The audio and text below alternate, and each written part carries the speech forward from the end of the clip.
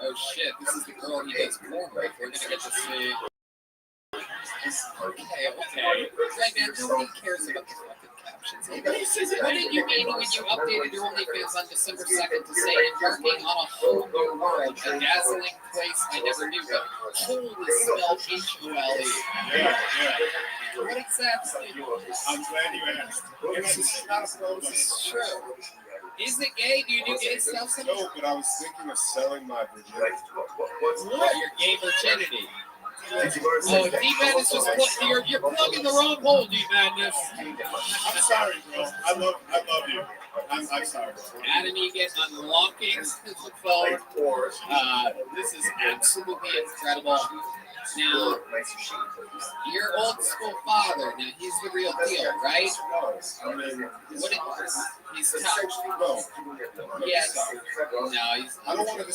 He's so nice dude. Sounds perfect. Call him, put him on speaker, put the end of the microphone up to the bottom of the phone. That part's really important because I'm going to pick up the sound. All you people need to shut up. I'm talking to Alfonso. Like if you look at actually the heart, it's actually the last one. The last one,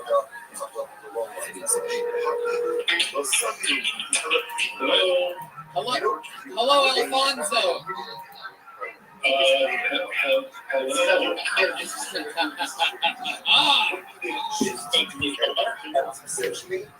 That's my role model.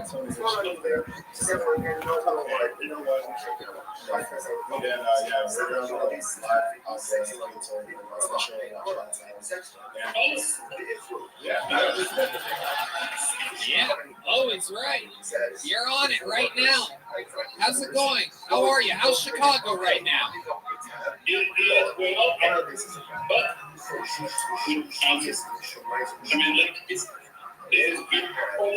How much do I have to pay to get full service on your phone call to your dad? What is that, $11 a month? Yeah. How you doing, Dad? You doing okay?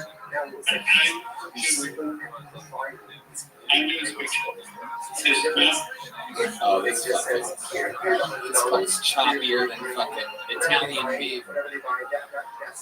Alfonso, I have one question for you. The crowd is dying to know. Are you proud of your son, Nico LaPalooza? That's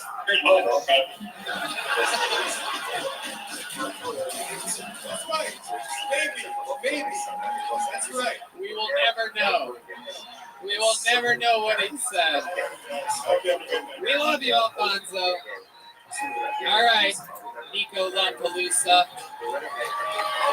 You did it. Your first time ever on stage. I'm going to give you a big joke book.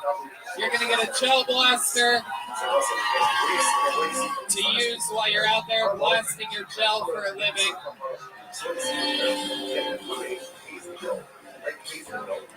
There you go, Nico LaPalooza. You're his only fans that he's ever had in stand-up comedy. You guys ready to put a ribbon on this fucking thing or what, huh?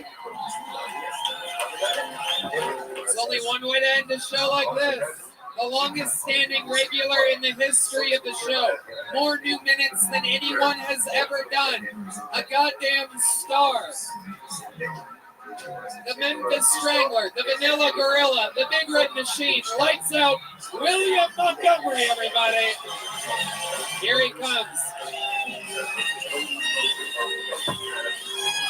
Wow. It really is him.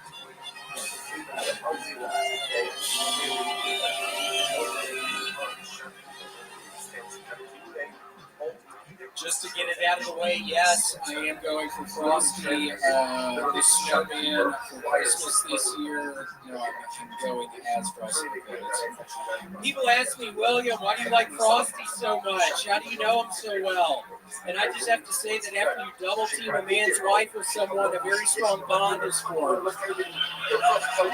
We actually got Mike Lindell's wife, and my pillow guy. It was actually freezing in the room, by the way. I mean, Frosty is literally made out of snow. The room has to be circled. Say what you will about Frosty the Snowman, but he's not Dominican.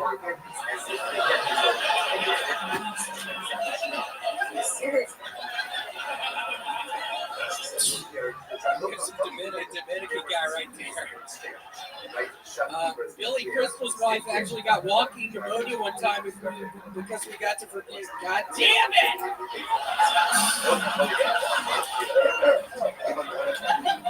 We fucked Billy Crystal's wife, okay?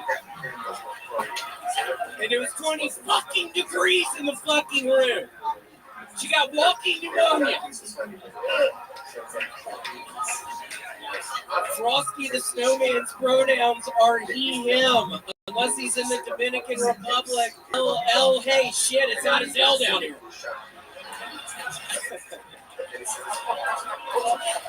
I heard of that one 15 minutes before I got here. Horrified about how this was going to go. Okay.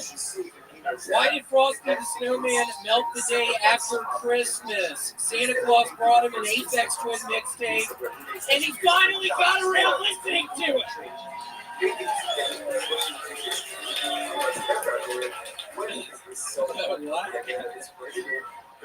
God, yeah, the pronoun one. I was real proud of that one tonight. I felt good about that one. Hell yeah. Decent performance. How about William Montgomery? Coming in like a fucking wrecking ball.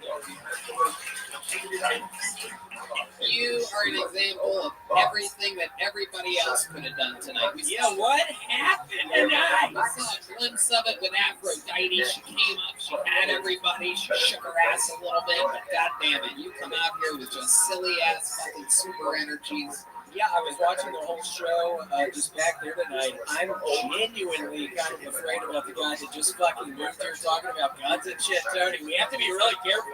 I'm not even fucking around. I was just getting visions of him meeting us outside and shooting us all.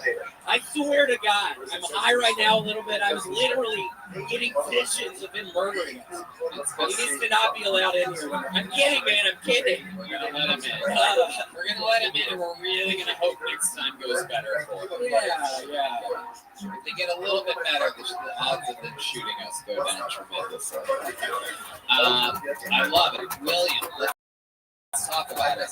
What inspired you to go so Frosty the Snowman heavy this week? Well, this was one of my Cyber Monday deals. I got the 3 colors. Turtleneck from Land's End. Shout out to Land's End. I was looking at myself in the mirror for a couple of hours and was thinking, who is this? Who am I today? And I was just thinking, okay, I think Frosty the Snowman today. So went with Frosty. Yeah, he some SpaghettiOs earlier. I've been making cakes. I'm going back to Memphis for Christmas. SpaghettiOs is a dangerous thing to eat while wearing a white turtleneck. It is. I've literally washed this shirt 2 times today. I had to change it. I was wearing it eating fucking. You washed it twice. What else did you get on it? You got SpaghettiOs. You got SpaghettiOs for dinner. What happened earlier? I didn't think you were actually going to fucking ask me that tonight. I was actually with that guy who was up here. I was kidding about. We actually shot somebody earlier. It got filled with blood. Yeah, we were literally hunting homeless people earlier. He is so good at it. There are a lot of homeless people in Seattle. Like, he's so good at it.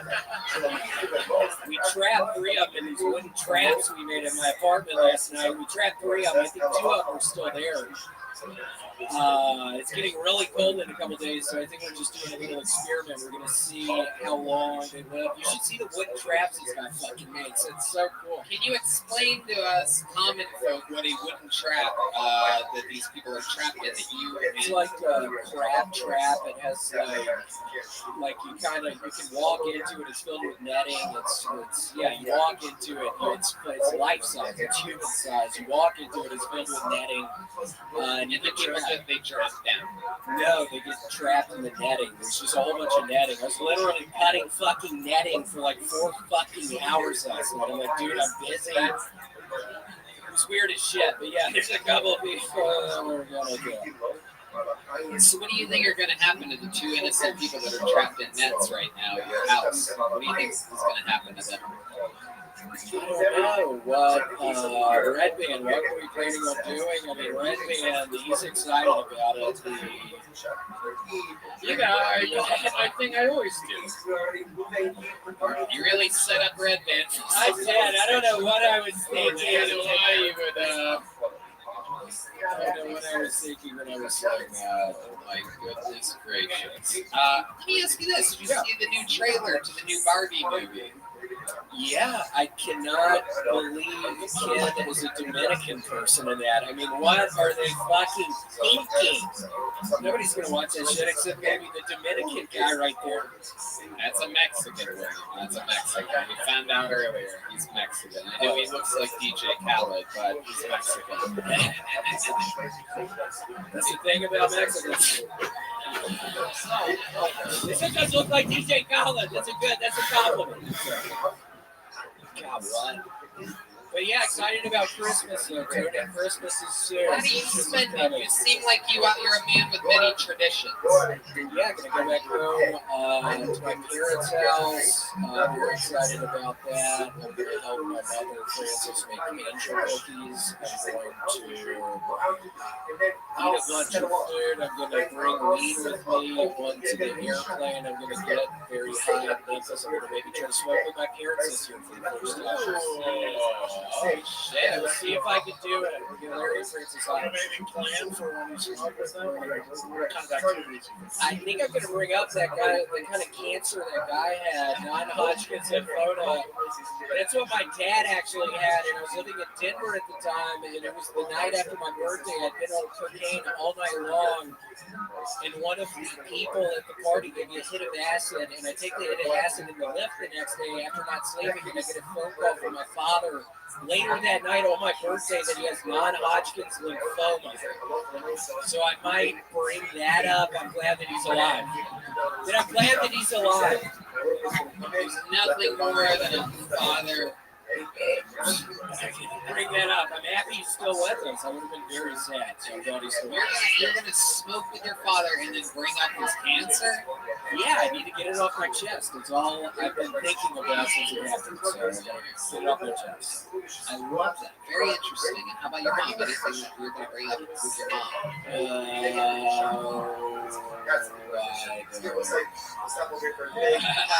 I don't know what I'll say to Francis. We've been in a big fight for the past couple of weeks. So I don't know if we're even gonna fucking talk. What do you guys I pretty much hate that bitch. Whoa!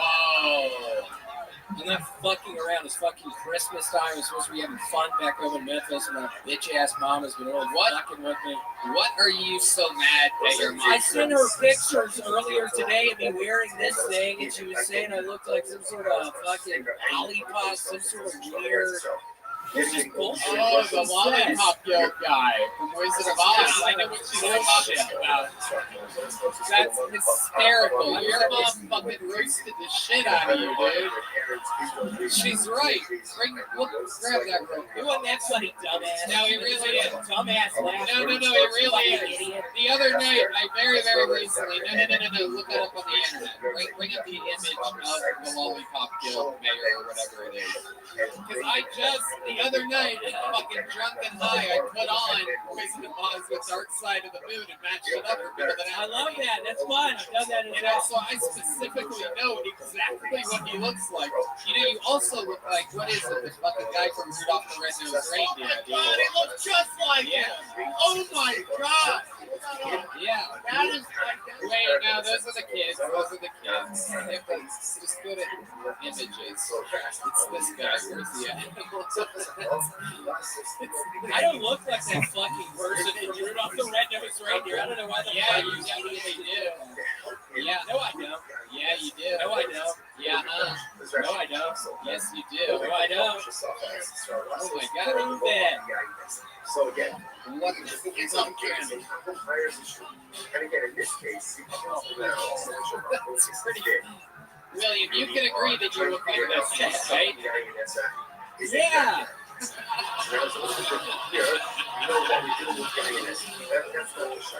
why I don't like my mom right now, dude. That's why it's not going to be a nice Christmas this year. Fucking bitch. For example, players You and Floss have some signs of or something. Yukon Cornelius. Holy shit, there's some fucking crazy chick that knows the character's actual names. Yukon Cornelius. Oh my goodness. Blow that up. Blow that up. Ladies and gentlemen, William Montgomery. I don't look like Yeah, that. you do. Yeah, you do. Yeah, you do. He's wearing a turtleneck, too. I don't fucking look like that. You literally look exactly like that guy. Like, when he brought it up, I thought it was a headshot of yours for a second. Sort of one of those old Hollywood headshots. God, that's bullshit. I don't fucking look like that. Oh, you're mad at me? Are you Yeah, mad? no shit. I brought you a bunch of fucking presents up there. You haven't brought me anything. I got some fucking candles. Really? Yeah, you like that one we got you, didn't you? Yeah, it's Thanksgiving dinner. Yeah, It's a good smelling candy. It smells like it's candles. unbelievable. It smells like fucking Thanksgiving. Yeah, it smells like what is it? Stuffing, sage, Yeah. Vanilla. vanilla. I don't know. I don't know how to explain it. Okay, Red Man, you fucking idiot. What are you He eating? pulled up the main character from the movie, The Mask, but Red Man went off of Google for something. No, don't spin it around. You don't have a picture there. It's still from the mask. Yeah, your child porn is still up with one fucking pedophile.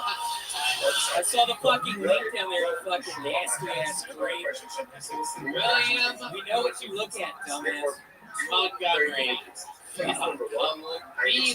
Perhaps the biggest legend and star in the show's history. Find me on Cameo if you want. I have to do 60 right now. It's been wonderful. If you have someone that you love that's a Kill Tony fan, get a cameo from William Montgomery. Look, you do it! I'm kidding, you don't have to. All right, thank you. There you go. It's William Montgomery, everybody. Hey, we did it. How about a big hand for my guest, Adam Egan, everybody? Check out the Norm Show. Come see his amazing work. Obviously, when Rogan's Club opens, he's going to be literally the booker of the best comedy club on Friday. No question about it. All the best are already here all the time in Austin, coming in, staying for weeks at a time, going back to check in with the New York shit. Drawing for Ryan J. Wanda. And, oh, look at that. That's you, dude. That really is you. And it's up there. That's the drawing of Ryan J. Wanda. Look at that fucking shit. With me and Red Band in the background. Those are all available at RyanJable.com. He draws every single episode. Thank you to the Red Rose, the Yellow Rose, King Betty Vodka, Joe Blaster. Hello one more time for the Skibbo Peanut Butter Whiskey Band. Michael Gonzalez, John Dees, Nick Yoli, Paul Deaver, and the great G-Max. Check out Emperor Baby's new song, Time for Love, Top Shelf Brass Band, featuring Princess Aphrodite. You can't mess that one up. We love y'all. Thank you guys so much. Have a great night, everybody. Love you.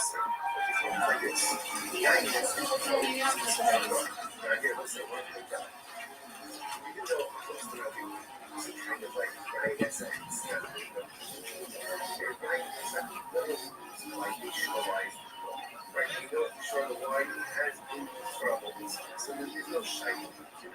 So you always say that which is heard.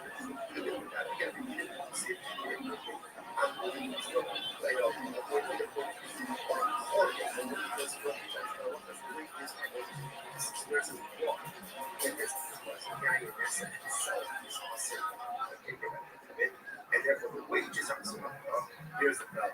That model doesn't look very hard. So that's all I've ever again is fertilizer that grows in the first 3 years. The tree, the fruit is prohibited from benefits in the first 3 years. Or clay, my grandmother gave me juice. The organic examples, let's say you get grapevines and too close to the proximity. So, it's nacional. In both these cases, are like nacional. Nacional, e ela fala, uma flor que diz viver, deixa someone took black and they sold it. And then let's say moving sold it. And they're moving took the proceeds and he was like, how they show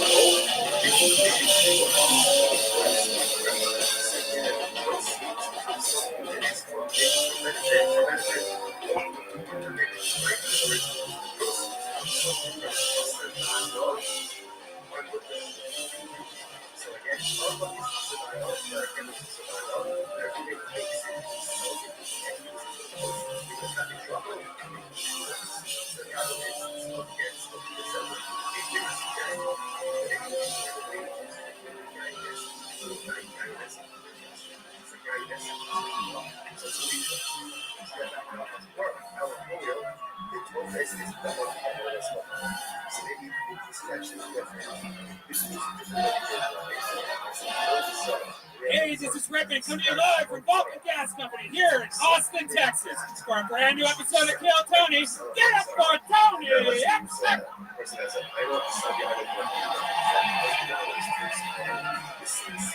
Guys, it's Valentine's Day. We're in the greatest city in the world. Are you guys ready to do this fucking shit tonight or what? Fuck yeah! Red Band's here, everybody.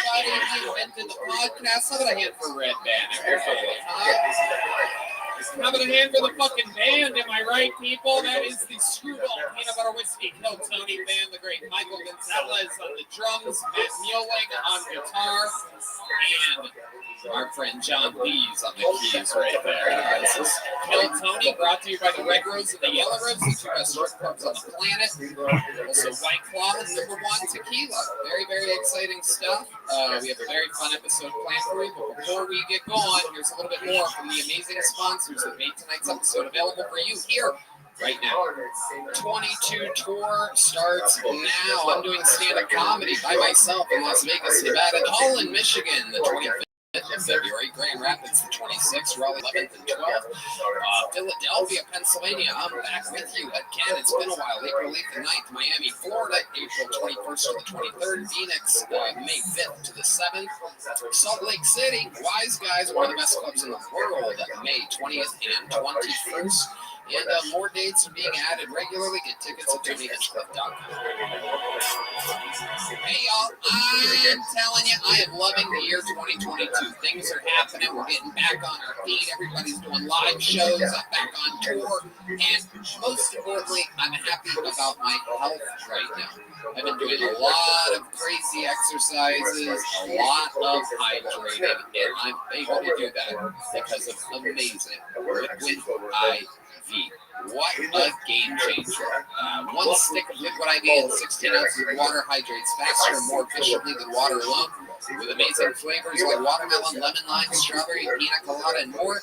It helps me stay healthy. I'm doing intense, long days in the sun out there golfing, doing a little bit of hot yoga as of late, and Liquid IV is a game changer. I don't even drink normal water anymore. I mean, I mix it in, but Liquid IV is what I use to literally survive these hard hangovers, hard exercise routines. Liquid IV is a godsend. Redman, you do not exercise, but you know exactly about Liquid IV. I drink, and I tell you, it helps me with that. Every night before I go to bed, Liquid IV. When I wake up, I go to that refrigerator, I get one of those big bottles of ice water, freezing cold. I put my golden cherry Liquid IV in there, and man, it is so refreshing. Yeah. Absolutely, I agree. Liquid IV is also really good people. They've donated over 19 million servings of their product globally to the people that need it the most. It's just incredible. Like I said, you get all your vitamins, all the electrolytes you need. You literally feel it. I double dog dare you to try this product and tell us you don't like it. It's absolutely possible. This stuff works. Literally the best sponsor of all time, a true supporter of the art form. Grab Liquid IV in bulk nationwide at Costco, where you can get 25% off. When you go to liquidiv.com and use code TONY at checkout, that's 25% off anything you order when you use promo code TONY at liquidiv.com. Experience better hydration today at liquidiv.com. Promo code TONY. So you guys ready to start tonight's episode or what? You know, on Valentine's Day, it's about people that we love. This is one of the men that we love the most the world, one of the great comedians. Make some noise for the great Ron White, everybody. Here we go. Yeah.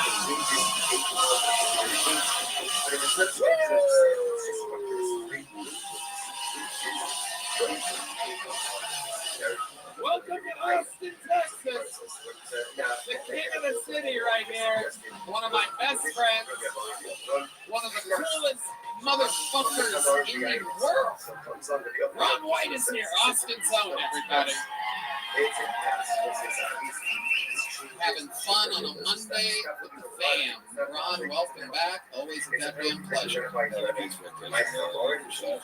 That's the most exciting thing I want to do. That's a big fan. Came out to see the show. I just need a good cheer. We love it. We're happy you're here. We're going to have fucking fun tonight. You know how this works. You're one of the most, one of our favorite guests in the history of the show. We watch a bunch of people try to do stand-up comedy. It's not easy out here. A bunch of people signed up for their chance before the show. Maybe it's somebody's first time. Maybe they're a local legend trying to break through and get a following here. It happens. You know their time is up. 60 seconds uninterrupted when you hear the sound of a kitten. That means wrap it up then, or else they bring out the angry West Hollywood bear. It's just a loud noise that deters them from going long. And then I interview them and we have fun. We meet them afterwards and find out what's special about them. You guys ready to start this fucking show tonight? Guys, it's Valentine's Day. We're in Austin, Texas. This is a show all about love. Are you guys ready to start tonight's episode? All right. We're going to start it with a special treat. This is one of our regulars. Since the show's inception, we have a few people that actually have the very hard task of writing and performing a brand new minute every week. This guy's kicking off tonight's show is the man. This is the great Hans Kid.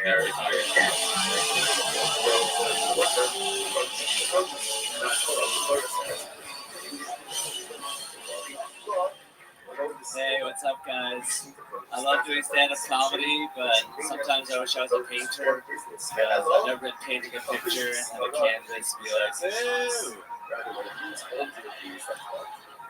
That doesn't look like a tree. You should kill yourself. Draw something Asian.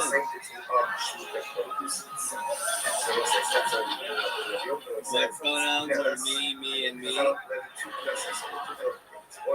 I love telling people my pronouns because it makes them pay extra attention to me, and I didn't have to do any extra work to earn it.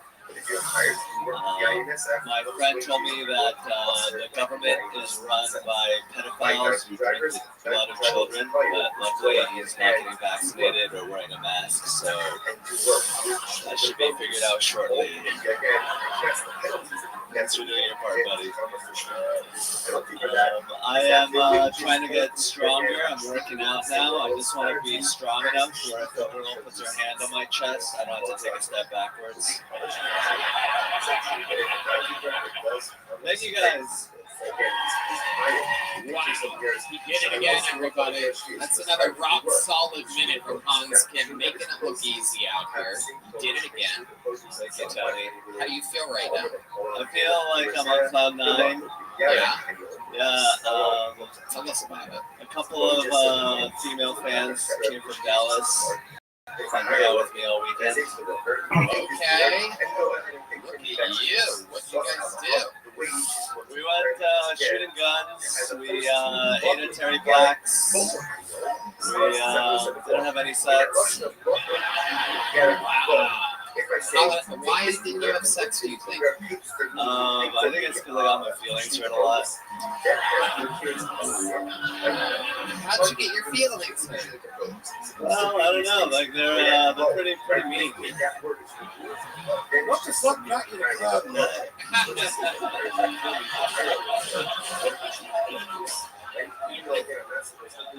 Yeah, this is the least happy shit I've ever heard in my life. What do you mean they were mean to you? What were they saying? They were like, "Oh, you're old. You're boring. What are they, 12? You're a young buck. The girl from the cafe. From The girl that protected the blocker that you oh, that girl. She Jubilee. Oh shit. Cam girl. That's the wrong way. Oh, okay. Yeah, she's great. I stopped talking to her. So these girls from Dallas, do they stay with you, or like you guys hung out each day? Yeah. Did you pay for stuff? Not really, no.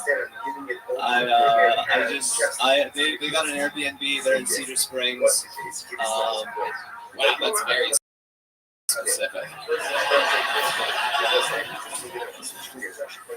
Are they still in town? Yeah. What are they doing here? They're real big fans of Kill Tony and me. Are they at the show here right now? Yeah. Really? What do you think we get these two girls up here to come say? It's Valentine's Day. I want to figure out what the fuck's going on here. Where are they? What are their names, Hans? What are these bitches' names? Morgan and Marissa. Morgan and Marissa. Jesus, hanging out with the fucking M&M's over here. That's a problem. Where are they? They're shy? Yeah. In the cheap seats? They said they I'm didn't scared. Oh, here we go. All right. Are these them? Yeah. This is the real Morgan and Marissa? Yeah. Wow. That's fucking sweet, dude. Way to go. Oh, yeah. Oh, cool.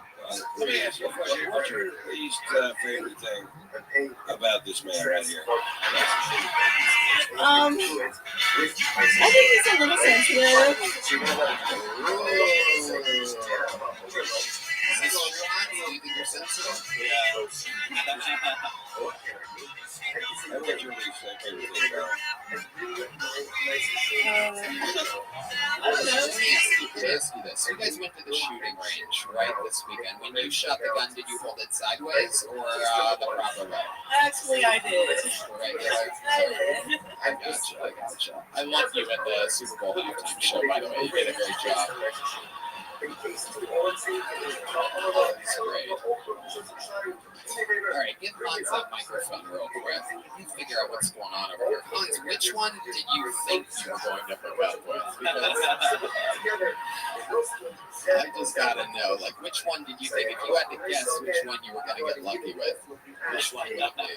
You just point at the one that, it'd actually be funnier if you pointed at the one that you thought you had a chance with.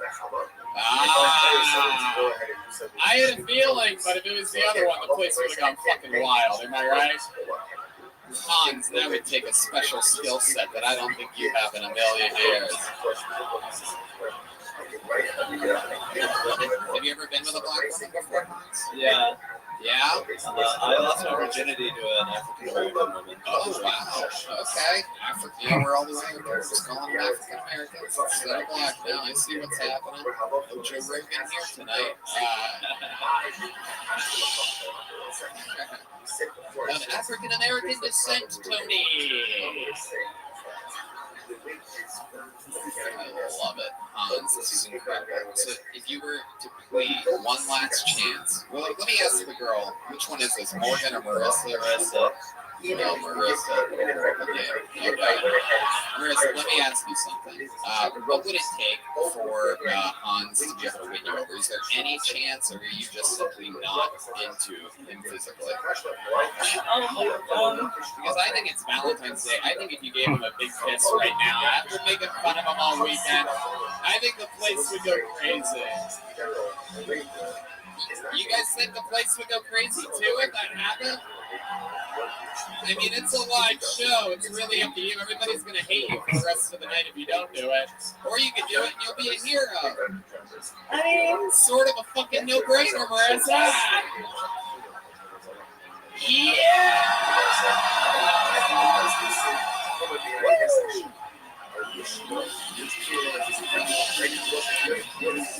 This is our Valentine's Day! Beautiful. That's what it's all about. Making memories. How about a hand for Marissa and Morgan coming up here? It takes a lot of courage. Absolutely. There you go. Good stuff. Absolutely. Nice to meet you. Sure. Yeah, absolutely. Whatever. Dime a dozen. Get the fuck back to Dallas. What are we talking about? Playing hardball with my friend up here. No, I'm kidding. That was great. Hans, how do you feel now? I feel like great. I'm on cloud 10, Tony. All right, Hans, you did it again. Another brand new minute, another very fun interview. Ron, anything else for Hans? You know, other than just totally not being much of a closer with women, I think it's really fun to watch your comedy progress and you grow as an entertainer. I think it's really good at this. Thank you, Ron. Yeah! The great Hans Kim, everybody, getting tonight's show started for us, making it look easy. I promise you it's not. And we're probably about to find out immediately how not easy it is to reach my hand into this bucket. These are strangers. These aren't selected comedians. It could be you. Maybe you signed up for your first time. Again, anything can happen. Your first comedian out of the bucket tonight, we are going to meet together, goes by the name of Kit Hudson. 60 seconds uninterrupted of stand-up comedy from Kit Hudson. We got movement over there? Is something happening? Oh, here he is. It's Kit Hudson, everybody. Come on, make some noise for him.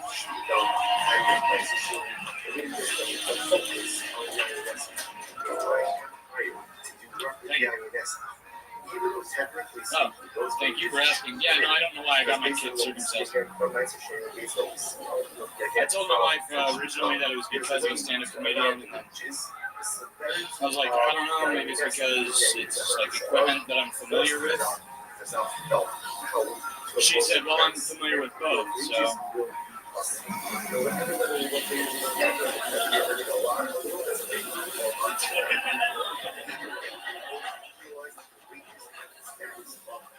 No, really, I told people and they said, oh, don't you know that decreases your sensitivity? If he's anything like me, he will thank me.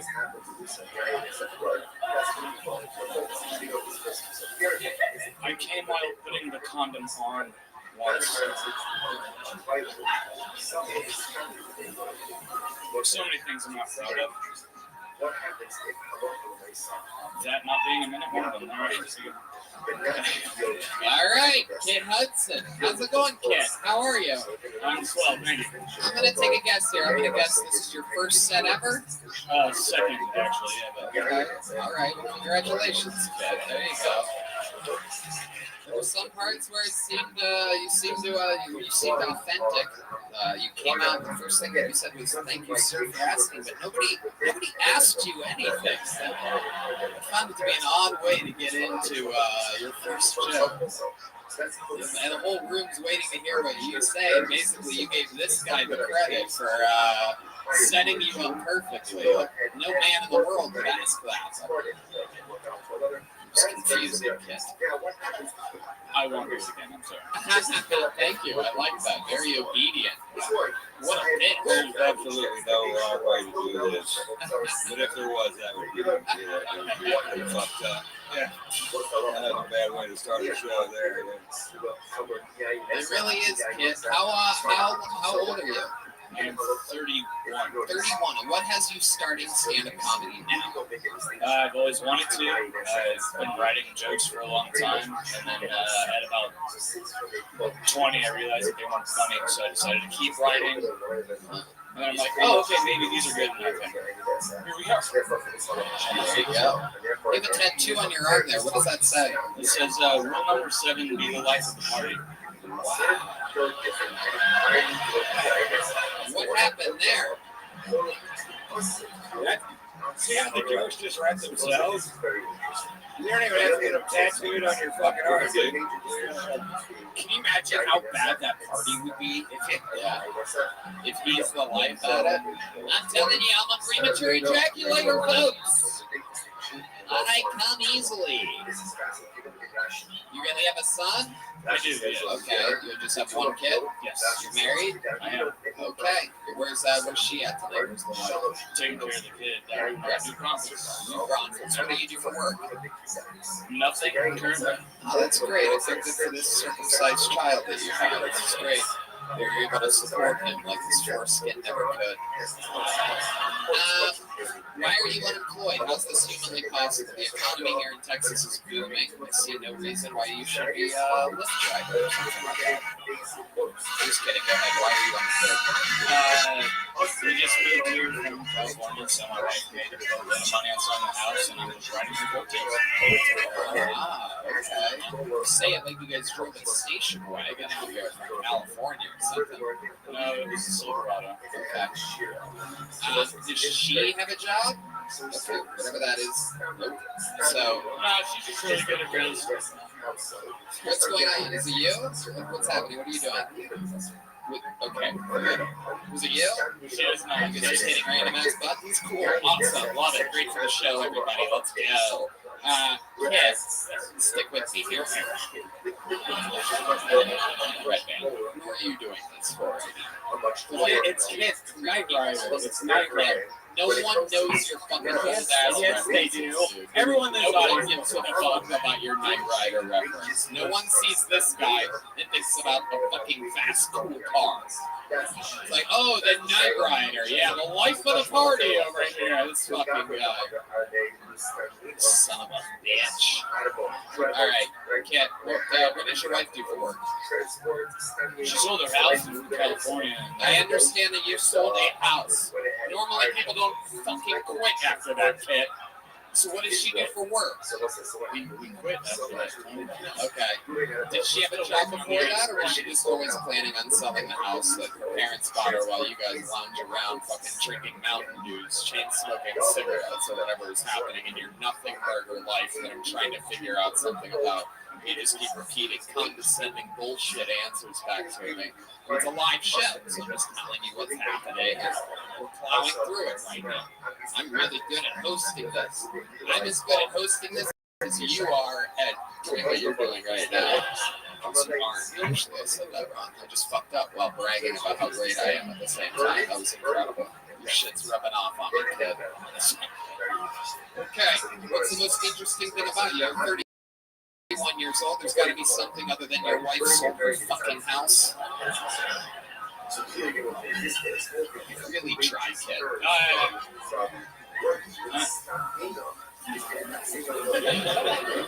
I have my degree in film from Los Angeles Film School. I was a drill sergeant. Really? Are you serious? Wow, an American hero. Okay. Now it's starting to make sense. A little bit of PTSD going on up there. I like it. Your bucket list. I love this shit. Okay, so did you serve overseas? I did, yes. Okay. Where'd you go? To Afghanistan. Wow. Wild out there. It's incredible. Awfully pale for a guy that's been to Afghanistan. I can't imagine what that sun must have done to you. We have uniforms cover the entire body. Very good. There's another one of your dog shit unfunny answers. That's so cool. It's incredible during a comedy show how unfunny you could possibly be. Almost shocking. Can you give us an example with the microphone sort of away from you, sort of what you being a drill sergeant sort of sounds like? Can you give us like the full projection?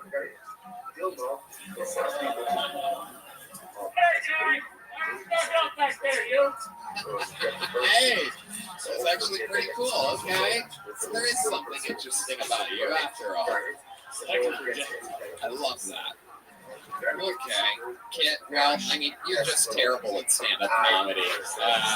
You're really boring interview. You're about as plain as a fucking glass of water that needs to be boiled before it gets drank. You got that Valentine energy today, don't you? Tell me, this poor guy.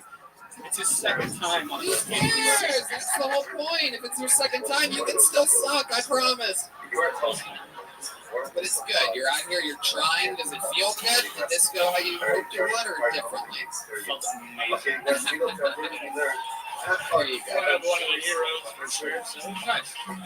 There you go. So they say never meet your heroes, and they definitely should never perform in front of them. I love it. Kit, you had fun? I did. There you go. There he goes. Kit Hudson, everybody. Kit, take a joke book.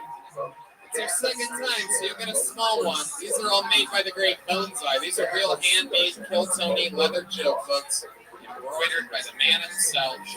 Let's get back to this bucket. Let's see if we can get something up here. It goes to show you how hard it is up here, though, am I right? Dalen Mendonca. Dalen Mendonca is next. I heard the comedians pop for this one, so this could be interesting. Here he comes. Make some noise for Dalen and Mendonca, everybody. Thank you. How's everybody doing? Hell yeah. If you couldn't tell by my Coles outfit, I love my mom. I'm a big mama's boy. I was raised by a really strong, independent woman, and that's how you know that I'm a really weak, dependent man. I don't have any good physical male qualities. My mom did. She could beat a dude up. I can't do that. I think about this all the time. If I have to be a protector in any situation, there's not much I can do. I'll probably have to suck his dick at this point. I can't beat him up. I can definitely beat him off. I'm trying that. Speaking of beating off, I just stopped watching porn. Get one for me. Yeah. It was 20 minutes over, so thank you. I just stopped watching it. It was porn's weird now. It's super weird. It's like there's family involved all of a sudden. It was ruining my relationship with my girlfriend. Our intimacy was getting weird. And it's always bad, when your girlfriend asks you, what's wrong with me? And I have to say, we're not related. I don't you're gross. All right, thank you guys. All right, Dalen Mendonca. Am I saying that correctly, Dalen? It's Mendoza, but it's Mendoza. Yeah, it's called short stuff. Okay. And Dalen? I'm saying that right? Yeah. Okay, cool. How long you been on stand-up? Since April of last year. All right. Yeah. April of last year. All of it here in Austin, Texas? Yeah, actually, yeah. This is where you're born and raised? No, I'm from Reno, Nevada. Oh, yeah. Have you been on the show before? Yeah. Yes. So remind us what we found out last time you were on the show. I told a story about me in Florida. I met up with a girl that I didn't really know. And it was the first real sexual experience I've had. Yeah, it was fun. She went missing for 24 hours. Yeah. It's Florida for you. Right, yeah. Yeah, it was bad. How old are you? You seem like a young guy. Yeah, I'm 22. 22 years old. Wow. You've already been doing stand-up for a year. Yeah. See, you're making all the decisions that Kit Hudson didn't make. You know what I'm saying? 22 kids like, maybe I want to join the army. Dalen, what do you do for fun? What are 22-year-olds doing for fun nowadays? Playing Pokemon Go or something like that? I used to be deep in Pokemon, not anymore. Pretty much right now, just drinking, hanging out with my friends. It's pretty, comedy is kind of conducive for getting drunk for free. That's kind of how we get paid. So that's kind of what we do right now. You just drink? No, I don't have a lot to do. I used to sell cars, but I had to quit because I broke my ankle. You had to quit selling cars? Well, yeah, no one's trying to buy a car from a guy that's fucking, I can't even drive the cars in. They're like, why would I take advice from this fucking loser here with a broken ankle? Yeah, it was already bad. I don't know how to drive sticks, so it's not. Are you good at selling cars? No, What kind of cars were you selling? Used cars. I worked at CarMax. So, you think that a guy with a broken ankle could succeed in a place like that? A lot of heavy hitters there. It's pretty much you make it a sympathy purchase. Yeah, not really. Not at all. So how are you surviving now? Do you have no job? I just saved up some money. I just quit last week, so my boss is going to be super pissed. I told him that my ankle was broken, that I can't walk around. I'm obviously walking, so hopefully he doesn't see this. Wait, what? When was his ankle break? So I didn't break it. It's just easier to say because I'm a liar. But I tore a ligament in my ankle 3 weeks ago playing basketball with some friends, and I was on crutches for 2 weeks, and I was like, I can't work like this. So then I just quit, and now I'm obviously walking, so it's kind of a bad look. Yeah, Kind of a bad look. I either look like a huge pussy or a liar, kind of both of them. So it's whatever. How did you save money selling used cars? How did you get this extra income that you're able to survive off of? Did your wife sell the house? No.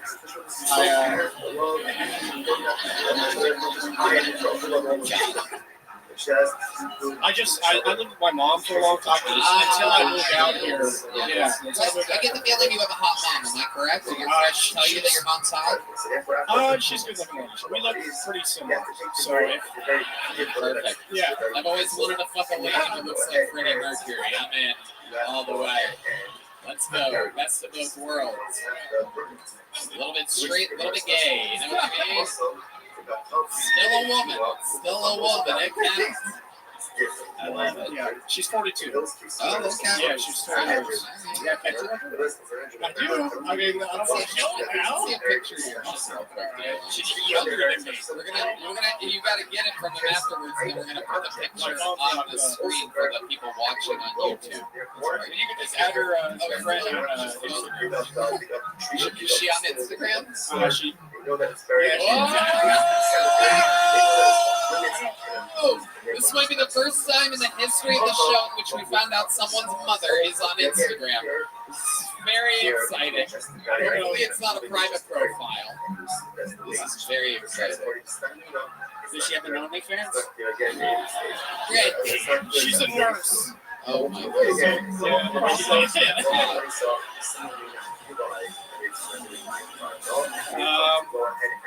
Yeah, that's my mom and my little sister. Whoa, that was so right. Tell them how right I was. Right, very high. There you go. That's a hot mom. We fucking get it. Yeah, absolutely. Follow. And send a message. Wow. Red Band just slopped into your mother's DM. You might get to make that stepbrother cry you always wanted to make. It'd be interesting to have a stepbrother that only takes the elevator. Your escalator brother. I love it. Dalen, anything else crazy we should know about you before we let you go? Last time I think I talked about prison stuff with my family. It's an ugly dog. Your mom has an ugly dog. At least she did in 2014. Am I correct? Is it dead now? No. She still has Lucy. She still has Lucy is disgusting. I mean, it's an hideous dog. We have to take that picture. Yeah, it's one of those white dogs with the stains all over. Yeah, they're just like brown stains on the inside of the eyes. One of those. Oh, that's Lizzie then. Oh yeah, she's got like a kind of. Yeah, Yeah, the old dirty poodle. Yeah. One of my favorite moves in the bedroom. You have to figure out what that is. You gotta get angel eyes for that. What were you saying? That's right, Brian Redband. Last time we talked about, like, my dad was in prison, my brother was also in prison. They've now since gotten out of prison, both of them. Wow. Yeah. They were both in prison at the same time? Yeah, they just got out in October of last year. Wow. Yeah. Your mom just became so much hotter. What was she in prison for? My dad? Sure, either one. My dad, he was a drug dealer my whole life pretty much. But he went in for an aggravated assault charge like 6 years ago. They were never. Oh, my mom was never. Oh, yeah. His brother. Yeah, my brother. Look who the fuck it is. Hey, everybody. Everybody stop what the fuck you're doing. Because Zoot's here. Zoot, are you ready to lose? You know what I feel the most? Losing? No, I feel that this world is hell. I feel like this world is hell. All right, big dog. Possibility that this world could be hell, and we're living in it, and we don't realize it. And most people won't see it coming when the Antichrist comes. Okay, cool story, dog. Are you ready to play my least favorite hole to go first on? Yep. All right, well, did you know that you have an invitation? Rabbi. Zoot, did you know that you have an invitation? Yeah. All right, we'll accept it. Oh, Zoot goes first. This shit is over. You should just give me the point right now. Zoot has the best shot in the history of the game. That wasn't good. It was good. You have a way better shot than me. No, I don't. I'm behind the big ball.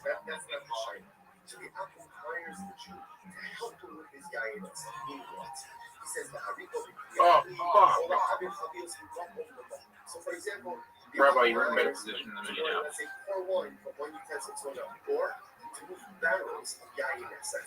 Rabbi, who's in a better position, me or you? I would say I am.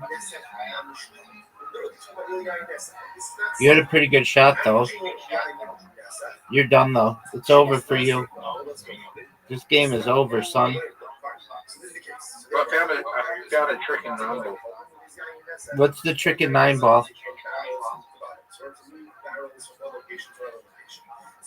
Remember that time I asked you what the trick in 9 ball was, and then you were just quiet?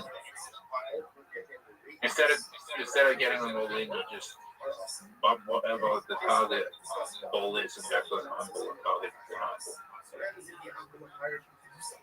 That's tight. We'll have to try it.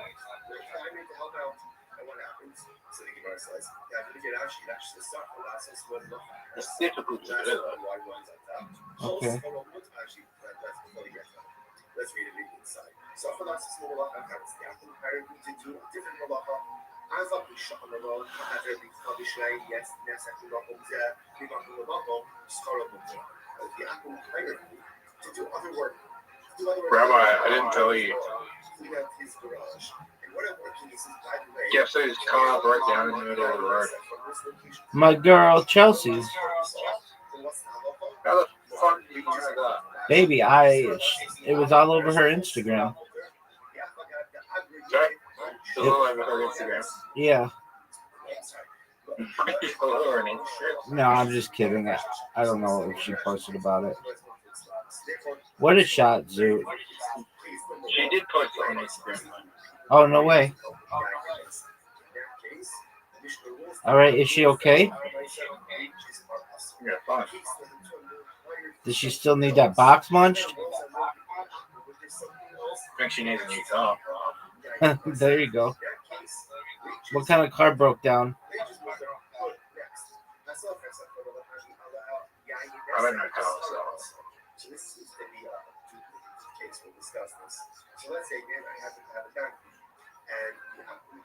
All right, well, Oh my god. almost one of the greatest shots we've ever seen, folks.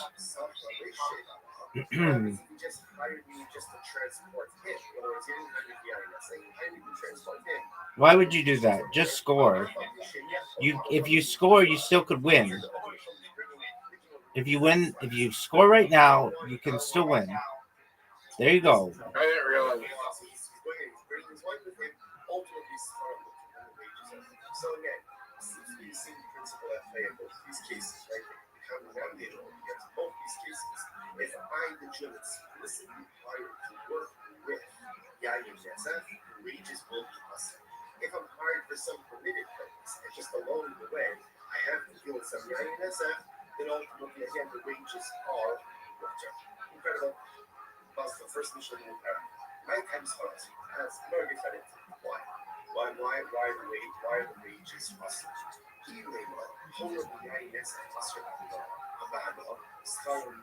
Dude, are you proud of that shot?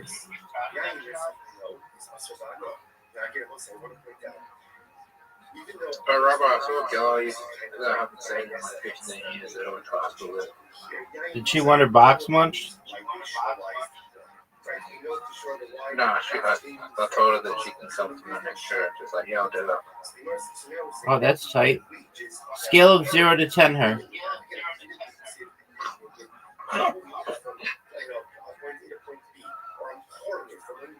You know what? Dude, I don't hear a number. 0 to 10 this bitch. She got me to look in his basket. All right, so she's what, a 4?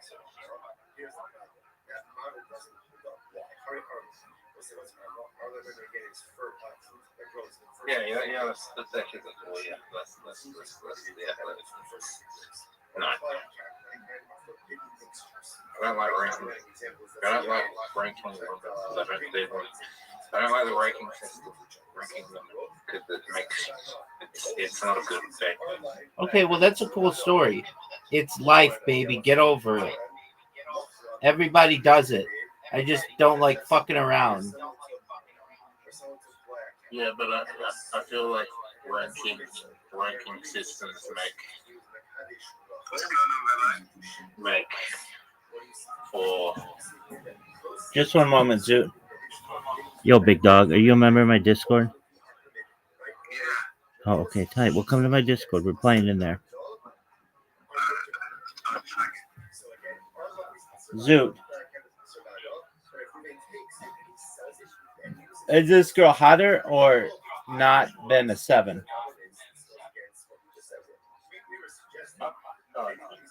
definitely above a 7. Oh, damn, this girl's pretty hot.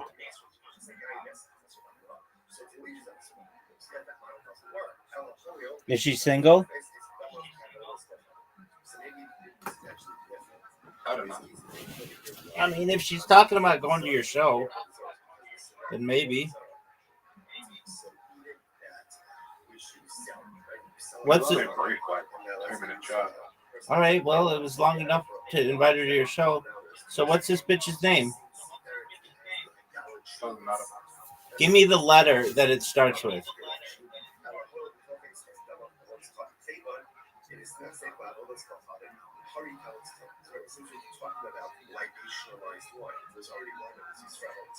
No. Dog. Give me the... Last time you did it, I'm not sure. I know. Look at this shot, Zoot. Oh, Zoot, that was terrible.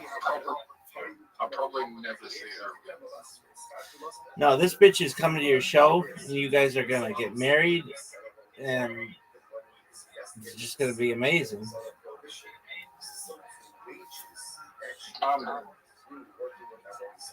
You know the last girl who ranked me in line.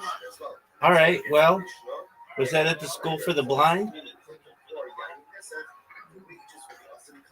What are you talking about?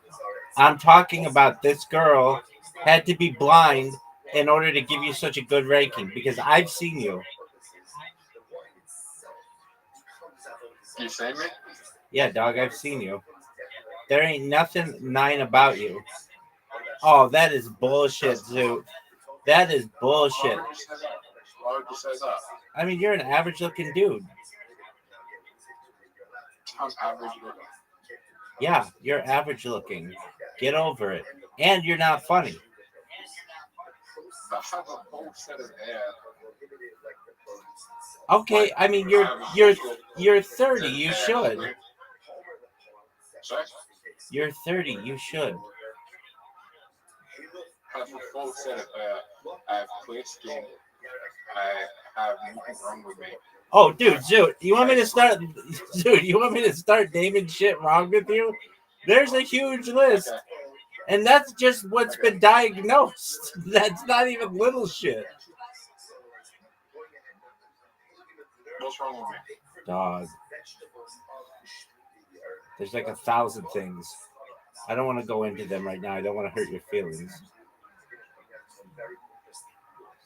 The first and foremost is that you're dog shit at fucking mini golf. Does this girl know how much you suck dick at mini golf?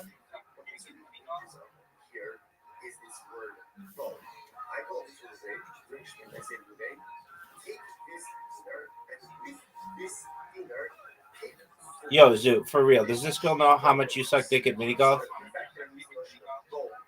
So why am I ahead of you right now? Dog. I'm not saying I'm the best. I'm just saying that in general, I put a whooping on you. You suck at this hole. You always fuck around. You have the lead. Don't fuck around. That's a terrible shot, dude. Terrible. Like one of the worst shots we've ever seen. If the tree wasn't there, it wouldn't have been a terrible shot. The tree was there. Okay.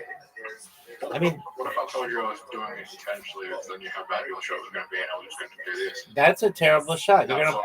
You're gonna put your shot in the water, big dog. Is that a bad shot? Yeah. One of the worst shots we've ever seen. Like, can I get it in from the next shot? Yes, you can.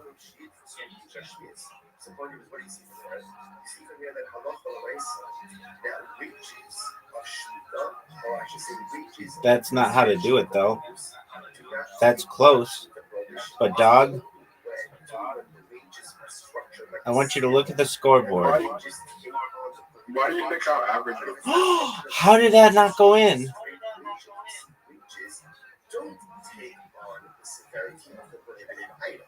Why do you call me average? Because you are. Yeah. Your average height, your average penis length. You have a lot wrong with you. You're fortunate to be average. Being average isn't that bad, dog.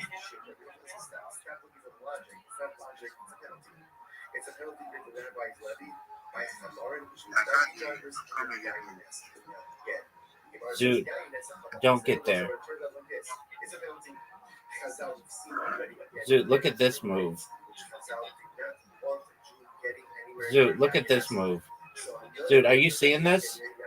Dude, are you seeing this? Dude, did you see my shot?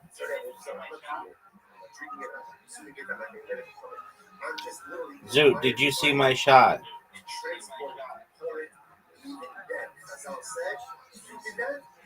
Dude, are you proud of that shot?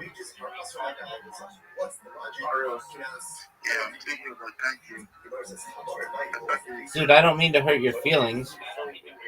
Being average is good, though, so don't think it's bad.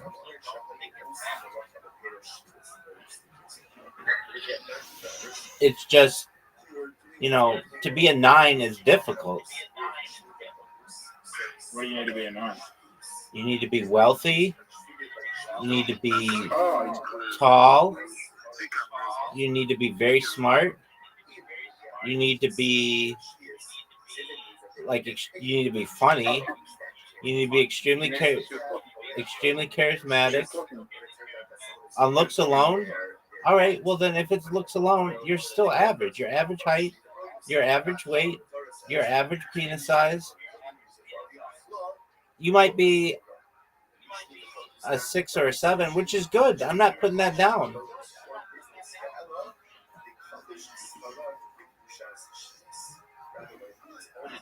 It's just, a 9 gets into like perfection, and you've got a lot. You're imperfect. But aren't we all, baby? Dude, I love you. And that's all that matters. You're in someone's mind an 8 or a 9. In my mind, you're terrible because you suck at mini golf. Though we just tied there, so that was good. Now we're gonna play 9 ball. Trick shot.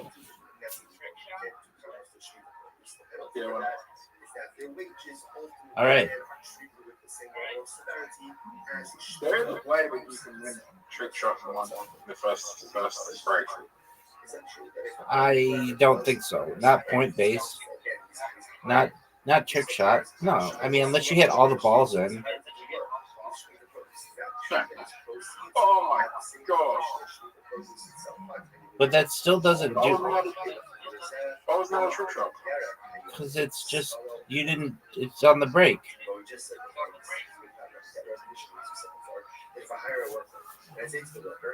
Dude, are you gonna go? Okay, well everybody's waiting on you. Are you proud of that shot? It wasn't terrible. I think it was garbage. Now watch this shot, Zoot. Watch this shot, Zoot. Who's the greatest American of all time? I am. Next question. Rabbi, I won't mention you once you spoke. I know. Doesn't surprise me at all. How do you know? Because you're somebody because you've told me like 5 times. Because you're somebody who says that they'll do something, but then when it actually comes down to brass tacks, you don't do it.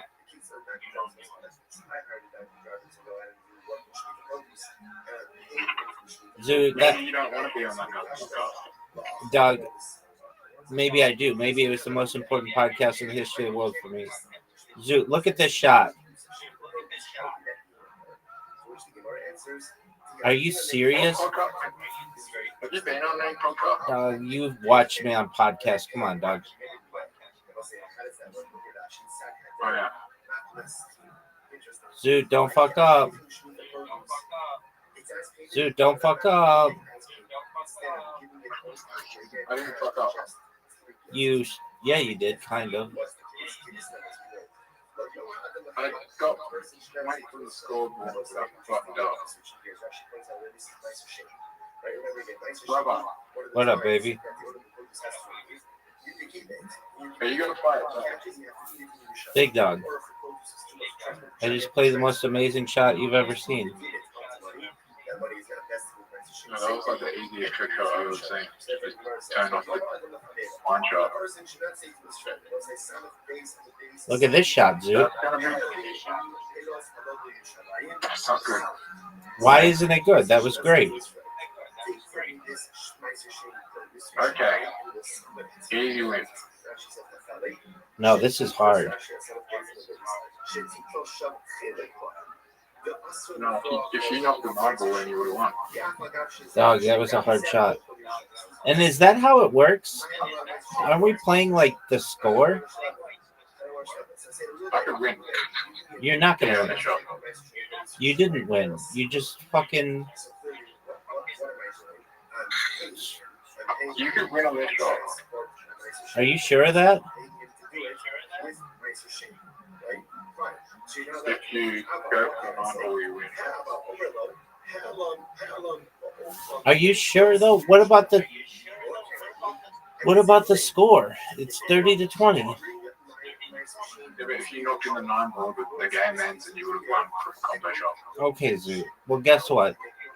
I feel badly because I don't want you to like feel like that you're not a good looking dude. You're an average looking dude, but in terms of mini golf, you suck dick. But in terms of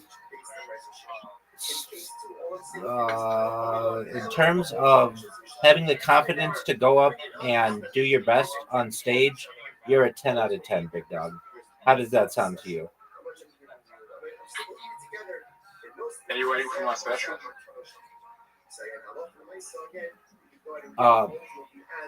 I'm gonna tell you what comedians. Oh fuck! I'm gonna tell you what comedians say about specials. You want to hear? They say specials aren't special anymore.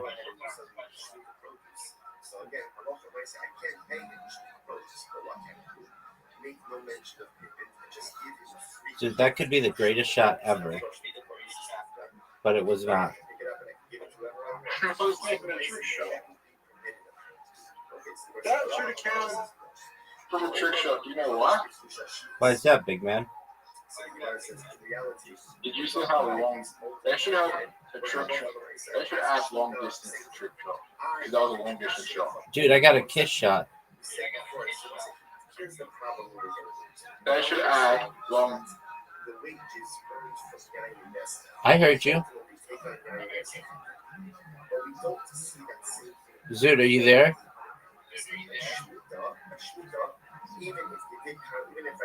Zoot.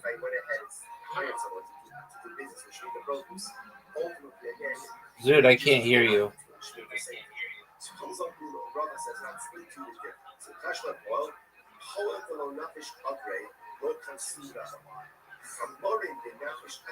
Oh no. Oh no, I'm giving Zoot the best shot ever. Zoot.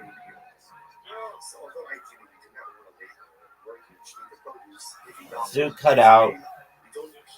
Zoot's never coming back. Terrible shot. Zoot, it was a scratch. You can move the ball. Okay.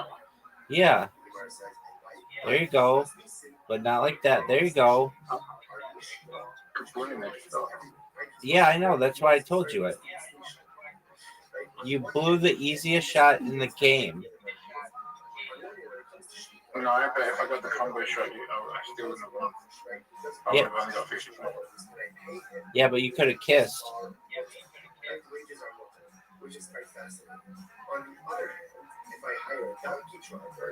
There you go. Dude, what the fuck kind of question is that? Absolutely not. I like MILFs, dude. You can still like me on the big game. I like chicks. How about that? I don't like You can like dudes. chicks. I don't find dudes attractive. If I were on a desert island, though, for 1,000 years, I, like anybody, would probably have sex with a dude because I would be bored enough. If that makes me gay, then I guess I'm gay. But that means everybody's gay.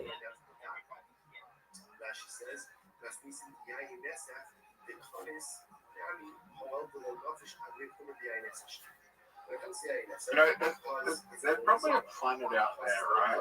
Multiple planets out there where male and female genders don't exist, and there's only one gender and they all breed. Yeah, dog.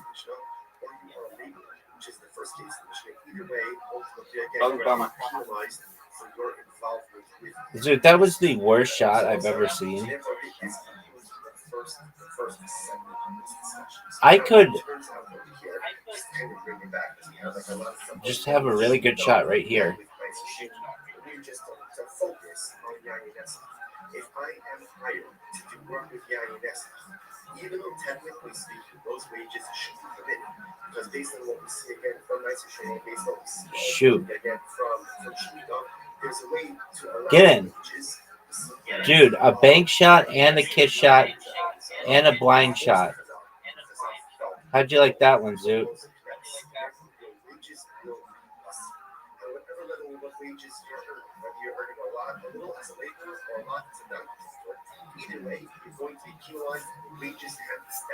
Zoot, is it possible for you to win? There's a second option which I haven't dealt with yet, which is if I'm hired not to do myself, I'm hired to do all this stuff, and I just happen to do some INSF work, that's going to be fun. We're focusing on this first piece of here. This would be a great shot. Oh, get it. Almost. That was so close to getting in as well. What happens if The cookout is big shot is the scratch, right? but not to deal with INSF, deal with what's called standing. I don't know. I think so. Although I don't think it should. Dude, are you going to go?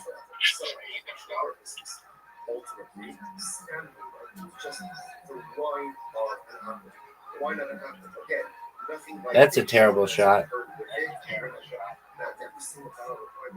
That's garbage. Get it. Not a bad. People saying Jim Carrey's dead. I don't know. Did you see that new picture of him? Yeah, do you think it's him? Yeah, he just had plastic surgery, probably. Look at this shot, Zoot. Zoot, you need to go. And you need to make this shot. Zoot, what are the odds that you marry that girl from high school? 0. Dude, I think you're going to marry that bitch. All you have to do is tell me the letter that her first name starts with. What a great shot. Dude, look at the best shot, though.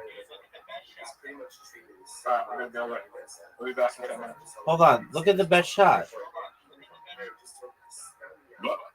Look at the best shot. Yeah, I did. I'll be back in 10 minutes. You're not coming back. Zoot's gone.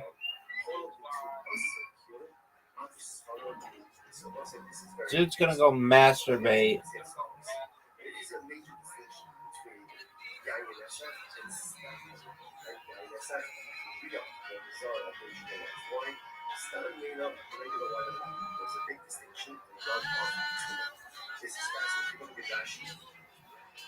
Now she says, well, you're too much broke.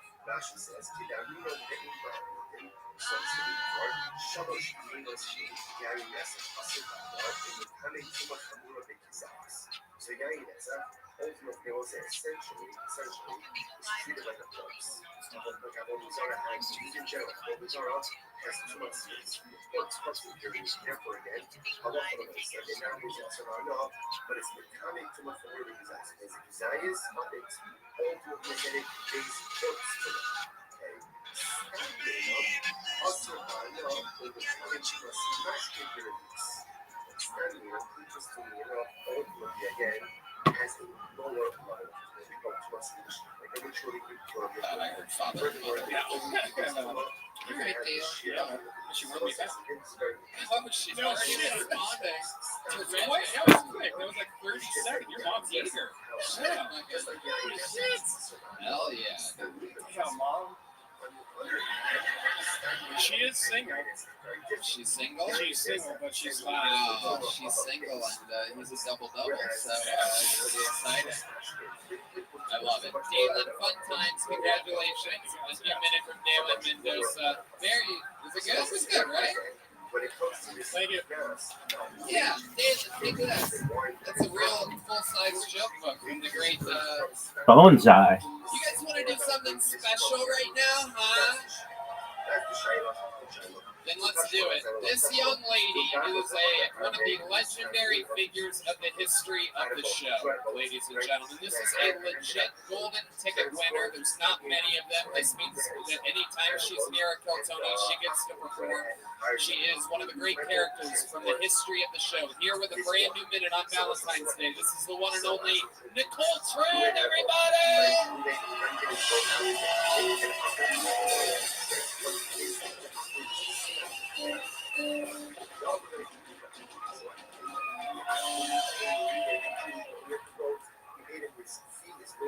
Trời ơi bằng đi một tuần tao không gặp mày mà hôn mày dân thù lù.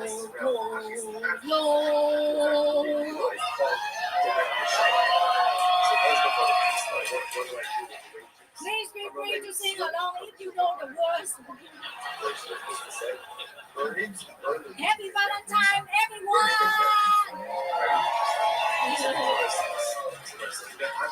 I'm starting a new business. I'm going to the nail salon with you, and then we go for lunch. And then I will tell you all they say about you.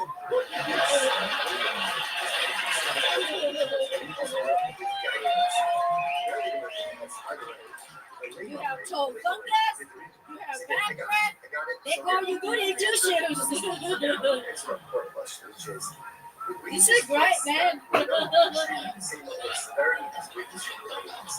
I dated a blue-eyed Frenchman. He was perfect. His face, perfect. His hair, perfect.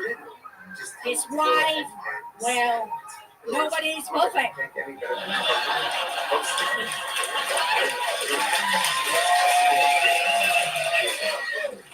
I have an inspirational message right next to my vanity mirror. Beauty is in the eyes of the beholder. Now I can only find the beholder. A guy asked me to go skydiving. I say, forget it, man. I like them skydiving better. So we go skydiving. I got lucky. It ended in the dumpster. Nicole, you putting a ribbon on? You got a closer coming up here? Okay.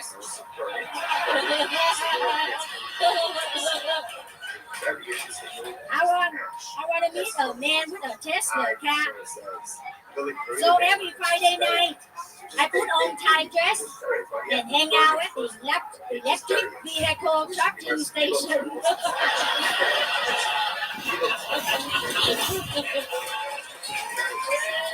Wow. What a performance. Doing double the time that she had to do. She brought her own mic cover, ladies and gentlemen. I mean, just a total package. Nicole Tran is back here on Kiltony. Microphone cover from Walmart, man, 99 cents. I don't know what the fuck she says half the time, but I love it. the only person that killed, but no one understands it. Ron, I thought you were adorable. What a fucking funny, wonderful show you had. yeah, I thought it was great. Really made me laugh out loud. yeah. Not like that great show you guys. You see him when he's up here earlier? I think he quit doing push-ups at one point. You were magnificent. I was really entertained by your show. That was great. I'm a professional singer. And I go Oh, sing. you want to sing us a little something? Okay, here she is. Think about The Tony. Yellow Rose of Texas.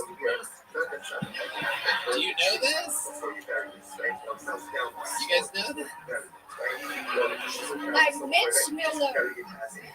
Da, da, da, da, da, da, da. What the fuck? Is that how you fucking orchestrate a song in South Korea? What's going on over here? I'm from Vietnam, man. Okay, ready? I'm a yellow girl in Texas. I like blue eyes, white eyes. I don't care for cowboy hats, but barbecue right. I'm a yellow girl in Texas.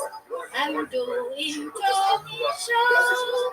Maybe he would pay me if I was the Margaret Joe. That was good. I spent my whole life saving to be with you tonight.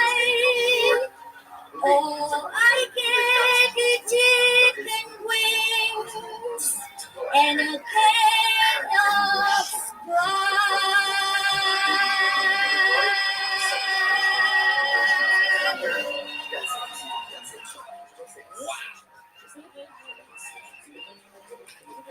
Is there more?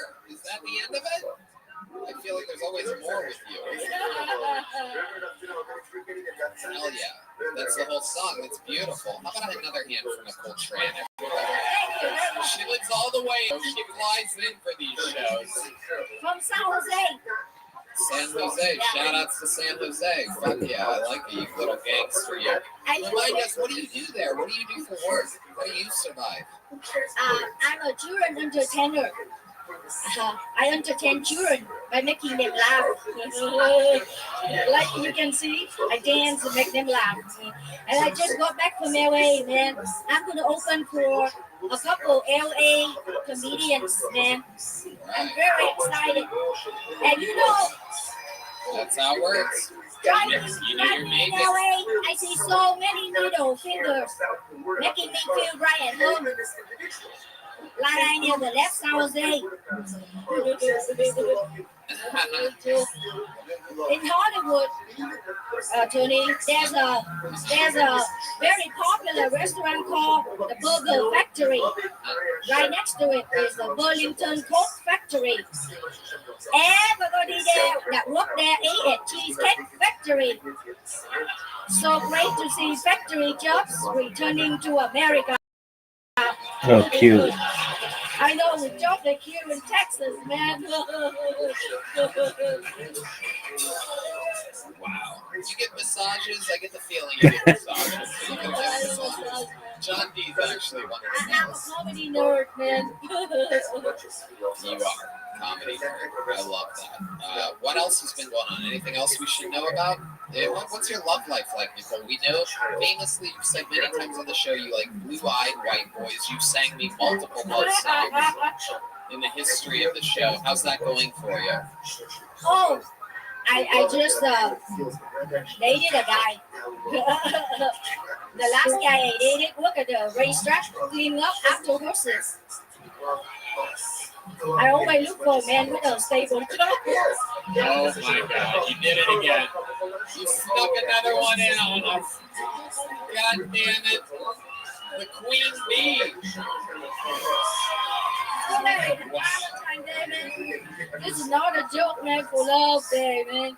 When I go to the laundromat, I see a guy I like, At least I know he has clean underwear.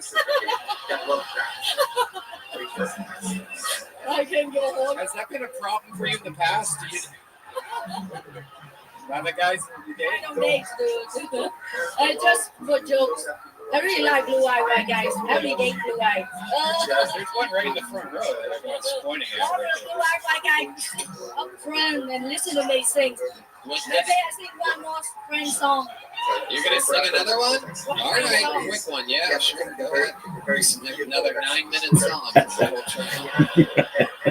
Si l'amour existe encore, si l'amour existe encore, si l'amour existe encore, serre-moi encore plus fort. That's a French song for all of the beautiful, stunning blue-eyed white guys. Not made for Czech Republic girls. Woman that knows what she likes, ladies and gentlemen, and we love her. How about one more time for the great Nicole Tran, everyone? Incredible. By the way, I don't have a green card, so please do not tell anybody that you saw me here tonight. Oh, you did it again. Nicole Tran, an unstoppable force. Come on, she flew all the way in from San Jose. All right. We love you, Nicole. She's so sweet. She comes here early. She gives Valentine's cards to all the employees and everything. It's very, very sweet. A real, genuinely fucking cool human being. All right. Okay, let's go back to the bucket. Let's get another stranger up here, see if we can't ride the full trans momentum into the high heavens here. Make some noise for Mikey Biggs, everyone. Mikey Biggs. Big pop from the comedian section. Ron White, man. How about another name for Ron White, man? The best goddamn crew member. Yes. Extraordinary. Here he is, Mikey Biggs. Hey. I've been trying to eat more oatmeal lately because it's high in fiber. But it's hard because it's even higher in the list of things that taste like the ground, probably. I think oatmeal should be considered the liquid state of wood. I don't like the band Imagine Dragons who goes in order. It's like, hey, Imagine Dragons. No. I don't want to. Also, that's the only way you can think about dragons. I mean, you can't be like, hey, remember dragons?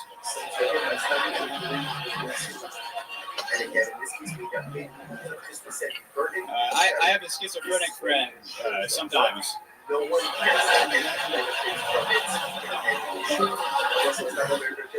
He likes to read. He's a pretty smart guy. He'll recommend books to me. Recently, the book he recommended last is called To Kill a Bird That's Been Mocking You. Wow, there you go. Absolutely, Mikey Biggs. That's about as good as it fucking gets. Just great jokes, well executed. You're up there, you're listening, you're doing the damn thing, hands in your pockets, mic in the mic stand, just sitting back and doing it. Yeah. Incredible. Thanks. Incredible stuff. How long have you been on stand-up? I started in 2020 in February, but I took some time off, a year and a half. Right. And all of it during a weird time, huh? Yeah. You started and then shit got crazy immediately. Yeah. Did you feel like it was your fault at all? Absolutely. Yeah. Somebody told me my first over mic that COVID should have been a sign to quit. Yeah. Where are you from? Texas. Okay, which part? Southeast India, a small farm down So you're a little bit of an outlier in your family. You grew in the city of Austin, Texas. What do they do? What's your family like? My brother plays baseball, and my dad's in a fraternity. My other brother is a paralegal. And what's that, sir? He's got number 8.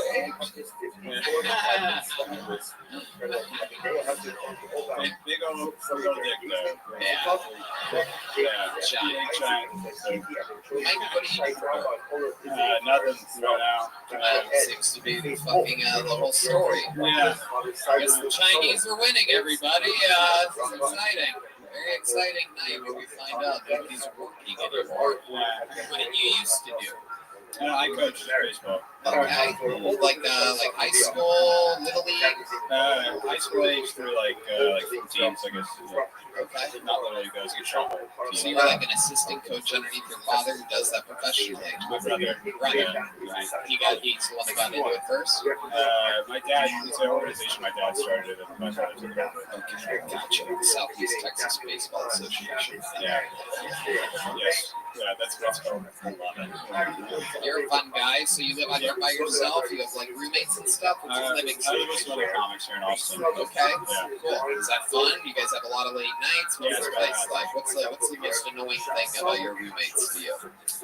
They're too nice and awesome. They're too cool. Oh, okay. You're the one on the couch in the living room. You're that roommate. You're the one that's just lucky that they're accepting $2 or $300 a month. They're so rich. That bothers me how rich they are and how they pay the rent. So, Is that true? no, I pay rent. How much do you pay? How much do you pay a month? Mikey? I pay a fourth. What's that? What is the fourth of your rent? It's like $600, $700. You know exactly how much you pay. It's $622.75 every month. Wow, there you go. Nailed it. Every month before the fourth. I love it. You ever take girls back to your place with 3 roommates? No, I sleep on an air mattress as well. I just got a new mattress, but I have been sleeping on an air mattress. So it's kind of tough. All right. What'd you do with the old air mattress? I got it deflated underneath my mattress. Just in case. Just in case shit ever gets crazy with that mattress. Hell yeah. I love it. Wow. So what else do you do for fun, Mikey? You're here in Austin. You're not kicking rocks anymore in Southeast Texas. So. For fun? Yeah. Man. Sounds like drugs. You sniffled. You sniffled just then audibly when I asked what you've been doing for fun. No, not drugs. I hang out. Just gotta write. Just think about comedy. Drugs. Pursue. Totally drugs. Pursue dreams. 100% drugs. What are your favorite drugs? I like weed.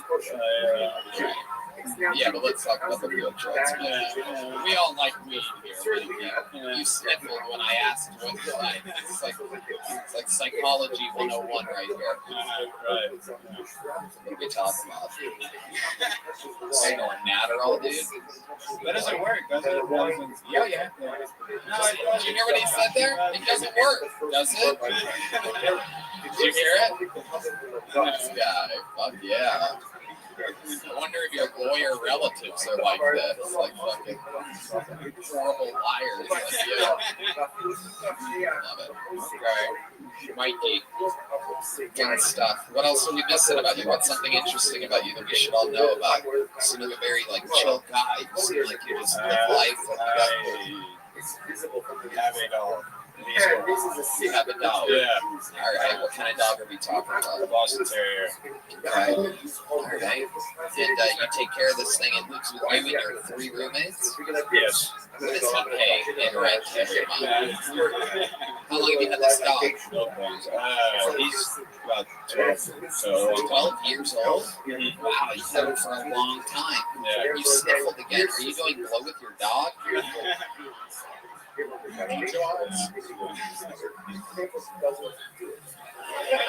right. Well, Mikey, you have a dog. We got it. In 12 years, so you're lugging this thing around forever. Yeah, he's an old man. You just love him. Why didn't you leave him in Southeast Texas with your boring family? He's my boy. Wow. Look at all the girls fucking gushing here on Valentine's Day. Like, oh, I will stand by that bitch, and maybe he'll stand by me. All right, Mikey. Well, fun stuff, man. Like I said, you were very cool and calculated up here. I'm sure Ron would agree. It was interesting. Very rarely do we see somebody leave the mic in the mic stand, leave their hands in their pockets. You were looking around. You were spreading it around. The timing was, right there. I thought you were everything really, really well, but one of them was I stayed in the mic stand at the perfect time. Yeah, you did. Across the room. So, You really did. And just for that, I'm going to give Ron a big jump because he really did it. No, I'm kidding. Here you go, Mikey. That's an official. Nice job, man. That's Mikey Biggs. Follow him at Mikey Biggs _Matt. You know what? I know it's still the middle of the show. I know we just saw Nicole Tran. You guys want another special treat? Okay. Wow. We actually, it's a very rare special episode in which we have 2 golden ticket winners in the show's history here tonight. This young man was stuck in Canada for the last couple months. He's back. Everybody, this is the return of Jared Nathan.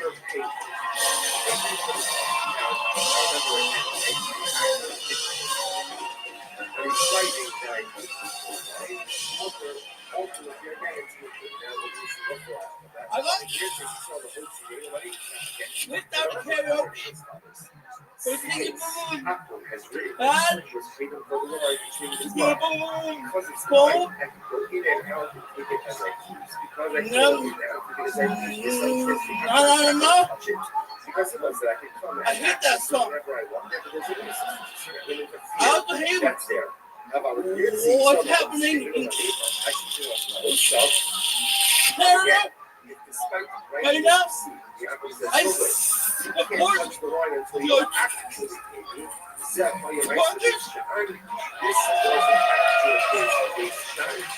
not only because it's up a water room and move slowly, I'm making a lot of noise. But if you snap the bottle on the side of the road, just be careful. It's not apple juice. It tastes like so I made one. Now the one that creates everything that Frosty Lemon. Maple syrup. It's Canadian company. Right?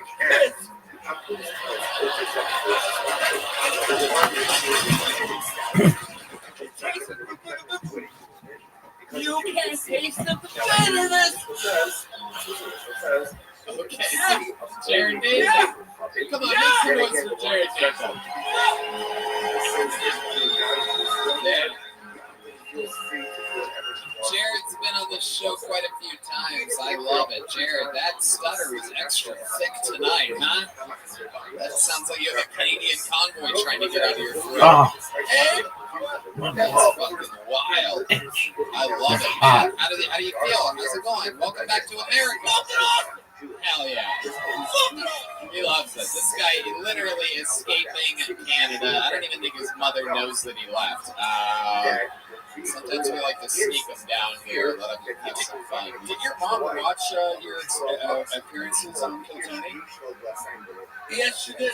What did she say? You have been following a dream. She's happy to follow it. That is great. That hat, did you get it in Canada or did you get that here in Austin, Texas? Here in Austin, Texas. I love it. Very cool. You have a fucking face. Oh! The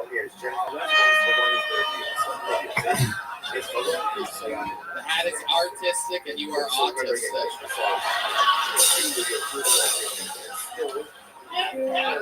That hat is wild, dude. That hat looks like an art project wherever you went to preschool at. I love it. Jared, what's been going on in life? How has your life changed since your appearances on Kilkenny? I have people come up to You. Yeah, they come up to you. Come to me. I knew where you were going with that one for sure. When it's people come up to hard M. I knew right where you were going. I love it, Jared. What are you looking forward to doing now that you're back here in Texas? What do you love about Austin? I don't have to wear a whole fucking face mask everywhere. Yeah.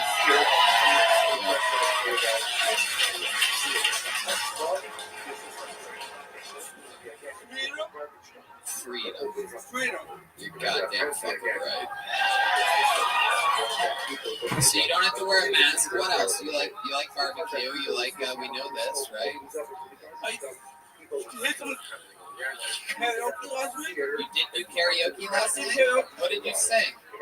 I sang Free Fallen. Oh, wow. Is that a song about the jewel that comes out of your mouth sometime? He's laughing, you assholes. It's inclusion, motherfucker. It's inclusion right here.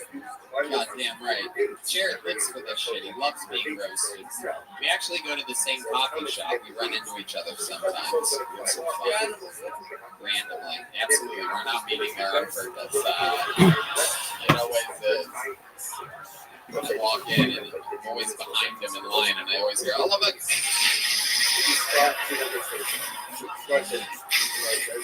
Gino. Extra. Oh yeah. We lost Michael Gonzalez on this one. I think he's vaccinated. He might be having a stroke right now. We're doing it, dude. So mom's proud that you're chasing your dreams. How about other people? You have other family that saw it? Your friends or anything like that? You have friends up in there? Toronto?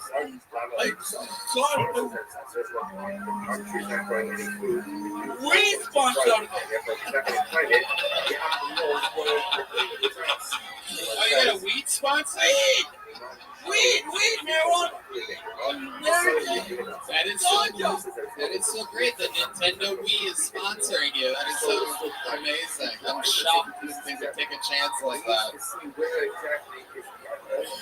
A weed sponsor. Hell yeah.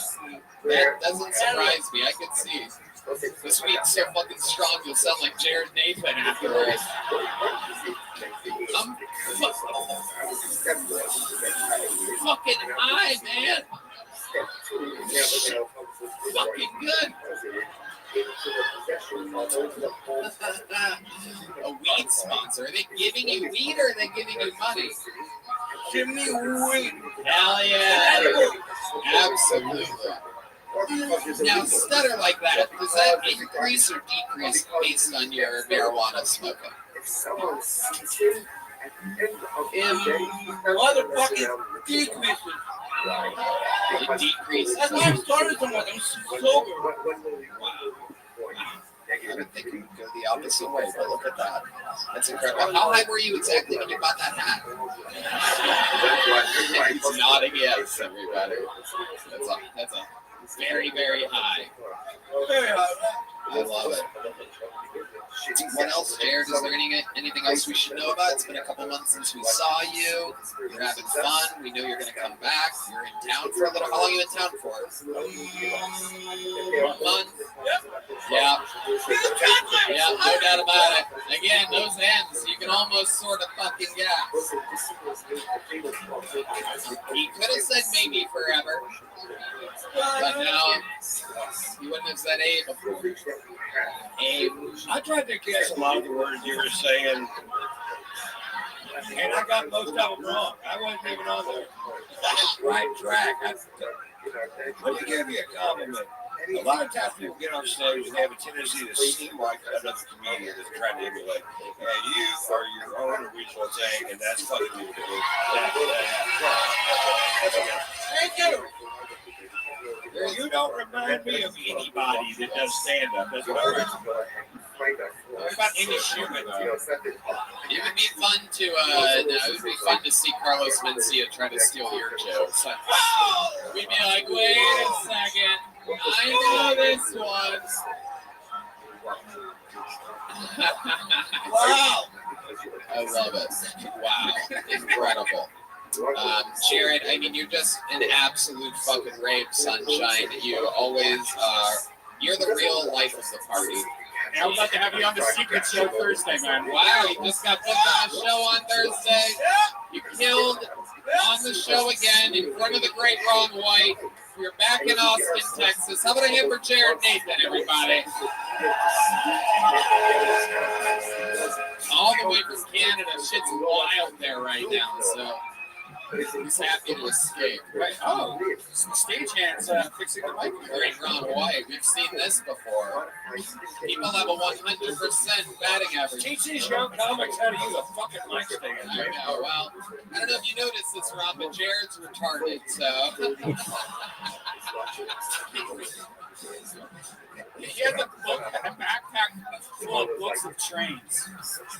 Wow, this is very exciting. We've pulled someone really cool out of the bucket. This young man literally does everything right. He is a giant bundle of talent. He works the door here at the Vulcan Gas Company. One of all of our favorite people that come into contact with him. Make some noise for Yonder, everybody! Here he comes. Oh, he's ready. He's got a smooth ride. Yeah. Come on, people, Yonder, wizard. I knew I couldn't suck dick. So you're really mad because tiny tomatoes explode in my mouth.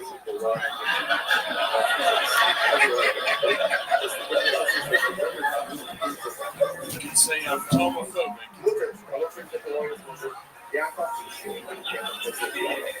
To get to first base with a girl, I have to be intentionally walked.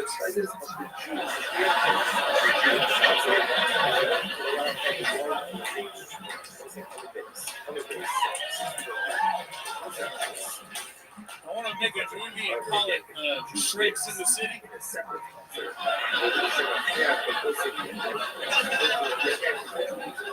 It's just basically a middle-aged Shrek swiping Tinder bitches. And don't tell nobody wants it. I swipe and I swipe. She fucking too sweet. Thank you. Yonder. Hell yeah. Great set. They're doing it. You did it all. Looking like somehow the whitest samurai swordsman ever. Yeah. The last driver said. There you go. I like it. I like it. You are indeed a giant man. You are a real guy. You look like you're from a tree. You're like born from a tree. My father was an Yonder. So that's a great set. I mean, you absolutely killed. I love the little tomatoes busting in your mouth part. Yeah. So hard as a rock right now. Just thinking about it. Yonder, what's been going on? It's been a few months since you've been on the show, right? Oh, yeah, man. You know, just living life. Checking fucking IDs, telling these kids to keep their cell phones on silent or vibrate. Yeah. Yeah, that's what I used to do. Back when I did it, they didn't even have cell phones yet. So you're all right. I love it. So you're working here full time, doing the thing. This is basically a full-time comedy club now. I mean, no doubt about it. Almost every single night of the week. It is every single night of the week. Crazy ass shows, sometimes 2 a night. What are you learning from these people? What are you learning about your audiences? You get to see them firsthand. You know, I was always studying how weird and crazy they can be from afar. When you're working at the comedy store, you see it continuously. Are you learning at Vulcan? Man, this place is a fucking clinic. Yeah. For comedy, like it is. It's an STD clinic. Yeah. No, man, it's really cool. I get to watch from every angle of the room when the shows are going on, pretty much, and you get to really see what fucking works and what doesn't. And it makes it a lot easier to figure out what you should do and shouldn't do at that kind of. I love it. Yeah. And you're a great person. What have you been doing for fun? What are you doing out here? And I happen to know that you're an incredible musician. I saw your debut concert here a few years ago, and it was absolutely incredible. Would you be willing to like sing a system? I guess you want to do something? Show these people what the fuck we're talking about? I don't know. Whatever. Something fucking crazy. Oh shit. See, he's nothing like Nickel Tran. He's not saying play bop bop at all. This guy being strategic. He's taking Matt's guitar from him. How about a hand for Matt Mueling, letting Yonder play his guitar? That's a big deal here in the music capital of Austin, Texas. Oh shit. They're really conniving over here right now. They're coming up with something.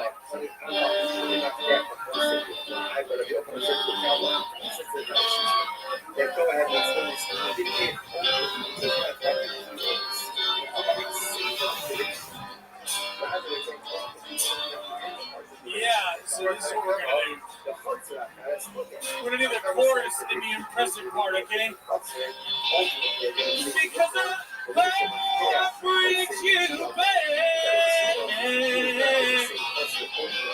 ain't telling you no lie. Cause I bring you back. Oh, that you can rely. Suck it in, grip the tear and pull it. Look at this removal, rush you in, and then begin to see what you're doing to me. This energy is not for free, so PC is killing me. So just play us in the other life. Sure, but also raising hate and pain and see yourself. You know I complete these feelings on the shelf. That's right. Look like a lot of my being into suicide, but I've got too much pride inside the life. Sure, but I will do that aside. I let her rock and let die, no let them laugh by it. We get a little tune. We got 3 minute ditties. On the good side of the blues. I want my burn all of this city to the ground. But when I found out, oh, Mr. Ryan, I let them stay. Then I run the day and I just say, I got a prayer to pray, and there's your love was. For feelings that you need, like I want. Well, I'd like to present. I bring you back. Well, I ain't telling you no lies. Because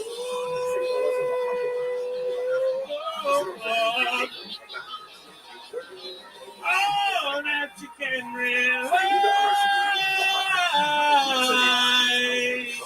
Wow. I mean, what the fuck are we even doing here?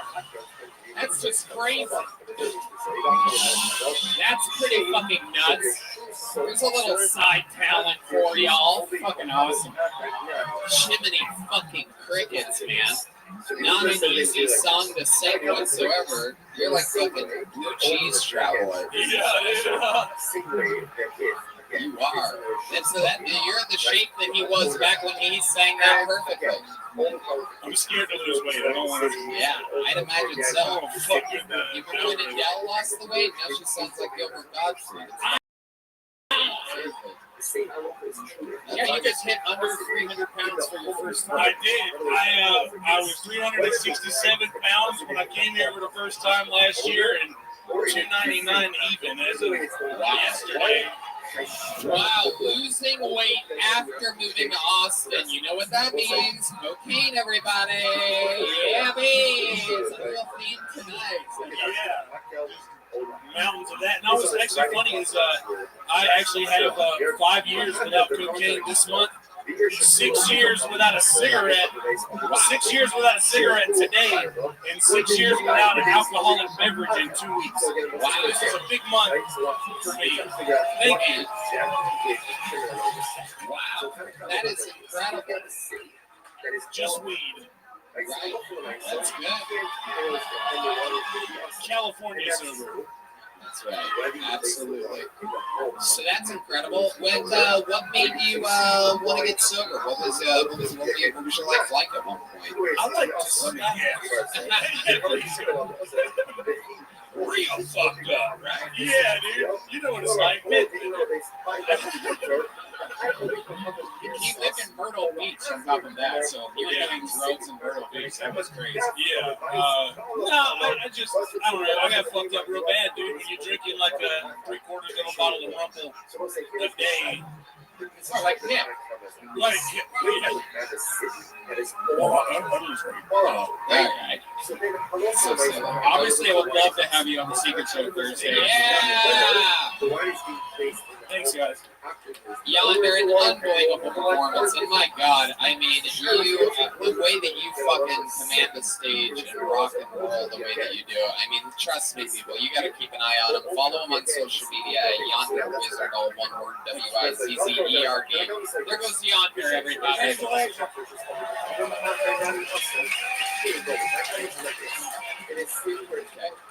Back to the record we Alright, make some news for your next comedian, Christopher Neil Walker, everybody. Christopher Neil Walker, here we go.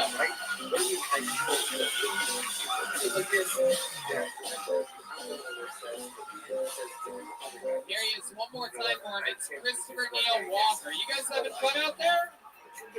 Oh, fucking shit. So, hey, you guys heard that one guy who said everybody wants to fuck him? Yeah, I'm just sure he wants to fuck him. Oh, one wife. So, yeah, friends don't let friends drive drunk, right? That's the same. But if you're at a party, drinking, having a good time, and you're like, hey, what are you doing? And everyone's like, bye.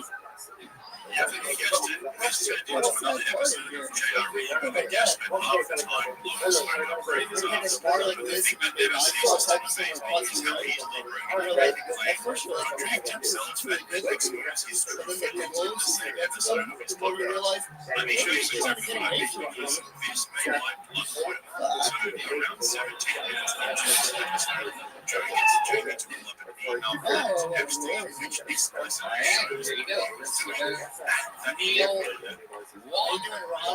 Oh my God.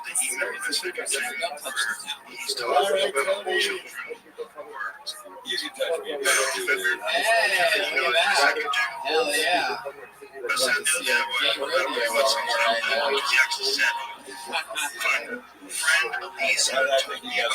She's doing research and working back on against children sent to his island. She almost fainted when I told her what it was. I don't know. Just do the first fucking joke and you did that, so that's just Oh, I'm How long you been doing stand-up? years. I actually want to stop. I want to stop. How many years? Embarrassing amount, like 7 years. I'm not asking how long you've been in it. I'm asking how long you've done stand-up. It's 5, comedy 7 years. And you are gay, correct? Completely, yeah, but I am married to a woman on gay side. Thank you for bringing it up. You are married to a woman? Yeah. Really? Yeah. And you do have sex with her? I do. Yeah, I do. Do people sometimes tell you that, because I mean, I'm the king of this, but people sometimes tell you that you give off a gay vibe? Just you. Really? Yeah. Just people that want to see me. That's nice. I see where you get there. That's true. Christopher Neil Walker, I would flex at least one of your dicks right out of it. If we have you for work, Christopher. I make backpacks for the military.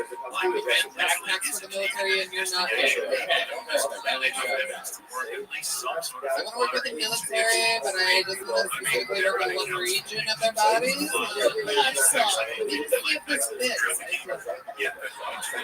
I love fashion. How long have you been married to your wife? We've been together for 12 years now. That gas is again, listen to lonely women doing that. They're great. I bet all of them. I think we're gonna have 3 sales, 4 sales. I don't even know what's happening. All right. Yeah, that's what Hans Kim thinks as well. I'm also autistic. Oh, does he know? Relax. Did I ask you what you do for a living? Make contracts for the military? So are you a contractor person? Yeah, I do make contracts. Wow. So you do really well? That seems like a pretty good deal. How did you get into making backpacks? I got into AutoCAD when I was in high school. The program used for designing stuff, but the military loves that program. Whoa.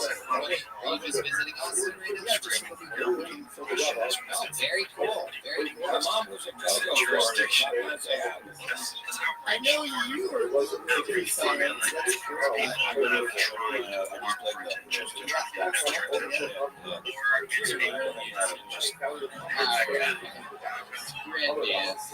I love it. Chris, do you have any special skills or talents? Yeah, I go to, I have a band in Miami, so people were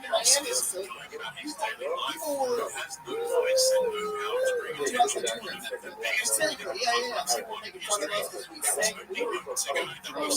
Right. And you and your wife are in a band called St. Claus, and you guys perform regularly? Yeah. You have like a weekly gig in Melbourne, Florida? Yeah, monthly we play like 3 times a month. Yeah, we have albums on Spotify. Okay. Do you go a cappella or do you? No. We're like the songwriters, and so we made fools of ourselves last time. I don't want to do that again. Yeah, we love that. It made me feel bad inside though. Oh, okay. Yeah. Tony, you made me feel bad. My own singing that I say I do made me feel bad. This is you, Tank Top, 85 subscribers on Spotify. That's it. Yeah. You, Mannequin? Yeah, that's our big one. That's your big song. Now, why did you pull your music from Spotify after all this crazy stuff? Yeah. Like, do you stand with Joe Rogan or? Oh, yeah, for sure. Yeah, that's such a Christopher, what's something crazy about your life or your childhood? Something interesting about you that makes you different from all these other people? English was my second language. Wow. No, that's more like a Guatemalan thing, right? I guess so. Probably. You're the child. I'm the blatant white guy from America. English is my first language. All right, Chris. Well, you're from Peru. What are your Peruvian parents into? They're into rice, potatoes, and my mom just started out with a pandemic. She quit her job and she's just like, I'm not doing this anymore, so that's cool. Good for her, you know? And yeah. Did your wife do stand up? My wife, yeah, she does. She did stand up at the Miami show. Yes, I went. Then she was the guest. Can you bring a couple? Yeah, please. Can we do some shots? Bring your water. Delicious. Number one, Ron White's. Literally my favorite tequila in the world. I drink in my house. My wife loves this. She does. And if she likes you, she probably loves tequila. How do you guys keep the things exciting in the bedroom 12 years together? She's crazy. Yeah. What's so crazy about her? Explain to us exactly what's so crazy about her. It's spicy. The last time she was like, I want to make love to you and never break eye contact. Wow. And I was like, let's do this. Halfway through, my neck's going to hurt. You look back at her. You son of a bitch. There you go. You get a tequila for that for sure. You beat me, cheers, indeed. Absolutely, sure. 100%. Alright, Christopher, congratulations. Thank you so much. You have fun up here. Here's a joke book. Take a joke book. Take a joke book. Christopher Neil Walker.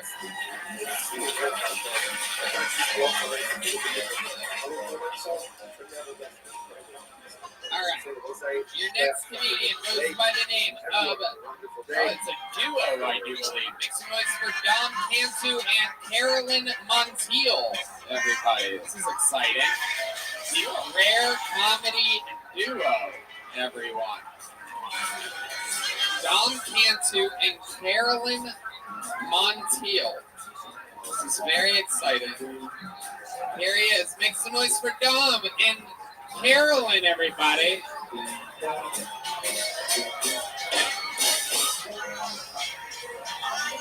I'm super fucking sorry.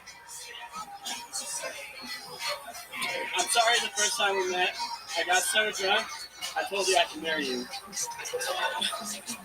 You ignored so many red flags over the last 3 years, I must have fucking crushed it that night. You're welcome to your son. You're like Mother Teresa in her house, you do everything for everyone, and you're not actually a saint. Today you forced me to stop being an alcoholic. I knew you'd be the best mom. Moms always know how to fucking ruin the fun. Charles Manson once said, death is the greatest form of love. So I'm positive that we're going to be the best death buddies. I love you.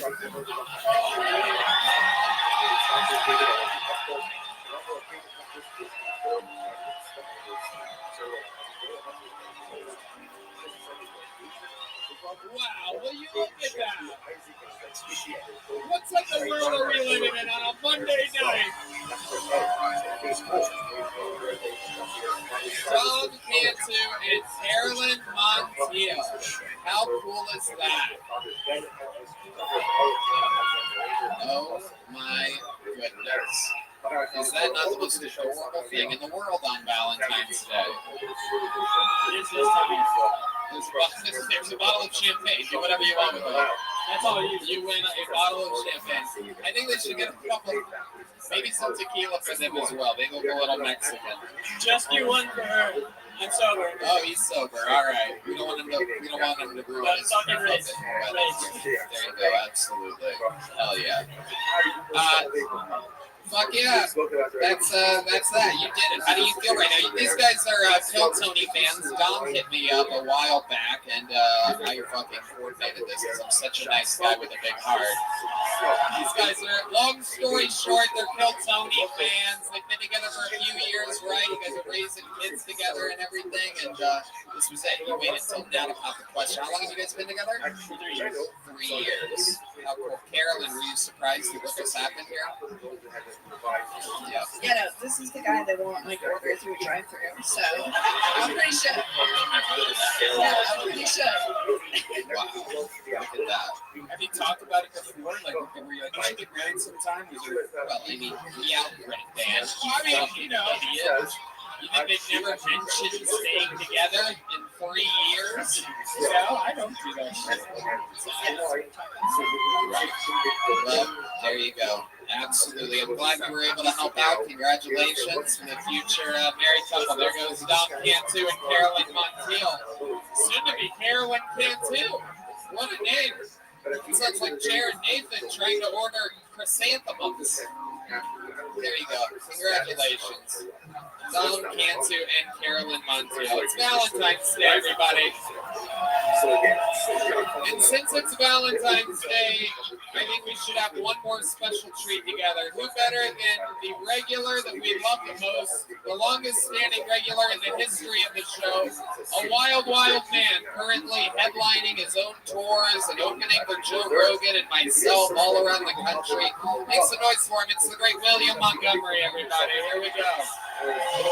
This is it.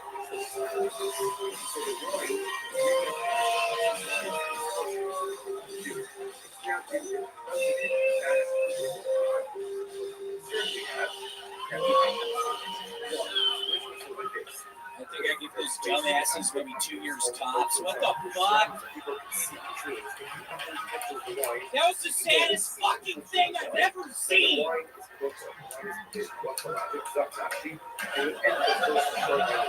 Dear God, it's fucking Valentine's Day.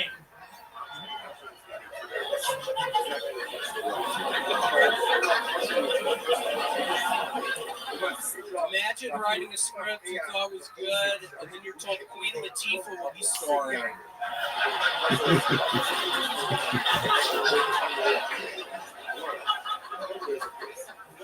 I recently started taking weed Viagra. Only problem is whenever I smoke it, my eyes get hard.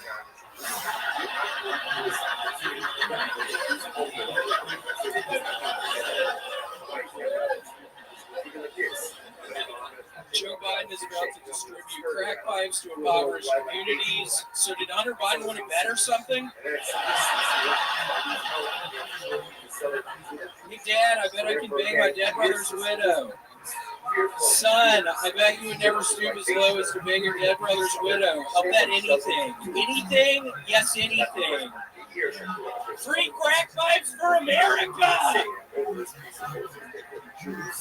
Okay. William Montgomery, everybody. That's what it looks like.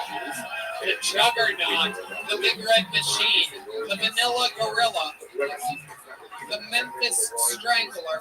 The Memphis Strangler, that's a real one. They connected me with 3 fucking bodies in Memphis. I was strangling these women under this bridge. The Memphis Strangler. How did you know about that? I was just guessing. I just decided to add a brand new nickname right then. I had no idea that I would have guessed correctly. Memphis Strangler. So let's talk about it. How many women did you strangle underneath the bridge in Memphis? It was 3. Right. Was this all at once? Was this spread over time? It was 1 October. Oh. Yeah, it was October. I was having a pretty bad month. It was close to Halloween again. I just started strangling this woman underneath this bridge. Wow. Incredible. October. Yeah. Wow. Hey, and also, I just have to say, Red Band, I got this really cool ring for Valentine's Day. Do you want to see it? Well, hey, I got this thing of potato chips for you, and I was wondering if you could help me open them. Cool, yeah. What's going here? Look at my ring real quick. You guys are so stupid. Don't fuck him! I told you I didn't want snakes up here! This is the dumbest show ever. I fucking told you specifically not to bring the snake in the fucking Pringles thing, you dumbass! How this show is sold out months in advance, I have no idea. It doesn't really make any sense. A water ring versus a fucking Pringles snake. I mean, we are basically... And you're dressed up like a righteous gemstone.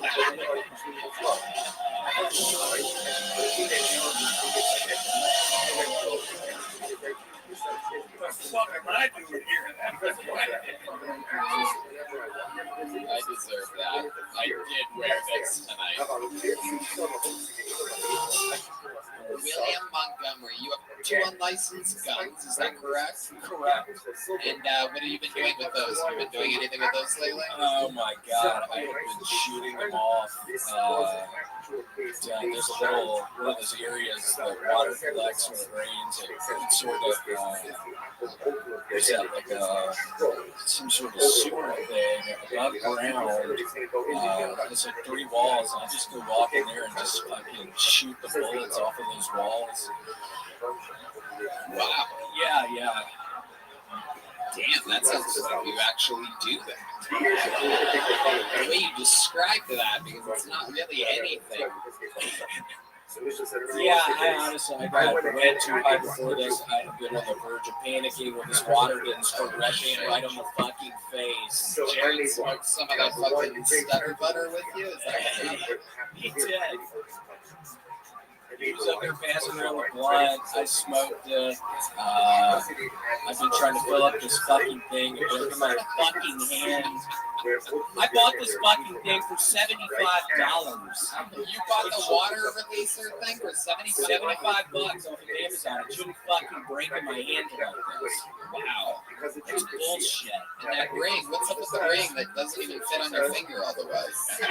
I know, I had to improvise up there when it was really hot, panicking about this fucking set, and then the people got fucking married. God, what about that? What about that? I wonder how long they'll be married. You're wondering, like, I knew that part was going to happen, so I had to actually make the decision, do you do that before William, or does it go William and then that? And I made the right decision. You got to be the bad cop and come in and acknowledge that the relationship would only last 2 years. They have children. I think it might actually work out. Where are they? You guys believe in it, right? That was an actual bonsai joke book this guy pulled out of a fucking ring out. Y'all, I'm totally kidding. I swear to you, I'm totally kidding. I wish you all the best of luck. You know what, William? It was a really good idea. Just for making fun of them, I think you should officiate their wedding. What do you guys think about that? I'll fly you to wherever they live, and you go out there. You have to spend the day with this fucking. Are y'all cool with that? Are y'all cool with that? Is that devil horns you just fucking did up? It's gonna be a good gig for you, William. I'm pretty sure they're in the cartel business, so they might use you as a drug mule. William, I mean, you came up here and you, every single week somehow, whether it be just your natural talent combined with the way that you're living life, combined with you finding sobriety 6 months ago, this whole thing is a real storm because your jokes hit so fucking hard every single week, and you're going up after everything. It's the hardest spot, and you do it every week. It's incredible. Cool, well, thank you so much. William Montgomery, everybody. Wow. An amazing drawing from the great Ryan J. Ebelt tonight, all the way from Los Angeles. He drew tonight's episode while it was happening. Every print of every show is available at RyanJEbelt.com. This one's cool as fuck. It's me, Ron, and Red Band. We're part of the Sun or something like that. It's fucking cool as hell. Have a hand for the band, everybody. The Screwball Peanut Butter Whiskey Kill Tony Band. That's John Dees on the keys, Michael Gonzalez on the drums, and Matt Yoling on guitar. How loud can this place get for the fucking goat of all the guests? Ron White, everybody, was here tonight. For you people. He didn't do it for me. He does it for you guys. He loves you. Make sure you drink number 1 tequila. Enjoy yourselves. Have fun. Thank you for coming to tonight's show. We'll see y'all again soon. Thanks a lot, guys. Ron? Is there thanks very much. You guys were so sweet. Did you guys, this show's over? Whatever you want. Yeah, what? Oh, that's your girlfriend, man? Yeah, Nether Hours. Nether Hours gonna be here? Did you tell them that? Yeah. You did? Yeah, I did earlier. All right. Okay. All right. The official Nether Hours fucking rock. Stick around. Drink tequila, and we'll see you guys around. Get tequila, stick around. We're all going to watch Nether Hour together. Thank y'all. Good night, everybody. Happy Valentine's Day, everyone.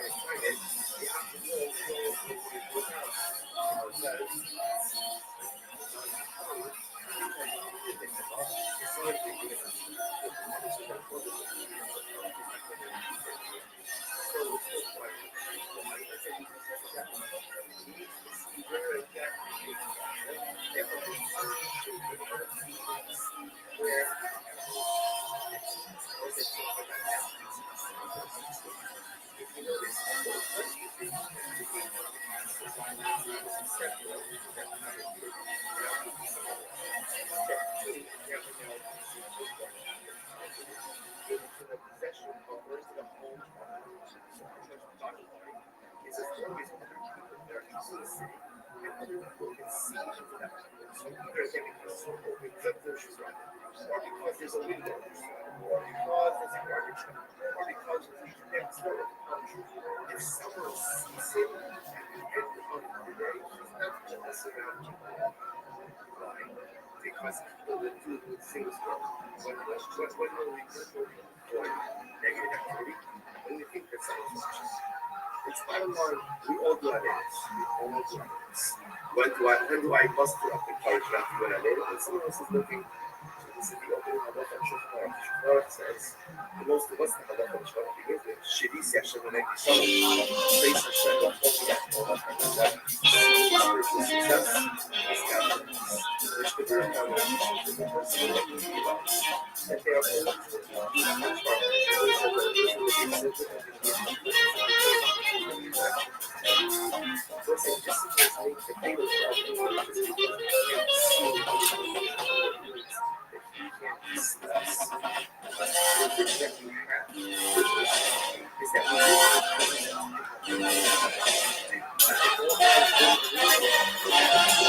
Hey, this is Rabbi coming live from Antones in Austin, Texas. From brand new episode of Kill Tony, yeah, for Tony,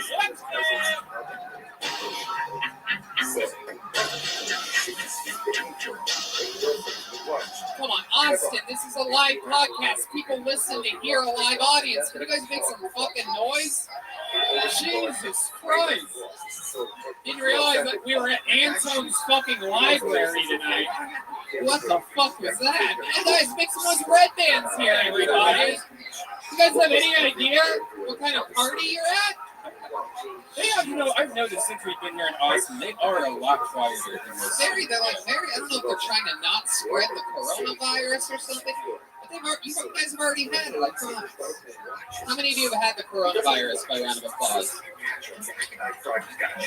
Jeez, what did you just announce my name again? Did you hear that light applause there? How loud can this place get for the band that's been performing for you? Okay. Oh, there you go. It's a music town, I guess. Not really a comedy hub just yet. That's John Dees, Matt Muelling, Jay Magnus, and Mike Gonzalez on the drums. How many of you have been to Kill Tony before? How many of you make some noise if you haven't been to Kill Tony before? Wow, very excited. People are excited that have never been here before. Isn't that interesting? Well, we're going to have a lot of fun. It's a show about stand-up comedy. We meet people, we see how it goes, and things like that. We have a great Ryan J. Ebelt in Los Angeles drawing tonight's episode. He's in LA right now. We drew an amazing poster for Kill Tony 500. It's going to be available. He's coming out for that event. Very exciting stuff. He draws every single episode, every single road poster. All those are available at RyanJEbelt.com, including the brand new Kill Tony the Coloring Book, selling like hotcakes. What kind of comedy podcast has their own coloring book? The one that you're at, that you half laughed at the beginning of? The one that I'm barely excited to be at.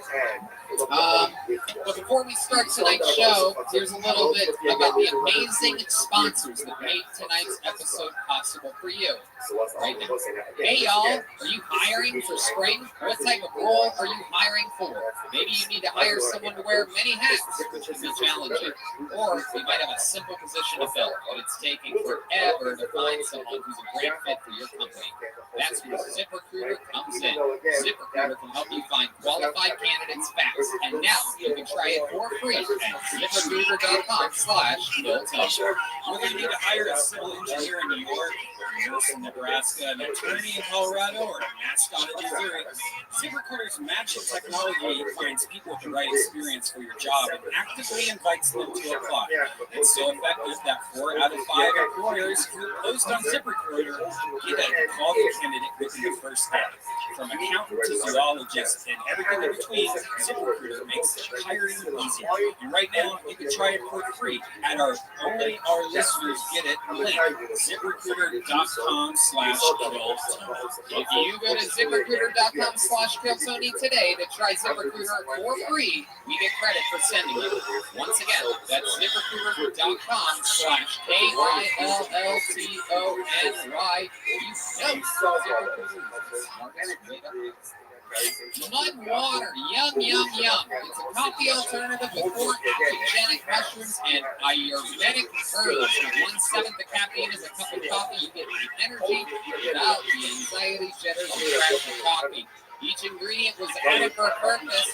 Cacao and chai for mood and a microdose of caffeine. Lion's mane for alertness. Cordyceps to help support physical performance. Chaga and reishi to support your immune system. Turmeric for soreness and cinnamon for antioxidants. Yeah, it's great. I took a lot of coffee and I always have caffeine, but it doesn't give me that energy. I just put a little bit of honey in there, and it's great. Sometimes I use a little nutmeg. It's delicious. Mud is 100% USDA organic, non-GMO, gluten-free, vegan, whole-fruity, and kosher. Yes. Go to mudwater.com/Tony to support the show and use the code TONY for $5 off. That's MUDWTR.com/Tony. Use the code Tony. Get $5 off. Thank us later. You know what we absolutely love? I mean, we swear by morning, noon, and night. Hill Tony Rex Liquid IV. When we push our body hard or we're just feeling run down, it's extremely important to take care of ourselves with the proper vitamins and nutrients. That is why Liquid IV created Hydration Multiplier Plus immune support to maintain and strengthen your immune system. You know about this, right? Yeah, I actually have a whole cup just for my liquid IVs. I've posted photos of this on Instagram. My favorite is the Hydration Multiplier Plus immune support, the the orange one. I love it. I have one in the morning, I have one at night, I have one in the middle of the day. I probably go through a pack of these every 2 days, I swear. And what excites me the most about it is that the Hydration Multiplier Plus has vitamin C that boosts your immune system, and at these times, it's the perfect thing to have. Yeah, know that. Vitamin C, zinc, and well-immune and convenient single-serving packets to help strengthen your immune system. Works perfectly for me on the golf course. I can get cold bottles of water out there or put them on ice, and then you pop one of these packets in there. It works out perfectly. This way it's not sitting around all day. It's fresh. It tastes great. Everything is great about Liquid IV. Makes you look better. Makes you feel better. Liquid IV can provide 2 to 3 times more hydration than water alone. Plus, it tastes good. What's more boring than the flavor of water? The blend is powered by cellular transport technology, which is designed to enhance rapid absorption of water and other nutrients. The optimal ratio of glucose, sodium, and potassium delivers water and key nutrients into the bloodstream faster. It's the perfect balance to help you strengthen your immune system more quickly and effectively. Plus, Liquid IV's great people. They donated 4 million plus servings in response to COVID-19. Products have been donated to hospitals, first responders, food banks, veterans, and active military. The company has donated over 10 million servings globally. Get your Liquid IV Hydration Multiplier Plus immune support in bulk at Costco or order online and get 25% off when you do. Go to liquidiv.com and use the code TONY at checkout. That's 25% off anything you order and you'll get better hydration. Do it today. Use the promo code TONY at liquidiv.com. And we're back. Are you guys ready to start tonight's show? By the way, I forgot to mention, somehow I forgot, the band is sponsored by Fixed Alkaline Vodka. It's really incredible stuff. They have a less acidic vodka. It's alkaline. And it's distilled 10 times, and it's amazing. If you have a lot of pepper when you drink or whatever, it really helps. And less hangover. Who doesn't love less hangover? So try Fixed Vodka. And then plus they support local artists like the Kill Tony Band. Ladies and gentlemen, on this show, we usually have an amazing guest. Today, we've upped ourselves and we've had the probably the best possible fucking guest we could have in the world. A resident of Austin, Texas, everyone's favorite comedian. Ladies and gentlemen, it's Ron White, everybody! Yeah, baby! There he is. Oh, yeah. How could we forget? That's right. Ron White has his own tequila, #1 tequila, which we absolutely love. And that's the name of the game right there. My part of the show is brought to you by number one tequila. Everybody's got a different liquor sponsor here. I'm obviously a White Claw guy myself, you know what I mean? Ron, welcome back. Ron's one of the main reasons why we all moved here. He's basically sold Rogan on it. He sold me on it. Absolutely incredible. We're so grateful that he did. And you're an amazing guest. You've done this a few times, and we're happy to have you back. Yeah, I've never done it sober, but I'm sober now. And back in, I could drink it 2 months ago, but I still need you guys to drink this fucking tequila. Because we lost our best customer. How cool is that? How about a hand for him for 2 fucking months, huh? So awesome. I love it. And It's not all it's cracked up to be. And you guys probably know, if this is your first time, maybe whoever brought you told you how the show works, but a bunch of people sign up before the show for the opportunity to get on it. If your name gets pulled out of the bucket, you come up on this stage. There's actually a new holding cell upstairs filled with comedians right now, and people in the audience also signed up. If you pull your name out of the bucket, you get 60 seconds uninterrupted on this stage. You know your time is up and you hear the sound of a kick. That means wrap it up, or else you're going to bring out the angry Fifth Street Bear. And you don't want that. There you go. Yep. All right. You guys ready to start the show? Again, I mean, I don't know. What do you Austin, this is a real live show. Are you guys ready to start this show? It's weird. It's really weird. Unbelievable. All right, well, here we go. I feel bad for whatever comedian has to go first in this shitstorm tonight. But here we go. Let's see what happens. Ladies and gentlemen, your first comedian goes by the name of Ben Horn. Ben Horn. So here we go. Let's see how this new tunnel system works. Here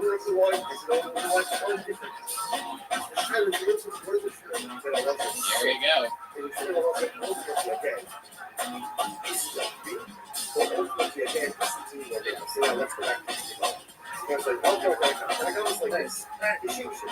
Here he is, everybody. Ben Horn. Thank you. Well, everybody excited about these COVID restrictions getting lifted? No, I'm not. I'm fucking pissed. Everything was going just fine. I didn't get sick once. This asshole opens everything back up and boom. Idiot. You know? I mean, it was kind of like getting the vaccine because I didn't know I'd have to get it twice, but worse. She could have given me something worse than chlamydia. She could have given me like a hand job. You know? It's like dirty puss over a hand job any fucking day. Pretty sure the last time I got a hand job, I was at a middle school dance. And I was a chaperone. So, if you turn that into a pedophile joke, that's on you. I need to jerk off probably he's a lunch later. What do you think it goes? Alright, I'm done. Thank you very much. Ben Horn. Ben Horn, welcome. You've been on the show before, right? Yeah. What did we talk about? What did we find out about you? What was the highlight of that interview? I was on you for 10 years. How about some noise for HEB, huh? That's always a crowd favorite. Yeah, you know, they actually, so my department got shut down during the whole snowstorm, and so we weren't working, and they paid us for the whole fucking week regardless, for all of our fucking hours, which was awesome. They're great. Yeah, They're going to get some power stations put in there too in the future. Yeah. Very cool. Hell yeah. You didn't block the snow and ice from hitting that HEB with your thick ass mustache? No, it's you know, the cocaine definitely gets stuck in there from time to time. Is that true? Do you do cocaine, Ben? From time to time. When you keep saying from time to time, are we talking about all the time? I mean, if somebody offers it and I don't have anything to do, like, why not? Can you hang out specifically with people that do cocaine? Typically, yes. I hang out with, ironically, a lot of people that do What's cocaine. the wildest night you ever had on cocaine? What does that look like? I really don't get that crazy on coke. I'm more of a drinker. To be honest, I'll do a little bit of coke just because I think it's fun. And everybody smokes weed. I don't smoke weed. It makes me too anxious. So. What kind of drinking do you like to do? What's your preferred beverage? Oh, Lone Star. I can smash. I'll drink tequila for all day, but Lone Star is my go-to. What's your favorite kind of tequila? This one, obviously. There's nothing better than this one tequila. Everybody has. So Ben Horn, marketing genius. That's what I should have named it. This one. My God, Ben, I really set you up there, and you really knocked it right into fucking the catcher's mitt. Yikes. So, Ben, what do you do at HEB exactly? I'm a personal shopper, so when people do like the online orders, I just walk around with a cart, just grab their shit and throw it in there. And this thing about chlamydia, is that true? No, I have had it twice now in my life, yeah. What are the symptoms? Dude, I honestly didn't get any symptoms. When I was in... Well, when your dick itches all the time, you don't really notice that you have chlamydia. So how'd you know you got it? You just went to the doctor and was like, oh, yeah, chlamydia. Yeah, well, I'm super paranoid about STDs because my dad used to, like, when we were kids, used to show us pictures of STDs to, like, scare us from having unprotected sex. And so when I was in the Army and I had, like, access to a doctor all the time, like, every few months, I'd just be like, hey, I'm a feeding puppy, tell me if I caught anything. And they did it. It makes you wonder how many times everyone's had chlamydia before, just never got it tested. That's why that shit's still running. It's one of the silent STDs. It's a sneaker. Have you had any other ones? No, just the two. Yeah, sure. Come on.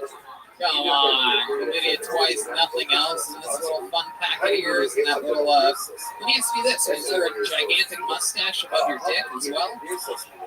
You would think it would protect you from some disgusting juices that are splashing all over you. I feel like that's how you get more of them. It's just more shit to, get after eyebrows for your dick. Oh, yeah. Keep that push going. Soaks it right in. I feel like some girls should actually get a mustache shaved above their pussies so that guys know where to put their fucking face. You know what I mean? I think most guys know exactly where to put their face, actually. I'm pretty sure they don't need a target for that. It's not that confusing.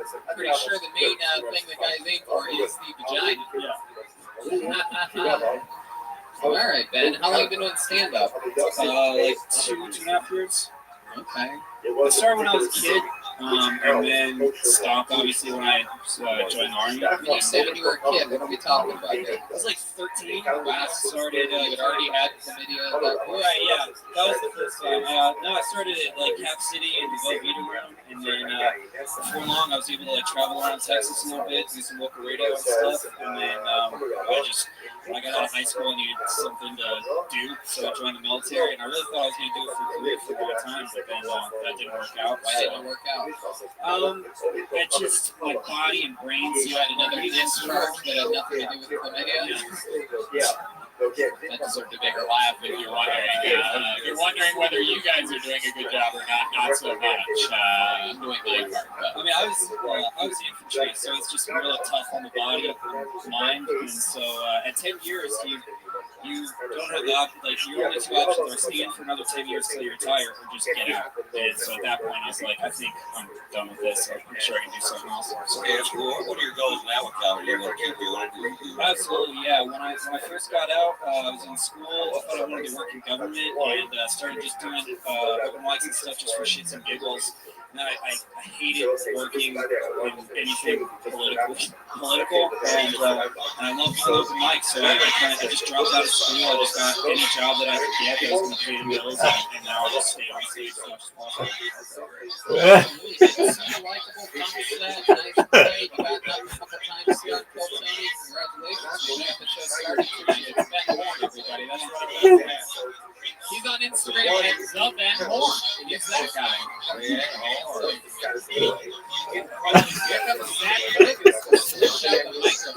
Yeah, special sanitary episode of Cold Tony.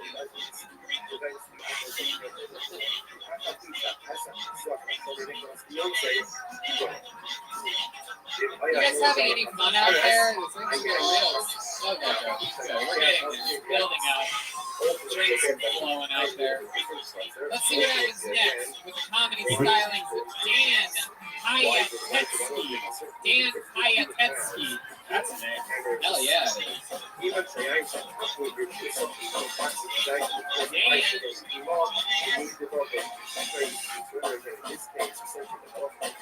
Dan Piatetski coming down the stairways. This is very good. This new system is working. How about a hand for Antones, everybody? Allowing live shows during the pandemic. There he is. One more time, Dan Piatetski. Hell yeah, dude. When I was going through puberty last night, one of my favorite things to do was to measure my penis. Right, like every 3 months roughly, I would measure my penis. I can show you guys my back right now. Let me explain something to the room. Every single guy in this room has done it before. Okay, like every 3 months, we would all measure my penis, right? And you're probably thinking like, too often, why every 3 months? I didn't do it the normal way, right? Like I use a tape measure, or a meter stick, you know. Instead, I used my penis, dude, as the unit of measure to measure other things.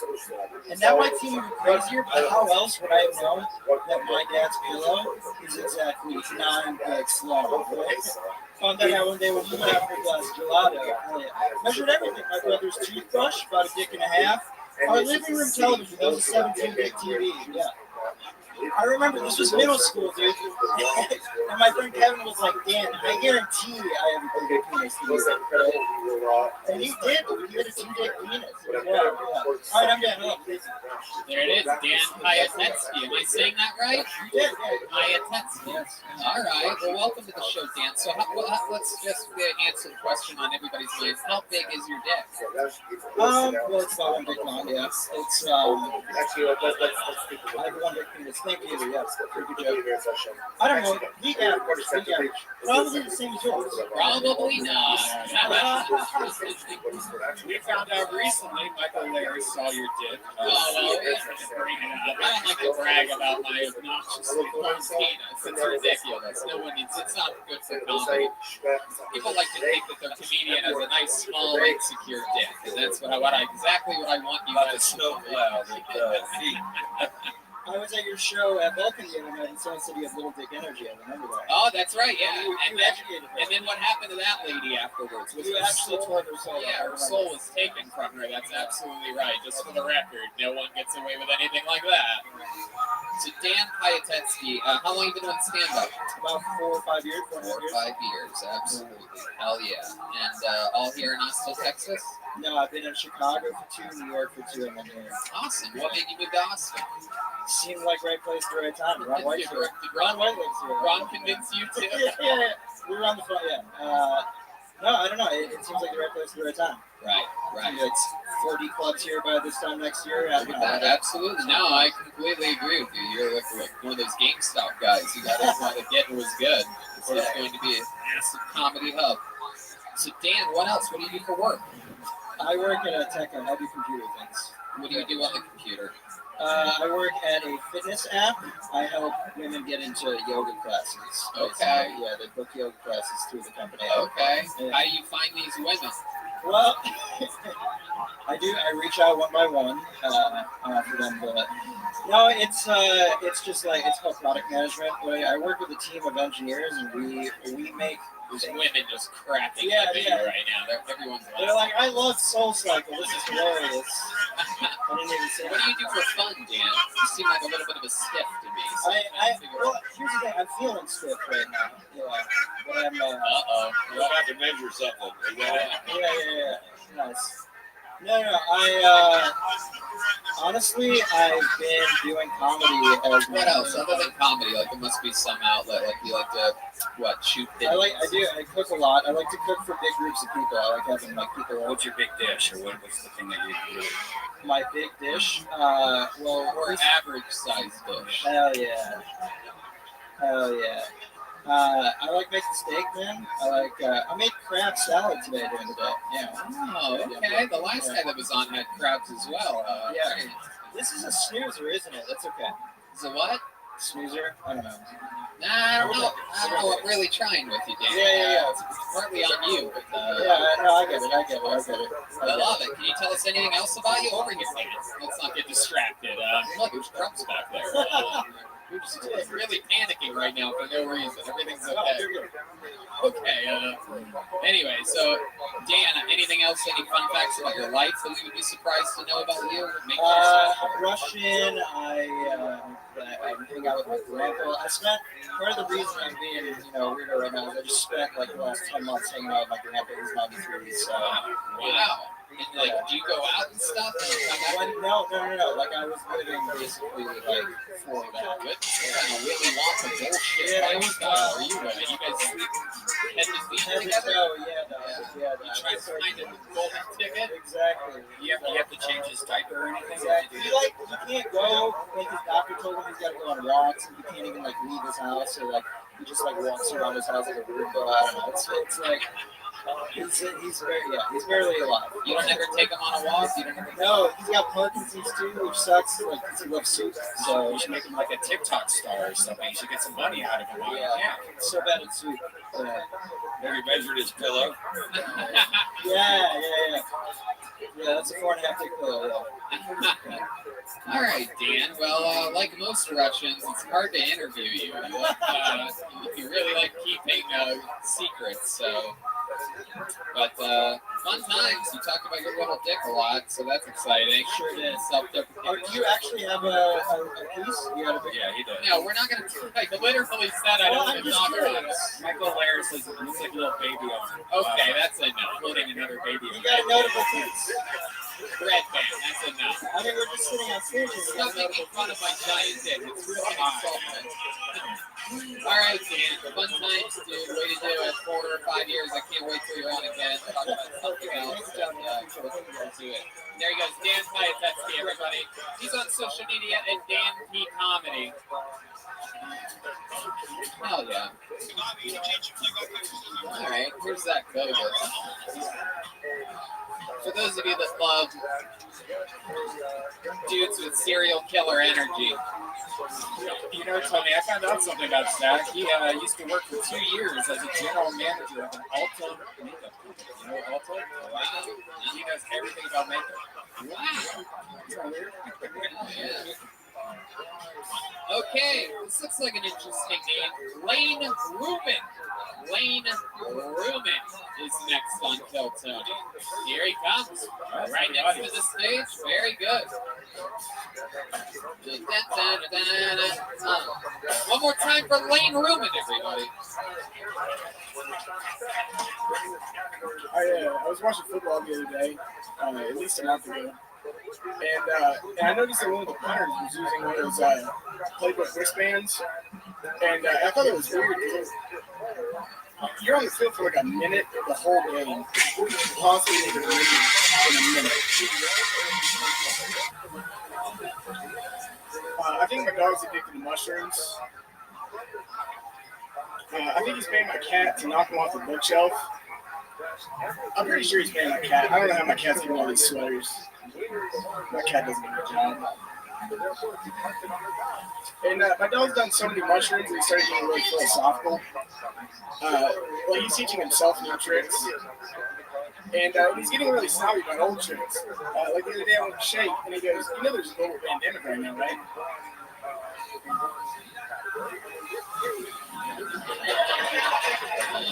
All right. Lane Rubin. Absolutely. I didn't hear the cat. Did the cat go off? Yeah, it did. It just happened. 4 seconds after he thought it would, because he left space for laughter that didn't happen. No, when I was crazy, I paused a lot more, and then I was told not to pause so much. Who told you that? My girlfriend. I practice. She was right. You think she predicted how unfunny it was going to be? You're not going to need those pauses. Incredible stuff, Lane. How long have you been doing stand-up? Roughly 3 weeks. Roughly 3 weeks. Okay, awesome. Congratulations. That's Yeah. some balls right there. Absolutely. That makes sense. That explains a lot. If you had said anything longer than 3 weeks, I was going to prescribe killing yourself. So Very exciting. You start here? Were you on the show? Okay. I went up first 3 weeks ago. Okay, awesome. Who was the guest for that one? It was Oh boy. Sarah Weinstein and Jamar Neighbors. Oh, okay. Very cool. How did that go? Did it go better than this? Yeah. Yeah, it did. Yeah, it went a lot better. Is this only your second time performing? No, I did a couple open mics. Cool. How did the open mics go for you? The first one went really well, and then the second one I bombed because I was getting heckled the whole time. Ooh, who was heckling you? Just some drunk girl. Damn. What did you say to her? Did you try to get her back? Did you respond to the heckles at all? I was pretty new at getting heckled, so I didn't know how to handle it. Right. Start making fun of her like appearance. It's really easy to fuck Right. girl. Captain Obvious, Dr. Redband here with, you should just make fun of them. Comedy guru. If they're Asian, an Asian woman, they can say her head's really big. Okay, Redband, very weird. Jesus Christ. We're trying to stop Asian hate on this show. I don't know if you've been, I'm just kidding. I love it. as a lot of people know, I'm just kidding. So you didn't say anything back to her? What was she yelling at you? Fuck you, you suck. I was making a joke about how I talk louder. Sorry, I was making a joke about how I look like I hate Jews, and so she kept like she was walking like almost onto the stage saying I'm Jewish. And then like why was she coming to the stage? Did you drop a coin or something like that? Why was she? What would make her walk to the stage like that? I don't know why she. We're trying to stop Jewish hate here on Goldstein. I don't hate Jewish people. I just look like I do. You should have said she was not coming on the stage. I guess my observation was right, or something like that. Yeah. It really makes you understand some of this stuff.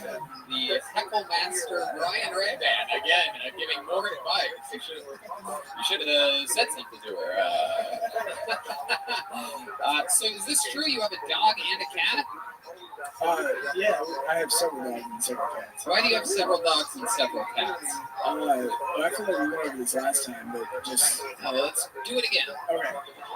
You didn't even remember the show that you were on 3 weeks ago. All right. Well, I just gave you the guest names. Okay. But, tell us about your dogs and cats. I've got 6 dogs and 3 cats. I did say last time, I misspoke. My retarded cat has cerebral hypoplasia. I'm glad that you corrected that for us. We had a lot of listeners contacting the Gold Tony hotline asking, what was the exact condition of the retarded cat on that episode with Lane Rubin? Well, palsy sounds a little worse than hyperplasia. Cat cerebral palsy sounds worse than hyperplasia? Yeah, well, palsy more like was the cat offended? Like when you went home, was the cat like, Lane, sit down, we have to talk about this? No. Yeah. That's Redband's impression of a retarded cat. We actually have retarded cat sound effects, but I'm glad that you didn't do it. All right.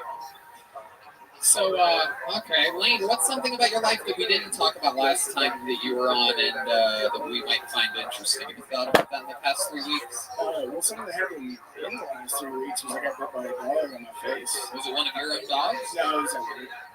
Where do you work? I'm a dog groomer. You're a dog groomer. Okay. And what made it bite your face? Didn't like the haircut you gave it?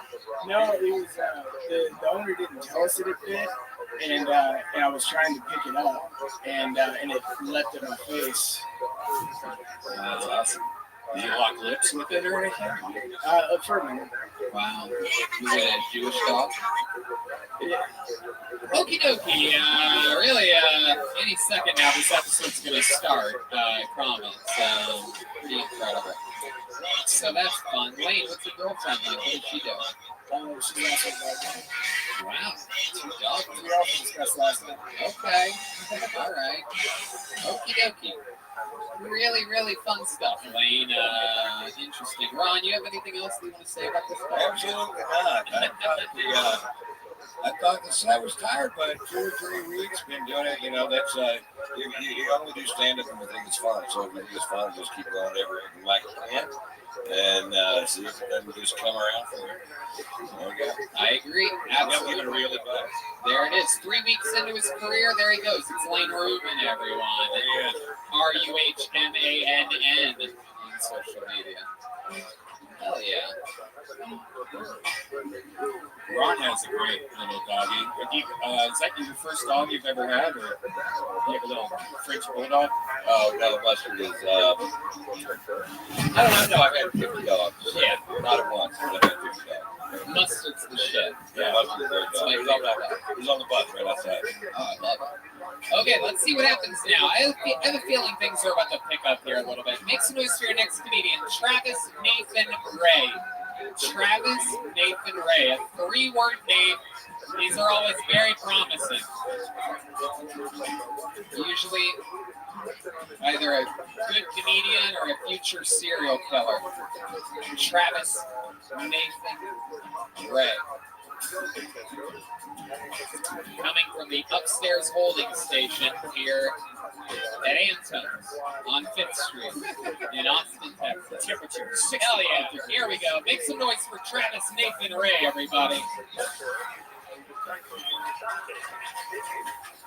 People's lips are the same color as their genitals. I hate when people say that white people don't have any culture. Like this one time, I overheard this girl say, "I should have never got that dog. It's in Aquarius." Didn't appropriate that from anybody. I tried to teach myself how to wink my own butthole. You know, like the strippers do. But I ended up just farting weird.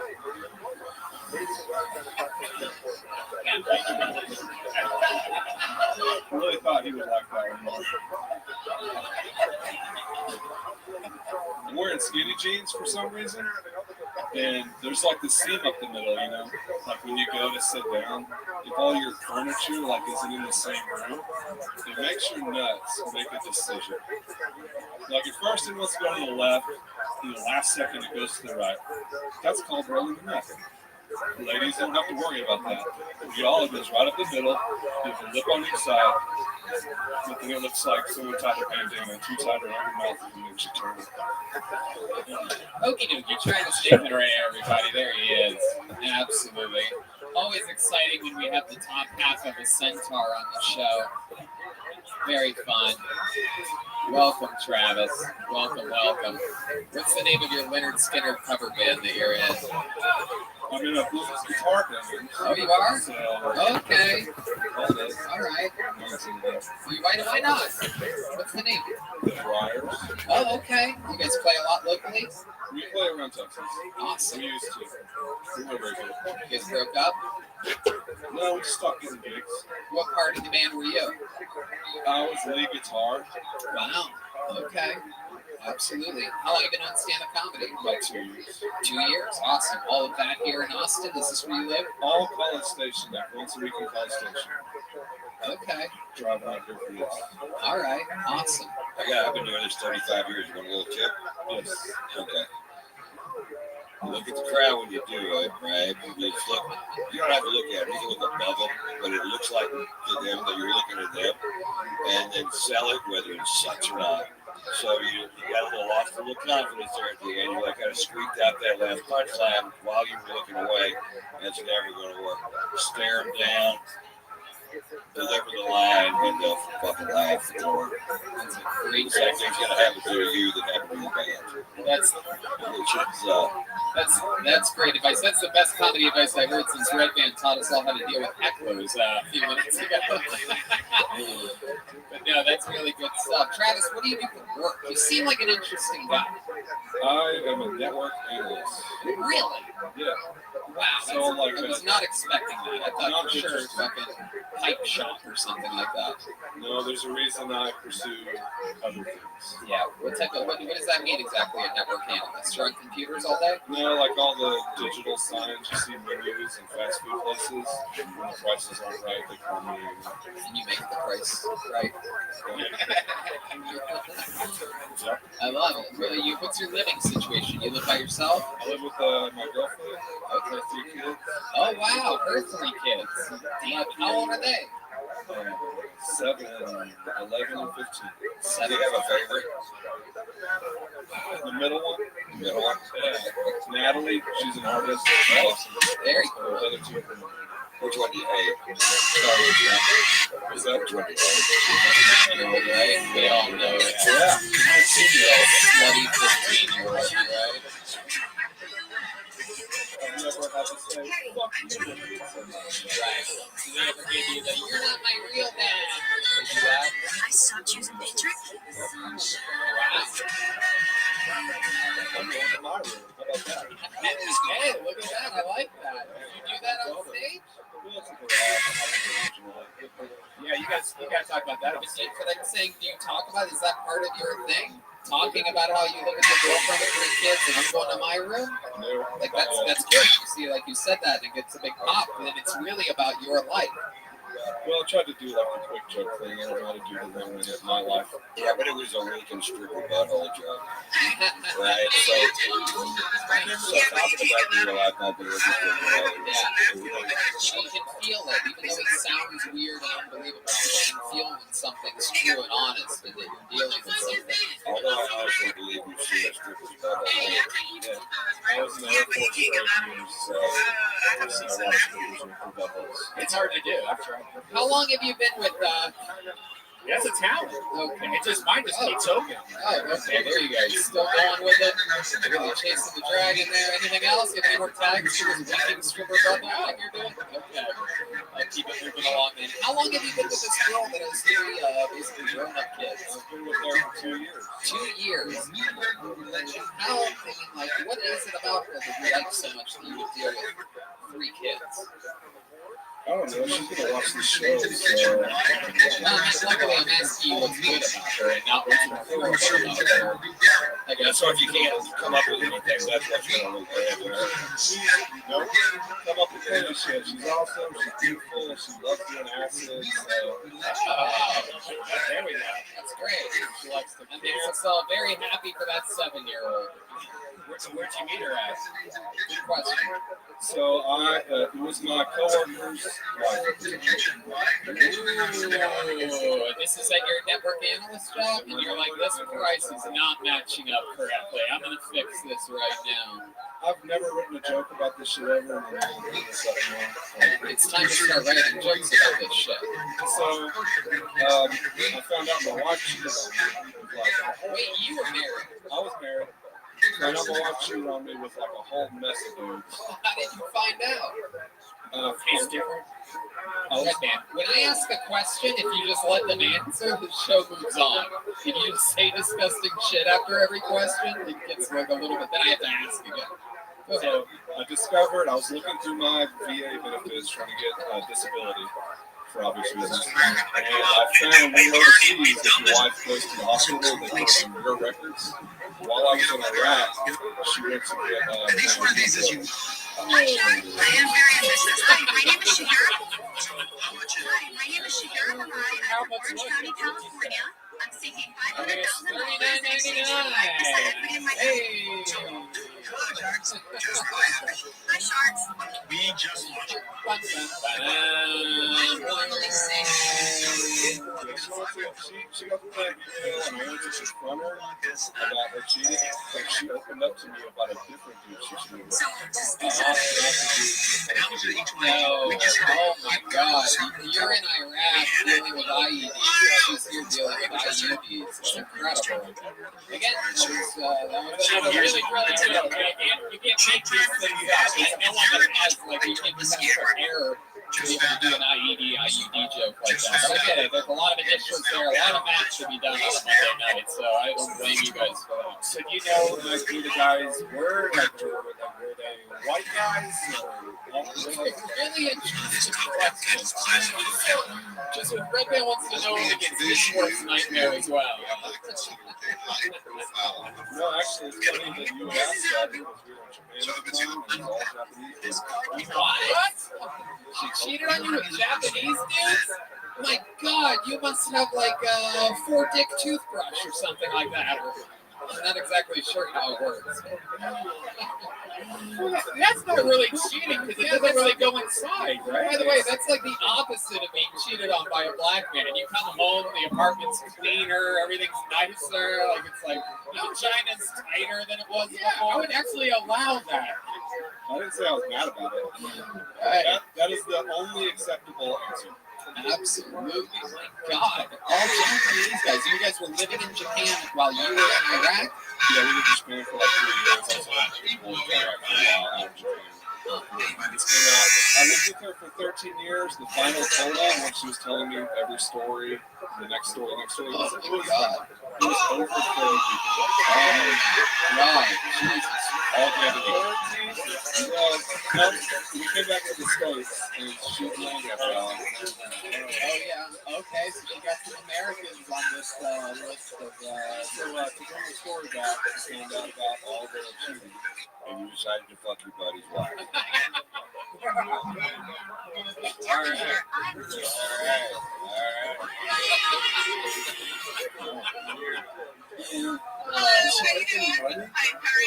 Wait, don't answer the question.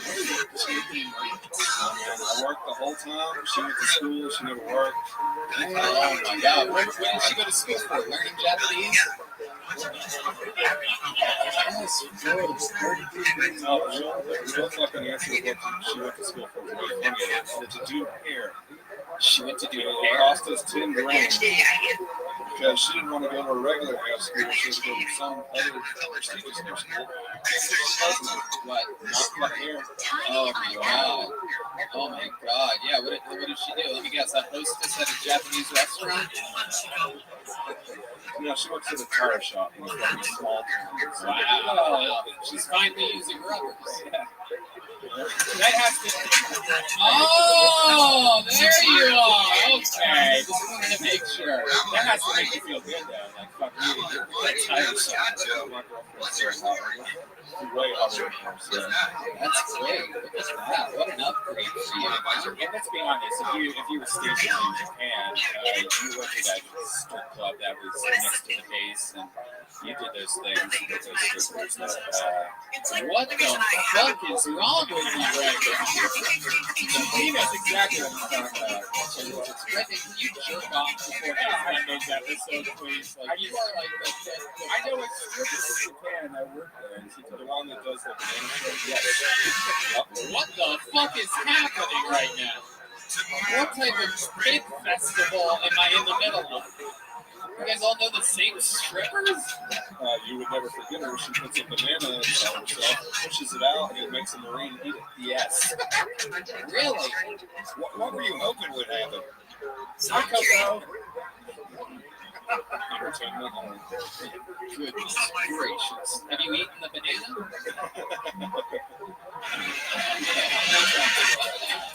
My goodness. I'll tell you this, Travis. Fun stuff and an unbelievable interview. You totally made up for the first 3 comedians' lack of wanting to answer questions. This was incredible. And you can describe some really good doses. All this stuff that you talked about during the interview is infinitely funnier, realer. It feels like you. It's your real life. It's going to make you feel better about these things that have happened. And you got to start really knocking it out. Because as you hear by the audience's responses, this stuff's really funny, man. Oh, yeah. How about a big hand for Travis Nathan Ray, everyone? He's on social media at Travis Nathan Ray. Okay. Here we go. Time for a special treat. You guys like special treats? Where's the real Tony fans at here, huh? All right.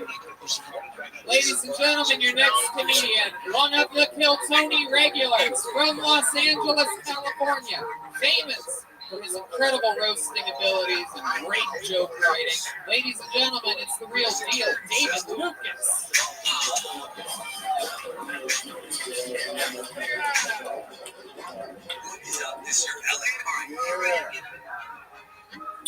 You should not be labeled a lesbian if you fuck by a strap-on. Like, scissoring is the only acceptable way to be a lesbian. Like, to me, lesbians and lesbians are the same shit. Y'all both looking for replacements for real. I'm convinced women that get fucked by strap-ons probably eat cauliflower wings too. Like, bitch, just eat a real hot wing. You know what I mean? Stop playing with the fake meat, bitch. This is the illusion of having fun. So, I hate internet dating, man. I hate internet dating because bitches be on there twerking in their profile picture, but in the description it'll say no hookups.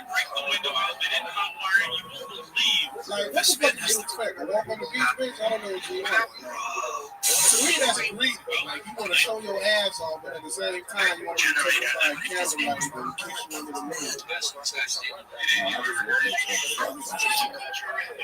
Hell yeah. Doing real jokes, getting real laughs, acknowledging when a joke doesn't work, getting a lot of top laughs. I love it. That's real comedy. Absolutely. Look at 60 seconds set David Lucas lives in Los Angeles, but spends 2 weeks out of every month in Austin, Texas. Let go from my job today. Okay. All right. Getting a new apartment. Okay. All right. You live that kind of life. That's how your people like to spend money. You know what I This is a two-story. mean? What's that? The same way. I was born and raised in an all-black neighborhood, so I like to stay close to my That's actually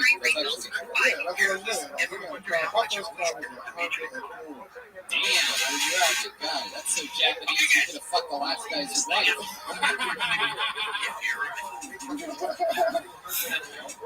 Welcome, David. Welcome back. It's always great to have you in town.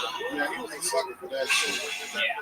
I would beat that bitch ass. Really? Look, it's what did you do? You just get her in the missionary position and just let your weight go? Smother, cheating.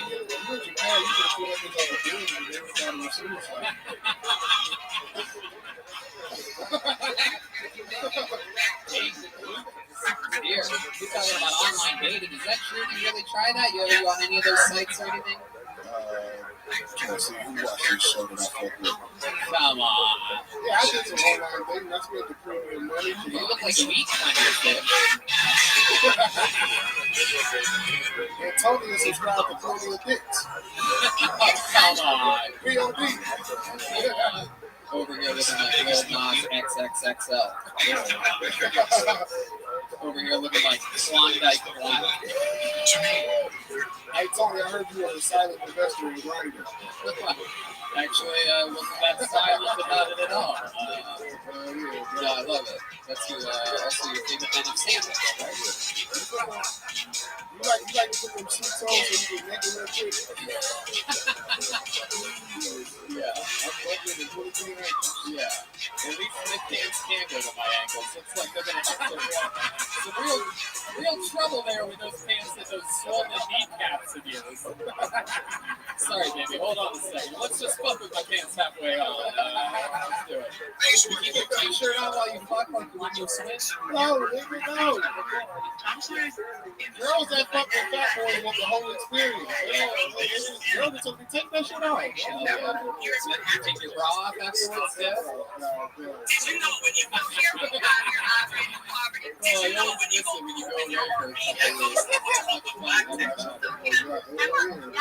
What else has been happening, David? This ruthless property owner is being arrested. So, in light of the Texas wide ass suggesting that I try to bring to their town, a lot of, pretty interesting video. No, that's right. I can't like you actually absolutely forgot to mention that. CM Smith. Yeah, I gotta take you there. Ron introduced me to the great Terry Black. It's my first meal here visiting back in November to see the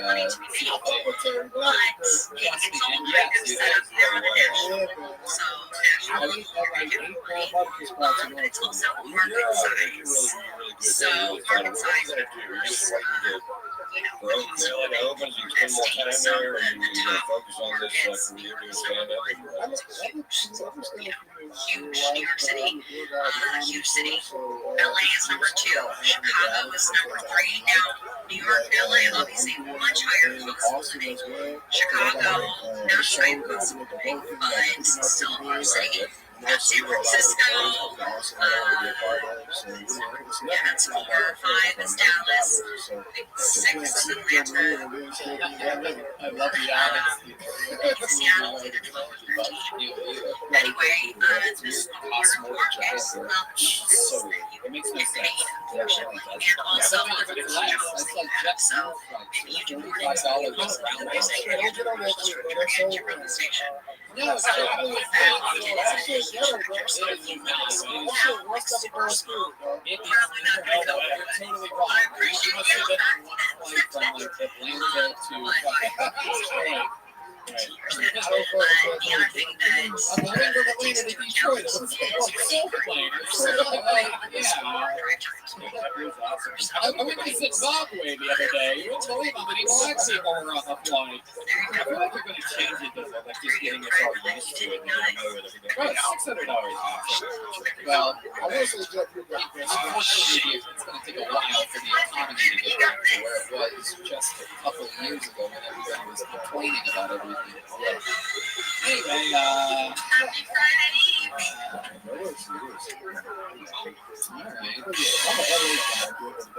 check this out. If you're an American, that's right. How are your parents?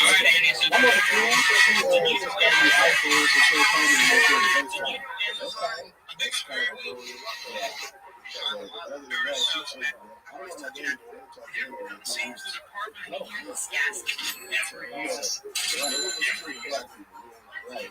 So much of it he doesn't want to FaceTime.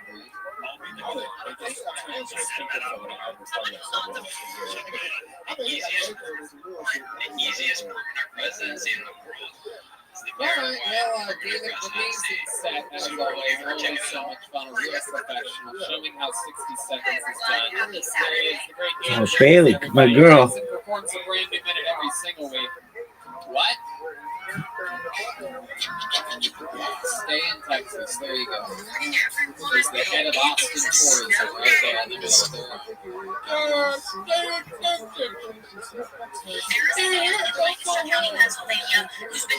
The guy's got children back in Los Angeles, sir. Let him go see his kids. She changed Marcus. Alright. Okay. Corey Wolf. Corey Wolf is next. How about a hand for the band, everybody? Come on, out here just killing it. So I'm sure you've been watching me for who knows what can happen. Hosting dreams on the line here at Kill Tony. A lot of people prep months or years for this. Some people how much today that they would sign up. shit? You never know what's going to happen. Corey Wolf on the way to the stage.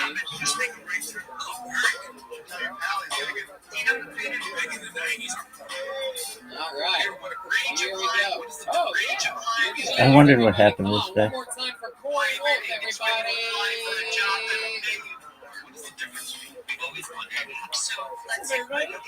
This is Brad. If I think I was a man, I get that.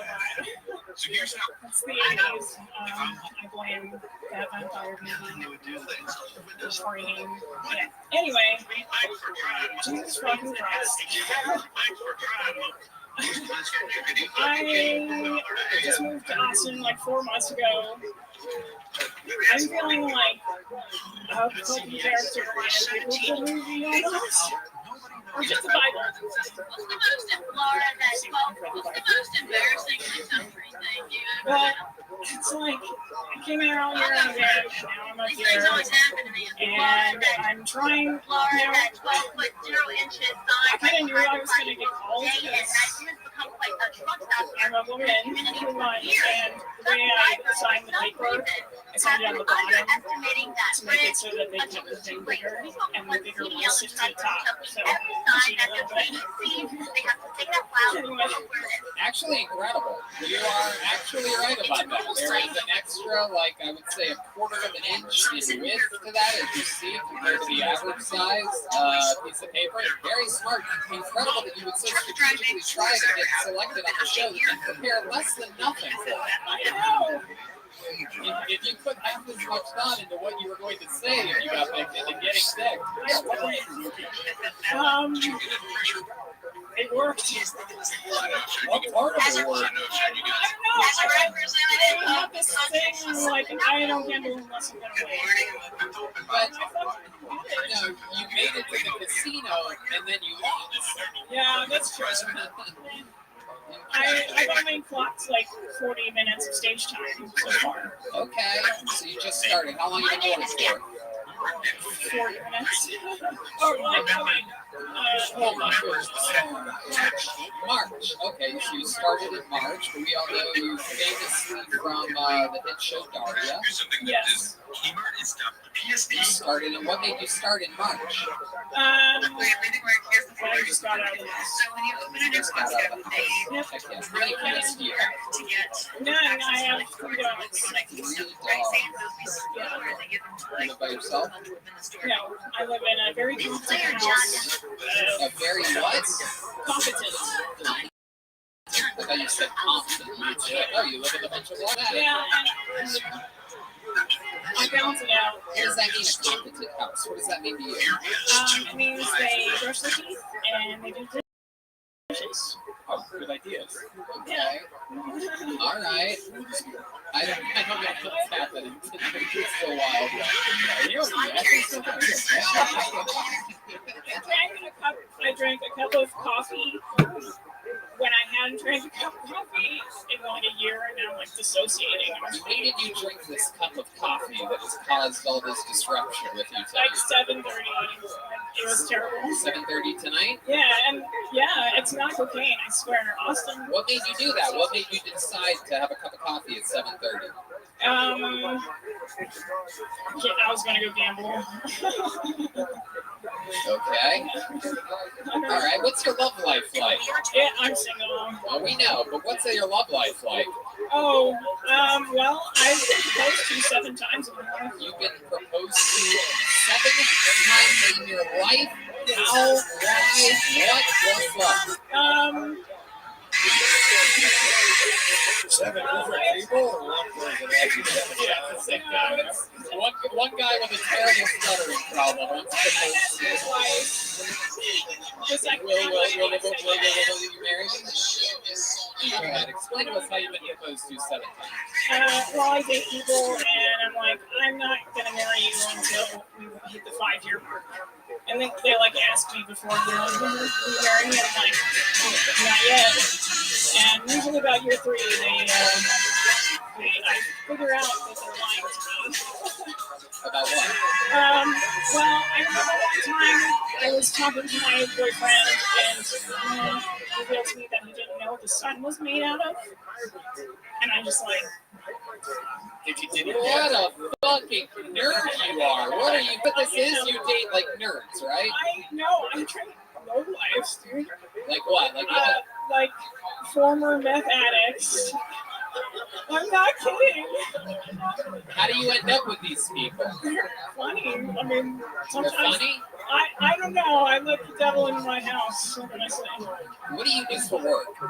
Well, they're not that funny. I guess it's like. What do you do for a living? I'm currently unemployed, and like, why am I going to quit that? It's pretty awesome. What did you do for work before you were unemployed? Well, I worked for Burning Man. I could not get a fucking read on you for the life of me. I keep going back and forth thinking you're a drug addict, you're a nerd, he's a drug addict and shit, right? Well, I mean, do you do drugs? Do you do drugs? What kind of drugs do you do? Well, I can tell you what I haven't done. Why don't you tell us what you have done? Weed, mushrooms, LSD,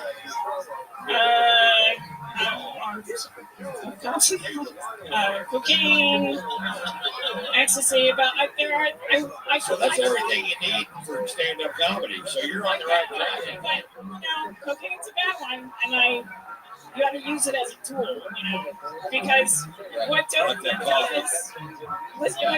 does is it strengthens that pathway in. Right. It seems like you use the cocaine. It seems like you use the cocaine when you're signing up and the heroin when you're performing. I know. Minutes really tough. What do you like to do for fun? What's a big, like, other than stand-up comedy since March, what's like a big outlet for you? What do you like to Wandering outside. Wandering outside. Are you a cat? A little bit. I mean, my last name's Wolf, so I'm kind of trying to play that up a bit. Do you like peeling your skin off sometimes when the demons steal you? No, I'm over that. We made some nice. Other than wandering outside, any other hobbies or anything that we would find fascinating about you, Corey Wolf? From Arizona. Let me ask you this. The main joke that you did in 60 seconds of uninterrupted stage time tonight was, I just moved to Austin, now I'm here. In your other comedy sets, in the other 40 minutes that you've accumulated, Corey, can you give us an example of like a nice short joke that you've written that you didn't do here tonight? Yeah, that comedy part of the thing. Yeah. Austin is really interesting. It looks like you guys fucking took 7 generations of Legos and just fucking mashed them all together. You've got the Old West set, you've got the corporate hell set, all mashed in together, and I can tell you guys do a lot of cocaine here by the layout of the city. All right. Wow, this is all right. So random audience. We have no idea who that man is. We've never heard a voice like that before. Can't believe a stranger in the audience would yell something like that. I can't believe that guy doesn't love horribly written Lego jokes. I think that's the guy that I like photo bombed outside. Like they were taking a picture, they're like, "Photo joke," and I gave him the Texas cross. Oh boy. My goodness gracious. All right, Corey Wolf.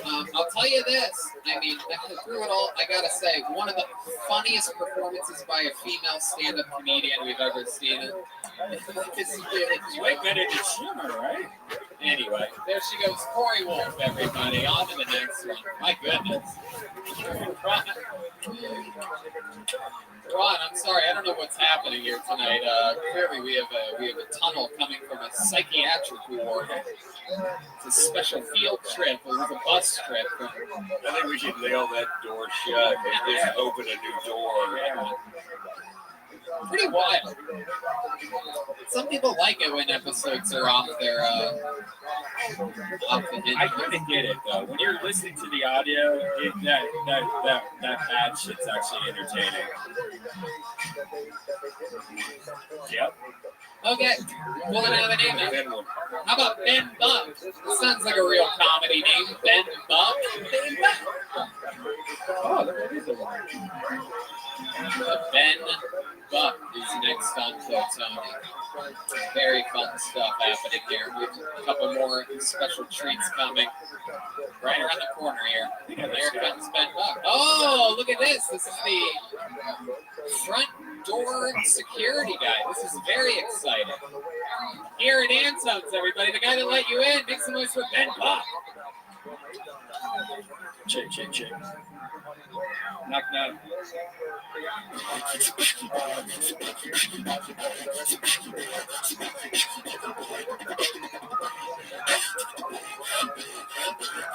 Clap your hands.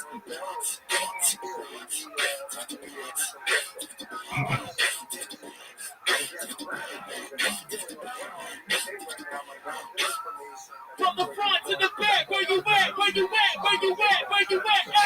Hey! From the front to the back, where you at? Hey! Yeah! Out the top of their best stop, they break it down like a pop and lock it up, and I walk out my spot, forward to be with the buggy bison. DC. One of you better compete. Now don't try to hit this survival this week. How y'all feeling? That was fucking amazing. I think the more you know Ben, the funnier that actually is, because he's one of the nicest people, one of the most polite fucking guys, very just quiet and does his job here at Antos. He's been working the door at every single episode here, and I certainly was not expecting it whatsoever. That was fucking great. How long have you been doing? How long have you been doing that for? Well, I've been beatboxing for about like 10 years now. So I'm 23, been doing this since 13. Professionally since like 16. Wow, that's so cool. And how can people find some of your work? You can check me at Big Beatbox on all platforms and Spotify as well. Wow, that is so cool. My goodness. What's it? Beatbox. The ladies love beatboxing? Is that what that is? Beatbox leading beatbox? It's actually Big Beatbox on the weekends. It's Big Beatbox on the weekends. Okay. Do you have a girlfriend or what's your mood? Yeah, shout out to the bitches at home. You beat? Yeah, man. How about that? Okay, so either you don't understand what's going on, or I don't understand what's going on. I thought this was the rap open mic. I'm so fucking confused. Like, oh my god. Like, these other rappers suck. God damn. Honest to God, you know what? Normally I would say you didn't do any jokes, but I think we needed a little fucking jolt of energy. I think you did it, dude. Shit. So cool. What else do you do, Ben? Tell us more about you. Well, my other favorite hobby is ping pong. Does anyone here like to play ping pong? Let's see it. All right, you want to play some ping pong? All right.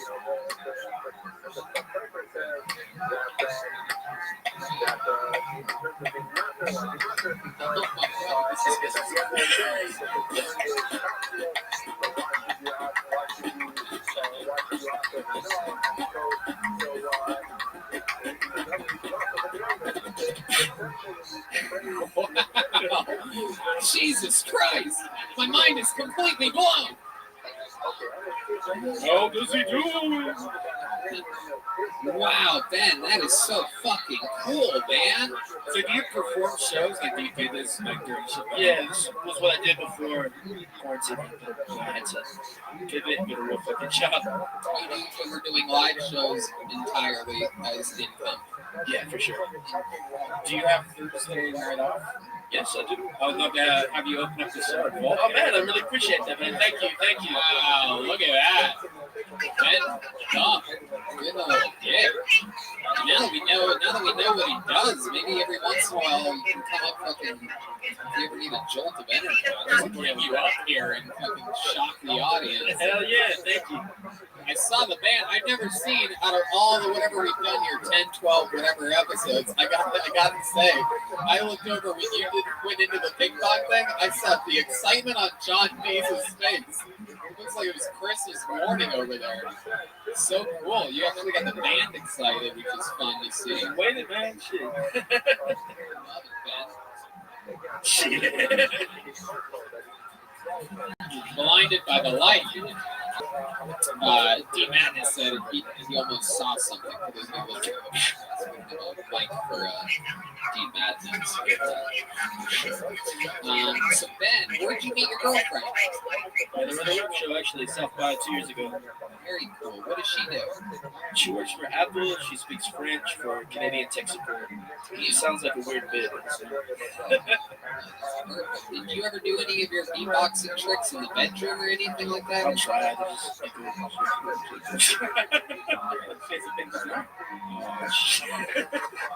Red band.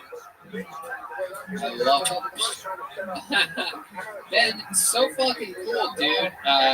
Very, very interesting stuff. I've never thought beatboxing was so cool until you just did it. Is there? I already asked you where they can find your stuff, right? Yeah, you can find me anywhere at Bimbo Beatbox. Stickers at the front. Yeah, go get a sticker from Ben Buck on your way out. One more time for Ben, everybody. Very awesome stuff. Very cool. 23, is that right, Ben? 23 fucking years old. This guy's going to be a huge goddamn star. I can't wait to watch you Thursday. He already is one half of Run the Jewels. Not the half that you guys probably would know. Actually, let's bring up the other half of Run the Jewels, right? You want to? Yeah, let's do it. This guy won the extremely rare prize in almost 500 episodes of this show. Only 7 people ever have won a thing called the golden ticket, which means you have to have an absolutely perfect 60 seconds and an absolutely perfect interview. Last week, he reemerged for only the first time since winning the golden ticket in Iowa. There's only been 7 people to do it. 1 in England, 1 in Australia, 5 in America. This is one of those guys. In his appearance last week, things went so off the fucking rails and we got so crazy in here that people are going to talk about it. Fans of the show are going to talk about it for years. This is his 3rd time ever on the show. He's an anomaly. Let's see how it goes. Make some noise for the great Halloween, everybody!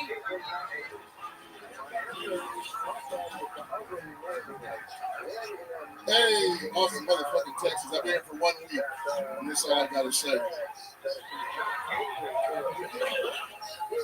You guys, I was fat shamed the other day by myself. It was real passive aggressive the way it happened too. See, it happened at the gym, and I was lifting at the gym, upper body down. So I was feeling real jacked. Chest, back, arms, shoulders, everything feeling real tight. You ever come from the gym and you feel like you're the rock? But deep inside, you know you're more like a sponge. Anyway, I go home, take a shower, I get out the shower, go over there, and wipe his teeth off the mirror. Swipe. And that's where I fucked up that second swipe. Usually I just do one swipe. All you can see is head and shoulders. Anything more than that will get to that go on the side for myself. You see, the second swipe happened, and I started moving, and my middy kept shaking. And it fucked me up. My middy was a man to me. I had them all my life, when I was a boy, they were middies. And now they have hair on them, so they're middies. I don't want to talk about it. Halloween, absolutely. Talking about it, getting it out. Welcome back, Allo. Last week was crazy. The episode hasn't come out yet. We think we have a couple episodes back. We did some road shows, so people don't even know exactly what happened. I don't really want to give anything away to this audience that might see that episode. I don't want to scare anybody or frighten anyone. We talked about it a lot. It's definitely a highlight in cartoon history. Long story short, let's not even do that. Allo, how's your weekend off in Texas been? No, wait, I want to find out what the fuck happened. What happened last week was,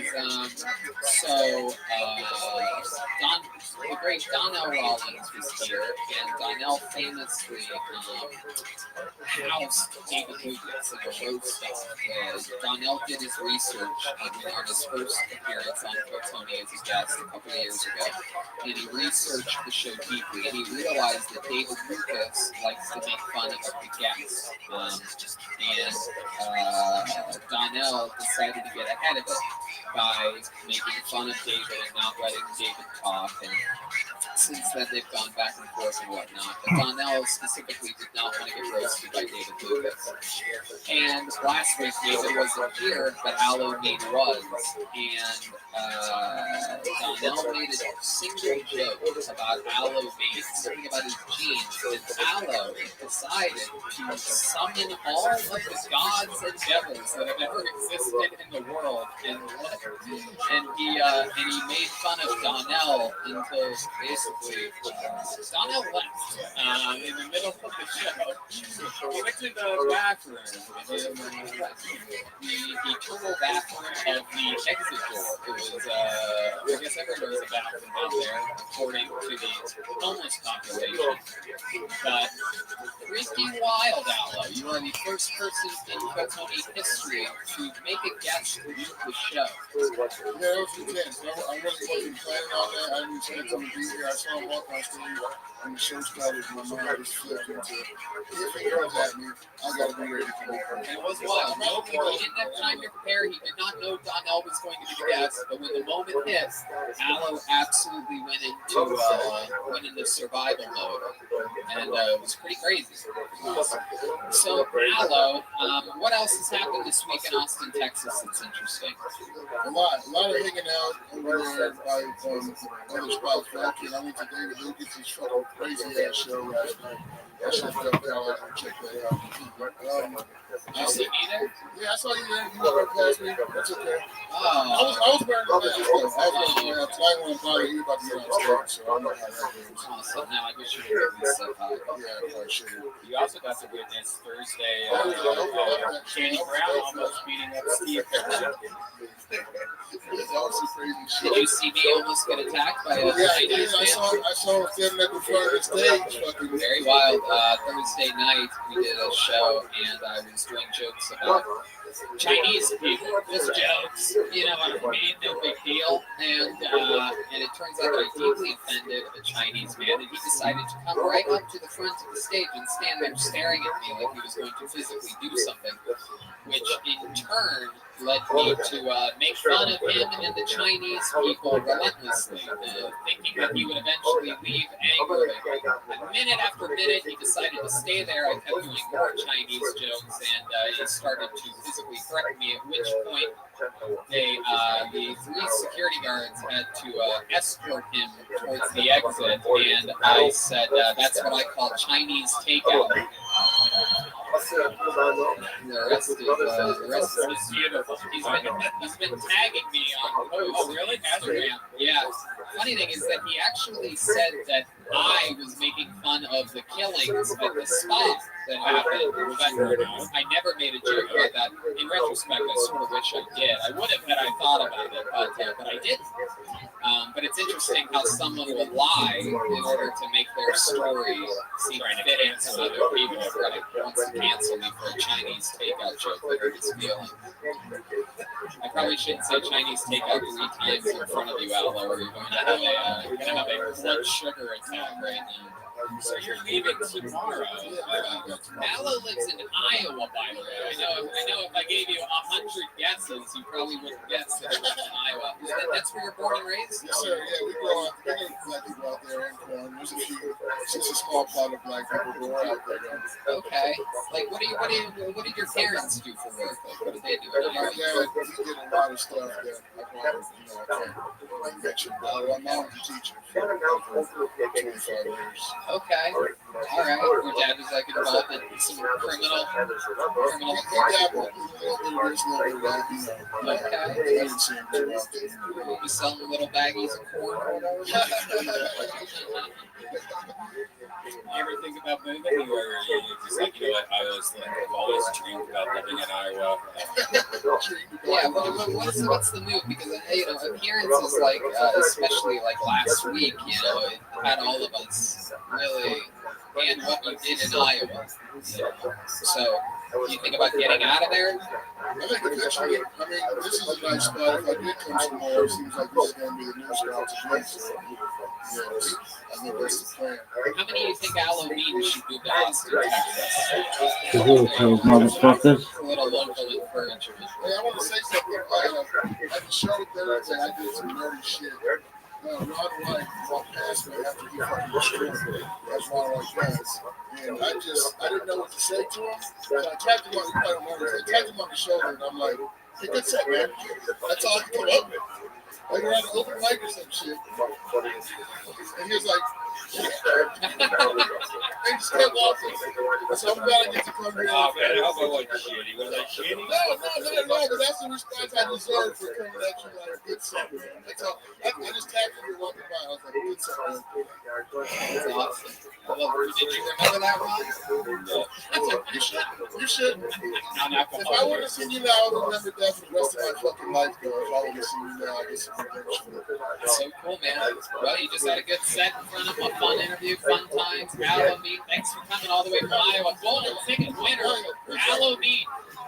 golden tickets for the 7 people that have won it. That means they can, anytime they're ever in a city where Kill Tony is, they get to do a spot. It's a pretty cool little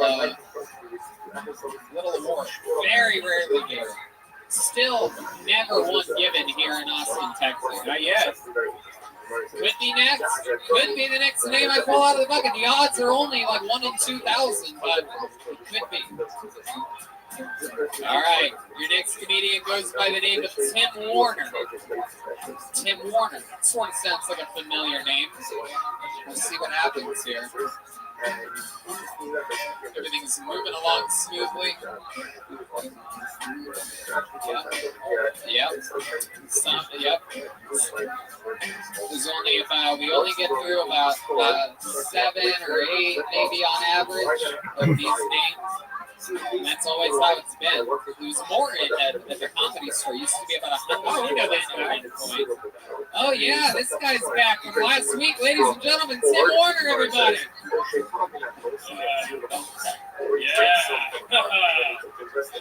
Yo, so 2020, I kind of think was more on here. You know what I mean? Like, once we had it when you open that, you know, I kind of think like voting in this country is kind of like choosing between the best glory hole. You know what I mean? Like, no matter which one you choose, it's going to be frightening. Right? Stick your dick in the left hole and the right hole to bite it off. Then what? You got a buddy in the background who's like, hey, why don't you stick it in the independent one? And you're like, I am, but nothing's happening. It seems like a complete fucking waste of time. Everyone's so happy that fucking Biden's in. And it's just like, look, I understand Trump necessarily wasn't the president when we did, but he was kind of the man with his, you know, the suck kind of collective. And him sucking is not the fucking exception. We have been founded by scumbags. History is written by the winners, and now they write me.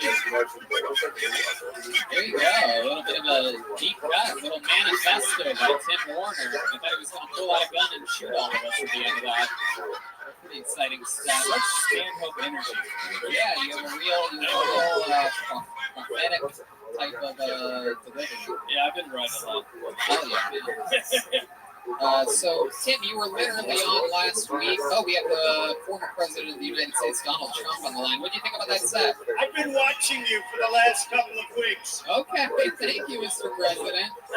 Do you think you'll ever come on and be a guest? It can happen. Wow. All right, that's very fun. What do you think about the job that Joe Biden's doing right now? Oh, okay. Wow, it's a shame you really got quiet there, Mr. President. You're not a nice person. You're right, I'm not. Okay, anyway, here we're back here with Tim Warner. Tim, last week we talked about a bunch of stuff about your life in this life. What didn't we talk about? What's some interesting stuff about you that we didn't find out? Oh, wow. Let's see. New York, homelessness. Those who were here last week, I said that his barber is in or no, Munchkin. Yes, I'm a Nazi. I performed at the Capitol building on the day of the insurgent. What else are you going to do? I'll 8-mile this shit and get the jokes out of the way of all the stereotypes. Okay, answer the question that I asked you. I mean, I don't know. We didn't really, other than just like me traveling around after I escaped New York on election day and just, you know, I go to like AA meetings in the day, then I do this shit at night, and the perspective during, you know, this medicinal martial law, it's just been so fascinating, and it's been such a benefit to me because I just don't think there's a lot of, let alone people, let alone comics that are really getting the perspectives and being able to at least formulate the premises that hopefully I can put some punchlines on. Okay. How long have you been sober, Tim? Now it's 607 days. 607 days. Good for you, buddy. When you go to these AA meetings during the day, is there like you have like a killer story that I know AA meetings, they tell great stories about like how they ended up in the. I don't want to dwell. I don't want to put my energy on a past that wasn't successful, where I was a loser. So I tend to dwell on now and then hopefully what I can do in the future. You know, like the idea that like gratitude is an action word. So it's like Gratitude? gratitude. Oh, gratitude. Yeah. There's a very silent G on it. Yeah, it's sorry. It's an action word, and like being the best version of you is saying thank you to the universe. You know what I mean? Like this is a fucking gift, and like being in New York, especially this past fucking year, you know, it's like you're not even guaranteed the next fucking hour. You know, and then it's like going to places where, you know, like New York, you can't fucking do this. They banned fun. And like to go to places where you can't have fun and watch people take it for granted. I don't know, it's kind of a beautiful thing to watch and also heartbreaking. You know? It's one of the least funny answers we've ever got in the history of the show. Sorry, I got real for a second. I just started thinking of all my boys back home and shit. Back in New York. You know, you get busted doing a show outside by cops fucking. Right. And if the governor catches you, he's going to grab your breasts. Yeah, they gave him the fucking Clinton role in all of this, but he's a fucking girl. All right, Tim. Well, you got up last week. You got up again tonight. We're just going to speed through it. It was so much fun to have you back. Definitely a different type of style. Ron, what do you think about Tim Warner? Great story. That's always a great way to start. So you got that going for you.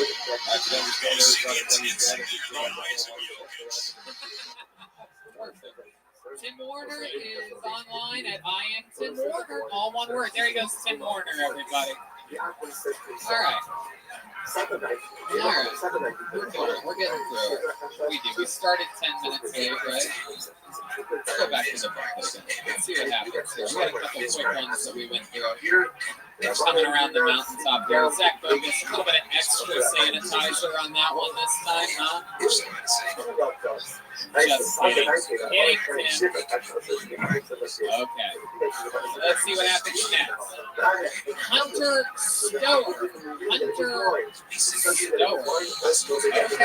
Here comes Hunter, I do believe. A very confident walk. That might be Hunter. Could be Hunter. And it's not Hunter. There goes Markel Bush. Some human being getting through security. Zach Bogus just watching them walk by him. Just letting him up into the green room. Very interesting. Okay, here comes Hunter Stower. Hell yeah. Guys, make some noise for your comedian, Hunter Stower. Let's get it out of the way immediately. I look like Shaggy and Velma outfit. Yeah. I can jank these ends around. I can solve the mystery, but only the mystery who smoked my weed with me. So, yeah. I just look a lot of gas company that like if it was one of the categories, I would yeah. I'm way more productive than that. It's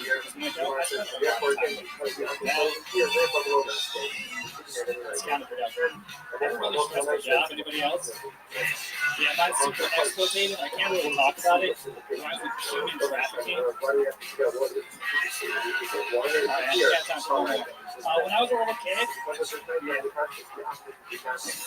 When I was a little kid, my parents told me that my dog likes to go live on a farm because they could protect me from the truth.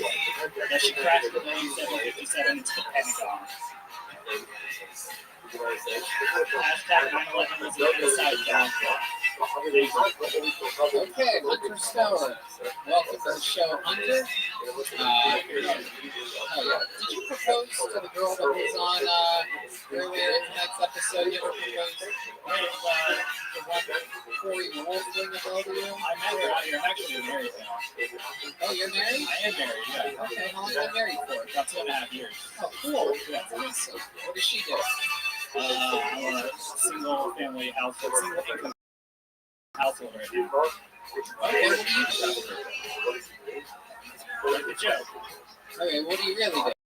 I'm recruiting and immigration, so I am a human trafficker. It's just like my people want to be trafficked. What exactly are you talking about? Like, You're really like reaching for a joke, or we just want to know it's real. Like, immigration. You want to go recruit people that want somebody in Mexico. They want to be like a business systems analyst, like an industrial engineer. What do you mean? They just walk up. No, I can help them get a visa. I know how to do immigration. Do these people can't go out. There's 100,000 people a day that just walk over the border that don't even tend to not have industrial engineering. Oh, I see. They're the smart ones. The ones that we want. They're the ones that Trump wanted, all right? I'm so confused. Yeah, like we just wait till somebody comes across with a briefcase and you talk to them and Yeah, that's actually how I met my wife. she had a briefcase. Yeah, she was the one with the briefcase. Yeah, it was one of the first times. She's from Colombia, so yeah. Oh, cool. Yeah, Colombian women are Not a beautiful, flex, right? it's a fact, Yeah, she's probably way too good looking for you, right? She is, yeah, absolutely. Does your wife have a juicy leg? Yes, by American standards, absolutely. But by Medellin, Colombia standards, she's like a 7.5. Yeah, that's good. That's good on Colombian standards. Red Man also has a 7.5 size by Colombian standards. Hunter, how long have you been doing stand-up comedy? 4 years. 4 years. I like it. You have charisma. I didn't really get the Boeing 757 joke. It's just 9/11 was an inside dog job. I really like saying that. Okay. Yeah, it works sometimes. What do you like to do for fun, Hunter? You seem like a guy that has some real hobbies. I just do this and I rock climb. That's it. You climb rocks. Climb rocks. Yeah, boulder. Moving boulder. All right. There's a gym. There's like several gyms. Anybody boulder? All right, I'm a fucking weirdo, I guess. You guys? Okay. I like that. You have what scares you? What are your biggest fears? Do you have any weird fears? You're afraid of anything? Cancer. Okay. Do you think you have it a lot? All the time. Like every single time I have like a burp or get like any kind of indigestion, it's like straight where my mind goes. Yeah. Yeah. I'm sort of with you. Yeah, 100%. Oh yeah. Not enough to stop smoking cigarettes or anything like that, but you know. Ever since I had the coronavirus back in December, the lingering symptom, which I had sometimes before, but now I have it almost every night, is night sweats. Night sweats? I mean, I had it. I was asymptomatic. I don't know. I feel just maybe it was a sweaty dude. that normally happens though if you drink a lot of alcohol. I do drink a lot of alcohol at night, so that's probably weird. What kind of alcohol do you like to drink? Whiskey, Maker's Mark, and Coca-Cola, Grand Low, too. Okay. You ever try number one tequila or fixed high alkaline vodka? No. Well, you You want to should. bring me some? You should. Okay. I'll go get some. Yeah, absolutely. Right after this, yeah. Well, where do you do your stand-up? You've been doing it for years. Where do you do? Oh, yeah. So I moved here in August. I started doing it in the Bay Area. Like Oakland, San Francisco. Is that where you lived there for a while? Or? Like since like 2011, and then I just took advantage of COVID to become remote for my work, and I moved here for like When did you move here exactly? August. Oh, cool. We actually met on New Year's Eve. Oh, I do remember you. That's so Yeah. funny. You offered me I mushrooms. did offer you. Yeah, I remember you now. Yeah. We were sitting underneath. He was sitting like underneath the table, and he really was. And he's like, "Hey man, if you want some mushrooms?" I'm like, "I'm actually good right I now." was getting pretty lit. It was a long drive. It was like 40 minutes north of here or something, right? Fredericksburg. It was here on Hampshire. It's Fredericksburg. Yeah, the barrel's in Hampshire. Right? Georgetown. Yeah. They sound the same way. I was just in Fredericksburg for the first time. My buddy Kyle took us to a ranch. I guess to shoot guns. And I actually cut down, used a chainsaw for the first time in my life. Thank you very much. 4 chest hairs that day. For those of you counting how many chest hairs Tony has, I'm up to 9. Wow. Nice. I love it. You do mushrooms a lot? Yeah, I did mushrooms yesterday. Not today, though. But I mean, I just forgot. That's fun. That's fun, Hunter. What do you think about Hunter, Mr. Conway? You know, I like it. You just get to eat a lot of stage time and then talk to you know, you got something to say. You're gonna stay here in Austin? Yeah. All these guys just need a bunch of stage time. You know, just find a place to get on stage, stay on stage. And Austin's gonna be a great place for that in the future. I don't know why everybody runs out there and wants to be the door guy at fucking comedy store.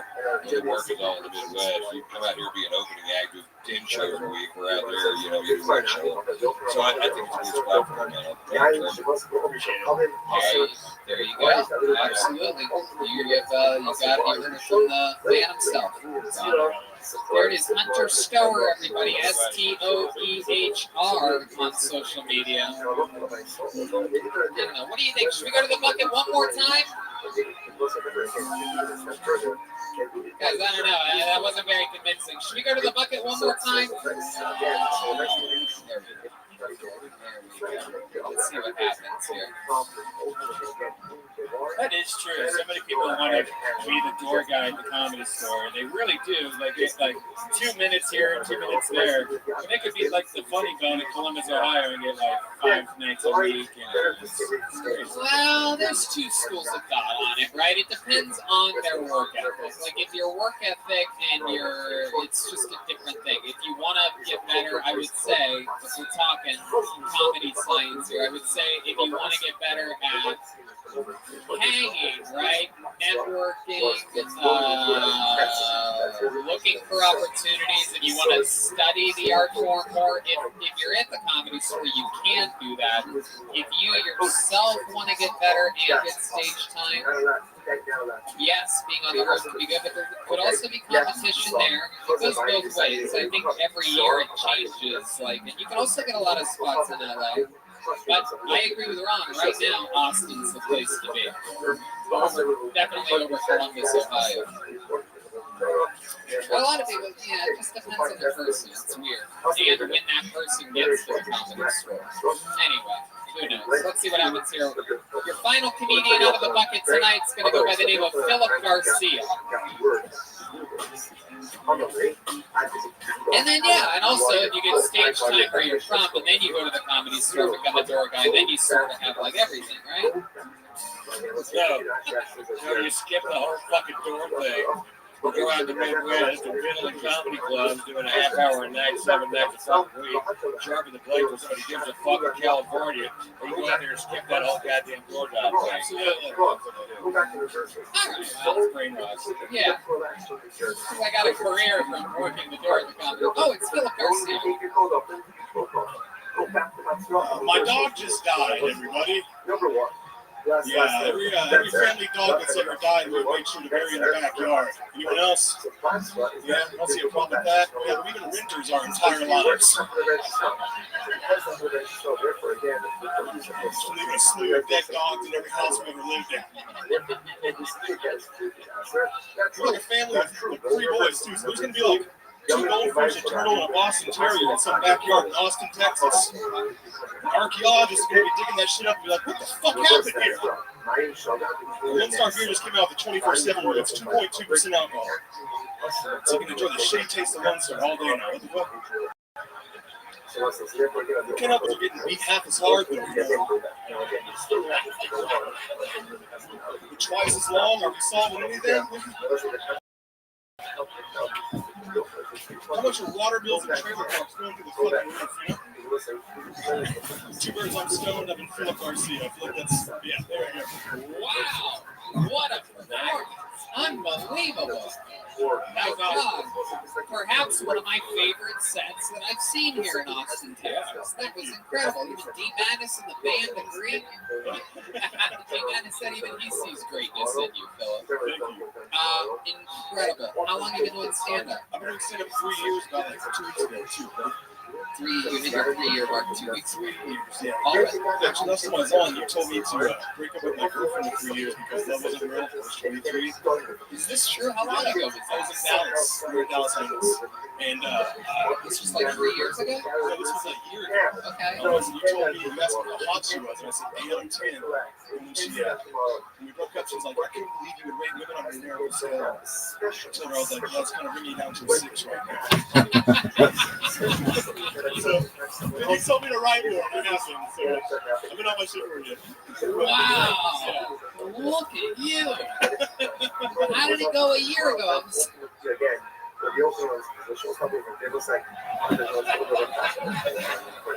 Twice as long? Are we solving anything?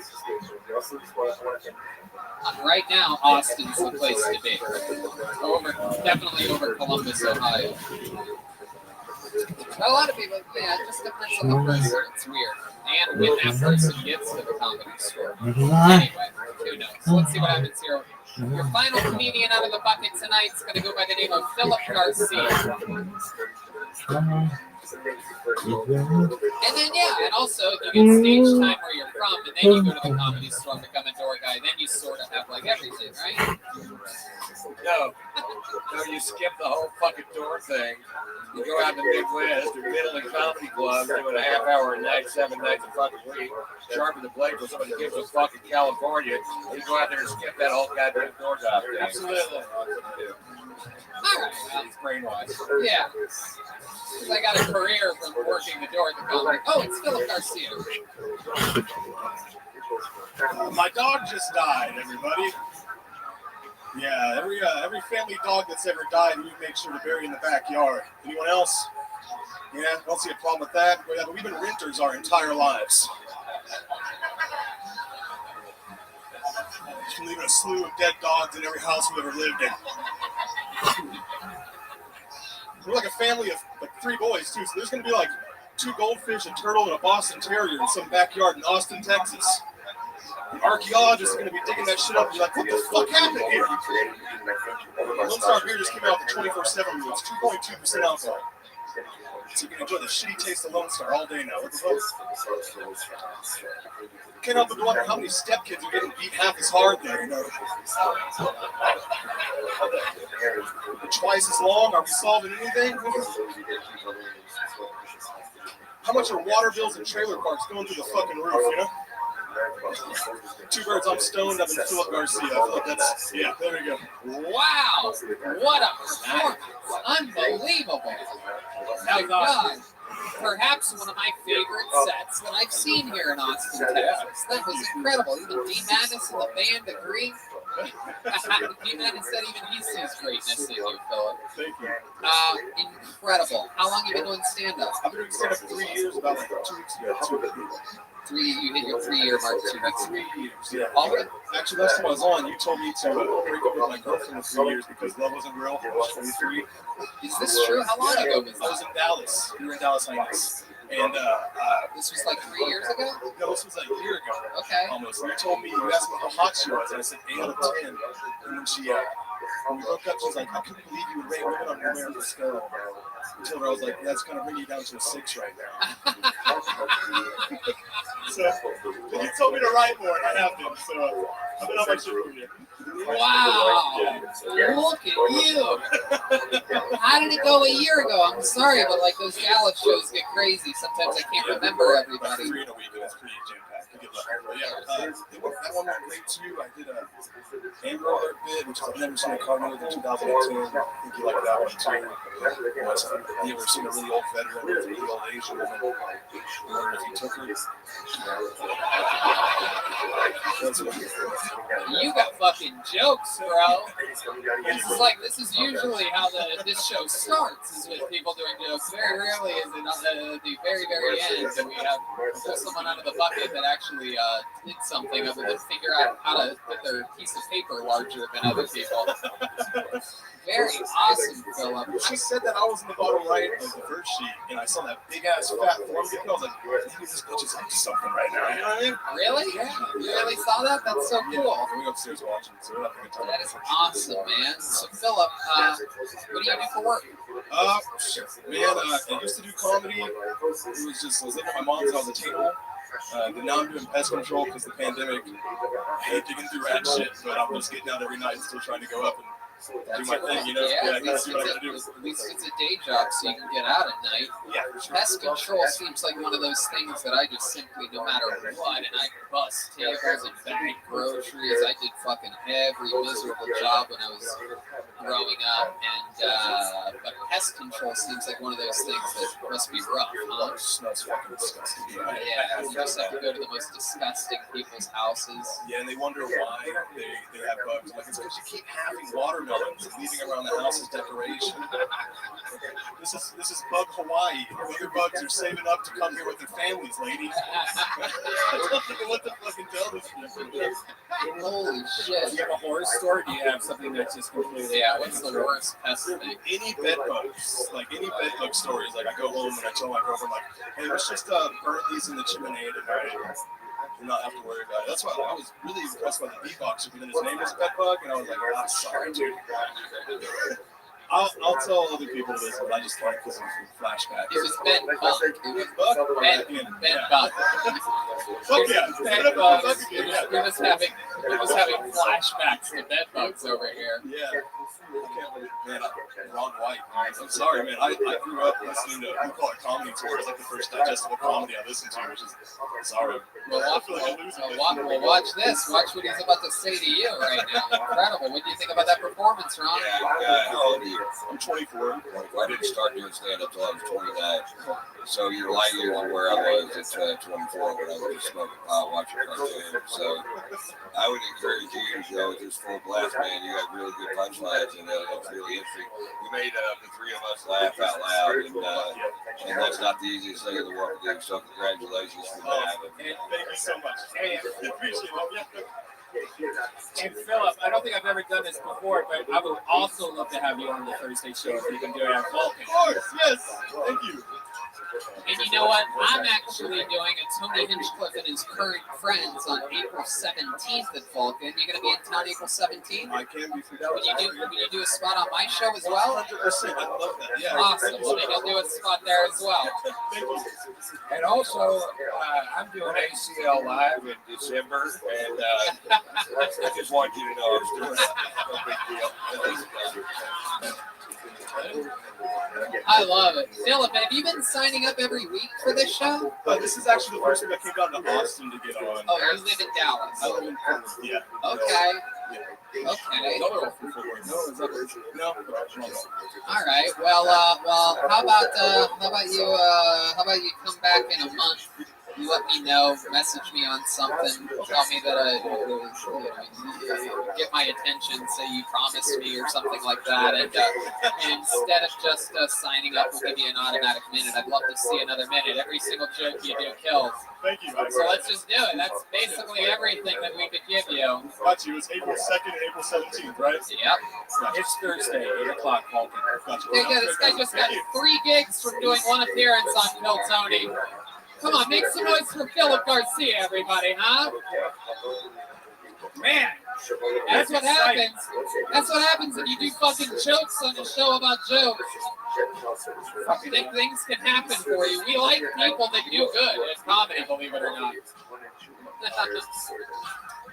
Even his comeback, even him just talking, fucking kills. Jokes. Quick fire jokes.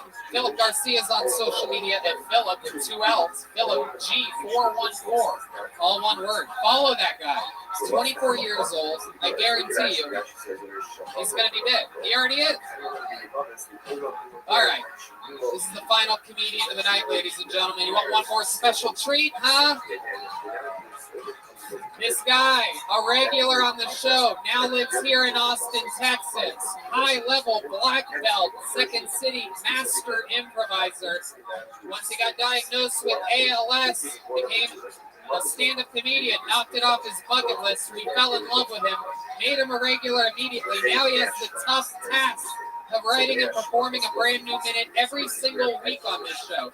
Everybody else you saw tonight has been preparing for months and this and that. This guy has to do it every week, and he does it every week. Ladies and gentlemen, it's the great, the powerful Michael Lehrer, everyone. Here we go. This is how you close a show here in Austin, Texas. Thunder and lightning. Guys, make some fucking noise for Michael Lehrer.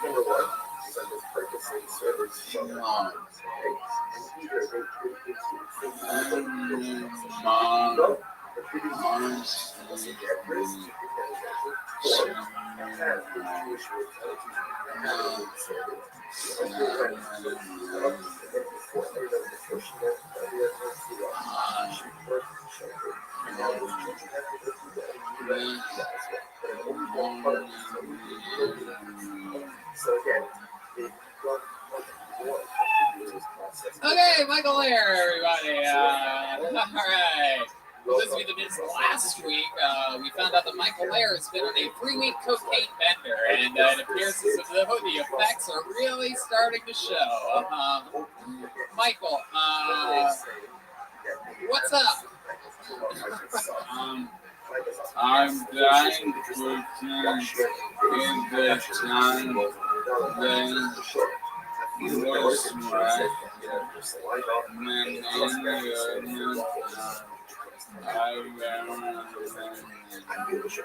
She's dying quickly in a town that's the most ratchet than any other town he's ever lived in. Right. That's right.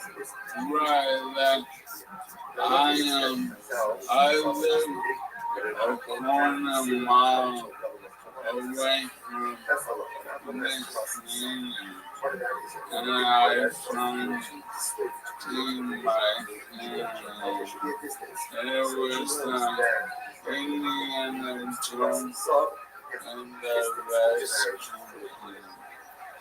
It was Indiana Jones and the rest. Okay, Michael. Wait, Indiana Jones no less cocaine? Is that what he said? Yeah, he was a quarter mile from here. He drove here in his wheelchair, and it was like Indiana Jones and the last cocaine. Wow. When we understand it, it's quite incredible what's going on in that brain of his. Yeah. Yeah. I'm losing the ability to use my arms, and I get away every week, and I give them my all, but a lot of people think that means I'm getting better when I'm not. So, There you go. Absolutely. There's a little button on that one right there, huh? Yeah, ALS is a tremendous disease, but just to let people know, I don't force Michael to do this. He wants to do it. For those of you wondering, he says that this is the highlight of his life and that he loves doing it every so often. when me, Tony, and Reggie were in Miami, we went to Miami. Yeah. And on the last day of the 5 shows, I was running out and Tony was like, how are you? You sound worse than you do acting. Give me some motherfucking microphone. And he goes, yo, I can give him, and I can take him. And I go, slow down. And I've been sitting there where after KT 500, I'm going on a song. I love you, your righteousness, Lord, and I've never been singing so fucking as long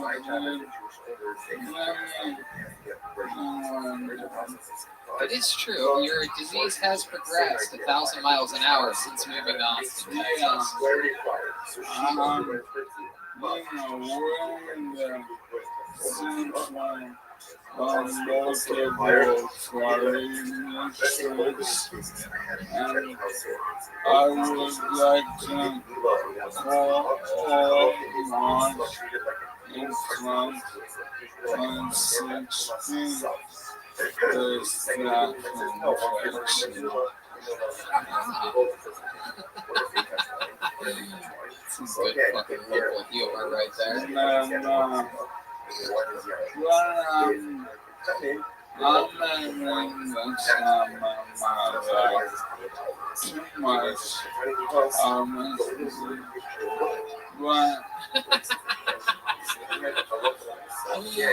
Don't make that sad face. Oh, he's looking at his nose. I thought he was looking down yeah, hey, I know I feel you. And my luck. No, I'm not fucking around anymore. Like I get family and friends. Like, all you're trying to do is push out 99% of my life. And I don't know how much I've left to give but I will do it until I can't. There you go. Absolutely. Absolutely. But I would like to say this. We're dealing with a vaccine shortage. I'm pregnant as soon as I balance, but I make rules for people who should not get the vaccine. And I live on Main Street. And if you ever pre-order a hamburger on Randy Street on the internet, line up with 200 people the next day for that hamburger, you cannot get the vaccine. Michael Blair, ladies and gentlemen. Doing it. Doing it. Can we improvise? What? Can we improvise? You want to improvise something? What do you want to improvise? Anyone with anything. Anyone with anything? Yes, my real heart. Okay. Wrong way. What do you improvise? Who wants to improvise with you, Ron? Sure. Hell yeah. So What's the what's the scene? Let's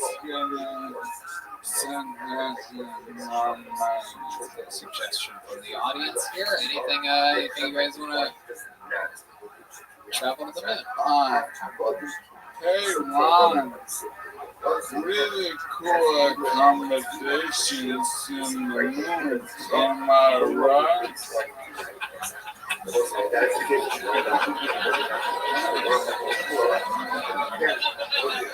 Yeah, I think it's one of the nicest Airbnbs on the moon, and I'm glad you could make it up here. How'd you get up here today? Once. I'm missing prices because I have a 2.7 rating on Airbnb. Like, literally every Airbnb I've ever taken now, I've turned into a brothel. You know, I love brothels and I love rental units. So I think you and I can do some business sometime up here in the moon. No doubt. I think we can spread your brands up to the moon. No doubt. No, Mom. I heard you tell this story one time. And correct me if I'm wrong. No legend. And when served in the military, correct? Yes, I did.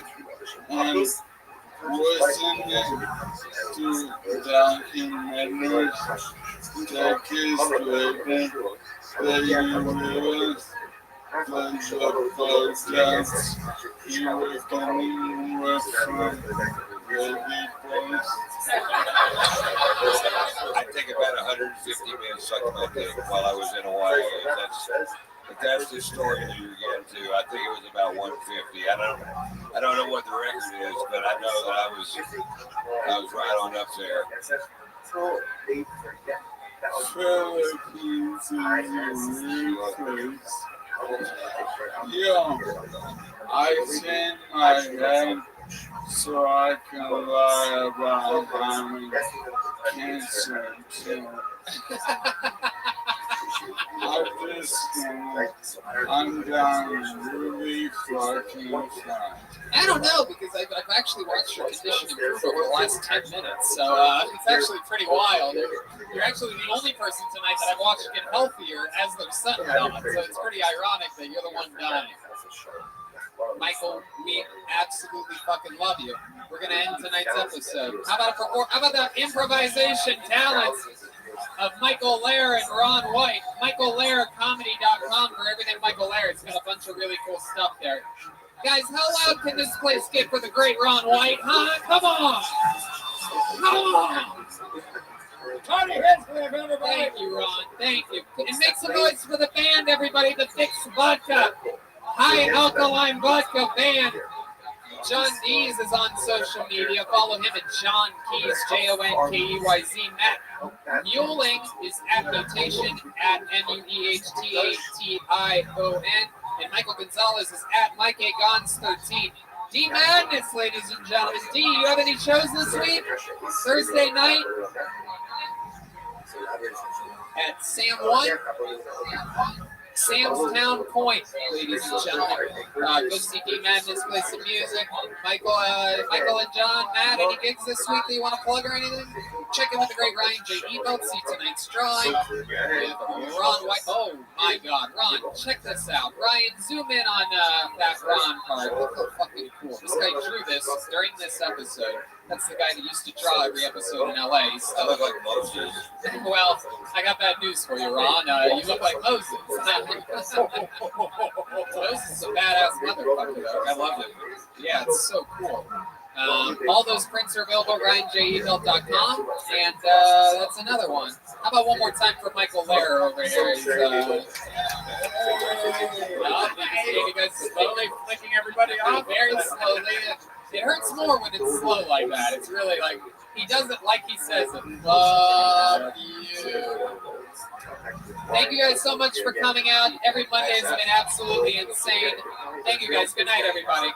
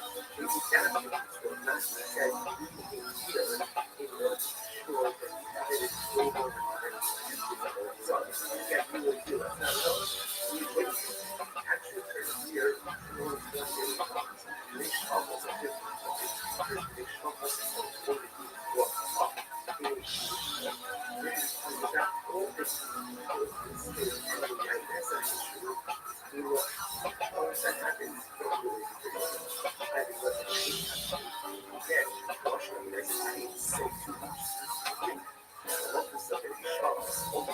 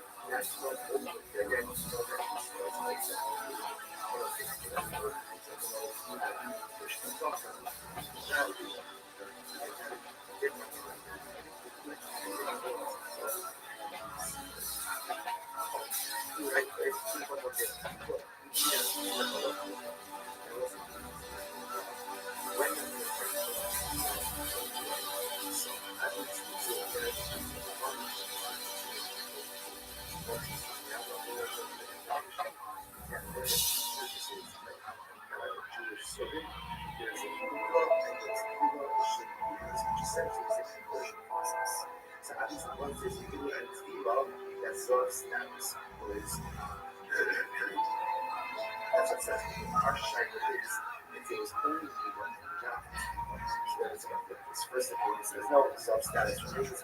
Second, he says that the local way, so the status goes away. At one point in time, does it have it? Actually, had it owned by the Jews. Does he no longer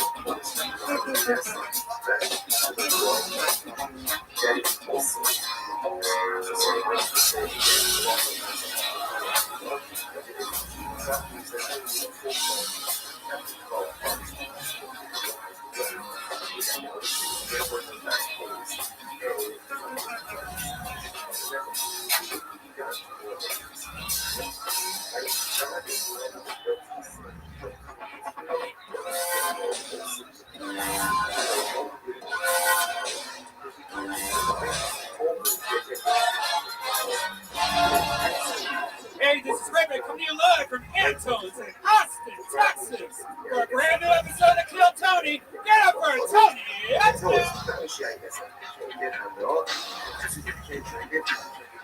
Fuck yeah, Austin, Texas, we're live. Make some noise. Here we are. This is it. This is where the magic happens. The great Brian Redman is here. Hey, everybody. I'm going to begin for the Kill Tony band, everybody. Brought to you by Delicious Fix Vodka, the first ever alkaline vodka. Less hangover, more fun.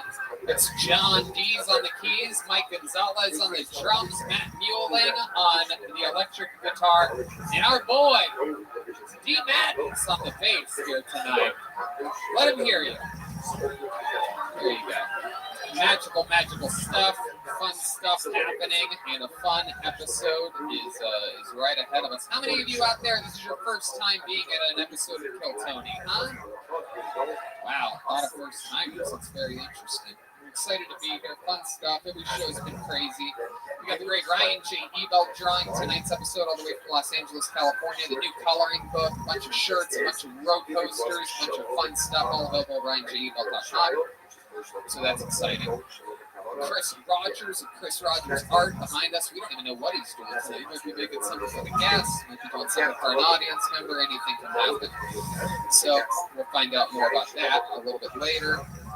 And yeah, the new Kiltony band brought to you by Fixed Vodka. That's alkaline vodka. It's really great stuff. Absolutely love it. Clearly the best at what they do. And they support local artists. So it's an Austin brand. Yes, it's delicious. I have it. It's distilled 10 times. If you have, acid reflux issues, it's great vodka that helps you out. A lot of fun with new local sponsors coming in. Austin loves Kiltony, and Kiltony loves Austin. You're going to find out more about that in just a little bit. But before we start tonight's amazing episode, here's a little bit more about the amazing sponsors that made it available for you here on this day.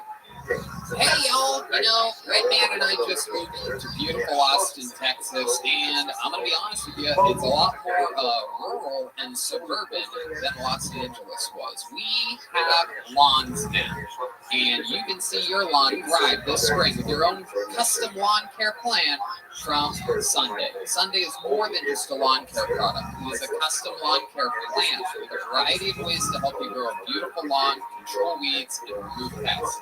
They take out all the guesswork and unwanted chemicals, so you can grow a beautiful lawn that's better for people, pets, and the planet. Red Band, you've got it. You've already been using it. What do you think about Sunday lawn care? It's amazing. It came at the perfect time.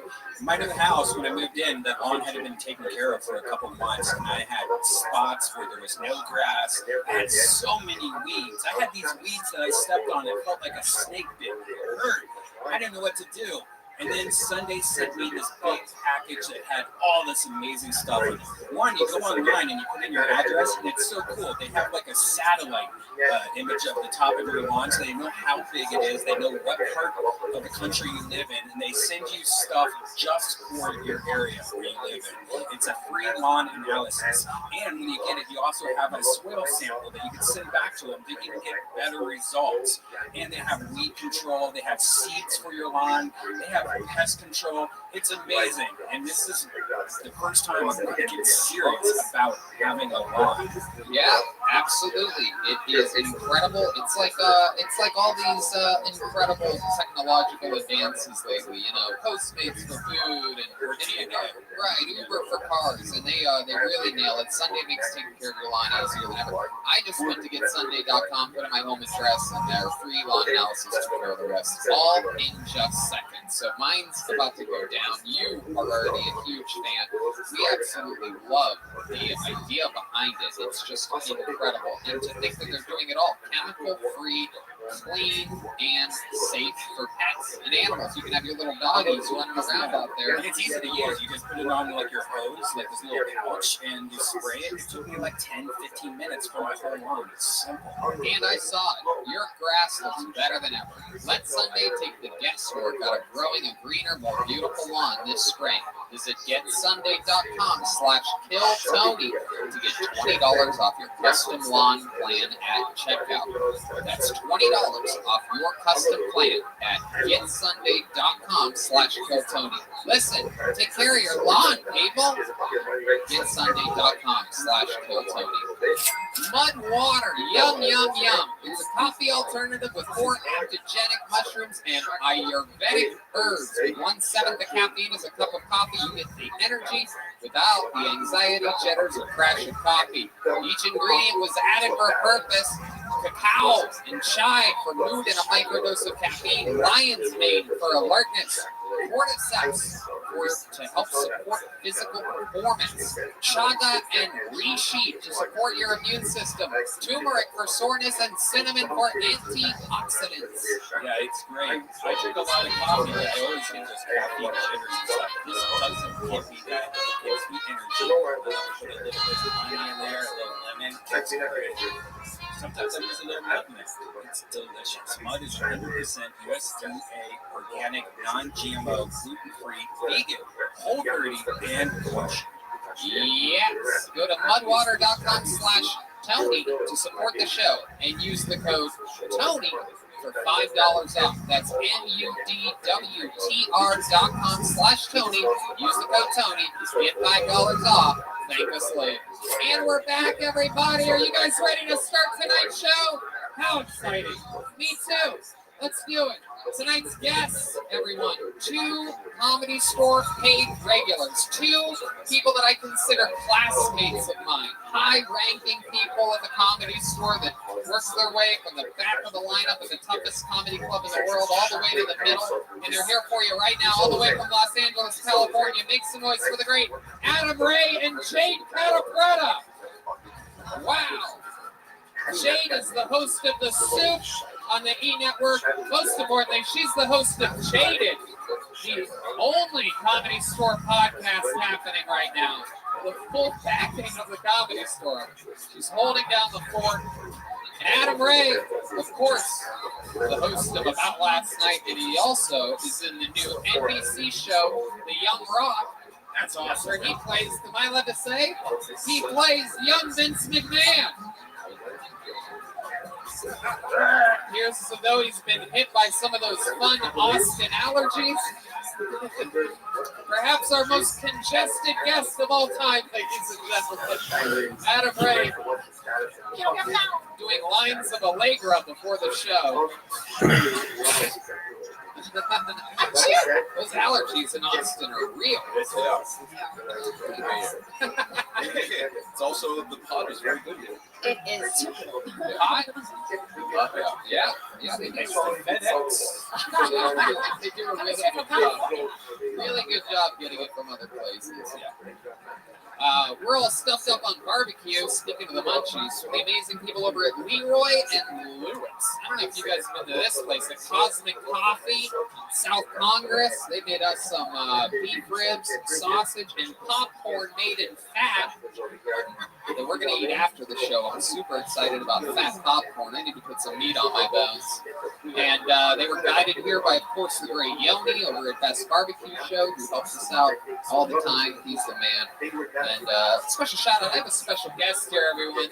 I have the coolest graphic artist / propagandist in the world. Make a noise for the great McVader, everyone, visiting from all those fun Kill Tony promos you've seen over the years. They're made by him. He just sends them right to me every week. He's a monster at what he does. And I'm excited about the show. We have a lot of first timers here tonight, so a quick lowdown for you. A bunch of people signed up for the chance to perform here on this show in front of us. They get 60 seconds uninterrupted, and then we talk to them about their lives afterwards.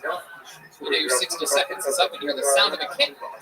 That means wrap it up then, or else you're going to bring out the angry fashion district guy. Wow, that is one big gay bear, isn't it? He got angry. He really is. He's really angry. He was happy in West Hollywood. He's furious. He has oak allergies. When he's not stuffing his mouth with his nose is stuffed with pollen. You guys ready to start this fucking show? I like this crowd tonight. It's a big upgrade. It feels like the energy is up there. This feels like a Tuesday in here. I can see the guy's knees. Yeah, look at those. These look like just really long thighs. There's barely any bone or anything there. These big Texas knees, they're just blown out. There's no more joints. The salt on We're going to get off Silverado, Tony. Pull the name out of the bucket. Let's fucking go. Your first comedian. Shaking. I'm sure nervous as hell right now to get things started. Make some noise for Leo Konopka. Leo Konopka is first on Kill Tony. Anything can happen here. A few weeks ago, we had a completely homeless guy go first. Turns out he just signed his name on a piece of paper. He was standing out there. I called his name. He came up. Truly as homeless as it gets. Anything can happen here on Kill Tony. Anyone can sign up. There's a holding tank of comedians up top, some comedians on the sidewalk, and some people signed up, I'm sure, that are sitting in the audience right now. Here's Leo Konopka, everyone. What the fuck is up? How we feeling, Antos? No, yeah. So I've been working on my discipline. So I have one cheat day a week where I never tell my girlfriend. Yeah. Sometimes I want to eat a pizza by myself, and I also don't want her to know that I'm fucking her sister. So. I'm 5'8". I'm 5'8". I found out recently men who are 5'8" and shorter are 2 times more likely to kill themselves than men who are 6 foot or taller. Yeah, I think it's because men who are 6 foot or taller, when they try to hang themselves, their feet still touch the ground.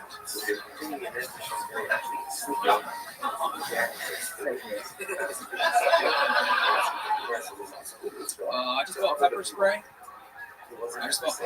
So in case I have a rape, I can blind them too. They won't even be able to see me coming.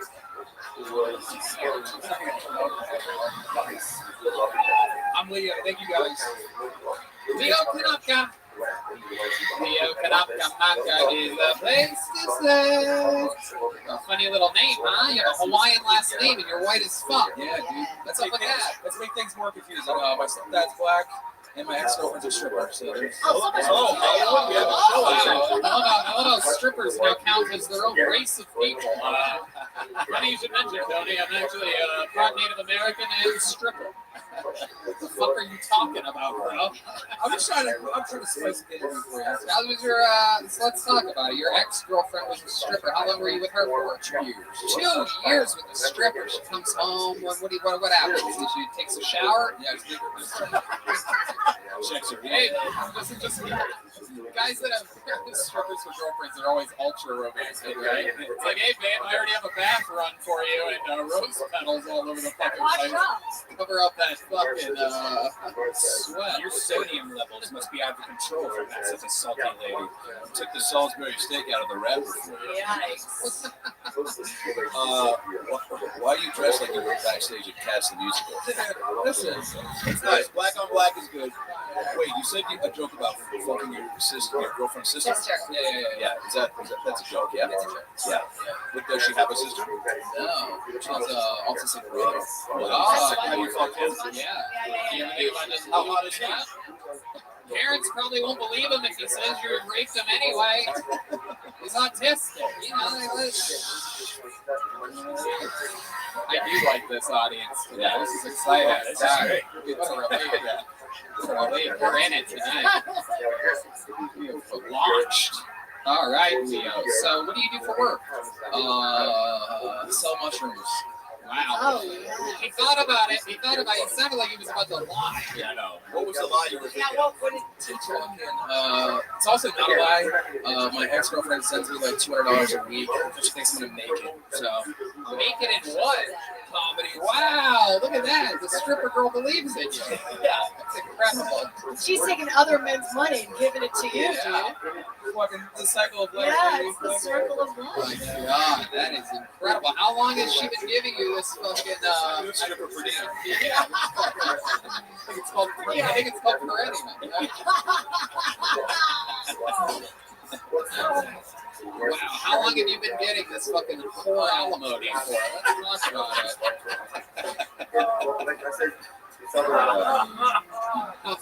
I moved here on the 1st, so it's been twice. Wow, that's so cool. Where'd you move from? How many dances is that? Baltimore, actually. Baltimore. She's a Baltimore stripper. Wow.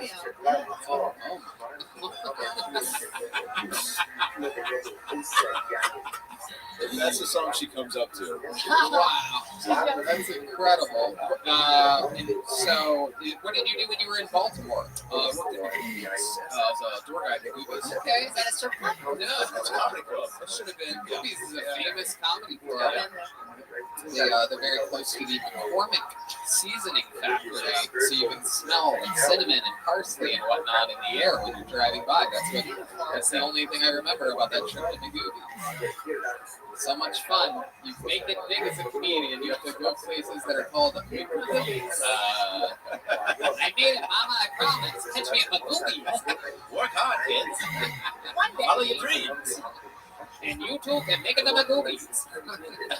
I love it. Leo, what do you do for fun? You seem like a guy that has some deep, dark hobbies. Your set was great, by the way. Yeah, your jokes were really great. Good jokes. Yeah, way to start off the show strong. Yeah, scary first spot. Yeah, I right before I came here, I'm like, I'm going to take the fuck. Yeah, you're shitting I on can't, I'm like, I'm shit myself. Yeah, that energy.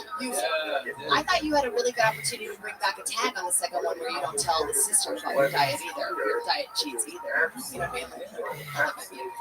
Where'd you meet the stripper in Baltimore? Oh, that's good. I didn't know she was a stripper at first, and like, gave it away. She brought her pole with her. She's like, hey, do you mind if I put this here?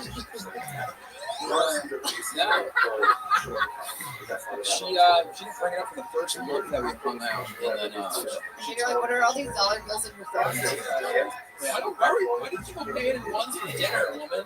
Yeah. I matched with this girl, Tiffany Tightcloops, on Tinder. I don't know what she does. I'm gonna have to find out in a month or so. Crystal Pussy Love seems like a nice girl, but I'm not sure what she does. Yeah. Wait, so did she, what was your response? Do you remember? Were you like shocked? Were you excited? I don't judge. Yeah. How are you making money, right? Yeah. And then she was like, I want you to move in with me, and I'll pay all the bills. So I did that. And, So wait, you're a sugar baby. You're like a stripper sugar baby. yeah, she's 2 years younger than me. So What do you think she likes so much about you? Are you good in the bedroom? Or are you doing chores or something?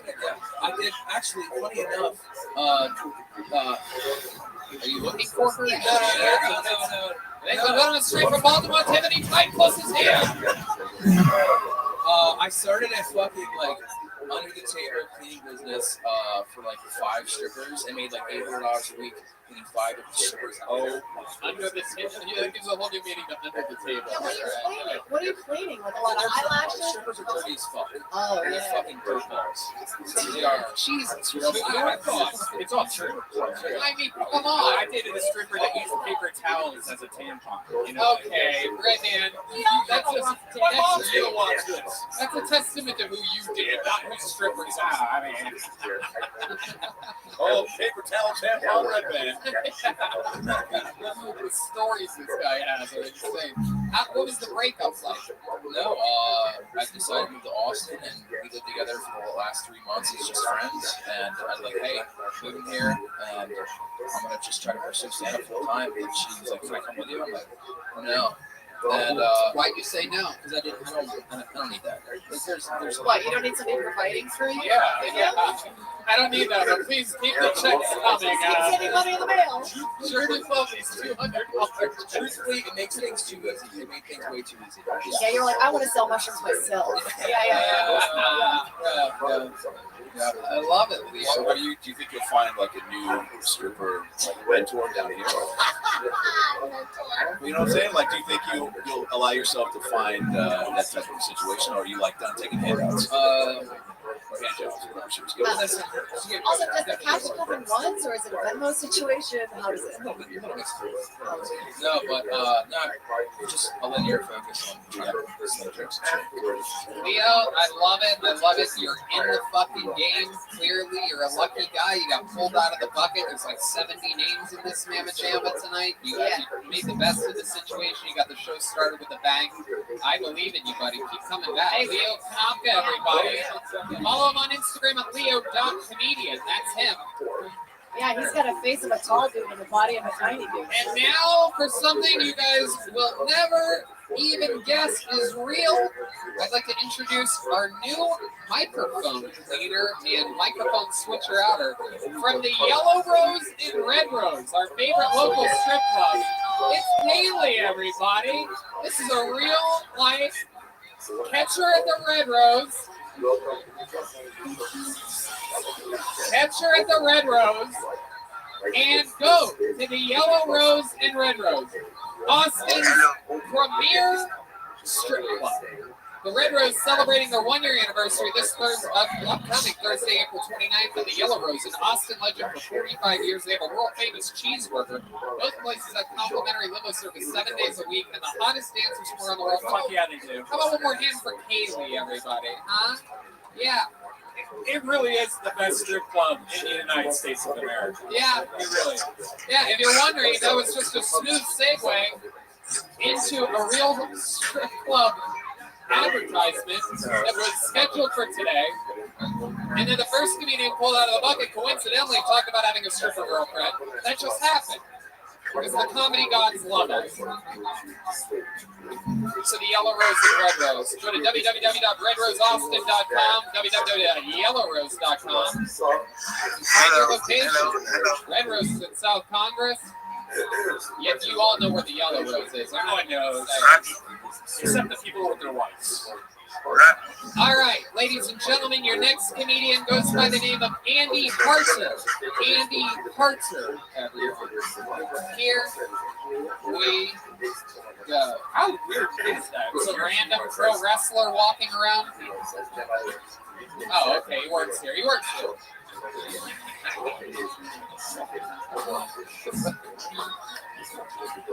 It's okay.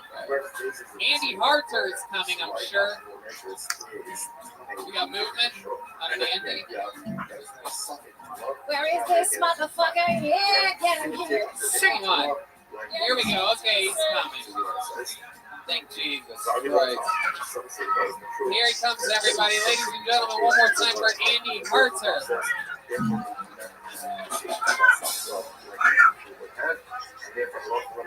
So I recently had to come to terms with the fact that I'm poor. I got fucking creditors calling me. I have a negative balance of $14,232. You know, you can take care of it today, Visa and MasterCard, check that out. Like, I just missed $10, $50 a month payments in a row. We're just getting about 14 grand. Well, we're willing to offer you a settlement. You pay $9,000 now. We'll wipe the slate clear. That's a savings of over $5,000. Oh, I bet, yeah. If I don't pay you at all, that's a savings of $14,230.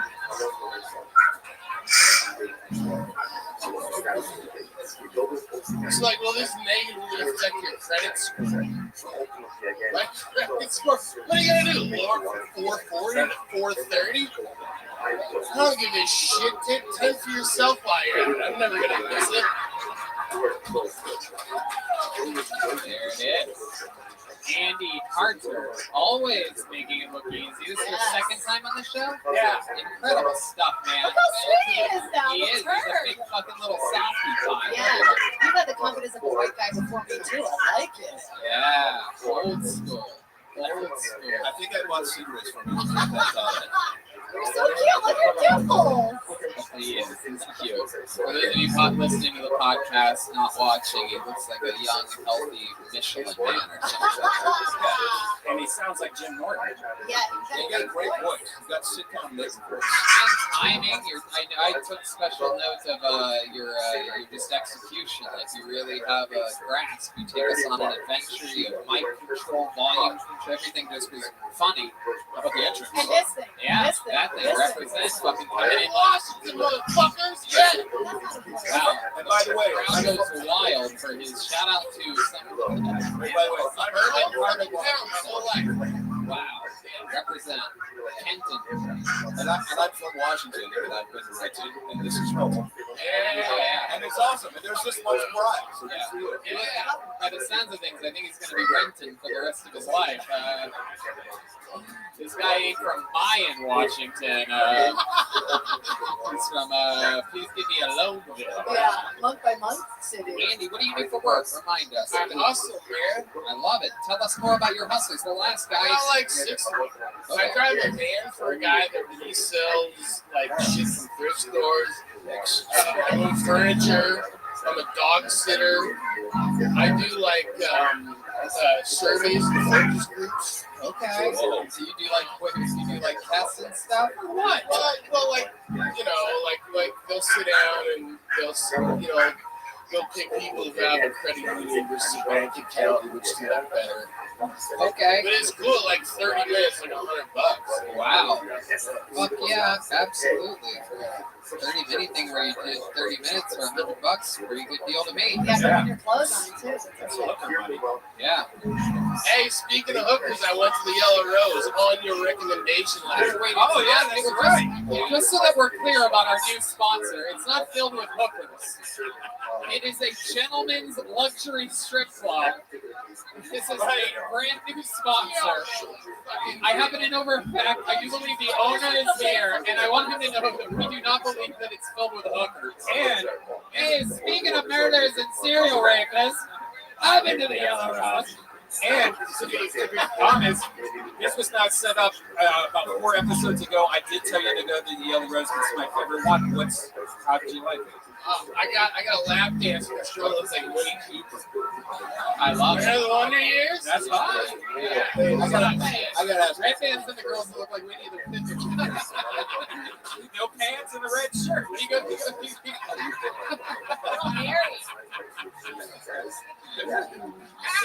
Red band goes to the Yellow Rose just for the cheeseburger. They have good food. He's broke, but he spends all his money there. Yeah, he tips the burger like, oh, you fucking dirty bitch. It's like, this is negative 14,000 a year. You have like a really affable quality to even when you talk, and I feel like there's info coming out that you like. How many times have you done wedding speeches where you've been like, "Hey, remember when we double teamed that midget in Cancun?" Anyway, to the bride and groom. But people are like, "I like this guy," you know. Like, I mean, real life, like I'm the guy that sits in the corner and won't do the speech. Right. Everybody else is so fucking happy. Yeah, but you should be, right? Are you writing better shit in your head? No. Let me ask you this, Andy. It's an interesting. What's a time that you seem like such a likable good guy? What's a time that you almost got into a fight or like really were like yelled at someone? Well, real early in the doing open mics, there was this guy. I don't know what it is about like guys that are like 55 in that ring. Oh, I know what it is. Like me, they're bitter. Yeah, well, it's like they still want to feel like a man. You know what I mean? I'm like, I ain't the one, man. Sorry, but the thing is he was just talking like he was in his fucking living room. And I was like really polite, like you were on stage? No, I was behind him. So you were about to perform at something. Yeah, that's right. Sure, yeah. But yeah, I mean, he was just being rude. Like, hey man, there's a show going on. And the whole rest of the night he's all stomping around and fucking that physical comedy. Yeah. Like showing, he'd like hug everybody in the bar and look at me like, look, we're friends. You know what I mean? Like, and I'm friends with this big dude too. So, to answer your question. Wait, what was the question? What are you doing now? You didn't really yell at him or anything. You just said, hey man, there's a show going on. Yeah. I knew it. That's exactly what I figured. Fight all night after that, so he's playing out. Right. Have you ever been in a fight? Yeah, I mean, I don't think I really have in my adult life. It's kind of a scratch. I had a guy last week, it was a true story. He asked me if he could be my security guard. He goes, hey, Austin's crazy, it's filled with crazy people. You give me some money, I'll be your security guard. I said no. He goes, I'm gonna beat the shit out of you. You can't even make this shit up. It's a true story. Like I'm literally like, do you know any good security guards? Now I'm actually threatened for the first time. A guy who just offered me my security guard. And I like how you go hold a mic to throw a friend just right on top, by the shaft. He's a sweet, sweet guy. I mean, this is how likable John Caparulo could have been. Like, it's just for us. What's the longest set you've done? I think it's like 20 minutes. You know what? I'd love to have you at Vulcan on Thursday and do a 5 Whoa, look at that! Right to Hollywood. Andy Harder just booked a gig from being on Kill Tony. That's how the magic happens. There he goes, Andy Harder, everyone. He's on Instagram at Andy.Harter, Harter.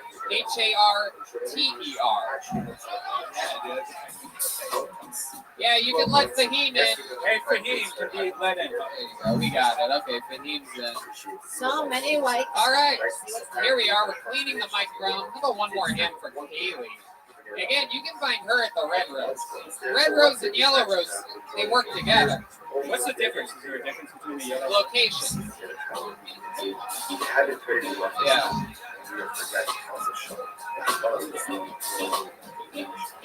All right. Moving it along, ladies and gentlemen. Your next comedian goes by the name of William Ray. William Ray. Should be fun. William Ray. I'm going to start pulling the name, and then we'll have the cleaner clean, and then the person will be here. Yeah. That's the new move. Yeah. And maybe she shouldn't be wearing clothes? Red band, that's enough. All right. Or the wear. Red Man's alcohol starts kicking in, everybody. As he said, we've made it 25 minutes into the episode. This is where he says everything that he thinks. Here comes William Ray, everybody. It's really him. Thank you so much. What's up, Al? It's great to be here. For me, it's honestly great to be anywhere. I was addicted to heroin for years, and I barely made it out alive. On 2 separate occasions, I was revived by the Los Angeles Chargers. So shout out to those guys for ruining my buzz that day.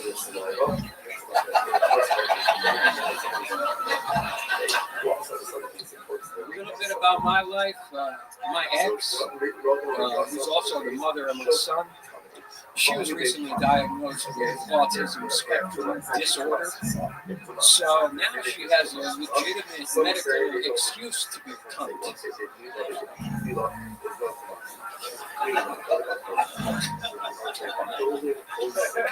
One time when I was in jail in the 90s, a cop called me the crypt keeper. I just pretended like I didn't know what the fuck he was talking about, but inside I was like, man, this guy's roasting. William Ray, everybody.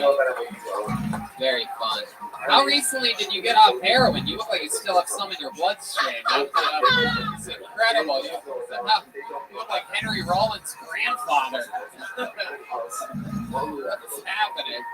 He kept his teeth though, looking good. Yeah, it's been a good 20 years and you still got the look, huh? The look, the feel, the heroin. I love it, man. No, that's adorable. Welcome to the show. How long have you been on stand-up? This is my first time. First time ever! Look at that! Holy shit! Holy shit! Holy shit! He's gonna be chasing this dragon forever. Yeah, That's a good first time, man. Thank you. Yeah, definitely. You must feel quite the rush right now. You must be really Absolutely. What's better, this rush or the heroin rush? This. Yeah. bullshit. That's not what anyone that's ever done heroin is. Maybe 20 years you forgot what it's like. Here, let's get this guy some heroin and then we can ask him at the same time which one's better. It's a little bit closer to refresh your memory a little bit. What's under the hat? There's something going on. Like you're like, okay. Why does the hat look bigger when you have it on? You look like Toad from Super Mario Brothers when you have it on. It's fluffy. I thought you would have a tiny fro. Yeah, you look like the bad guy from Mega Man with the hat on. The guy with the giant braids. And you take it off, there's just a tiny little head under there. Look at that little baby head. Look at that little fucking real deal over here. What do you do for work? Right now, I work at a friend's construction company. Okay. What type of construction are you doing? You got a wheelbarrow or something? Floors, like hardwood floor installations. Okay. That's good. That's good. Good construction job for a guy with your build. Give him the floors. Just everything's low. You don't have to worry about things so much. They don't want you to get high. So William, this is something that you've always wanted to do, right? Gosh, how old are you? 51. Okay. Hell yeah. All right. Good for your age. Yeah, it's good. Yeah, it's pretty good. You only look 60, so that's perfect. Hey, you've got kind of a Stanley Tucci leukemia type thing going on. Yeah. Are you still with I gotta be honest, as that came into my head, I go, don't say that. I don't want to say your jokes were the flow, the pace. I really enjoyed. Like in the first one, I was laughing very hard, and I like the little. I don't know if it's a nervous tick, though, kind of walking forward, walking back, moving, kind of without a purpose, but it almost felt like there was room for a. It's probably too charactery, but like, what's the first joke and ended on what again about killing my buzz?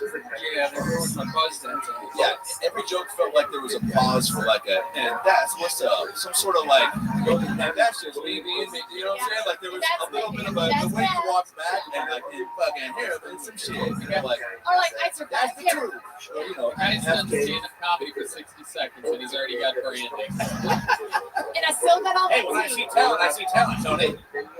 So William Ray, tell us what else in life. You seem like a guy that's seen and done a lot. 51 years on the planet. What else about you? Yeah, I used to play rock and roll in Hollywood in the 90s. Really? Yes. What kind of rock and roll would you do? You'd stand there with an electric guitar or something?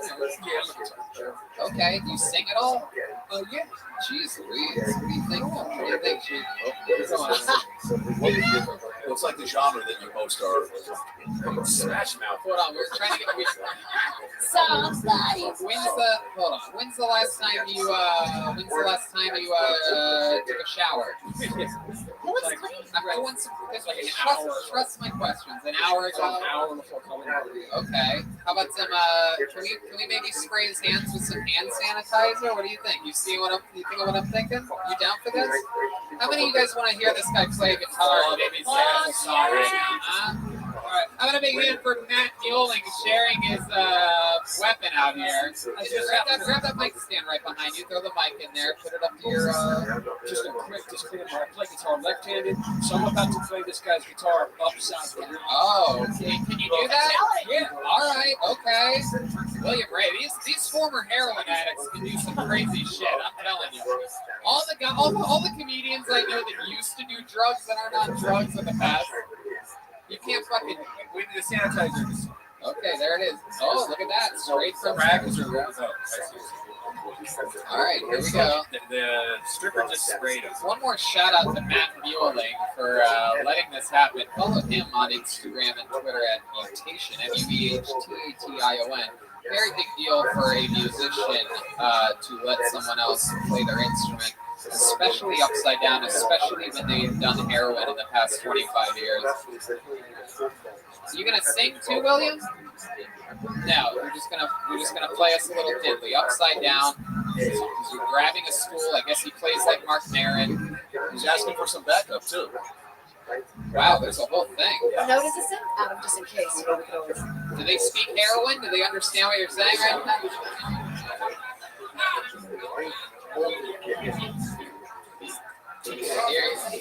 Okay, that's not. Oh,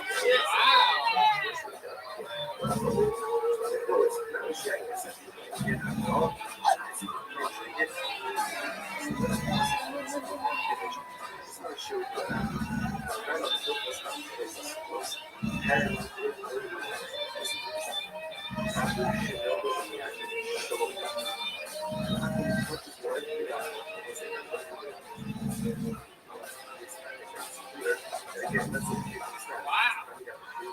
What the fuck?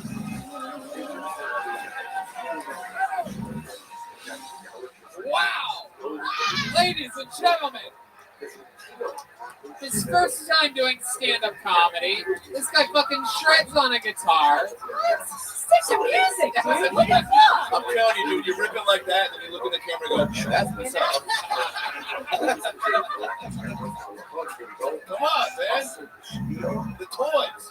Did heroin do that? I love it. William Ray, you're a part of the Ray family. I just realized Adam Ray is our guest tonight. Dad? Oh, shit. I was hoping that wouldn't happen. Wow. That would be fucking nuts if we were related somehow. My last name's Hamilton. Oh, okay. Well, then you're related to the Lord Argus Hamilton. It's like a middle name is Stevie Ray Vaughan kind of energy. So it's the William Ray Hamilton. So how did There you go. How come you got rid of Hamilton and went to Ray? As a musician, I used the name Billy Ray Hamilton. Yeah. And I'm trying to do stand-up here, so I figured let's change it up a bit. Yeah. I love it. Switching it up, different thing. It's your life. You can do what you want. You're really good music. Have you ever thought about doing music and comedy together, or is that just too much? No, I try to write like some comedy songs and stuff. Try everything. Do everything. Yeah, you're Come back again. special. Sign up again. Find out more about you. There goes William Ray, everybody. It's on Instagram at Billy Ray Guitar. Fuck yeah. Absolutely. Thank you.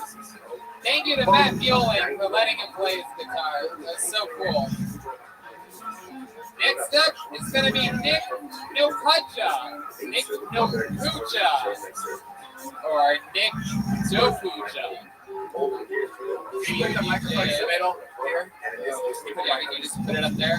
Oh, fun to see all the different I white. like how she cleans the pole though. Red man, you're disgusting. Stop it. That's pretty good. That's good. Can you lift it up a little bit too? You just squeeze And the you base can of send it. you the height, and then no, you don't have to do it. All right, that's perfect. That's perfect. Hey, here's Nick the Pudger, everybody. Here we go. Hell yeah! What's up, Austin, Texas? I'm from Las Vegas, so this is all still new to me. This is so fucking dope. So you guys remember SpongeBob? Yeah, how old is this crowd? You guys like in your 20s, 30s? Yeah. Well, over quarantine, LGBTQ 3.1456 community decided that SpongeBob could have a game. I'm not surprised, not by the fact they live in a pineapple under the sea. I just had no clue getting butt fucked in it, dude. This changes the whole perspective of the show. I just wanted to watch an innocent kid show, get some laughs. Now I gotta think about Patrick behind SpongeBob. Little. Yeah! Little. Yeah! I you know SpongeBob, bottom bitches covered in holes. Patrick's a starfish. That's my point of contact. You know what's fucked up though? I used to watch it in Japanese, so it went a little bit something like, "Going this time, SpongeBob."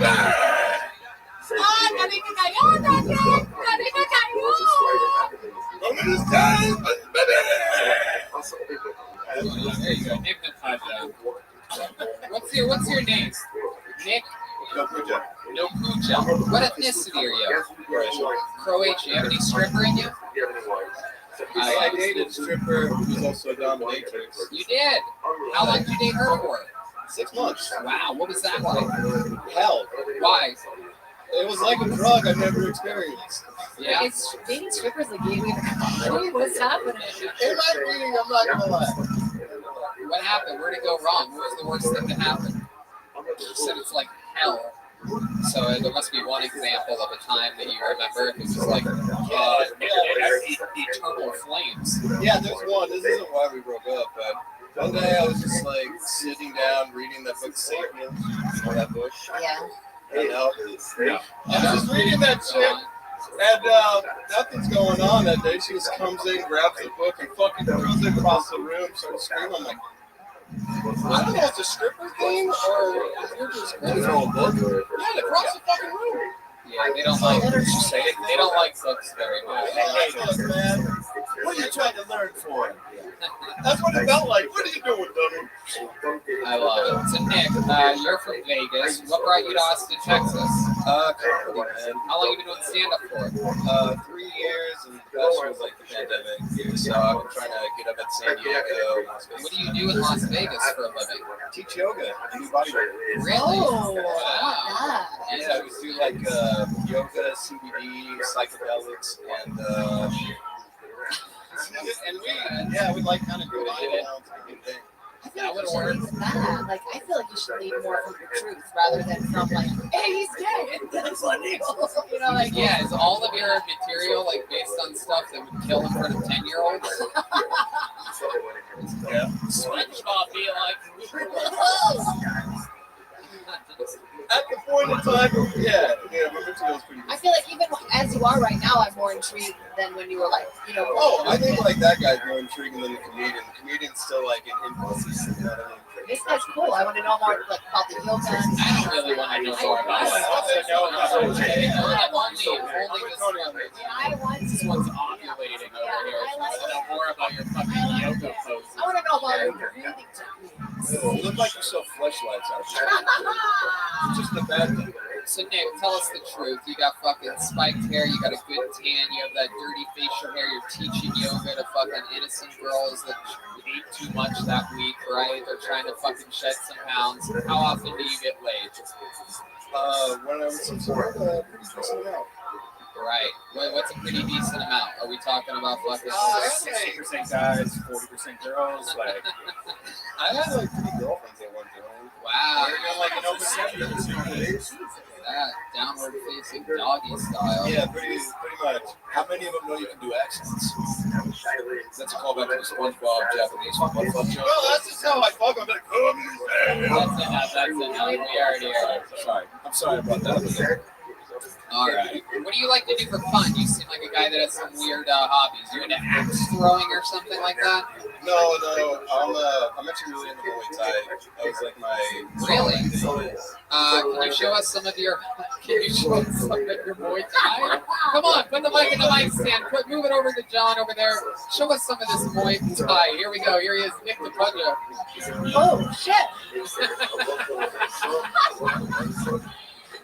All right. How about yoga? Can you show us your toughest yoga pose? How many of you want to see the most amazing thing you can do in yoga? This guy teaches yoga. I'm interested to see what happens here. That's a strong jump roll. Here it comes. He's about to do something. Oh, come on. I could do that. I could do that. I think I could do that. You could do it. All right. That's fine. So, Nick, how long have you been in Austin? 3 months. 3 months. What do you love about it? What's your favorite thing about Austin so far? Tacos. Yeah. Crazy, right? What else? What else other than tacos? Oh man, it's just such an active community. Like, I can actually go to the park, everybody's doing yoga and running and shit. Adderall is what he's saying. Everybody's into Adderall. Everybody's on uppers out here in Austin for some reason. Yeah, it's very bizarre. Do you have any other side, man with 6 side hustles? Yeah, you have any side hustles? You have any side hustles like our friend Andy Harder? Not really. I mean, like, I used to. That was a suspicious answer. Yeah, I don't know if I should get into it. Yeah, you should. That's what's going to be interesting to the interview, or else you just come across as every other yoga instructor we've had on. It's not really It's like, so my side hustle was I would take groups of people, I would chop up psychedelics, and I would put them in some chocolates, and I would guide them through like a whole yoga thing, and I would just break down their body. That was like kind of my thing. So I would sell. No, I would not sell. You would drug your clients. I feel like that's the kind of experience I'm looking for. I was hired for it. They wanted me to. Where they hired you? Okay. Where would you do this at? Las Vegas. Like in your apartment? No, just wherever they wanted me to. They kind of knew on the underground I did that, so I would do it. That's a Groupon activity if I've ever heard one. Yeah, it's a Groupon. For those of you keeping track, 50% of the comedians sell drugs. And all used to date strippers. Yeah. And they're all white dudes. Yeah. Well, Nick, fun times, man. Thanks for coming on the show. Thank you so much. Yeah, Stick to what you know. Stick to what you know. There he goes. Nick Napunja, everybody. On to the next one. You guys having fun out there? Good crowd. I knew it. Right from the get. Riley Gilmore is going to be next up, Bill Tony. Pull it out. The great Kaylee. Again, you can find her at the Red Rose. RedRose.com, YellowRose.com. The band. She's going to get wet if she... What? Nothing. She has the spray Red bottle. Man, you really don't have to be disgusting every time. Oh, look at that. Kaylee's getting into it. Slower. Oh, wow. Red Man just came and farted at the same time. Riley Gilmore. Here he is. It's Riley Gilmore. Thank you so much. So I've been dating online. You guys dating online? Makes sense. No, I just met my girlfriend on 23andMe. And we have a lot in common, actually. So I think it's going well. Thank you. Speaking of family, I just got into a fight with my aunt. You know, she keeps eating my food, but I keep stepping on her friends. She's an aunt. And a great woman, too. I got these jokes online.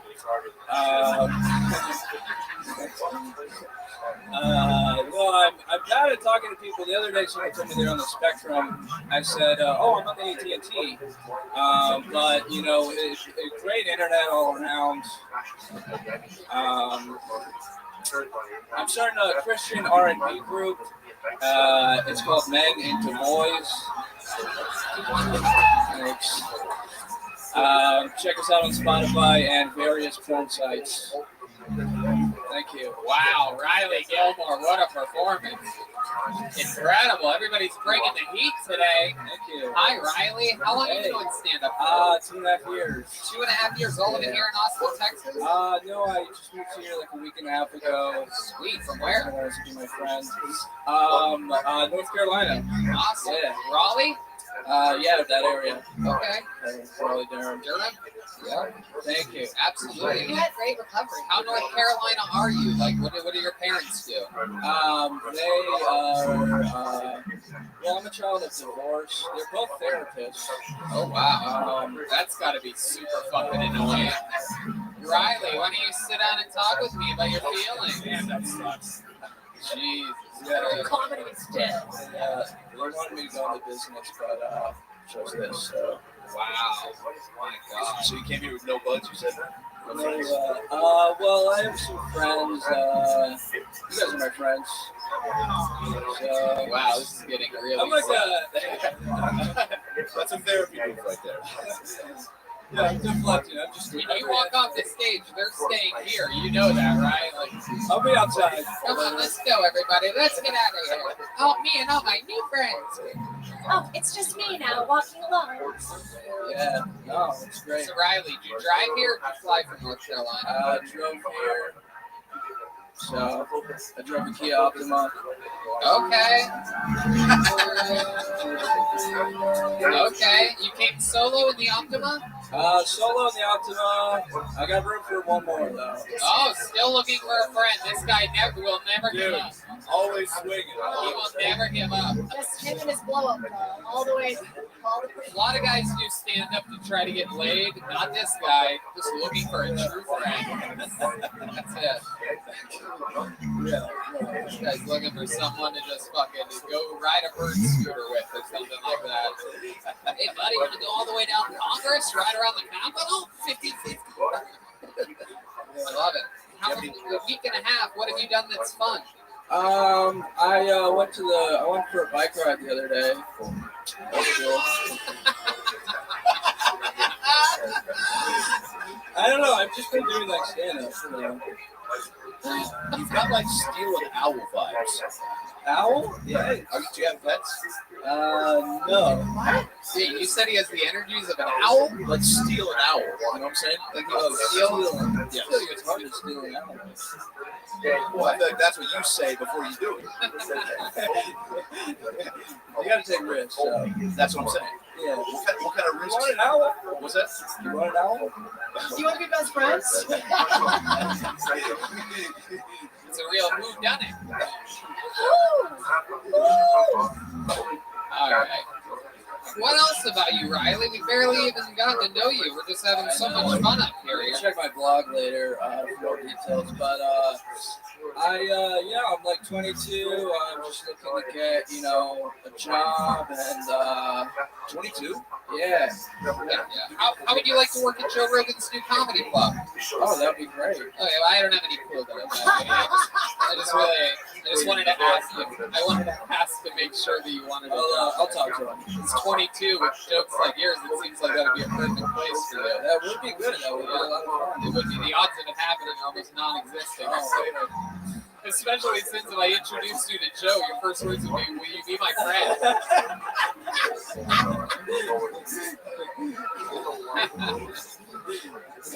Let's actually ask him. We're gonna get Joe on the line here.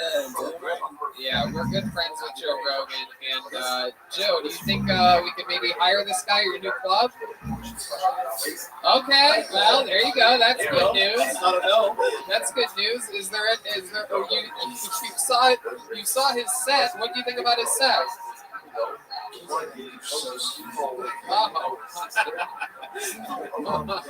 Wow, Joe. Yeah, is there anything you want to specifically ask Joe? Joe, don't you meet your wife? Jesus Christ.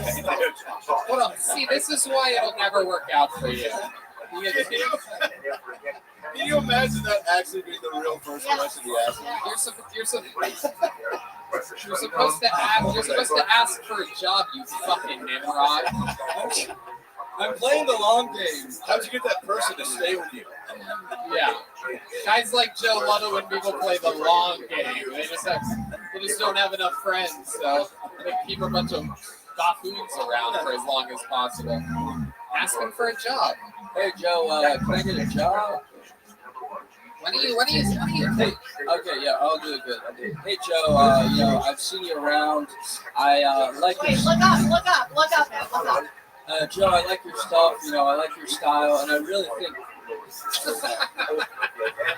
think, you know, we're a good pair. If you ever want to get together and hang out, or maybe give me a job. All right. I don't think he wants to listen. Riley Gilmore, any relation to Happy? I wish. No. What's your love life like? Do you ever ask a girl if she wants to be your friend? Sometimes. Once in a while. When's the last time you got laid, Riley? Like 2 months ago. Okay. What was that? How did that happen? Well, I'm in on 23andMe, so. Now, come on, real life, Riley. I think, I don't remember. I usually have sex with, like, my friends. So, like, no, that's not a joke. I'm not trying to be this bit guy. But, no, usually I've become friends with women first, and then later on. So when you're really asking to be their friend, you're like, can you phone? Like, that's it. What do you say? That you're their friend first? You're just saying you don't rape them? No, he's just very shy, and so he has to become the friend first before he can have sex with It's them. not like big hands. What's a good move to kind of seal the deal? Like, what gets them to go, yeah, let's do this? Usually aluminum foil. What do you do with the aluminum foil?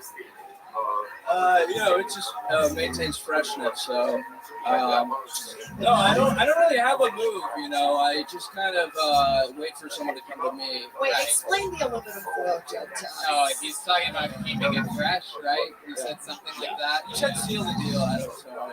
Right. That's one of the plastic. One person that loves fucking like condiments and shit over here is losing their mind to pick for a joke.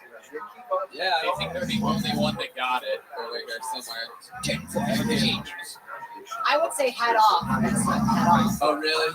Yeah, let's see that head. Look at that beautiful. Wow, yeah, look at that. Straight out of fucking. What about backwards? That's really Virginia. That's what happens if you push together both of the stars of a Star is Born. This is what it looks like. Yeah. It's like Bradley Cooper with Lady Gaga's bad features mixed in. Do you smoke weed? Yeah, we do. Did you smoke weed on the drive here? Did you no, I was too afraid. And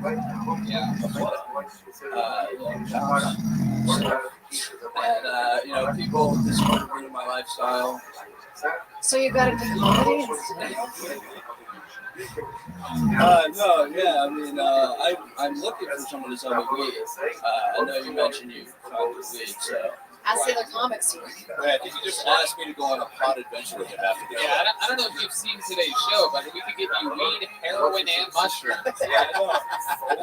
And a dad. I booked on that guy's shroom tour after this, so. Riley, such an unbelievably great set. You absolutely have to come back and sign up again. Show us any minute. Welcome to Austin, buddy. A week and a half in Austin, that's what's happening. Freaks are moving here. Only the best are going to move here. That's the interesting thing to keep an eye on. That's Riley _Gilmore. The next comedian will be Yoni. It's going to be Yoni himself. His second ever set. Best barbecue show. This guy literally is the director of the green room operations here at Kill Tony. A master of hospitality. Has his own amazing barbecue show called The Best Barbecue Show.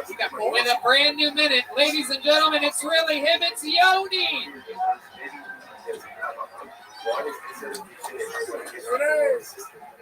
I was hitting on a girl the other day, and she said I look like I use barbecue sauce as lube. And I was like, well, if you're into that. I got a million views on TikTok last week, which means I'm popular with 10 to 18-year-olds. And with this mustache, I really shouldn't be popular with 10 to 18-year-olds.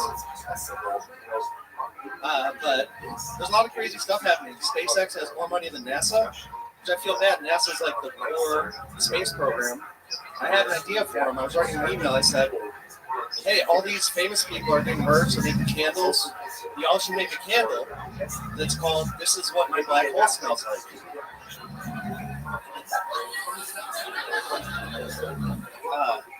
The pandemic just gives me too much time to think.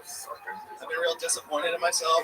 I'm almost 40, and I'm not married. I don't have kids. I drive the same truck I've driven since 2005, and I keep going to take a dump, and I just end up peeing sitting down. Thank you. Is there more to that? Is that it? I just end up peeing sitting down. I love it. I love it. Feels like there's space for more. How about one more time for Yoni? One more time for Yoni. There's space for more. Your second time ever on Kill Tony. You've been doing open mics for a few months now, right? Yes, got a couple dozen under my belt. I love it. It's awesome. You're going a little bit, you're going a little bit fast. That'll probably naturally, if you're nervous, you're trying to squeeze the classic mistake, trying to squeeze a minute 15 into a minute, you know what I mean? There's some fat to be trimmed on the setup for the peeing sitting down thing, for sure. The pandemic's happening. I've been really disappointed in myself. I'm 40. I don't have kids. Like, the reason why I didn't get it is because there's so much setup. And in the end, you're like, I pee sitting down. You know what I mean? Accidentally. Right. So, Yoni's one of the few comedians that look like both Mario and Luigi. And my jokes. And Wario. Ooh, John Dees has that shit on lockdown. The hard left hand. Yoni, have you ever done any plumbing? A little bit, not much. Wait, is that what happens? Wait, jump again. Wait a second. Wait, what else can you do? Do something else. Oh, do the start. You have a start. Yeah, what's when you get the fireballs, right? When you're running in. This is so stupid. And people at home cannot see it. That's the best part. That's the end of the level. Wait, how about getting a one star? Hold on, what else can you do? Yeah, getting a mushroom and growing into a bigger mushroom one.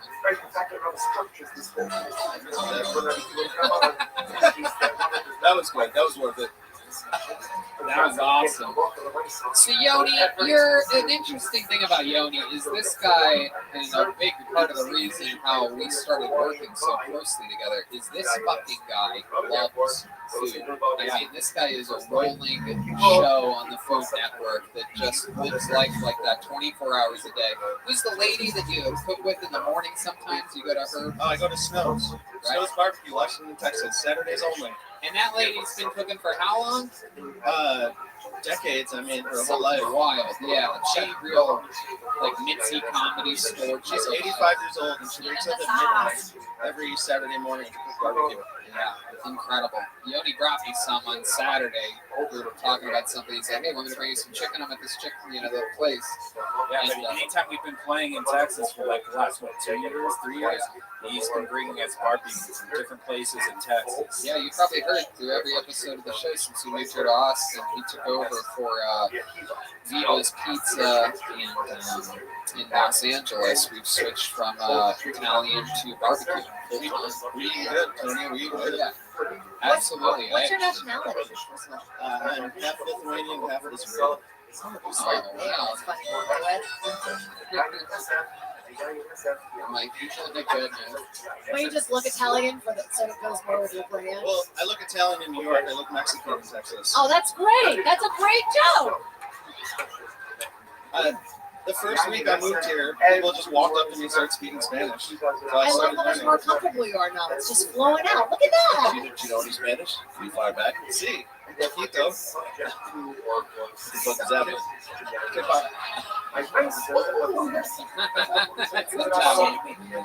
I love it. Yoni, tell us something else interesting about your life right now. I just got sponsored by a local edible company. Okay. Wow. It's called Early Bird CBD. They're the first edibles to have like actual THC in them legally sold in Texas. Wow, I'm not sure how legal that actually is, but I got samples. I love it, man. That's so cool. You eat edibles a lot? Yeah, I like these because they're light. You know, you can take one and just chill. Do you have any crazy edible stories that Well, you just saw something right there. Please elaborate. I went to the creek in the cave. We were hanging out there before it's open. Some of the guys are nice enough to let us party there. Here in Austin, Here in there's a new Austin, yeah. club coming, and yep. And there was a big bag of Sour Patch Kids on the table. And I was like, I love fucking Sour Patch Kids. Of course you do. And so I was eating a bunch of them, and then someone was like, whoa, how many of those did you eat? I was like, I don't know, like a couple of handfuls. Oh, those are all dosed. Oh, shit. Oh, shit. What happened next? We were they had like a microphone set up. I think I did some stand-up. Whoa. There was like this girl that gave me a spot, and I was so thankful that she probably won't give me another spot. I talked her ear off for like 20 minutes. Right. Come to find it wasn't a girl, it was just a man. You know, that's one thing we've known him for a while. But have you ever had a female in your life? And what was the last girl that you? Yeah, you ever pick up a little fucking piggy at one of those barbecue pits that, alright, everyone groaned at piggy. I didn't get to finish the barbecue joke. This made me seem like a real asshole up here. It's a joke about how much barbecue he gets. I'm not calling women pigs. Again. Right. I only do that in my stand-up, not on my podcast that has sponsors. Go ahead, Yoni. You ever pick up a real slob? Yeah.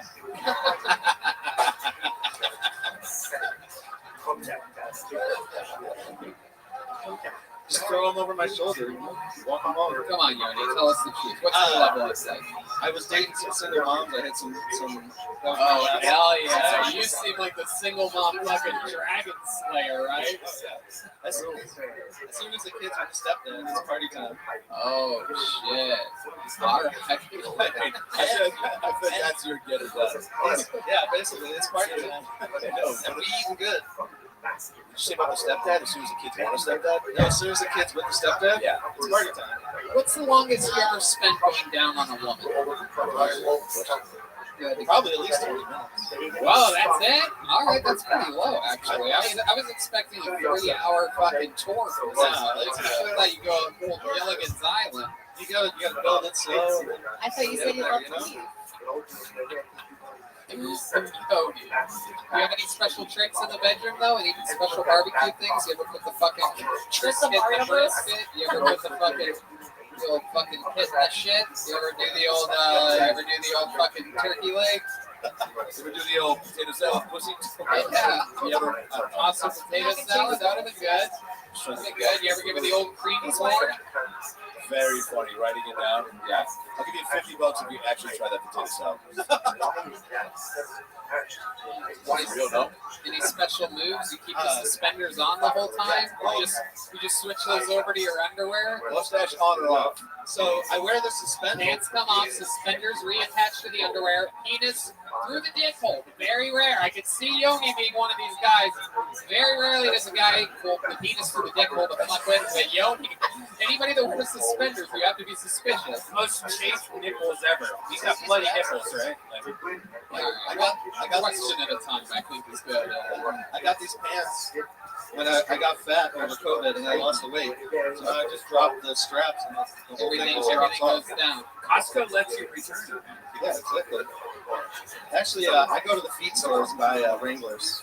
Wow, look at that. All right. And boss, what's up? Yeah. Guys, how about a hand for the staff here? I'll put your hands together for this guy. Are those for us? That's Tommy. We're a little bit shy, I guess. Yeah, I do have a move. What? I do the standing up. Oh, I like that move. That's my move. Okay. You standing? Yeah, what do you lift them right up? Oh, you hold them the whole time. And then do you bounce with your knees? Or no, the trick is they put their feet on your calves so you can get a little squat going, and then you're good. Where do your hands go? Where do your hands go? Do you spread the cheeks open as you do it? Just play with the suspenders. A lot of girls. No, the suspenders are gone, bro. Yeah. The suspenders are gone. They're time to go. I'm like, kept them on. You ever take your shirt off and rock the suspenders only? Like if you're around the house and stuff, if it's hot? That's the thing guys like you do, right? You're like a real man. By the way, this is true. I was at a thrift store the other day and I was looking at overalls. But when you're at a thrift store, you have to find your size. So I went to the rack where it was small overalls and there was nothing. And I asked the guy that works there, I'm like, hey, do you have any small overalls? He just handed me a woman's kitchen apron. Oh, you gotta go to the Oshkosh store. Wow, thank you for that actual overalls recommendation, Red Man, after that very clear joke that I tried to squeeze in. Oh, no, dude. Overalls, Oshkosh store. Everyone knows that. Makes me good for that, man. Yeah. Overalls next week. I don't even have hairs on my chest. Anyway, Yoni, so much fun. I'm glad you got pulled out tonight. He signs up all the time. Follow him at this barbecue. Million views on TikTok. Yeah, we haven't. Let's do a special treat. Martin Phillips is going to be next. If Martin Phillips is in the house, let's get him towards the stage. Come on over here. And then wait 1 second when you get over there. I'm going to bring you up again. Over there. Get over there. Kaylee doing the magic. Again, red rose, yellow rose. When you guys come to visit Austin and this big comedy tourism boom that's about to happen, make sure you go visit the red rose or the yellow rose. Don't do cocaine in the bathroom. Anyway, ladies and gentlemen, your next comedian is a legend in the history of the show. We have no regulars here tonight, unfortunately. The coronavirus has indeed struck some of the parts of Kill Tony. But then we do have one big special treat for you. This young man, we discovered him on an episode of Kill Tony in Washington, D.C. a couple of years ago. This guy came on, became an instant legend. Just so happens he's in Austin, Texas tonight. Ladies and gentlemen, I present to you the comedy stylings of a cold-blooded assassin, Martin Phillips, everybody. Here he is, Martin Phillips.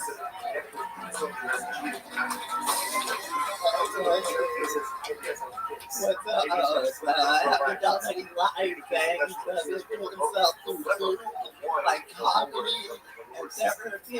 The only difference between those two is in therapy, all the people are in my head. This person killed their child, that's like a joke, but they found out because they Googled how to kill a baby, which is crazy. You need to Google that, right? That's why you can't Google something that you have to Google how to kill a baby theoretically. I saw this guy today had an Alabama shirt on, and I was like, rolled out. And that's the closest I've ever come to saying White House. Wow, Martin Phillips still got it, baby. Perhaps stronger than ever. Wow, this guy has a 1,000% batting average in his history on Kill Tony. And he does it all. Cerebral palsy, Washington, D.C. What brings you to Austin, Texas? Spring break, baby. Hell yeah! Spring break, motherfucker! Fuck yeah, dude. Fuck yeah. Gotta stop by that strip club, I guess. Hell yeah, absolutely. Fuck yeah, they like it when you shake back at them. You know what I mean? I think it's very nice for both of us. Yeah, absolutely. When did you get into town, Martin? This afternoon. I love it. I love it. You're already up here smashing. How long are you in town for? I'll leave something Wednesday afternoon. Okay, quick little trip. Yeah, it's a quick thing. Hell yeah, I love it, dude. I love it. And how's life been in DC? What's been having enough it's been shaken up there. So I got there for a crazy year. Exact my parents' house back to DC, outside DC. It was sort of rough year. But hey, Yeah, sure. Absolutely. Remind me again, what do you do for work? I'm like a substitute teacher. So A substitute teacher. yeah, that's why I'm on spring break. Yeah. Yeah, so that. For what grade? Yeah, what grade? I actually substitute at my middle school. How scary. Yeah, these are scary. I love it. Are you guys doing it over Zoom or are you? Just got back. It must be weird being a substitute teacher on Zoom, right? Because instead of playing a video, you must just go in and be like, all right, everybody go to YouTube and yeah, go play the video. I would play the video, but I just went back to work. It doesn't work. It's like overrated. I already learned that. Like I can just be in my bed and they have all the good work. So I just come out my camera. It makes more sense, I think. I think we're learning that shit. With meetings, like a lot of people have meetings.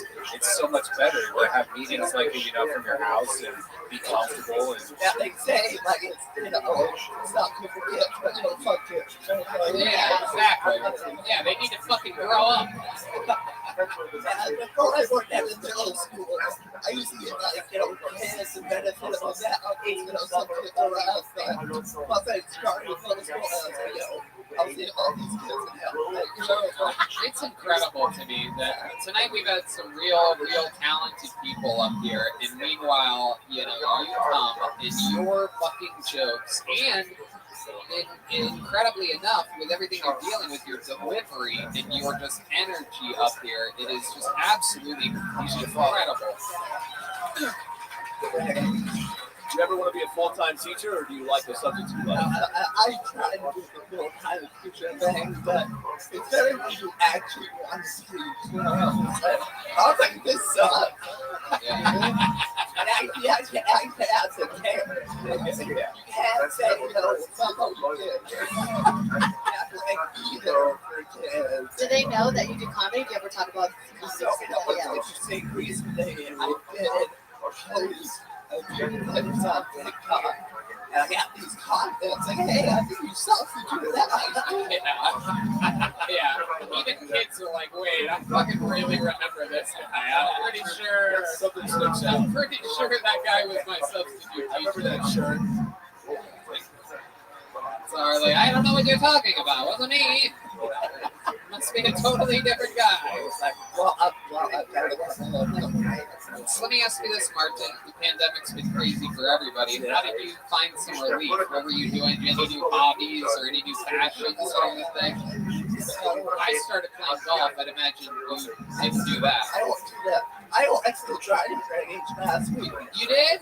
Yeah, I mean, it wasn't good, but my friend said my friend will let me play 9 holes with him. It's gonna take like 6 hours. It's an amazing friend. He said he'd do it. So hopefully we can go this week. I love it. Those videos of you at the driving range must have killed on TikTok. I can't even imagine. Yeah, it was.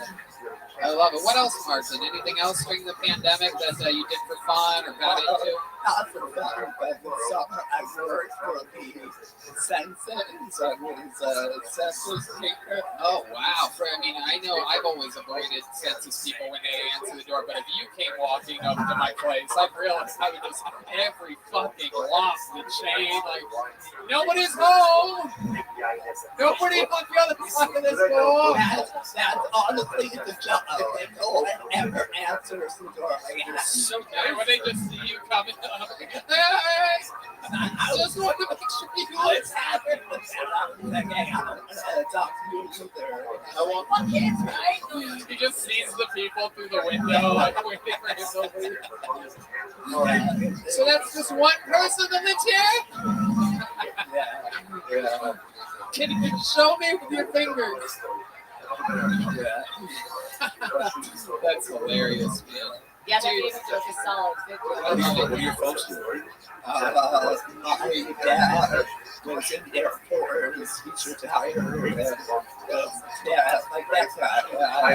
That's my dad.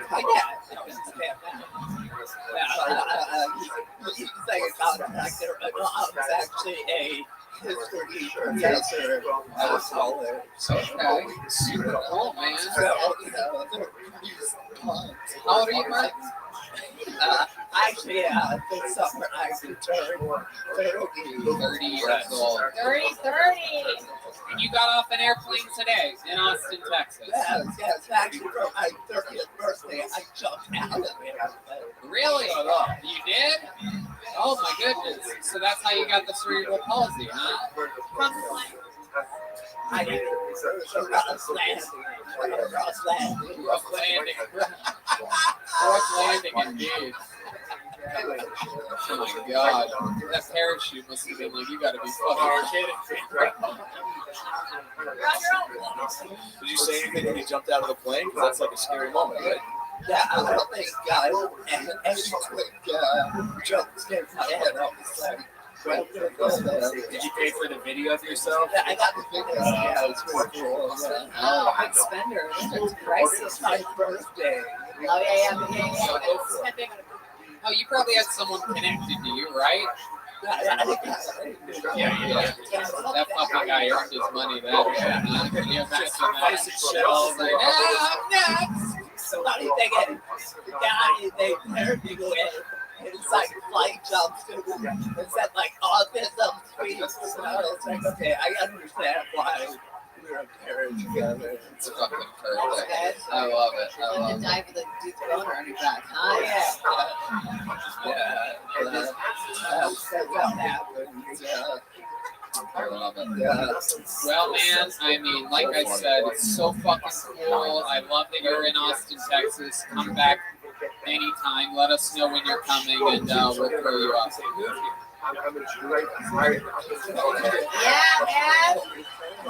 Anything else?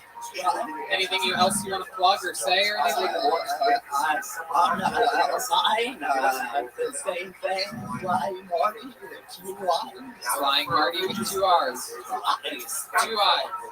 2 Y's. Flying Marty with Y. Double Y, Marty, double Y. That's wow. I think you actually just lost followers by Fly with 2 Y's and then Marty with 2 Y's. All one word. There you go. I love it. Were you when you were deciding your screening, was it the cerebral palsy that did that, or were you like, oh, I fucked up?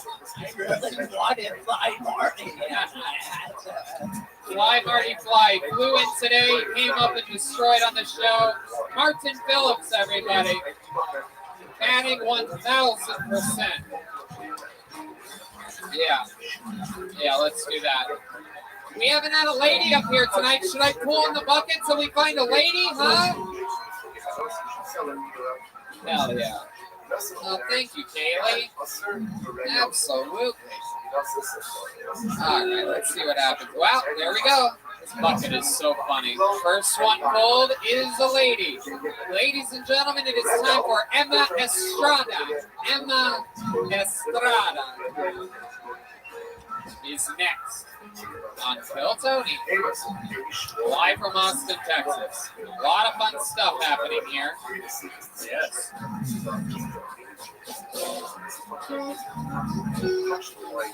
Hey, remember how I talked about the night sweats last week? Yeah.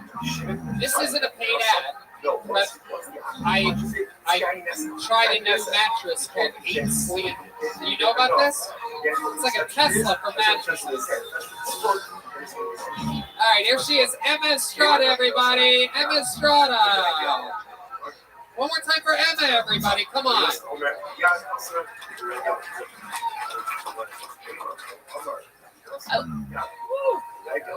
That wasn't a burp. I love Latinos. Half my family's obese. Latinos are great. I love their parties. They have really fun food and dancing, and old men check out your ass. It's everything you can want in a party. I ran here. I was a mile away. I love Latinos.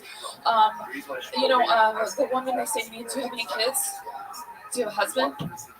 I say, no, I don't make mistakes. And then they show me their young man of the group, and they say, and then I say, oh, you're my cousin. And then we had sex. He wants to be a firefighter. Wow. Another very, very strong performance. Emma Estrada, welcome to the show. How long have you been doing stand-up comedy? I've been doing comedy since high school. It's in my blood, but I started doing stand-up last year. Okay. When you say it's in your blood, what do you mean exactly? Well, I'm Jewish, and we're very neurotic, and Yeah, you have the look on your face like you just found out you were going to be strapped to water jumping out of a plane. Yeah. 9/11, yeah. Yeah, you're actually the first person who's made eye contact with me here up here, so that's good. A little bit too much eye contact. Let's square up to the audience. So Emma, that's so fun. So you've been doing stand-up for a year. What do you do for a living? I do a lot of temporary work, so I'm a substitute teacher right now. Oh, really? Yeah. Wow. Look at this. The market for substitute teaching is wild. Yeah. Do you have any? What's your move? Like, do you play videos too? Is that your thing? Play video day? Like play TV shows for the kids? Yeah. Educational videos? Oh, I don't do shit. I just stand outside the room. Okay. Yeah. How'd you get the job? I showed my boobs. No, I applied for the Scoot Education, and it's like a temp agency for substitute teachers. Huh.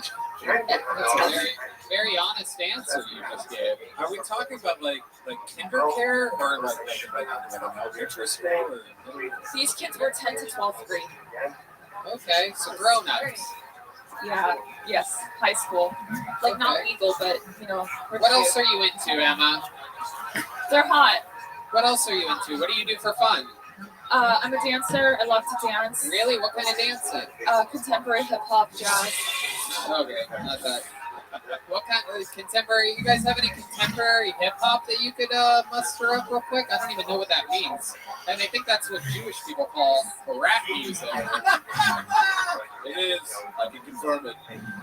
I'm into contemporary hip hop. Play some of that Macklemore. Oh.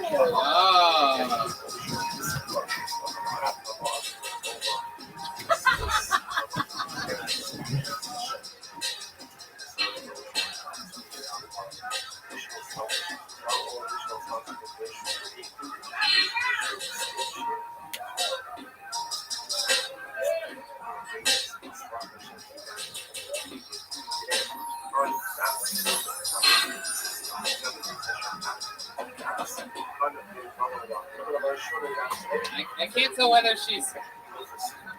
she's dancing or doing her impression of Martin Phillips, but very jolty and jittery. A lot of abrupt movements. Are you suggesting a dance battle? Between her and Martin Phillips? Or you? What are you suggesting?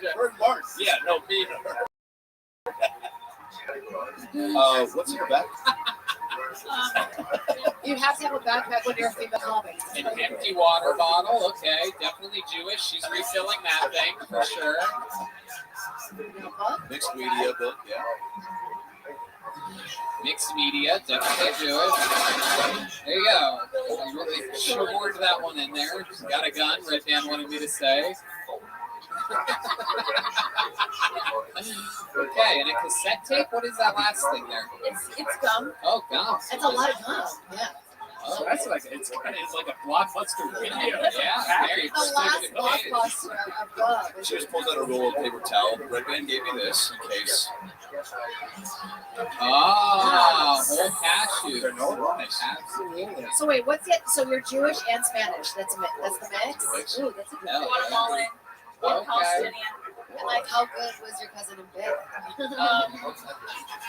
I was better. You have a very active sex life, would you say, Emma? Yeah. Why is that? What are you into? What's your favorite? Just like sex. What's your favorite type of guy? Like, what are you into? You have more like just like hot and like funny and like just nice and not rapey would be great. Well, good luck in Texas. That's fun. 1 year she's been doing stand-up. And you live here in Austin, is that right? I live in Los Angeles. Okay, what brings you out here? Austin's open. How long have you been here? I've been here a couple days. How long are you staying for? I'm staying till April 3rd, Saturday, April 3rd. There you go. Would you like to do 5 minutes Thursday at the Vulcan? Wow, look at that. There's 2 ways to get spots on this show. Either you do really good or you are a female that is sexually active. And her headband books you right away. That's all I got. Look at that. All I have to do is be nice and funny. No, honestly, if I can be honest for a second, like Jade asked me earlier, why is there no females on the show? There's not many females that sign up here in Austin. And the few females we have, it's like their first time or second time, but you seem very unique and very funny. I would love to see what you got. There you go. Thank you. Look at that. The water bottle filleth over. One more time for her. It's Emma Estrada, everybody. She's on social media at the Emma Estrada. You guys think we should squeeze one more out of this, huh? All right, let's do it. One more comedian, and we're gonna call it. Yeah. All right. Okay. Ben Nielsen is going to close it out. Ben Nielsen. So we'll see what happens here. It takes a little while to get to this stage. Huh? Oh. Slower. I love it. I'm a professional. One more time for Kaylee from the Red Rose. Sometimes at the Yellow Rose. Best strip clubs in Austin, Texas. No doubt about it. You got a Ben Nielsen coming towards you, Hank? All right. It's about to happen. This is it. Your final comedian of the night. Did you guys have fun tonight? Here he is, ladies and gentlemen, Ben Nielsen, everybody. What's up, Austin? So, I'm from Orlando, where the mouse wants your money, so be careful. I've been in Austin for like 2 days now, and I like where we can go eat in like fields where there's a bunch of like metal walls around us. It feels like I'm eating in junkyards with food trucks everywhere. So, upstairs I said, nobody bombed tonight. So it feels good to let it off. You know what I mean?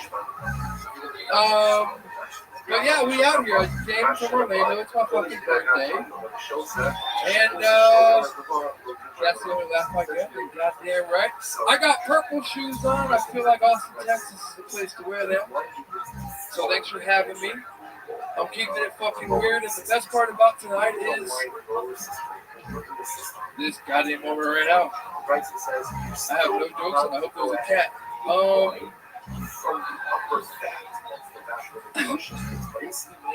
Hey, goddamn right. Thank you. I'm Ben Nielsen. There he is, Ben Nielsen, everybody. I think we finally found a friend for Leo Kanaka. Leo!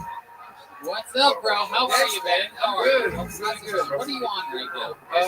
Love? I took some mushrooms earlier. Okay. Yeah. I took some mushrooms. I bought them from the second comedian. Okay, there you go.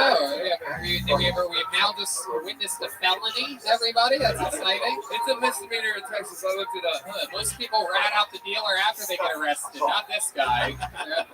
Bought him in the second guy. He made me buy him. He told me I had to. I love it.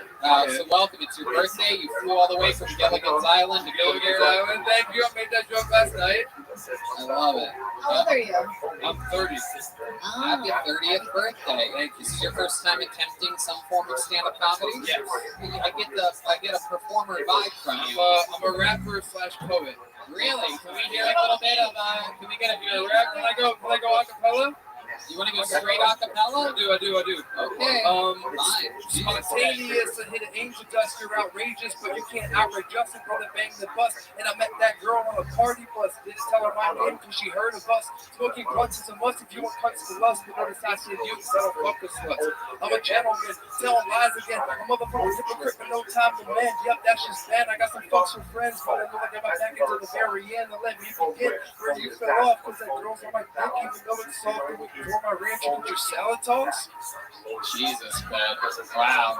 You should have asked for the band. You should have asked for the band, man. Yeah, you should have. It's always good. I should have asked for the band. And let's do it again. Oh, it's over. That shit kills in Orlando, though. Always next to the mouse, bro. Florida shit. It is Florida shit. The crocodiles go crazy for that. Goddamn right. Putting on a question mark. Go Gators. Guys in their 60s love you, yeah? Yeah. And their wives. Oh, shit. There we go. Go Yeah, on. some swinger shit going on around me. Really? I was at a club once, and the guy next to me, his wife had huge fake titties, and some other guy like my age was next to her. And I said, "What's up?" And she goes, "This is my husband, and this is my boyfriend." And then the husband looked at me. He goes, "You want to see your titties?" And this lady in the middle of the club showed me her tits. Show me the face you made. Did the boyfriend punish you after that for looking at his girl? No, they invited me over. Oh, you were part of the thing. No, I went home and smoked weed. No, come on. What really happened? What really happened is I went home and smoked Come on, weed. you cut that man. I wish. Fuck, man. You do wish. Yeah, why not? For those things, are you a risk taker? Yes. I'm here. Yeah. This is a fucking risk tonight. I'm not funny. I have no jokes, and I came on stage, signed up anyway. Like, I wrote so many jokes too, and then I got to Austin. I'm like, these are not gonna work. I don't think signing up for this show is really a risk. We were just talking with a guy that jumped out of a plane that has cerebral palsy, so that's where the bar has been set for the night. The bar is super high. So you said you thought the jokes were not good enough. Okay. Yeah, I just get on here and talk about what I saw in Austin. And it was a bunch of... Thanks, man. Absolutely. I love it. So what do you do for work in Orlando? I'm a logistics manager at a warehouse. Yeah, okay. Yeah. Amazon? No, I work for a cabinet company. What? Cabinets. Okay. Yeah, pretty big. Yeah, sure. We install cabinets. Cabinets. Okay. Or windows, or it's a lot of home improvement shit. Okay. Yeah. All right. How about for fun? What are some other things other than contemporary hip hop and poetry? I started a live podcast at a nightclub in Orlando.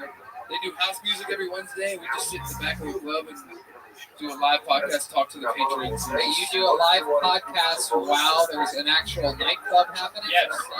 Yeah, but the people I love it. People complain about our audio. Can you imagine what else? It's not. I don't post it live. I edit it in 2 days and then post it later. So it's a lie. So I'm allowed to, but it's live to where people come and sit down. You know, I interview the patrons of the club and just hang out. That's a good idea. I mean, other than that, I'm fucking chilling, man. I rap, I work, I'm trying to. What stresses you out? I feel like you're very even keeled. Like, Yeah, I'm chilling. Yeah. if you found out some bad news tonight, I feel like you'd be like, that's cool, man. I'm just looking at some titties. Yeah, nothing really bothers me too much. What kind of car do you drive? I drive a Mazda 3. Oh, okay. Yeah. Hey, fuck you and your O. Where do you people live in Austin? You guys all take Ubers here. Do you just do all of the work at once? Yeah, all of them. Where do you Every live single in one of Austin? them. Where are all the houses? I've been here for 3 days. Finding, Chilling, man. finding his way around Austin when he's not fear and loathing in Las Vegas. Hey, here I'm over in Austin, Texas. I love it. So Ben, how much longer are you in town for? Just till tomorrow morning. We're going out tonight. Where are you going tonight? I don't know yet. There's a Come on, Russian tell me. place. I want to know which place to definitely not go to. Right next door. Perfect. Yeah, don't go next door and don't go to 36. Apparently, my buddy got abducted by the mafia last night. Oh no, your buddy did drugs. Yeah, and he got abducted by the Mexican cartel on 36. No, he did. He tried crack for the first time and then made an excuse. I am my buddy. Ben, fun times. We were waiting you guys so much. It took it all the way to the end for us to find someone to truly struggle on stage tonight. Yeah. You did it for us. People love it. Thank you guys. Yeah, do you have one? Wait, you did write jokes? You were supposed to a bunch of jokes. Can you do one of them? You guys want to hear one of his jokes? Come on, right? Hold on. Oh, shit. Land it. Oh, shit. I'm looking up memes right now. Looking up all the memes. Hold on for here. I can't be one you heard tonight. Also, I'd love to take the time to ask if any of the girls here have a tampon. Actually, Hey, get some paper towels for me. All right, I guess let's give it up for LSD. Man, I love acid. I took acid with this girl once. She's sitting on my lap, and all of a sudden I feel this energy exchange. It started in my chest, moved down to my stomach, and it ended as it hit with my penis. Like our souls connected. I fucking blacked out in tie-dye. It was amazing. Turns out she just farted on me. Alright, don't do any jokes. Don't ever do a joke. I have no more jokes, Annabelle. I'm sorry. Make some noise if you want Ben to retire from stand-up comedy. Thank you! There he goes, Ben Nielsen, everybody. One more time for Ben. There he goes. Good night, Ben. Yo, that's media. That's on me. Yeah, it's good. I worked out. You wore these purple shoes. You did a leg kick. I was like, there's got to be something. That's on me. We love you, buddy. How about a big hand for our guest tonight, Adam Ray, About Last Night podcast. He's on the new show, The Young Rock. Jade Patapretta, new podcast, Jaded, available everywhere. You can follow it on social media at Jade's Podcast. Of course, the host of The Soup on the E Network. How about a big hand for the band, everybody? John D's on the keys tonight. He's on social media at JONKEYZ. Michael Gonzalez on the drums. He's Mike A. Gons 13. At Matt Mueling. Matt Mueling is at Mutation. MUEHTATION. And Deep Madness on the bass, huh? Right? Follow him at Lorenzo Dwayne Jackson. Big shout out to Fix Vodka for sponsoring the band. Unbelievably delicious, high alkaline vodka. If you're going to drink, you might as well drink healthy. Drink smart. Fix Vodka. Yellow Rose and Red Rose. How about one more hand for Kaylee helping us out for the first time ever? Very fun stuff. The best strip clubs in the city. And yeah, we're checking in with the drawing from Ryan J. Ebo. Absolutely incredible. That's Adam Ray. That's Jake Catapora. That's me. That's Red Band. Mind blown. RyanJEbo.com for all those prints, including the brand new Kill Tony 500 poster, selling like hotcakes everywhere. The new Kill Tony coloring book. So much fun stuff happening. And yeah, every week it feels more and more like home in Austin, Texas here. I think we're having a lot of fun. Red Band? And don't forget, every week we have a show at Vulcan. As you see, 2 of the people are going to be on the show. We have a lot of surprise guests every week. Vulcan Gas Company. Thanks a lot. Secret show in Vulcan. Live audience, you're the ones that make this a whole different ballgame, so we appreciate you guys coming out. We just got word that they're adding 4 more tables here for next week's show, so it's going to get a little bit more wild, a little bit more fun. And yeah, thank you guys so much for coming out. Good night, everybody. Thank you so much.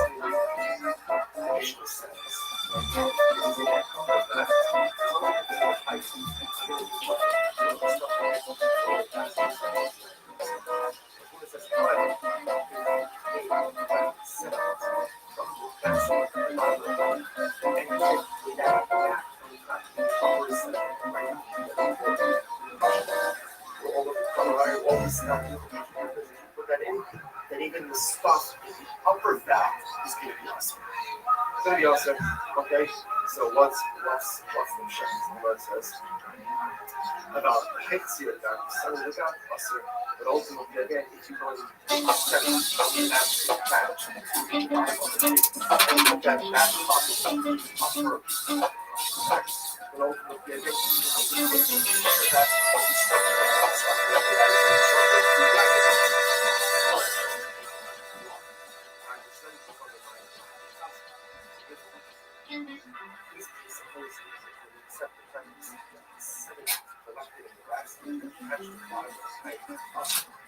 why is that setting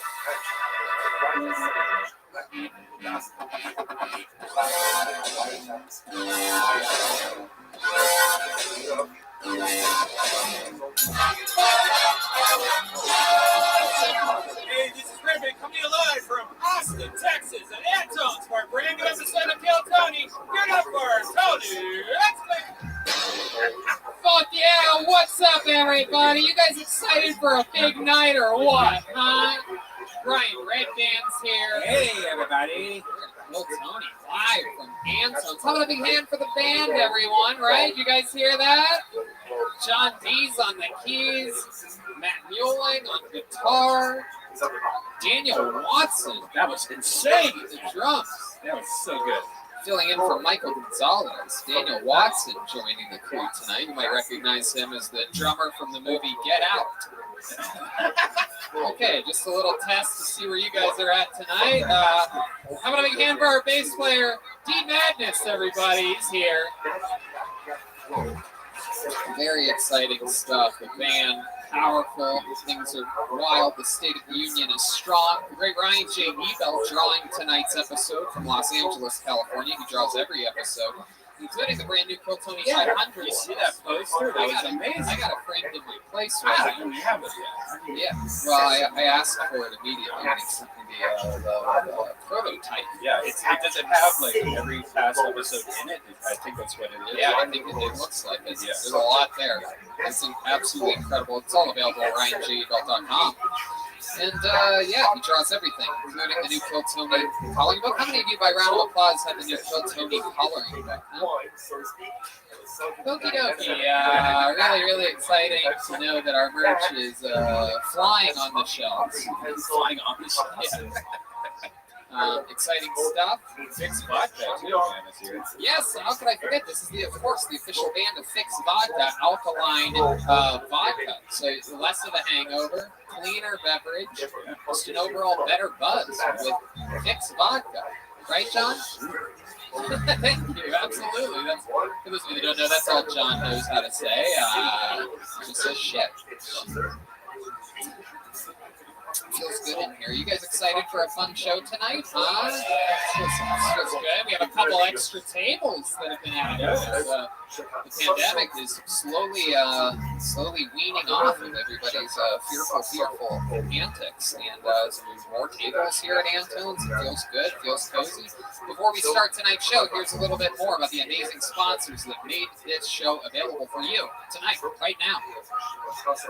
We here at Kill Tony are indeed supported by ZipRecruiter. Recent data shows that out of all the female-owned businesses, it is estimated that 1 in 3 is owned by a mom, and we love moms here, don't we, Brian? You ever wonder how these amazing moms and dads find time to hire for their businesses while juggling their families? Simple, with ZipRecruiter. And right now, you can try it for free, only at ZipRecruiter.com/KillTony. That's right, CEO and founder Talia Goldstein is one such mompreneur. Besides being a mother of 2, her personalized matchmaking company, 3-Day Rule, is constantly growing, and she needs to hire several matchmakers a month. So she uses ZipRecruiter. Red Band? ZipRecruiter's powerful technology helps her find people with the right experience and actively invites them to apply. But Talia is not the only employer who loves ZipRecruiter.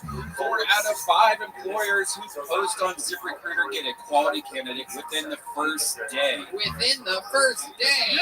And right now, you can try ZipRecruiter for free at this web address, ZipRecruiter.com/KillTony.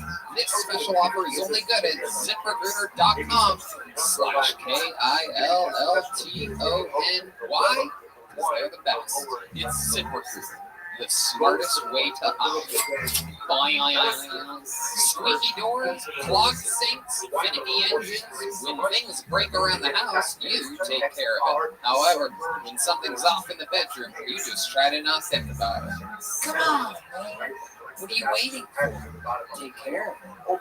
Go to GetRoman.com/Tony now.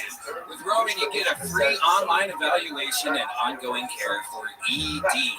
All from the comfort and privacy of your home. A U.S. licensed healthcare professional will work with you to find the best treatment plan, and if medication is appropriate, it ships to you with free 2-day shipping. The whole process is straightforward and discreet. Getting started is simple. Just go to GetRoman.com/Tony and complete an online visit. Take care of your ED without leaving your home. Complete an online visit today to connect to a healthcare professional and take care of it. That's right. If you love Tony, take care of your bony. Go to GetRoman.com/Tony now and you'll get $15 off your first month. It is time to take care of your ED. And remember, get started today and you'll save $15 on your first order of ED treatment. You love stand-up comedy. The only thing that should be harder than stand-up comedy is your boner. Go to GetRoman.com/Tony now. And we're back. Are you guys ready to start tonight's show? Fuck yeah.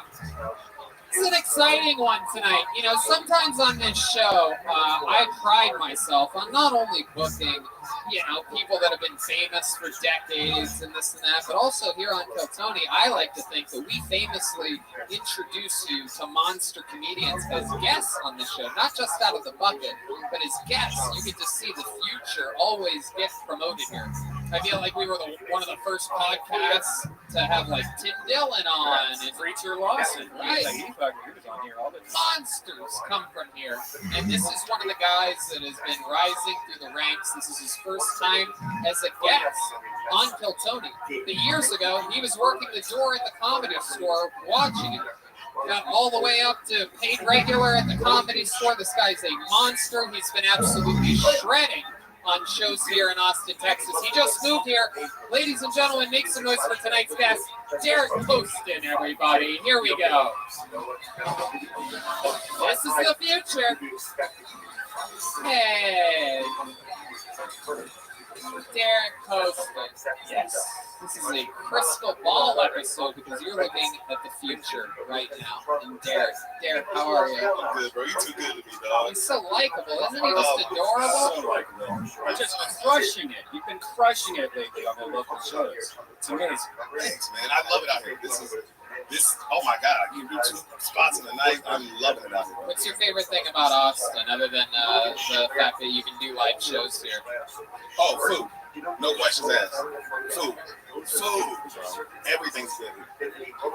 Every single flavor, dog. Mexican, Thai, barbecue, all that shit. It's like LA. Except,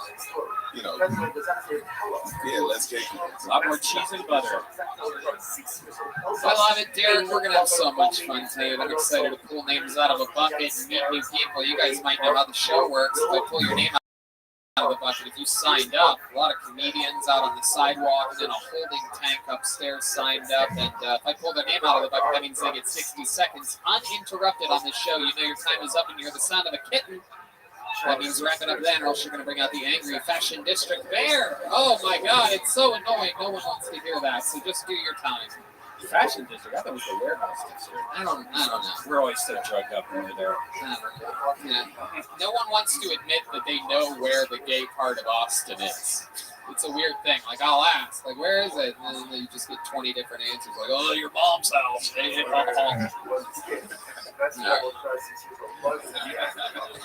D Madness, you know where the gay bars are. Come on. Where else do you get a pair of rainbow sunglasses like that? Oh, shit. At least he thinks it was a wedding, folks. It really could have been just a... Okay. Oh, shit. I can't wait till the D Madness signs up one day. You think you'll ever sign up for the show, D? All right. Keeping us waiting. You guys ready to start tonight's show? Yes. Anything can happen. 1 week we pulled out a very legitimately homeless guy. I mean, truly homeless. It was actually incredible. Like, somehow he just signed up. I guess he signs up for random things that have, like, sign-up sheets. He had no idea what was happening. It was pretty crazy. So anything can happen. Isn't that a fun thing to hear right before the show starts? Like, hey, homeless people could be performing for you tonight. Good thing you bought a ticket. You came into a venue. All right, here we go. Tonight's show will start with the comedy stylings of Hans Kim. Hans Kim is next. First, on Tony. Oh, here we go. Hans is moving fast. This could be one of those cases where the comedian is out of breath immediately upon the start of their set. He decided to sprint through the room. Here we go. Here's Hans Kim, everyone. Hey, what's up, guys? My name is Hans Kim. A lot of the ladies that I date like to call me a premature ejaculator, which is ridiculous because premature to who? I came right at the perfect time when I felt amazing. It takes maturity to not appreciate yourself. I'm an Asian man. A lot of Asian women, they act like they're better than Asian men because they're sexier than us. But we look exactly the same, okay? Why are you bragging? I can throw on a wig and be a 7, relax. Bragging that you can fuck white dudes. I can fuck white dudes. We can all fuck white dudes. A lot of people make fun of Asians because we like to eat dogs, which I understand is very shocking because in America, dogs are treated like family members, but in Asia, we treat our family members like family members.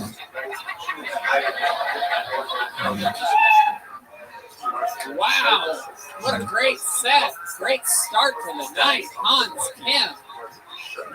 Hell yeah, he even bows like an Asian man. Look at that. That is incredible. Yeah. Welcome to the show, Hans. Thank you, How Tony. long you been doing stand-up? 8 years. Fuck yeah, man. It really shows. I love it. I love it when people with real comedy experience that are really good at this show sign up, because look what happens. People get to fucking find you and you kill, and it feels good, right? Yeah, it feels amazing. Hell yeah. I watch this show all the time. I love it, man. Are you born and raised in Austin? No, I'm from Seattle and New York. Okay. Both of them? Which one first? How long were you in New York? 3 years. Okay, and that's when you started stand-up? I started in Seattle for 5 and then moved to New York for my graduate program. Oh, so Asian of you. What did you study in your graduate program? Open mics in Brooklyn and performing for comedians who are angry. How about for the school part? What did you study? Mechanical engineering in Georgia Tech. Wow. My goodness. Do you use that degree for anything? What do you do for work now?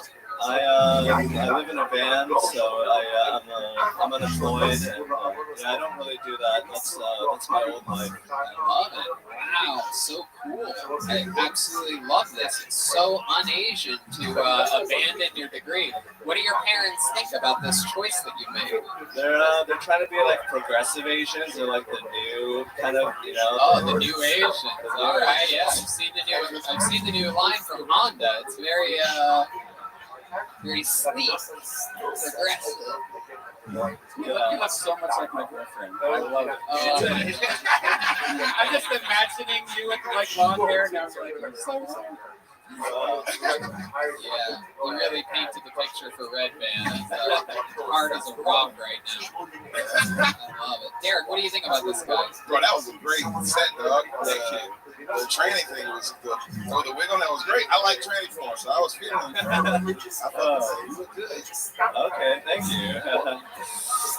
Who doesn't love training, right? I don't. Anyway, I do like training porn, transgender porn when it's like it's a girl with tits with a dick fucking a normal girl though. Yeah, that's what I've always said. That's straighter than a guy that looks like a guy banging a chick. Yeah. All these homos out here watching dudes fucking chicks. Fuck that shit. I love it. What's your favorite kind of porn? What's your sneaky type of? You seem like the kind of guy that would be into like a step grandmother or something like that. It's definitely toilet porn, right? What? No, I'm into tickling, man. Whoa! Oh, Red Band goes wild over here. My goodness, what are we talking about? Like, what's your favorite porn? Like, what did that look like? A guy just, like, his pillow explodes and festers through everywhere? I can't really get into tickle porn. But, yeah, not really my thing at all. I'm into more whatever the opposite. You should watch tickle porn. Like when somebody's really ticklish and they're like getting tickle tortured and then they're getting fucked at the same time. It's like it's crazy. Oh, that sounds fake. No. Who can laugh and really get fucked at the same time? Like one of those things isn't working. If you're really ticklish, it works. Wow. Are you ticklish? Yes. Ticklish. Come over. Our Red Band finds out how ticklish you are. Just ignore the tickle stick in his pants. Hans, what do you like to do for fun? Do you have any Asian hobbies, karaoke, or collecting salt and pepper shakers? I'm into basketball. I play StarCraft 2, a real-time strategy game. Keep going. No, it's okay. Tell us about it. I'm into watching a lot of podcasts. I'm into living in my van, like finding a good place to go to the bathroom. It's pretty exciting. Yeah, that is a challenge. How long have you lived in the van for? About 3 years in New York, and then here. How long have you been in Austin? About 2 weeks. Okay. Cool. Where do you park it? By Zilker. Whoa, Zilker. Ladybird. Yeah. Are you here for good now? Until it's like I'm so transitory. It's hard to say, but yeah, I mean, several months. I love Austin, so I'm trying to stay here because it's like off and off. I have a show Wednesday at Welcome Gas Company. I'd love to have you on. Thank you very much. Wow! Look at that! He just booked a spot on a real show. What a way to start the night, huh, Hans? Okay. What are you going to do after this? What are you going to do to celebrate? I'm gonna go upstairs and be like, haha, motherfuckers, you know. Wow, look at that. Strut my stuff a bit, and then go to the Blind Pig for another open mic. There you go. All right, absolutely. You did it, man. That's exactly how it's done. You come in, you do jokes. My favorite part was when you said, "I'm an Asian man." You know, you said that at some point. Those words came out of your mouth in that order. I'm an Asian man. Everyone was like, "Ooh." I'm like, look at this nigga. That's what he said. I'm like, look at this strong black man. He's got a spot on Wednesday. You found him here. Ladies and gentlemen, one more time for Hans Kim, everybody. Wait.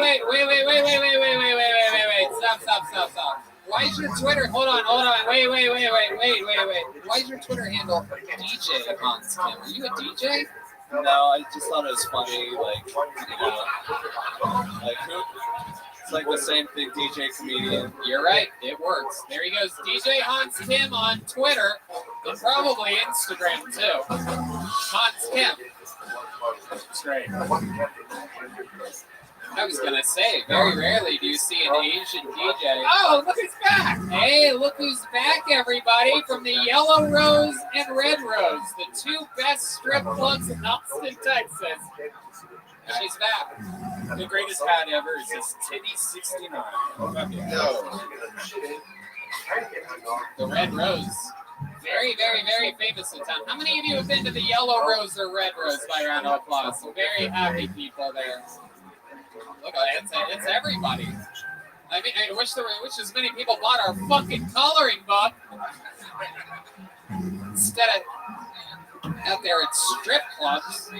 I forgot to pull the name. Let's pull another name out and see what happens here. Make some noise for Dean Stanfield. Here we go. Dean Stanfield is coming to the stage. Dean Stanfield. You guys understand the show? You having any fun yet? How many of you think the next comedian's going to do great? Wow. How many of you think the next comedian's going to bomb? Wow. All right. Anything could happen. Oh, you're wrong. Oh, shit. Here he is, Dean Stanfield. You don't want to hear a hot take about a chicken restaurant for the Mullet Man? Woo! I love chicken restaurants, man. They're my favorite. I love Popeyes because I give you the bullshit at the Popeyes, right?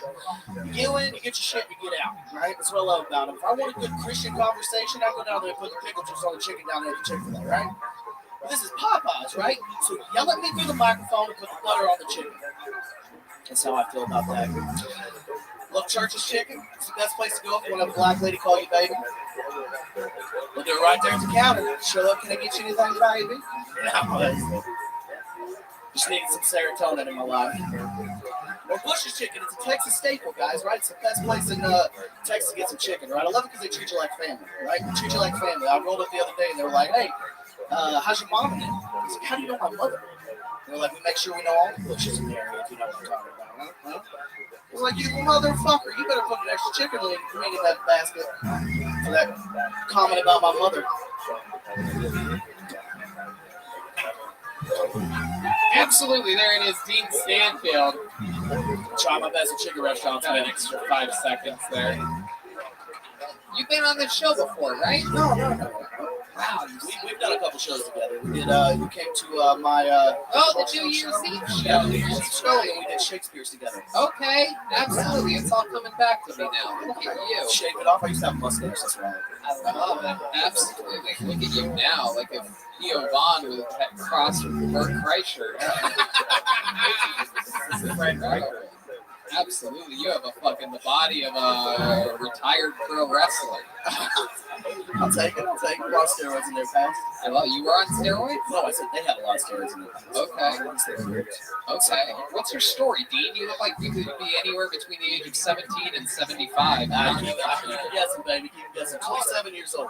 27 years old. You're a real Texas boy, right? Yes, sir. Born in Alpine, Texas, and moved to Florence, Texas when I was 3, and then South Texas when I was and then sophomore in high school, I finished up high school there and moved back here 6 years ago. All those places sound like they're at least an hour away from here.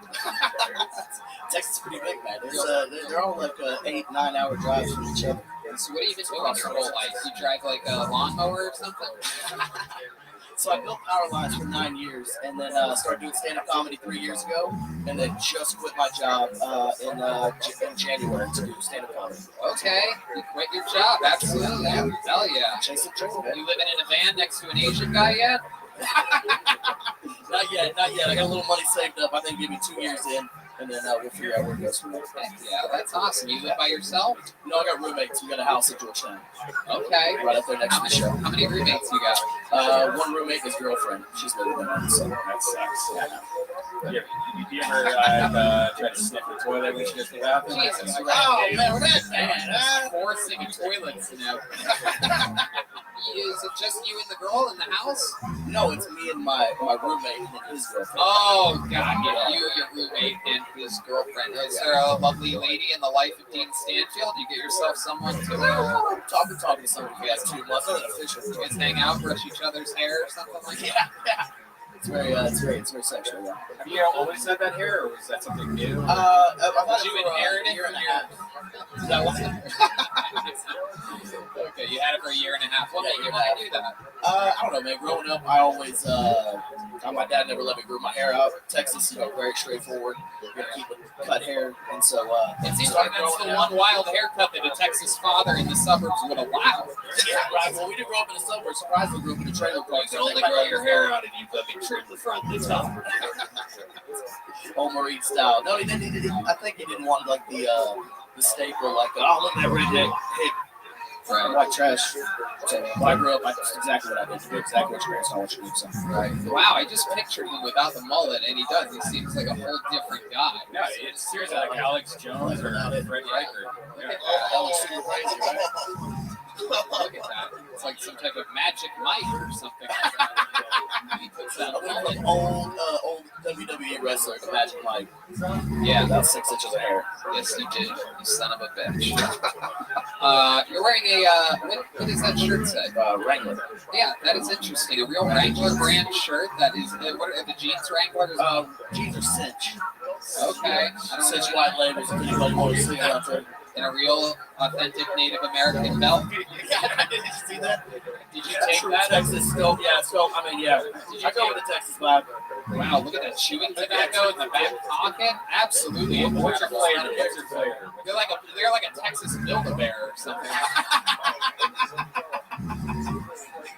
Do you have any? You said you worked in power lines for a long time. Like, any crazy stories, like a friend get electrocuted, or you? Oh yeah, I watched a guy blow up like 5 feet from me. He went to reach in the junction box where the 7,200 to 1,400 power lines come in and out, and he reached in there without his glove to grab something and blew himself like 15 feet back. We had to call the ambulance. Yeah, it messed him up pretty bad. Damn. He's alive. He's still alive. He's still building power lines too. Wow. He's a bad motherfucker. Hell yeah.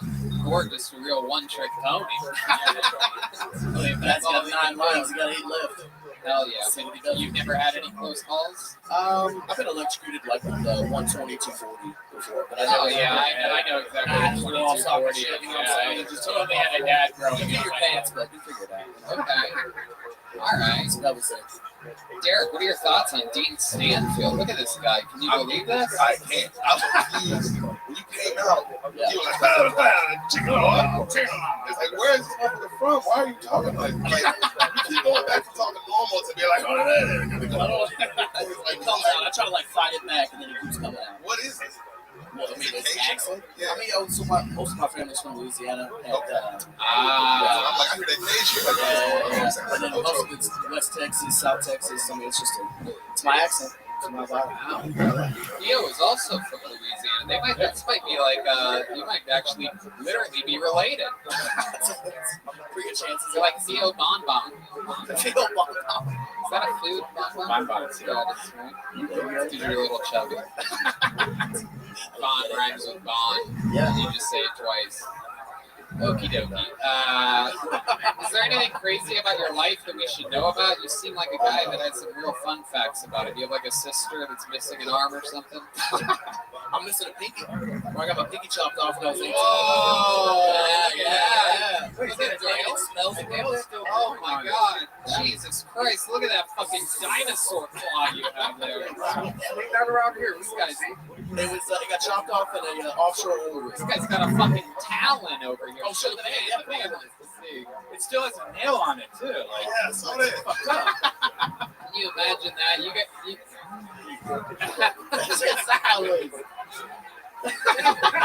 I saw D Madness throw up in his mouth a little bit of that. It was impressive. That's how disgusting that pinky is. Other than that, I rode bulls right outside of high school, in high school, and then right outside of high school. And then that's about it. I got like guns. You've ridden a lot of bulls? Yeah. That's cool. Anything crazy ever happen out there riding? I mean, I got some bad wrecks. I think one was like sticks out in my mind. Right outside of the chutes, the bull turned like 2 times and then threw me over the front of him and then tore my vest open. And I was stuck on the front of him, and he was like waving to get me off, and then he threw me like 20 feet against the gate. And then the clowns got him, and they pulled me out of there. You ever done any clowning? We would clown for like at practices and stuff for guys, but nothing of big rodeos. I was more focused on not getting hurt. Right. Those dudes live on like cocaine and Red Bull, so. Is that true? Which is fun. Yeah, I don't know why. Yeah. No, those guys are crazy. Cheers. Oh, yeah, Red Bull. I thought you were doing bumps of cocaine. I love it. Well, Dean, fun times, man. Sign up again. Come back again soon, and we'll find out more about you. There's Dean Stanfield, everybody. He's on Instagram at Dean A. Stanfield. He just fist bumped you with that creepy ass pinky. Disgusting. Ben Bosanga is going to be next. Ben Bosanga is next. Kaylee's back. And meanwhile, how about another hand for Kaylee, everybody? Hell yeah. Fun fact about the Red Rose, they celebrate their 1-year anniversary Thursday, April 29th. South Congress. Can I sniff that bottle? Austin's first boutique adult nightclub. Complimentary limo 7 days a week. And they have a world famous cheeseburger. McKaylee works at the Yellow Rose, an Austin legend for 45 years. Go to redroseaustin.com or yellowrose.com. All right, here we go. Ladies and gentlemen, your next comedian.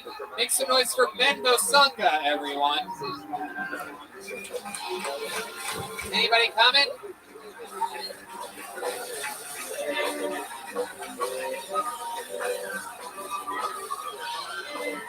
Ben Bosanga. No? Okay, hold on. Hold on 1 second. Hold on. Nobody's coming because I called it before and after. Sometimes people are in the bathroom, they miss their spot, but we'll just keep it moving. Ladies and gentlemen, your next comedian, this is a very interesting name. Make some noise for Maximilian Mantecat. This is going to be interesting. You don't really get your everyday guy, Maximilian Mantecat. This guy's definitely going to be here. Maximilians don't miss their opportunity for anything. Here he comes, Maximilian Mantecat. Here it is. All right, everybody, make some noise for Maximilian. Let's see what happens here. So, my name is Maximilian. I grew up popular. Anyone else? Just me, bunch of losers? That's cool. I grew up popular. My sister was obese. She's not anymore, so we can talk about it. She was fat, right? And when we got to high school, I wanted to include her in everything. We're only a year apart, so we would go to parties, right? People were like, "Hey, Tom, I fucked your sister. Mark, I fucked your sister." And I was like, "Well, who's fucking mine?" Nobody. I was like, "I'll do it." I'm a family man. I'm just saying. Just kidding, guys. I was popular. She was fat. I'm not fucking up my reputation. That's it. Yes. You have 20 more seconds if you want it. What? You have 20 more seconds if you want it. 20 seconds. Now it's 15. Yeah, we'll just leave it there. I'm popular, guys. Okay, there you go. Closing out hard at 34 seconds, everybody. Maximilian Mantipop. I love it. Welcome, welcome, Maximilian. There's a minute. How's it going, bud? Good. Good. How long you been on stand-up? 4 years. 4 years. That's fun. How old are you? 25. Okay. And you're born and raised here in Austin? New York City. Went to San Diego, did comedy in San Diego for a little bit, and then I went back to New York, and now I'm just visiting. Sweet. Absolutely. And was that true? You were always oh, look at that. People just want to hang out with Derek, I guess. You want to hear some crazy? This man gave me a couch to sleep on when I was a stranger there. Really? Swear to God. I met this man at the comedy store. He was like, "Yo, where you sleeping?" I was like, "In my car." I was in a couple spots in LA, and he was like, "No, you're not sleeping in my house." I was like, "Get the fuck out of here, dude." Wow, you just let him So sleep when on your I couch. left this man, I was like, "Oh shit!" Right. Did you take pictures of his feet or something? Why would you do that to a stranger? Yeah, everyone knows Derek forces his guests to give them a hard left-handed hand job, and that's why. He also has an NDA. That's why Maximilian's still wearing the brace after all this time. Give the old dry rub, you know what I mean? The old fucking. Sweat, actually, it's on your spit on my hands. Oh, okay. That's it. All right. Well, there you go. No, we believe it. These are no jokes, Derek. We are accusing you of forcing this man to give you a hand job. What was it like staying at Derek's place? We all want to know. I thought about it myself. It was good, man. He had an Indian dude that was half balding. That was cool. Oh, it's Jeffrey Baldinger. Or not Baldinger. Oh,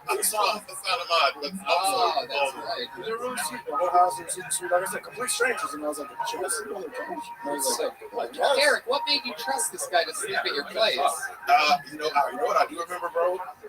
Is you had cocaine energy, but it wasn't bad. It was like you were just like up, and I was like, you know how excited this motherfucker is, man. You just were so excited to be at the store, and then you came over and you were talking about comedy. I just liked your vibe. So you were hoping that he had cocaine, and it turns out he didn't. It's like, man, I took a chance. Yeah, if somebody has cocaine energy, I'm like, that's the last person I'm inviting to my house. You know, like he was just up, man. However, most people that I know that do a lot of cocaine do talk about how popular they were back in school. So I've actually never done cocaine ever in my life, not once. my goodness. Nothing but weed. Okay. Start it off right now. I love it. Take health advice from Dr. Redband over here. So what do you do for fun, Maximilian? What do you This full time. other I'm than unemployed, but I tell people I do this. stand-up comedy? What's something else about you? I train Muay Thai Okay. as well, yeah. Is that what happened to your wrist? No, I was snowboarding. But I just like to be outdoors. Do Okay. that shit that puts me in danger. Is there any chance I could convince you to throw the mic in the mic stand and show us a little bit of Muay Thai? Just an improvised. Anyone trying to fight? No, don't fight anybody. Just do some air Muay Thai. How many of you want to see this guy do some air Muay Thai, huh? So let's do some air Tai Chi. Let's get a little. Whatever you want to do, sure. Let's just don't explain it too much. Just fucking give the people a show. Here he is, showing you some air something. Maximilian Mantipop.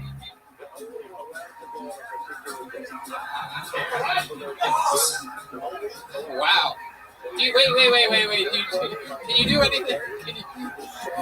There's no one in front of me. I told you, Can you just pretend like someone's in front of you and like they're trying to attack you like the speed that you would go at? Because unless you're fighting the Golden Girls, I don't think you can go at that speed. Deep Madness would have beat the shit out of you if you did that to him in Street Fight. Got him up here. I know he's blind, but he's got. No, Maximilian, no. All right. What else other than more? Yeah. Deep Madness will hit you so hard his glasses will fly off. Maximilian, tell us something else interesting about you, about your family or your life or something like that. I run with the Bulls every year in Spain since 2017. Yeah. That's so cool. I've been doing that every year since 2017. This is a very bull-heavy episode. Yep. All right. Kind of a wild experience. You go there all by yourself?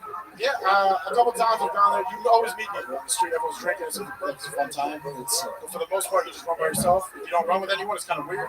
Because once you're alive, you're like, I'm just on the street. Right? So it's It's a weird feeling. You're like, I'm alive. I'm just here. Yeah, that's how I felt during all the Black Lives Matter marches. I remember I was, okie dokie, you're not ready to laugh at that yet. All right. Good job, guys. Okie dokie. Good job. I was just getting run off the street and I was all by myself and scared, but I guess it's not funny yet. Thank you, Jeremiah. So I guess we'll give that joke a few more months to marinate, and when I do it, you'll be there. You'll see, I tell you. I'm running with the Bulls. Black Lives Matter. That's fun. Next man, you never got hurt by any of the Bulls, though. No, never. No, I've seen people get destroyed. They're just trampled. Yeah, and like, thank God I never got hit. I got hit with a couple elbows. People are more dangerous because like, I'm shoulder to shoulder. Oh, so you're running with everyone. Everyone's trying to get the fuck out the way. I let the Bulls hit you with their elbows for a second. Very impressive. But I've seen the way you do Muay Thai, so I'm dangerous. Actually not surprised if a bull was actually able to hit you with its elbow, just slowed up himself and got you back. Maximilian, you have a girlfriend? You seem like you can do pretty good with the ladies. How long have you been with your girlfriend for? About a year. Okay, where'd you meet her at? I met her in San Diego at a show. Actually, she came to the show. Oh, watched me bomb, and she was like, "Oh, I love it." That's it. She's very honest with me. She goes me after the show. She's like, "You can tell her." She's like, "But you're cute." Oh shit, military girl? Huh? No. She's a doctor actually. Wow. So I was like, "Ooh, I gotta cash in on this right." Yeah, absolutely. She loves it when you bomb. That's perfect. Well, I mean, it's not a regular thing, but she saw me eat it, and I was like, well, I guess we're doing it. Did she ever see you do good? And she's like, not tonight, babe. It's not the man I fell in love with. She's like giving herself Indian burns and shit. I only like to fuck people that suck. I think I'm the only comedian she's fucked, but I was like, oh, she just loves me. If you think, you stink. You know what I mean? Hell yeah, dude. She's got beat up from the feet up. Am I right? Derek told me earlier that. Remember, I know. That's why Derek let you sleep on the couch so that he knew where you were. He was fucking your girlfriend. I'm just kidding. That's not, no one's fucking girlfriend. No one. Nobody ever. She was a virgin before you. A virgin doctor. That's right. Yeah. No one's done that. Yeah, she fucks guys that mom, but totally didn't fuck anybody before you. I love it. Maximilian, so much fun. Such a cool name. What ethnicity are you? Argentinian, Hispanic. Awesome. So cool. Such a suave guy. There he is. He's popular when he was high school. He's popular again right here. Maximilian Mantikov with 36 seconds. Thunder and lightning. There it goes. Everybody gets the handshake from Derek. The customary Derek handshake. He got really upset when we brought up this girl didn't fuck anyone else. So you noticed that? He got really quiet. Nah, he was cool. He was okay. Maybe he just has a vivid imagination and was picturing her getting really just plowed up against the wall or something like that. You know what I mean? Yeah, plowed against the wall. Okay, this name looks familiar. Maybe we've met this person before. How about another hand for Kaylee up here sanitizing microphones? Our friends over, you can find her. You can watch her work at the Yellow Rose. Red Rose. The Red Rose, that's right. The Yellow Rose is the legendary 45-year club. The Red Rose, the new club, both in the same family. There goes Kaylee, everybody. There she goes. The Yellow Rose. Red Rose. Full nude. Leo Kanopka is next on Kill Tony. Is it really fully nude? Texas bars don't fuck around. You can drink and full nude, which is like unheard of at most clubs. Wow. Yes, there that's you right. go. The USA champ. Leo Kanopka is next. Is Leo coming? Leo Tanaka? Leo Kanopka. Oh, here he comes. Here he comes, everybody. This is very exciting. One more time for Leo Kanopka. Here we go. What the fuck is up, Antones? How you feeling? Who else is drinking on a Monday? Yes. I just moved here. You guys don't give a fuck about COVID. You don't care at all. I've been on for cocaine so many times that you guys couldn't smell before the pandemic. Yeah, and I stopped caring too. I walked to a bar. This dude burped right to my face. I was like, "Yeah, I'll take a Lone Star Daddy. Let's do this." Sick. I single-handedly blame Joe Rogan for the homeless issues here. Like they migrated to here because of him. I know they're fans because they all intermittent fast. Sick.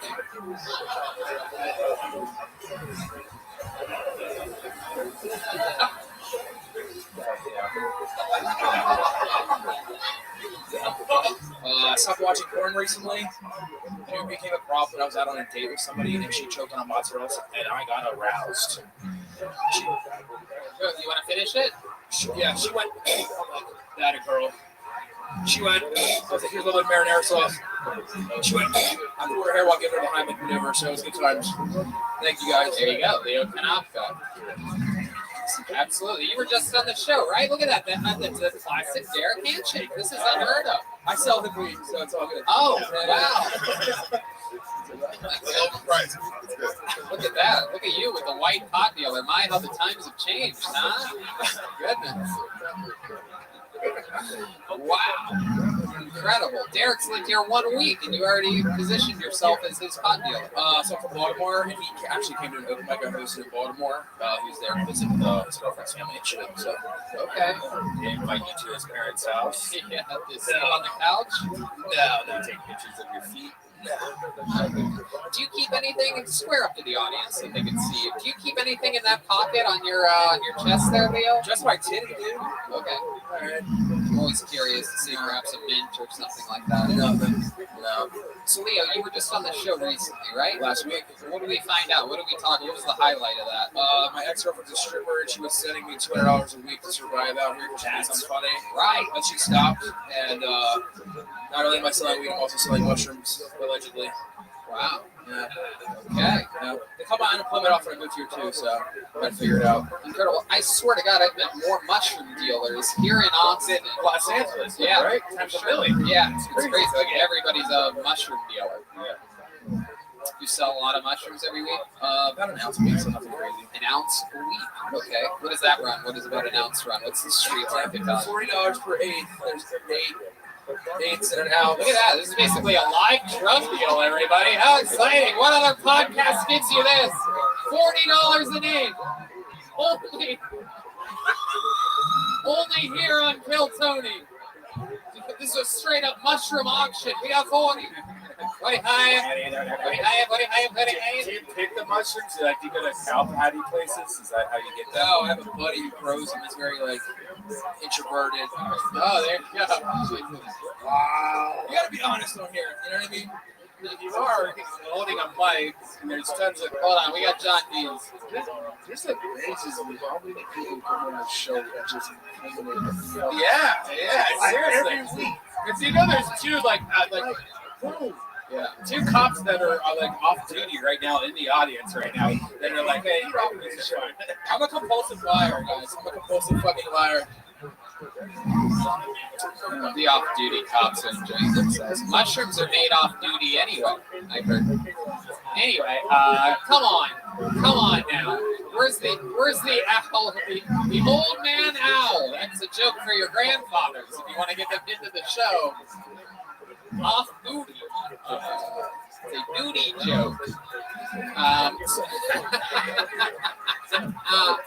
Leo, tell us something about you that we didn't find out. Oh my goodness, did I do a duty joke? I did it again. All right. I'll double down. I'm also on probation for a DUI. Oh my God. Wow. Oh shit. I was drinking with Chris O'Connor and Shane Gillis out in fucking the Goobies. Wow. My goodness. Did they know you were drunk because of the names you just dropped? Shane Gillis? Come on. That's a big name. Yeah. So how much did you drink? Too much. Yeah, I know. How much? Enough to brown out. What's brown out? It's like any alcoholics here? All right, cool. No, it's when you black out a little bit and then come back and you black out again and then you come back again and then one more time and then you end up home sometimes. Remember green out? You greened out once in Vancouver or in Toronto? Yeah, that's a real thing. I greened out at the same place that Doug Benson greened out. Yeah. They're like, hey, you got to be careful here because if you smoke too much in this place, because this is where they had no exhaust fans, this old comedy club in Toronto, tiny, very low ceilings, and there was a dispensary in the back, but the front was, it's hard to describe, but all the smoke would stay trapped in. So I basically just didn't breathe oxygen for a couple hours. It was really just I was smoking and inhaling secondhand smoke. And very unlike Tony, he walked outside and took off his shirt and just laid on the side. No, I sat up. I didn't lay down. No, I didn't lay down. I remember very clearly sitting on that curb straight up, sweating. It was sweating bullets. I mean, it was like freezing cold. It was fucking shitty Toronto. Anyway, but you browned out. You blacked out, and then you came back. Yeah. I heard once you go black, you never go. All right, anyway. Hey, where's that?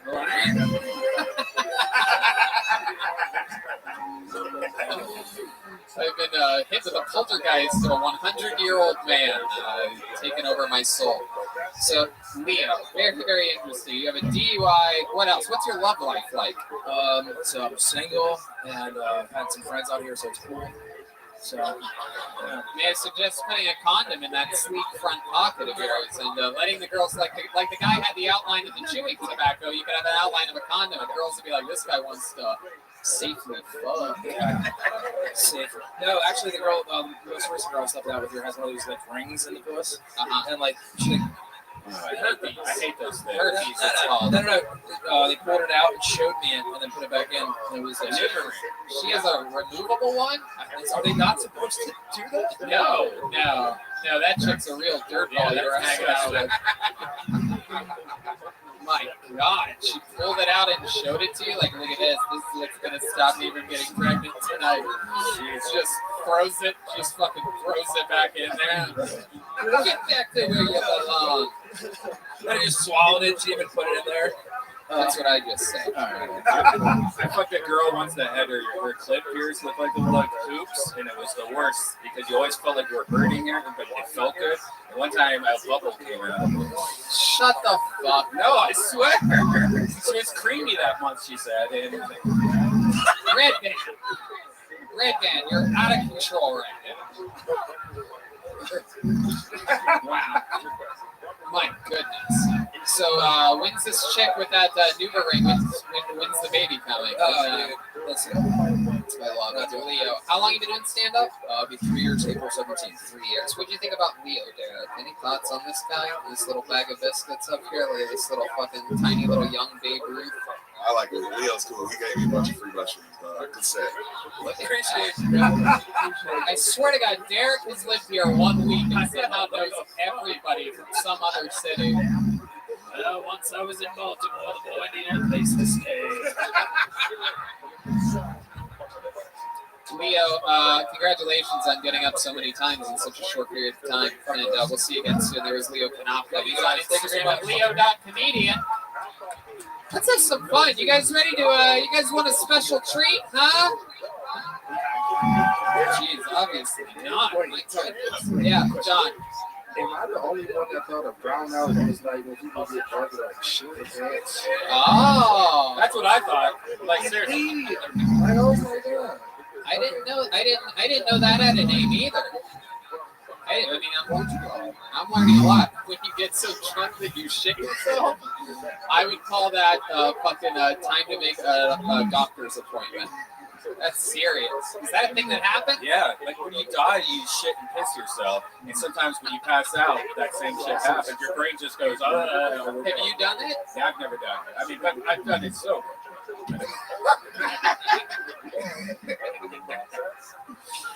You're so gross. Ladies and gentlemen, here's a special treat for you.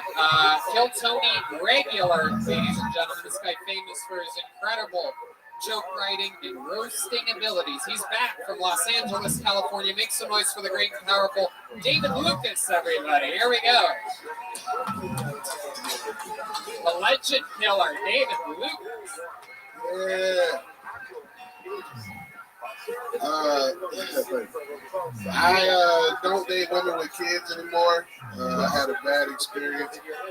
I spent the night in this one girl's house and woke up the next morning and her son wore my shit to school. That nigga was in the 4th grade. Like, why you wearing these big ass clothes, bro? That shit don't even fit you. Slap it off in his ass. If men disappeared, I think that women would die off in 2 years. Honestly, because women don't agree on shit. Like, y'all big print fight all the time. The only thing y'all agree on is rape. Like, that's the only time women get along is when they try to bring a nigga down. You know what I'm saying? Like, he touched me too. That's the only time y'all fucking agree. Like, that's the reason you don't have women Navy SEAL, because they would argue about that shit. They'd argue about the stupidest shit. Like, does that bitch really have on my outfit? Like, it's a uniform, you dumb hoe. Like, all right, thank y'all. There it is. That's how you do it. We're gonna give it every single week, always. Yeah, what's up, Kyle? Back again. Welcome back. I think it's over. Looking good this week, David. You got a whole new look, a new ball cap. You're not wearing camo tonight. You're just out there letting it all hang out. Yeah, man. I found it big and tossed it online. Is that what it was? Yeah, that's what it was. When you big, you gotta get what can fit your ass. They make them tall too. They don't just have your size. They got tall. If you 6'7", you know, 6'7", long, wide. Look, you go to big and tall though, not big and fat. Tony. Shit. Tony, you shop at Genders or Us? I'm not a ginger. You can't just call all white people gingers. That's not how that works at all. No, genders. Oh. No, I thought you said ginger. I thought you were calling me a redhead. Yeah, you shop where people who don't want to look like a man or a woman. That's where you shop at. I just want to be neutral. I was so offended that you called me a redhead for a second, but all these gays, that goes to show you what we think of redheaded people on this show. Is that he's been calling me gay for, like 2 or 3 years, but he calls me redheaded once. I'm like, how dare you? Unacceptable. What a nightmare. Right. Absolutely incredible. Yeah, you look fantastic. You look like the Marshmallow Man from Ghostbusters got roasted once and for all because someone had make a s'more out of the Marshmallow Man. This is like the end of Ghostbusters right now. I ain't seen the new Ghostbusters. I ain't seen that shit. No, nobody's seen the new Ghostbusters. All female reboot of the Ghostbusters. Go fucking. Anyway, so I love it. What you been up to? What's been happening? It's been a couple weeks since you've been on the show. Yeah, man, had a killer show this past Sunday. Derek Poston was on there, murdered that shit. Yeah, Derek's doing it. He's in the zone, stealing the show, getting it done, shaking hands with every comedian that comes on. Kill Tony. That's he should. Absolutely. What else is going on? I found the area I'm going to move to. What area? So people can know which area to move out of. Lock your doors. The domain. Oh, you're going to live up there at the shopping center. Yeah. I'll have you pick up some Nespresso pods for me. Sushi. Yeah, I'll be fucking with the domain. What do you do at the domain? Live? What do you mean? What do you do for fun, like at the domain? Like, why would you want to live there? Because they got restaurants. Oh, you're right. I can go downstairs and go to a restaurant. Yeah. Oh, you want to live at the domain, I'm gonna live at the domain. Wow. Look at you, from doorman to domain. What a turn of events. This guy's out here making it. So when do you think it's gonna happen? When's the big move gonna happen? May. Okay. Yeah. All right. So at least May, dog. I heard you just bought a new snake hole, Tony. Oh, new what? Snake hole. Snake hole? That's you live in. I live in. That's God damn. The fuck? Snake hole? I thought it was some rich shit. I'm like, damn, this nigga in the snake hole. That was probably my worst show ever. That was pretty bad. That was horrible. God damn. Edit that shit out, Red Man. Not really. This is good. Put a noise, like I said, faggot or some shit. Like, I heard you living. You not air that shit. I love it. So you're in love with Austin, Texas. Tell us some of your favorite things that you do or that you like to miss when you've been going home. Because you go home to LA for 2 weeks and then you come back. I go home for 1 week, to take care of the kids, and then I come back for like 9 days. Mm-hmm. So I'll be doing. I probably won't stay at home as much. I'll probably go home like three 3 days once I moved here. When you leave the kids in LA, do you like leave them like a bunch of extra food and stuff? Like you're just like it's like a cat, and like the cat owner goes away for a while, you just leave like cheeseburgers, side bowls. When I used to have a cat and I would be gone for a week, I would leave 6 bowls of food and 6 things of water throughout the house. The cat was like, finally I get to eat how Dad eats all the time. Also, real shit, it's pretty simple. You just pick up your kids, play with them. Because the baby mamas really only care about women. Right. They don't care if you see your kids or not. Right. If a payment is a day late, the bitch blowing my phone up. Oh my goodness. Lord knows that phone must be blowing up. Wow. I love it. And the kids are good. I met your daughter. Super cool. Yeah. She was good. Yeah, she's gonna be a big star. She's gonna do whatever she wants. She's already 6 and knows she want to be a comedian. Unbelievable. Yeah, bro. And then my young one's gonna be an asshole. She take out her mama, bro. Right. Does she call you if you're ever a day late on the payments? Like, so this is how black baby mamas do shit, right? They won't say I need some money. They'll be like, your daughter needs some money. Sure. Oh, yeah, and my daughter's sick, so my baby mama has coached her to FaceTime me. Like, Daddy, Zell me some money. Like, bitch, you don't know what Zell is. Like, she taught my daughter how to ask for a Zell.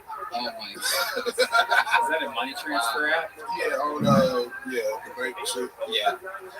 Derek, you know David Lucas, you guys were just up until the global pandemic, you guys were co-workers. I know, bro. We were door guys. Yeah. I think Derek was only there like 2 weeks. Like when I started, I think you left like 2 weeks later. Yeah, I said I was at like 3.5 years, but right when you started, that shit was nice because you know how they do one black guy at a time. Yeah, one black guy at a time. Because before me it was Brian Simpson, and it was like, all right, Brian's gone, Derek, you can work here. They swap niggas. Yeah, they do. There was a point in 2007, I was the only black guy to work there. Tony blacker than all of us. What was your first car? Crown Vic? It was a Cutlass Supreme. Cutlass. You know what my first car was? A fucking gas efficient Honda. Wow. Derek, what was your first car? Exactly, brother. Like, I had responsible parents. I had a Renault Alliance. A what? Exactly. Jesus Christ. Where's that old-timey car horn when you need it? That's the new Renault Alliance, everybody. The best car with 4 wheels. I think it's German. Hey, Tony, that's one of them cars you had to go in the front and wind it up and jump in right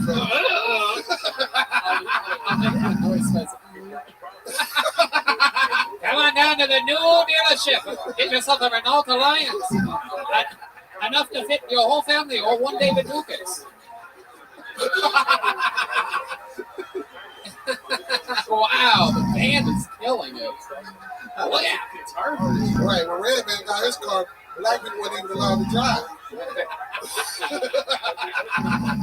That's true. And no one stole any cars. It was great times. Holy shit. No GTA. All right.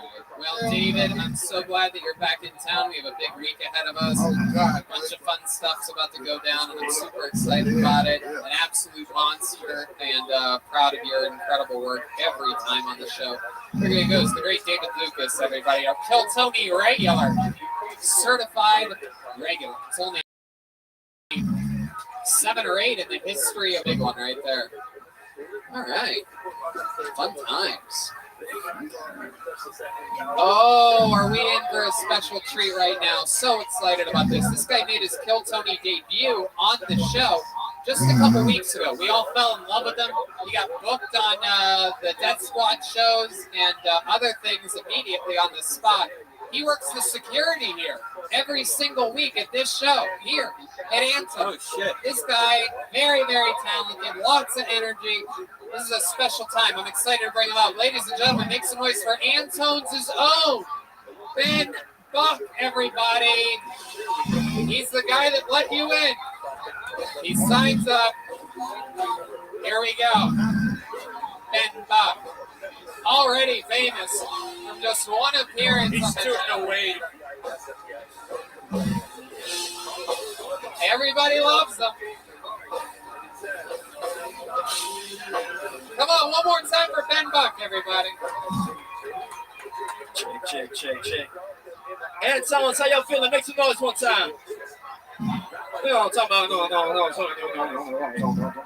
Shout out to us to do a bus. I hope I did something. Yeah.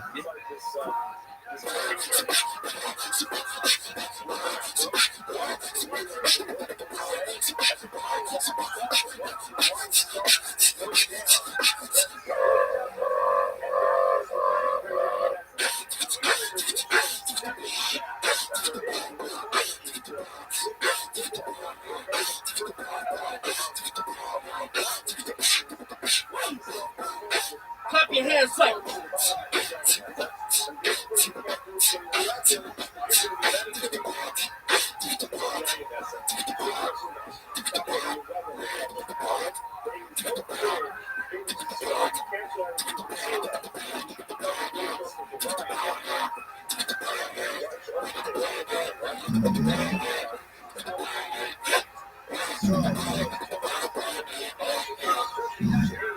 Tight.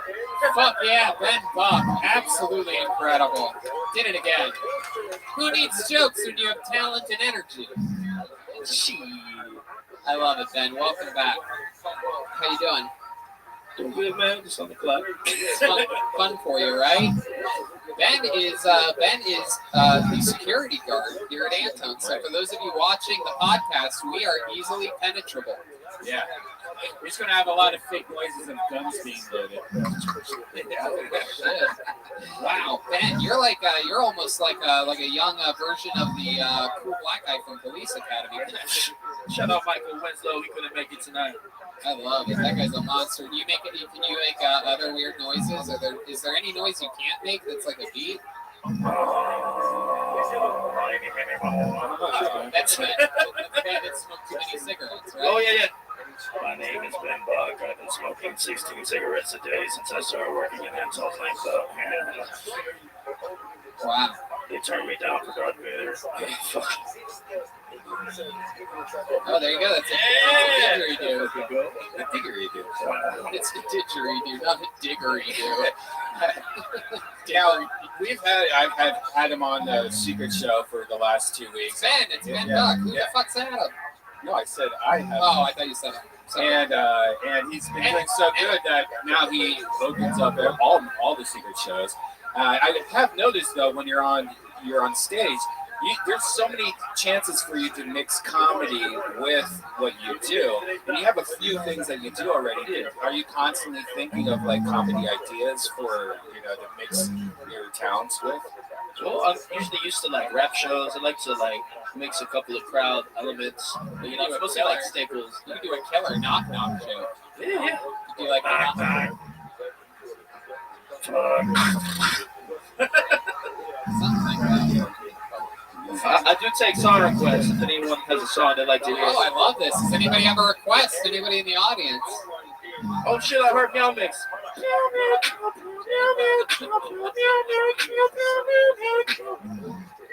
Oh shit, I heard Meow Mix.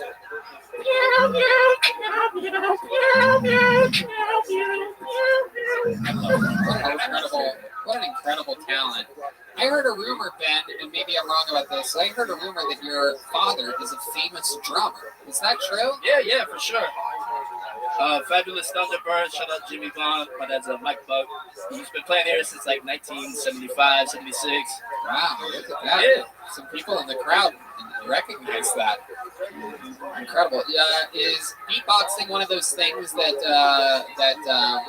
like you're like, Dad, drums are cool, but this is cooler? Like, would you guys like argue about stuff like that? Fuck you, Dad. I want the beatbox. You pick up sticks like a real man. Oh God, I can't do track time anymore, pops. I don't want to play the blues, Dad. Is your father a big supporter of your beatboxing? He is. At first, he's like, oh shit. So yeah, I love it. I was running some errands this week, and I went for my first time at Antone's The Record Store. Right. Do you know Antone's has a record store? Absolutely, right there on the left. Right? No, it's a different. There's that one that's cool, but there's another one. What is that? Just Anton's Record Shop. We're up on West Campus, right around 28th Street, pop in sometime. Yeah, by all those. I work door there too. Even record stores need more people these days. Yeah, that's what I was gonna say. Is I went there, and to my shock, the guy working security there, Ben Bob. Wow. I broke right in, stole 10 records, walked right out. No big deal. Easy breezy. You put on hand sanitizer when you walk in, or rub it into your hands whenever you're there. Your dad was in the band, the Fabulous Thunderbirds. I did not know that. Yeah, for sure. Incredible. Wow. Derek Poster, what do you think about this? I like you. Has beatboxing ever pulled you some pussy? Well, that's the reason the girl was like, yeah. Fuck no, man. But you do have a girlfriend, right? Yes, I do. Have you ever beatboxed for pussy? Y'all asked me last time, man. Fuck. There might be a thing there, with the vibrations and shit. No one wants that. Girls probably want that. No one wants that, man. You try it next time. I will do it tonight. Try it on the body till you got it off. That's actually how Redman eats pussy. Yeah. Makes noises with his lips. Yeah. Makes it wet and it vibrates better than Hitachi. It's Wow. great. Disgusting. Absolutely disgusting. Y'all try it. Feel free. I love it. Well, Ben, you're so fun. You always bring a little jolt of creative, youthful, fun energy onto the show. We love it. Keep signing up. There goes Ben Buck, everybody. Hey, thank y'all so much.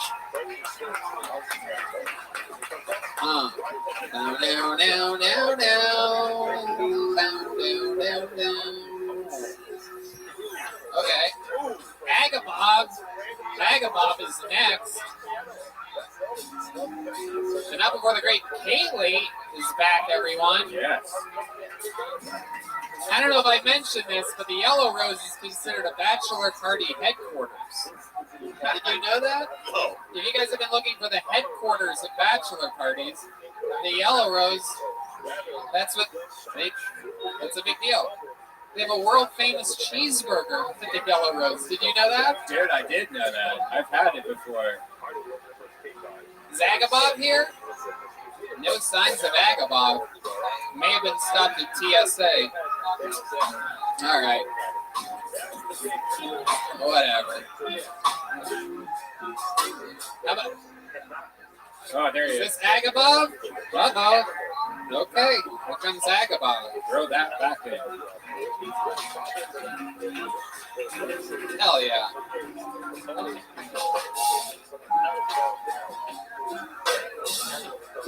Here he is one more time for Agabob, everybody. Shut the fuck up in here. How the hell y'all doing this shit? Guys and ladies, I went fishing at a lake called Backpage. And the nigga forgot his bait, and the only thing I was able to catch was hookers. Shut the hell up. Next joke is up. Ladies, when I have sex, God himself blessed me. I don't need condoms because I got 2 inches worth of foreskin. A nigga's already protected. First time I had sex, the girl called me meathead. Tony.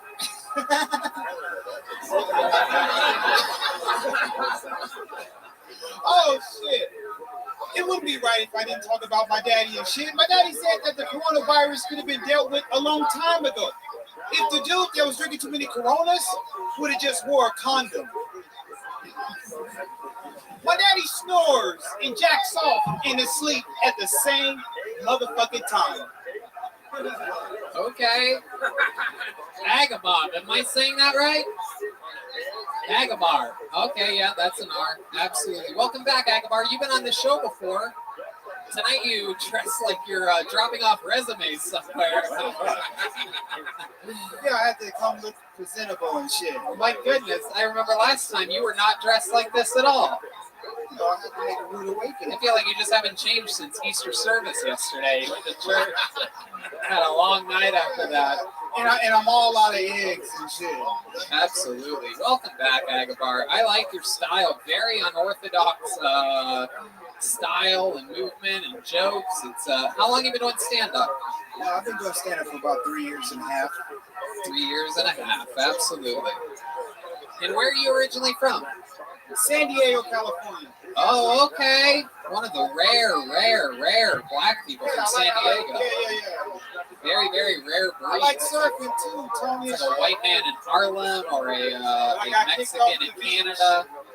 Okie dokie, Agamar. I'm sorry. You can untangle that. Yeah, you're all tied up there. Oh, thank you. Hell yeah. Is it true that you have 2 inches of foreskin? Yeah. Really? So technically you're always in the hood.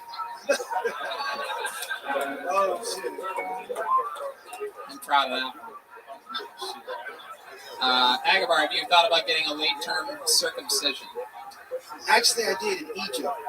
You got one in Egypt? Wow. Like 26 years old. Is that why your dick's shaped like a pyramid? Okie doke. I don't really know what his dick's shaped like. It's a Egypt joke. All right. Look at you, Tony. You look good and shit. You gained a little weight. Thank you, Agamar. Wow, I love these compliments. I get David Lucas up here. He calls me a fucking ginger. Then we get a classy guy like Agamar up here talking about how I'm gaining weight. You're right, Agamar. It is true. I've gained about 3 pounds since moving to Austin. I'm sorry, Tony, but I wanted to know where that knock nigga be at. They be up people to knock me and shit. Wait, who's that? You making fun of David Lucas? Yeah. I want the spot. We're making fun of David Lucas not having needs. Oh, David's in the doorway saying you better stop. He's right there. I'm trying to get a spot. Look at that. Dave, do you have anything for this guy? What do you think? What do you think about him? Chris Cross is played out. This guy about 32 looking like Chris Cross. What kind of shit is that? Oh, shit. Here's David. Hold on. Here's David Lucas. David, come on up if you want to. His head's so big. He can't even wear that motherfucking hat and shit. What kind of shit is that? Agamar, you're about to get fucked up. Here we go. Where he at? And you look like a pimp whose bitches hit back. I tell you what. I don't know. You got like three titties and shit. You look like the nigga on the cigarette box.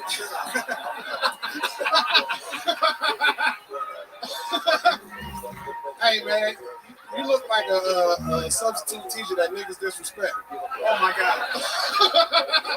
Hey, look. He don't. Look, I don't know if he laughing or not. He don't got no neck. He just head and shoulders. You got the shoes on the nigga that got a monthly bus pass.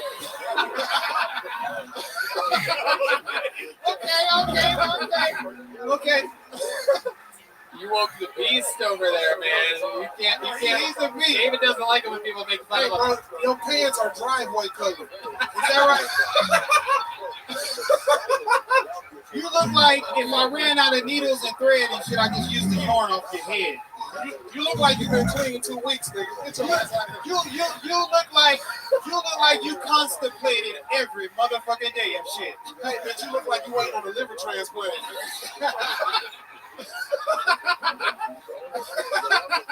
Oh shit.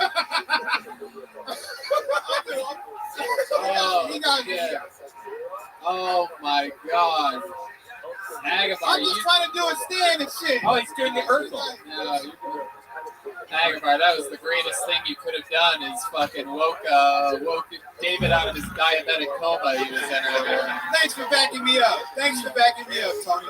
Absolutely. Yeah, I backed you up all the way. 100%. I had your back all the way. He looked like he tried to go surfing, but he drowned in the web because he didn't. You better stop, Agamar. He went back to the kitchen. He's not even here anymore. I love it, man. I love it. You have a good style, Agamar. Look at you up here trying to roast. Absolutely adorable. Looking like Denzel Washington, D.C. sniper. It's a real thinker. You have to know what the D.C. sniper looks like to get that one. It's an older reference. You have to Google a serial killer from about 10 years ago. I love it. Agamar, tell us something. You're such an interesting guest. I find you to be so intriguing. You have so much swagger, confidence. You have a great look. Look at you taking off the glasses for a second. You're just cool. You actually use your front pocket, unlike the dweeb that was up here earlier. Agamar, what else about your life haven't we learned yet? What's another fun fact about you or your family or your upbringing or anything? Well, I've been out of the country. I was in Egypt for about 3 years and a half, teaching English. Okay. And I enjoyed the Egypt women out there. You know what I'm saying? Sandy asses. The coochie was the closest thing to a camel's ass. The coochie was the closest thing to a camel's ass. Have you seen a camel's ass? Yes. You lifted up the tail and looked at it? No, they walk around. They're all around. Okay. Yeah. All right. All right. What you doing, Robin? You all right? Just thinking, man. Yeah, thinking. You're all uncoordinated over here, man. Oh man, I don't roast, man. You're one of the I'm not saddest doing that, dog. guests that I've seen that Tony had up here. Agabar, be nice to the guests. Be nice. I just Be nice. Derek was about to say something nice. I was gonna say something nice. And I'm like, I fucking hate this tucked in shirt. You know what I mean? Tucking your shirt, and I don't like. That's how I was. I don't like your face or your energy now. Is that right? I don't like it. And I'm upset. I don't like when guys wear hats. It's like they're hiding something under their shit. Agabar is like Drake's angry grandfather. I'm mad. I love it. Agabar, what do you do for work? I told you last time, Tony, your memory's not good? No, it's not that good, Agabar. Oh, yeah, I work at Finley's Barbershop. Okay. Off of Barton Springs in Lamar. Okay, you cut hair. Cut hair. Derek, do you have a black barber yet? Not yet. I could use a black barber. Oh, shit. Look at really this. serious. Yeah. He's the only guy you don't have a bond with in some ways. So now I figure we have to make something happen here.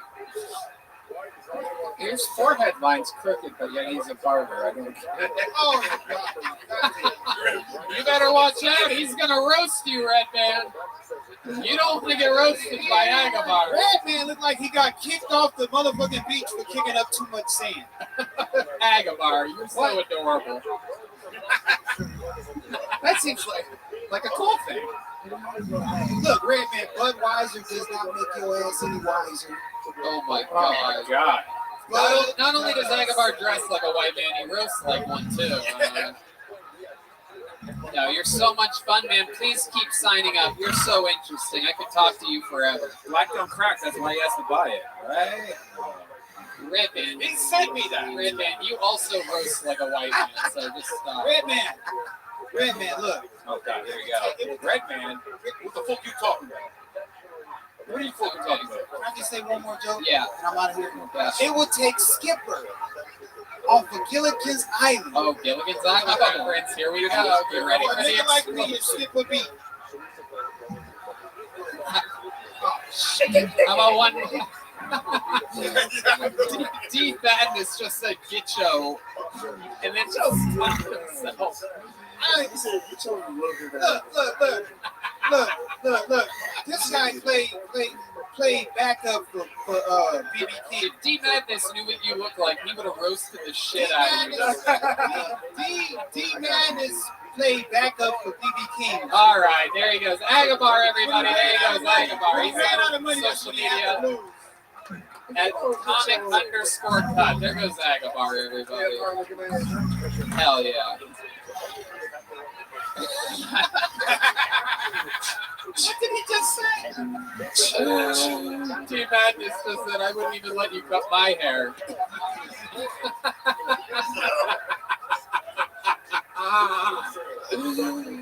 Oh my god, D Madness is a national treasure. Budweiser doesn't make you wiser.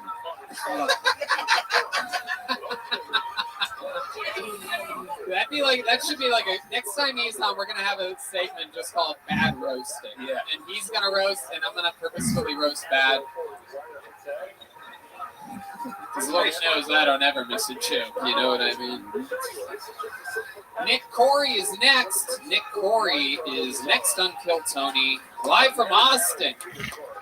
Where's my Buc-ee's people at tonight, huh?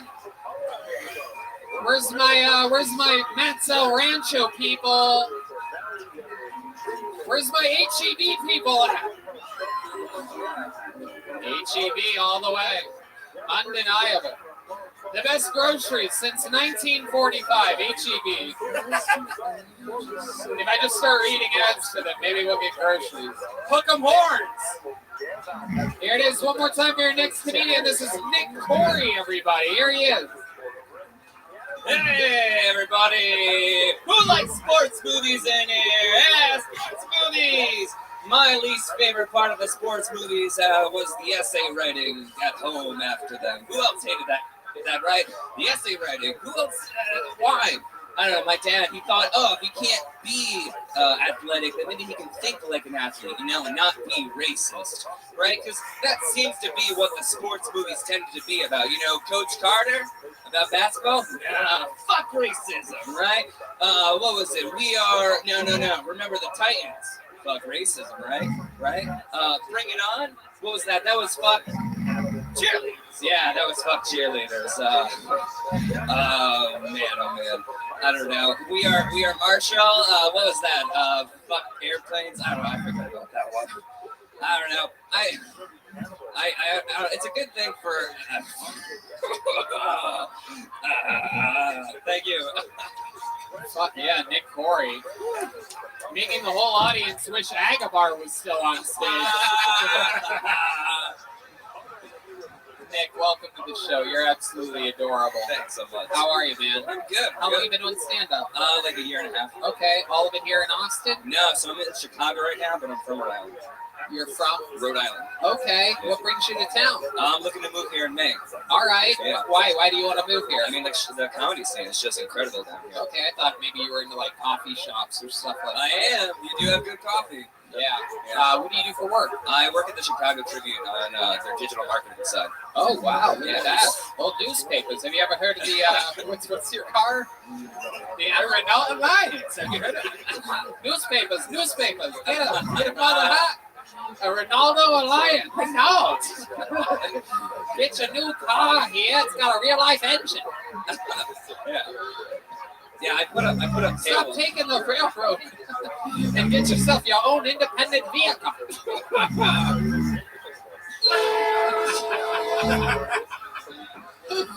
The train horn.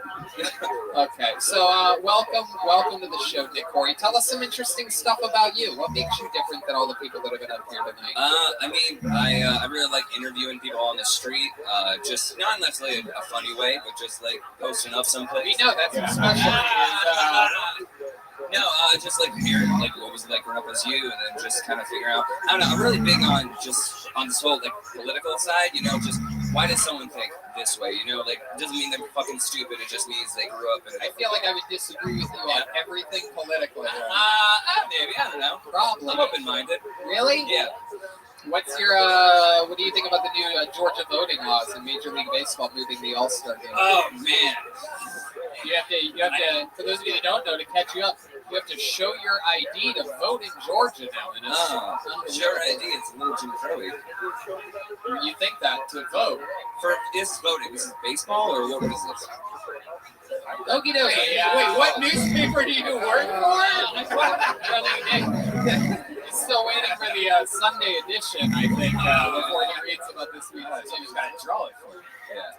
Okay. All right. Why do you wear khakis and why is your shirt tucked in? And what's going on? Those khakis are tight. I should not know that you and Agabar both have 2 inches of foreskin. Those things are. It's a mess. Oh no. Okay. I'm traveling around light, so I was wearing shorts. I didn't want to wear shorts on stage, so So you grab your khakis? Grab your the only they're light. They're really thin. They're a little stretchy. They're a little tight. Yes. You look like you're about to be Peter Pan in the play or something like that. Like, I'm an actor. You're backstage, just ready to put on your little green hat and fucking go fly on a wire or something. That would be fun. Do you seem like the kind of guy that's into like axe throwing or something like that, right? Not axe throwing. I mean, I bike a lot. I like hammocks. Right. If you didn't see them, yeah. I've been confused for homeless a lot, and there was one time on my birthday when I put up a hammock in the morning, and then I was taking it down, and then this guy was running by and said, "Hey, was it a nice night?" And what do you mean? He thought that you slept? He thought I slept the entire night. Right. Yeah. Right. What an asshole that guy was. You should have known you were just taking an early afternoon nap. Yeah. Right. Right. Yeah. What's the longest that you've laid in a hammock for? I don't know, 3 hours. Yeah. And it hurts afterwards, right? No. Yeah, no, it does. I once. Well, you slept in it. Yeah, right? I told you. Yeah. I'm sure I told it on the show before. No, there was a time in which, when I very, very, very first moved to Los Angeles, and I mean very first, I'm like 19 years old, and I was living with my brother, who's a huge stoner, so we were smoking blunts, like blunts and blunts and blunts all day, every day. So I was just walking around stoned, having fun. And I had a small budget for a new bed, and we went to like a Costco or something like that, and there was a hammock for sale for like $45. And I'm like, wow, if I get this $45 hammock, I'm going to have hundreds and hundreds of extra dollars. Now, you talking about like a hammock? It's one of the ones with like the poles, like you put it together and then you lay in the hammock. Yeah, I lasted like 40 minutes in that thing, and then I slept on the hardwood floor for a couple days until getting an actual. I have this hammock that's like a parachute. Yeah, that's the one. And you just lay in and it just kind of wraps you up like a cocoon, and you can't feel anything. You're just floating. You can hot box those too. That's fun. Yeah. Wow. Okay, Nick, tell us the most interesting thing about your life's history, like the biggest fun fact about you. Fun fact? Yeah. That is true. You do have the Ron Jeremy vibes. Oh, fun. You look like Daniel Day-Lewis. I mean, I went to an all-guys Catholic school. Okay. Yeah. All guys Catholic school. That explains a lot. Yeah. No, I love it. What was that like? Anything crazy ever happened there? Honestly, not during, but like after I graduated, there was this one teacher called Rabbi who was not Jewish, and he was just outing all these like different teachers. So one, like a French teacher, was online soliciting gay sex, and then he like posted that shit. And the same thing with like a priest. And then our principal got outed for saying on tape, like that way we take care of all the N's and the K's, and that was on like yeah. Yeah. What? A slip of the N-word and the K-word. So the black people and then Jewish people. That's how we take care of them. So that was like, and you had one teacher out, all these other like, homosexual, like Craigslist type of stuff. Wow. And then we had a bunch of brothers, like Christian brothers, fucking a lot of kids in the 90s. You did? Yeah. My goodness. Yeah. You were never a victim of any. I wasn't. No, thank right. You were the raper, not the raper. Yeah. All right, Nick. What's your love life like now? I'm single, but I mean, back in Chicago, I've been hanging out and meeting different comedians. Comedians. Yeah. You're sexually active. Not currently, no. Not in the past few months. But, okay. And then I'm supposed to go on a hinge date tomorrow. So. Oh, look at that! You're going on a date with a girl. Yeah, real. Okay. What do you know about her? I know that she has like really kind of short hair, like in bangs that are. Oh, she has normal like cut back. I mean, personally, I know it'll grow out. So she seems sweet. She seems like she's into that energy woo shit. Okay. What are you gonna do with her? There's like this outdoor open mic that I'm gonna go there and then maybe hit. I don't know. Is she a comedian as well? No, I don't actually. You're gonna take her to an open mic. You're gonna perform. Bad idea. I promise you. Okay, it's outdoors. Well, we're gonna like some people reading like theater stuff too, like doing some acting. So I don't know. Oh, this sounds cool. They do it's all canceled. No, just take her somewhere else. Sounds good. You have money? You have a little bit of cash? Yeah, take her to Matt's Soul Rancho. Get her fucking popped up on Mexican martinis. That's got mushrooms. Mushrooms? Is that what yeah, what are you guys going to do? An 8-hour discussion over coffee after going to a theater performance? Oh, that's a good stuff. I love this guy's monologue, am I right? She's not going to watch you and like go, oh my God, he's the one. 100%. Okay. She's going to watch your comedy act and be like, oh, he's doing the acting reading thing that other people do. I love man puns. All right. Anyway, okay, Nick, fun times. Good to have you. Thanks so much, Nick guys. Corey, everybody. He's at Absurd Junk. We haven't had a lady up here to perform all night. You guys think I should pick until we get a lady, huh? It's funny, only the guys clap for the ladies. The ladies just look back at me. What? You wanna perform? Did you sign up? What's your name? Mariano is a man's name. That's a no. What's your name? Okay, well, if you get pulled first out of all the ladies, then you'll be next. You're not Kyle, you're not Miles. Oh, I know Chewy. I might actually bring Chewy up here. Chewy's never been on the show. I know Chewy.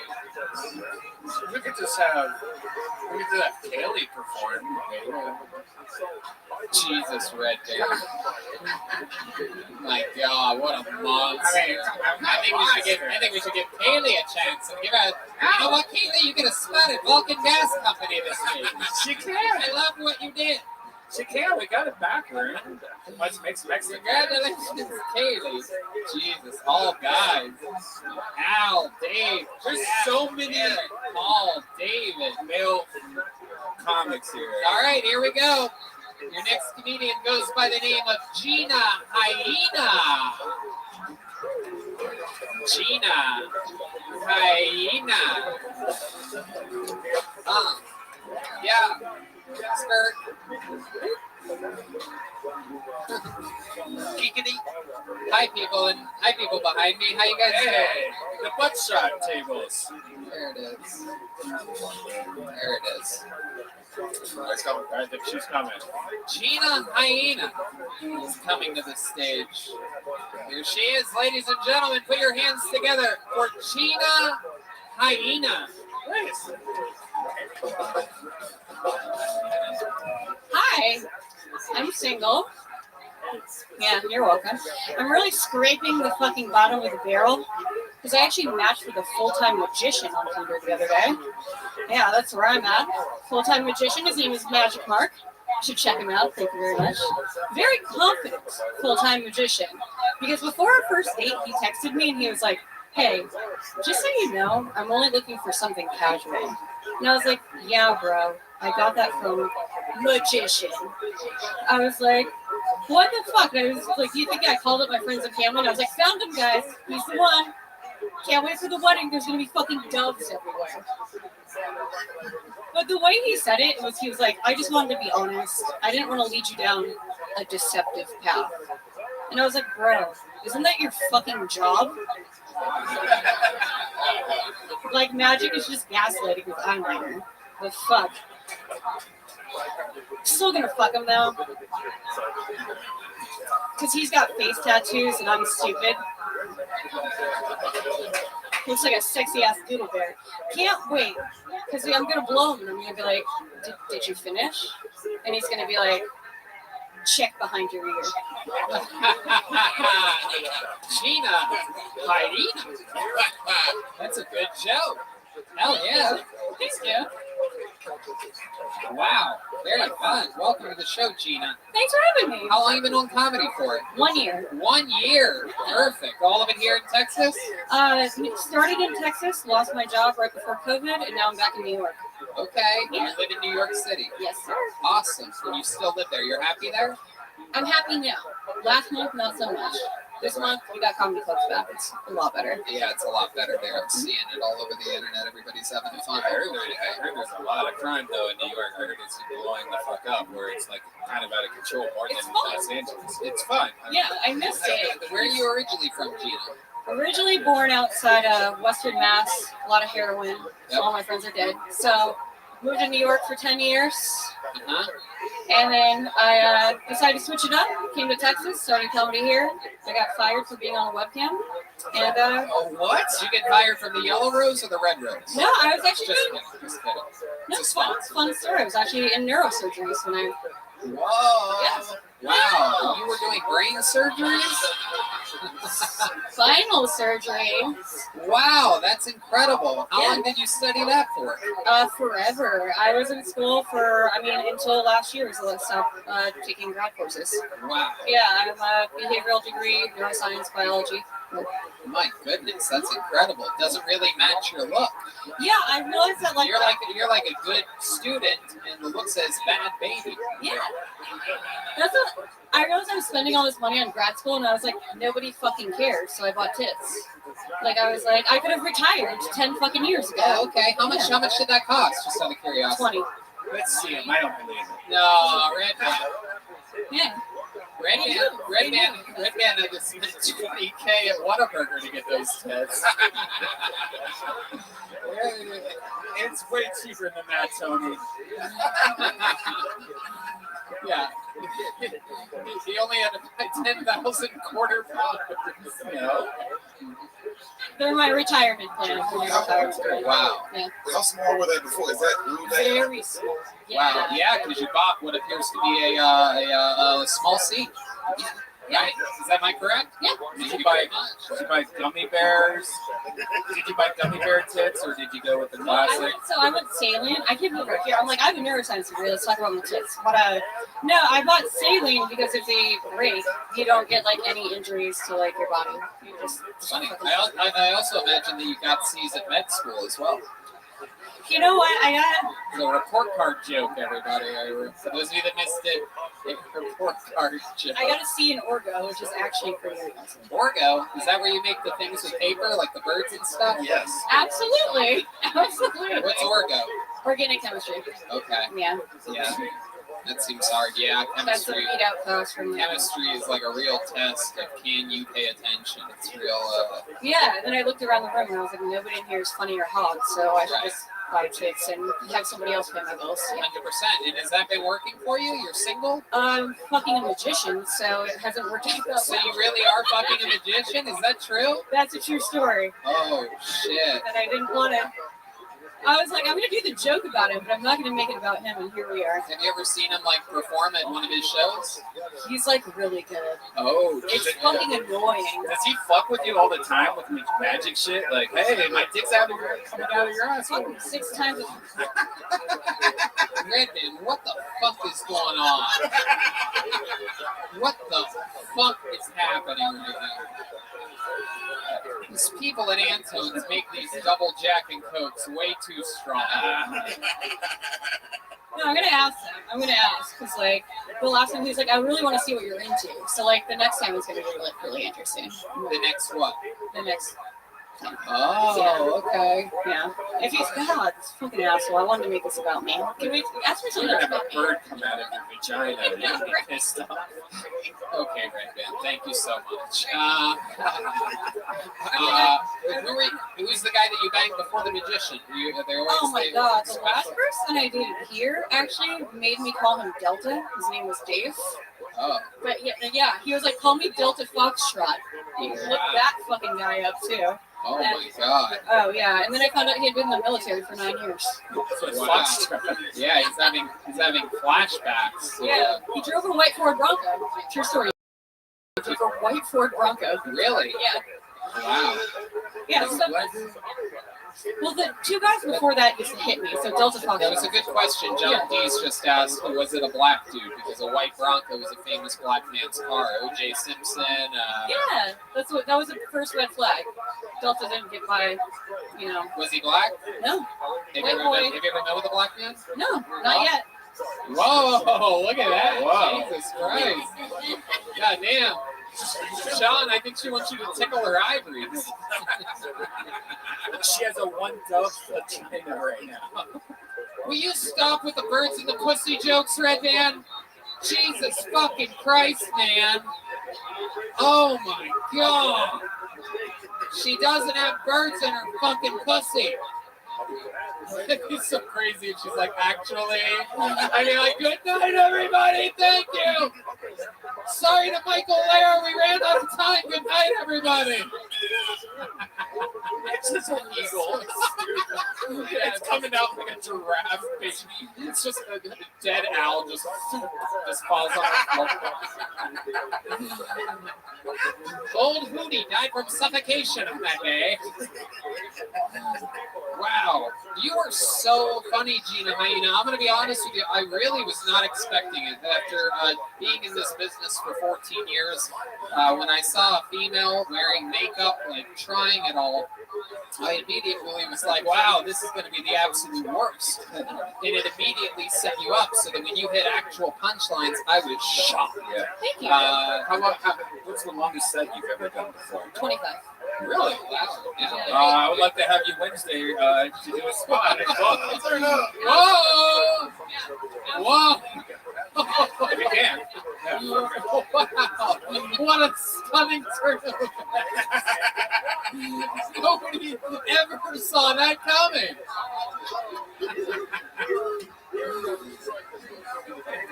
Gina Hyena, absolutely incredible performance. I loved it. Thank you so much. I lost your piece of paper. What? Oh, there it is. And there she goes, Gina Hyena. Follow her at Eggs and Hot Sauce, all one word. Just the letter N.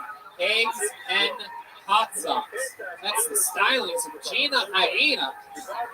Using her med school brain to write jokes and hit the punchlines. Very impressive. Fun stuff. 154. Started at 8:05. You know, let's do one more and then get Michael Lair up here. When I was in the melee of pulling out names to get a female up here, I pulled out a name of a guy who I actually know, and he is driven, I think, 4 or 5 hours, many Mondays, to come here to sign up for the show. I made friends with him when I did crowd work one night at a stand-up show in San Antonio. I did crowd work on this guy. He was funny. He responded funny. We had fun. We hung out afterwards. We went golfing a few weeks ago. The guy from a random audience member at one of my shows to golfing with me. He's so likable, so cool. I can't wait to see what he does up here. For the first time in Kiltony history, make some noise for my pal, Chewy. It's Chewy, everybody. I got Chewy. We go. He's pumping his fist. He's excited. Hell yeah. I do believe this is his first set ever. How about you guys give him a big welcome? It's my friend Chewy, everybody. Orale stars. I am a dreamer, a daydreamer. And like a lot of daydreamers, I've dreamt about having my own nightclub. And at the front door of my nightclub, I'm going to have a big wooden porch shaped like a wagon. So to get into my nightclub, you got to get on the wagon, stay on the wagon, until you get across. Then to get off the wagon, you got to go down a staircase that has 12 steps to get into my club, the 13th step. And that club's going to do so well, I'm going to open up another club on the gangster side of town. I'm going to call that club the G-Spot. And that club's going to be so successful that I'm going to open up a totally new club. I'm going to call that the Baby Gang. And I'm not going to forget about my hood rats. I'm going to open up a strip club on the ghetto side of town. And it's pretty ghetto over there. You're not going to see any Porsches, Mercedes. You're going to get coming up to the main stage. Put your hands together for Kia. And on the backstage, give me a hell yeah for Elantra.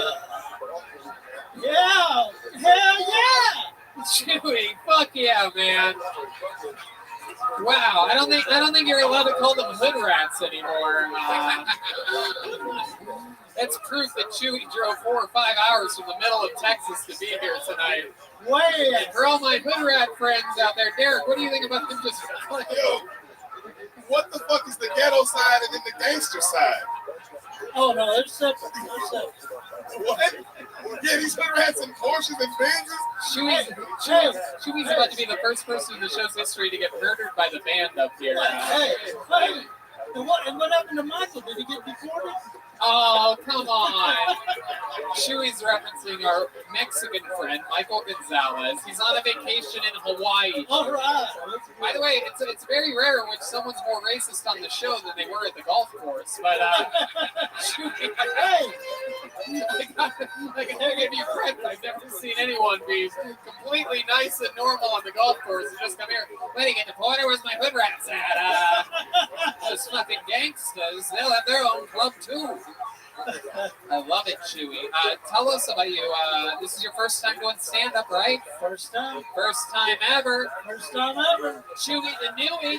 First time ever. I love it.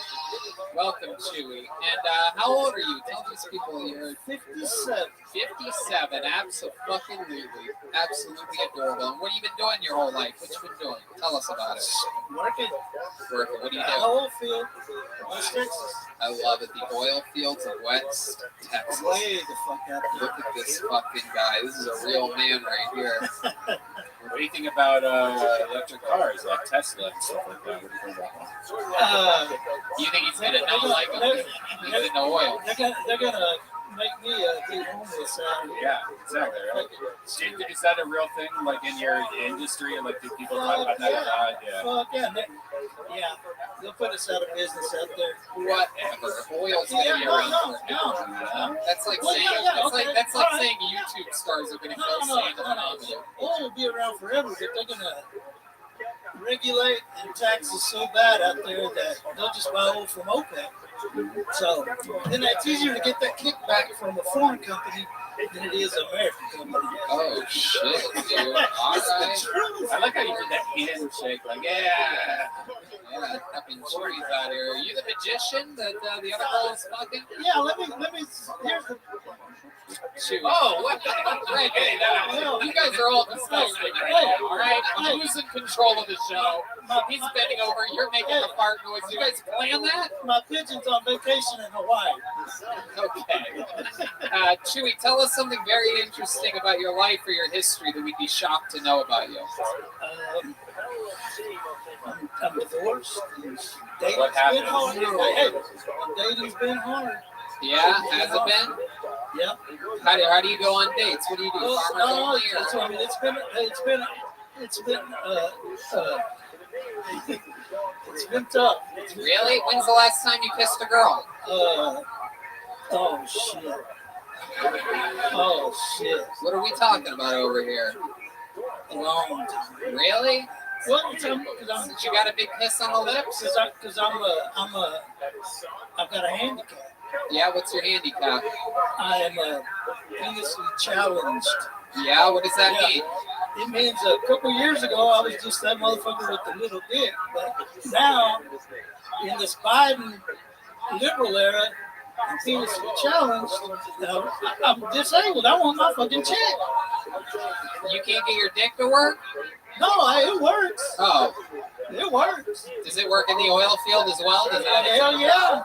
Hell yeah. I wake up with morning wood every day. Wow, look at you. Fucking Chewy with the gooey. Wow. So, like, if you had to guess when the last time you kissed a girl other than your ex-wife was, what would you guess? A few years? No. I've been on dates. Oh, okay. So you made out with some of these hood rats or something like that? Well, not hood rats, but right. Mexican girls. Homeless people.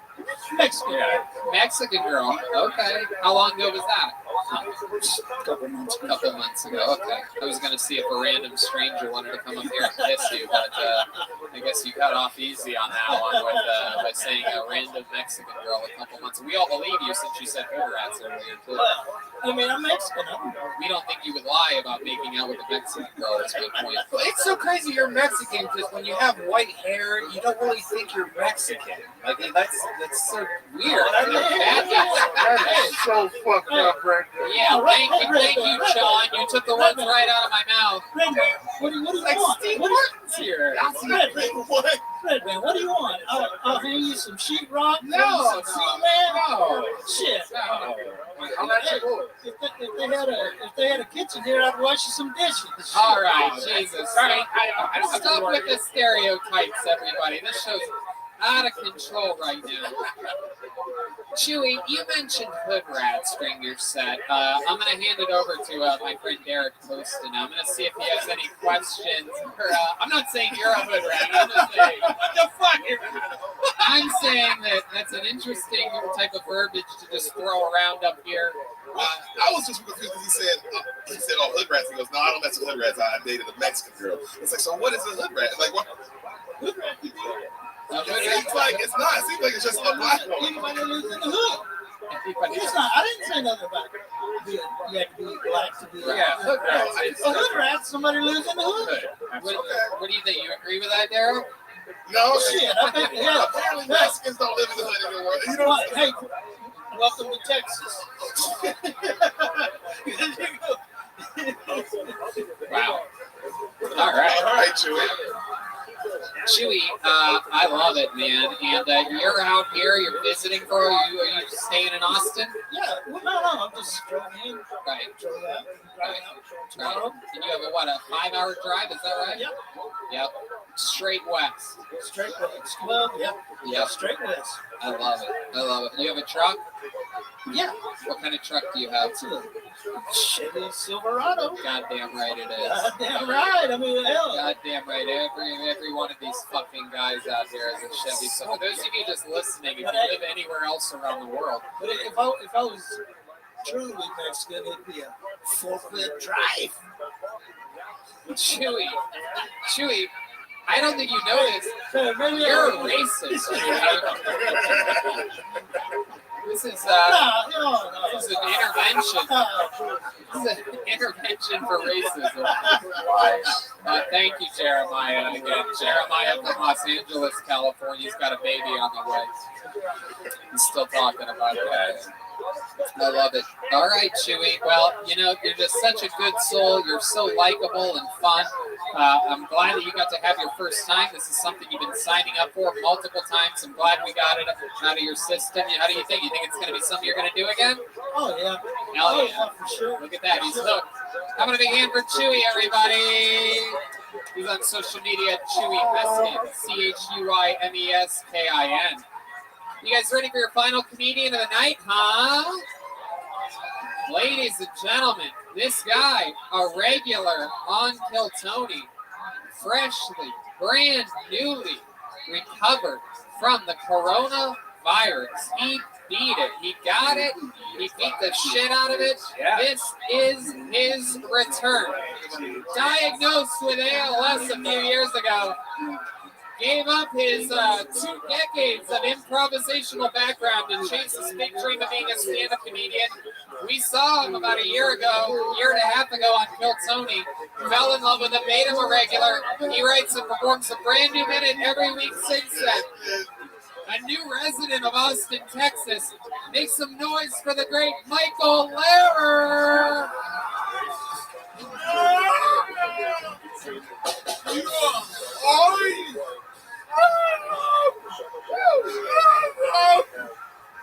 All you women, I thought you was a funny guy until you find out I can walk. You know how large a lady has to be to maneuver me around the queen-size mattress for intercourse? 285 pounds. Medicaid has the formula. You women act like you want a funny guy. Women also want to occasionally go to the beach. I have nightmares about sin. I've nightmares about sin. And there was a movie titled For Me Trying to Fuck a Morbidly Obese Woman. It would be called Indiana Jones and the Last Cookie. I would be a celebrity and to go to Eyes Wide Shut parties, but people do not invite you to orgies when you have barbecue sauce on all your clothes.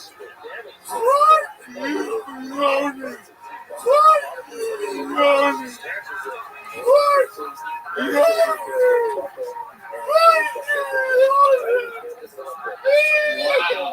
Wow.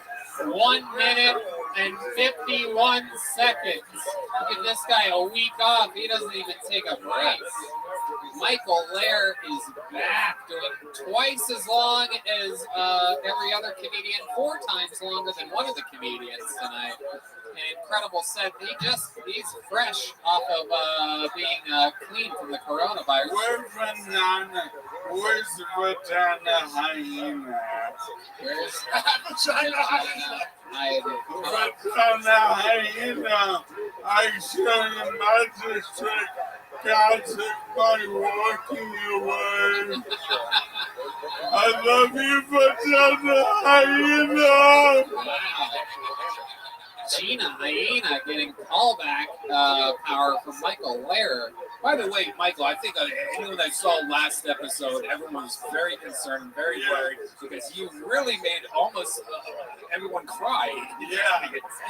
But here's the truth. I wasn't sick. I'm an alcoholic drug addict. It's true. But the coronavirus. Yeah. So I apologize, and I'll return all the GoFundMe. All right. But look, no more cocaine from me. All right. Yeah. But they have a new thing I want to try called double cocaine. Wait, what's it called? What's double cocaine? It's like, you know how cocaine makes me on top of the road? Yeah. Double cocaine. Oh, so it's Viagra with cocaine? Yeah. Okay, that seems very healthy. Wow. Yeah, man. I've enjoyed my sobriety. It's been very fun. I picked up hobbies. Like, instead of bird watching, I do hooker hunting.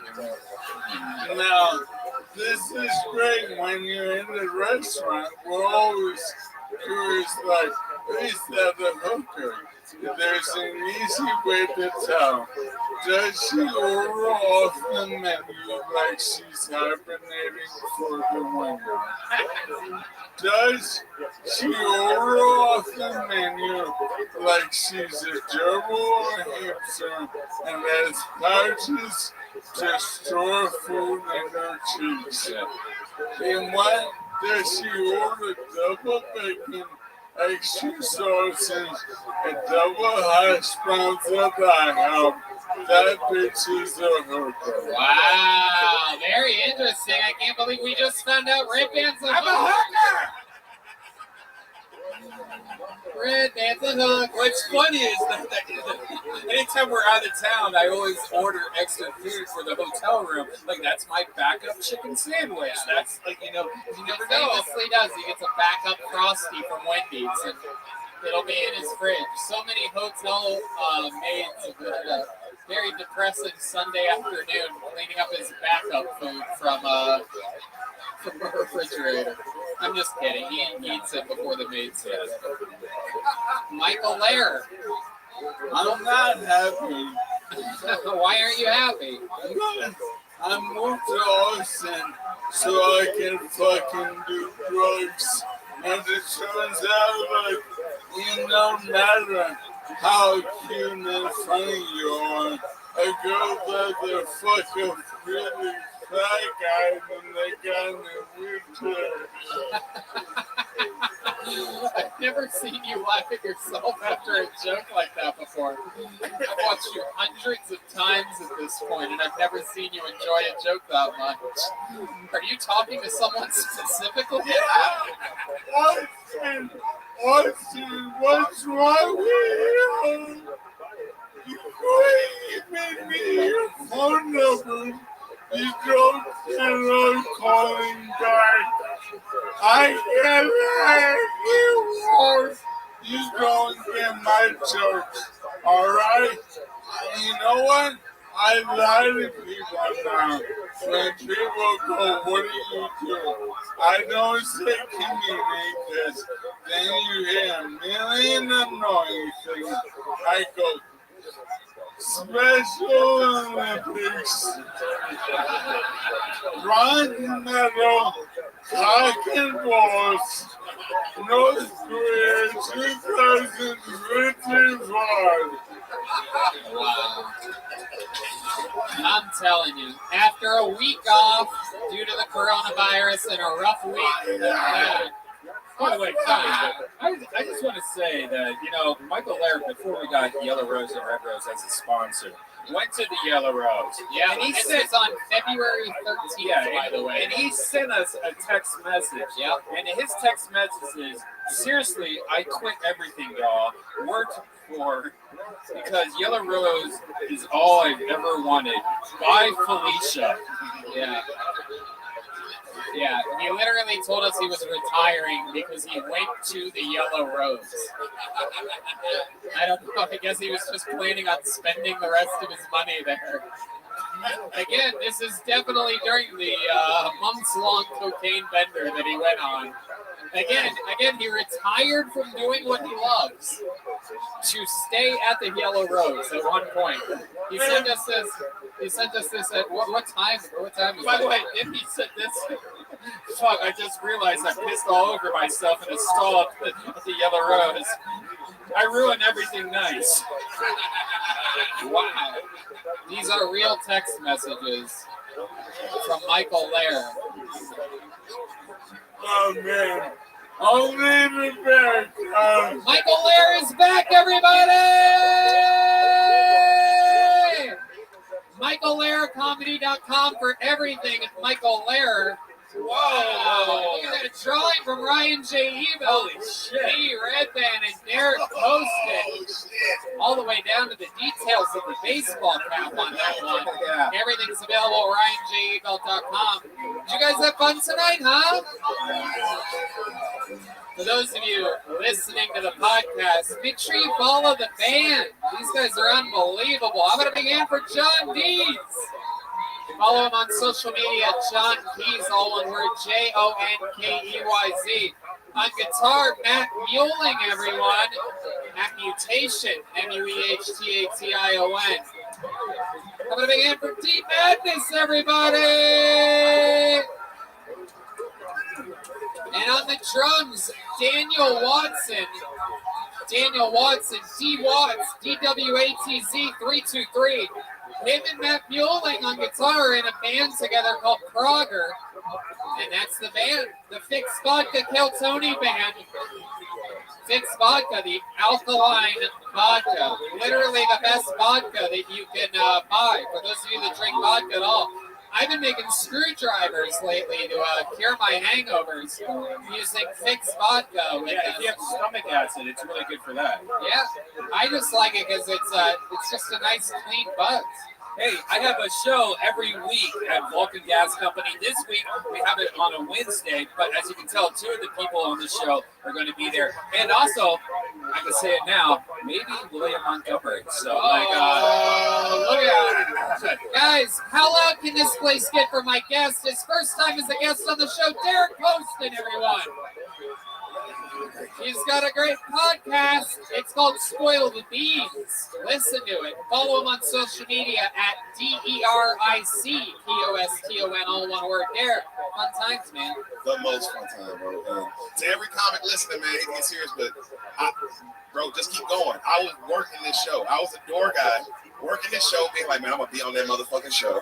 And then 3 years later, bro, I'm on that motherfucking show. So, goddamn right you are. Keep going. Don't stop, bro. Right. Keep going. And Derek's on the show also, so come see him kick ass.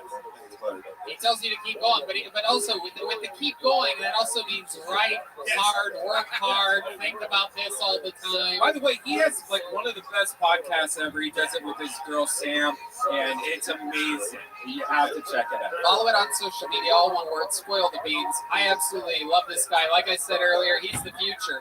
You're going to remember you found him here. Oh, how could I forget? We ate tonight by the amazing food of CM Smokehouse. Thanks to our friend Yoni at Best Barbecue Show.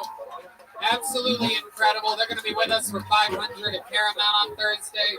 Unbelievable food. If you guys haven't had a chance yet, check out CM Smokehouse at Bolden Creek. Is that right? Bolden? Golden Acres, that's right. I get them all Barton Creek, Golden Acres, blah, blah, fucking farmland bullshit. But their place is unbelievable, an unbelievable setup and incredible food. And let's look at the art from Chris Rogers' art tonight. He did it in person. That's a real drawing of the Undertaker, Austin resident. He drew that while you all sat there doing absolutely nothing. That's a real drawing of the Undertaker. And like every one of his art pieces, it might be for sale.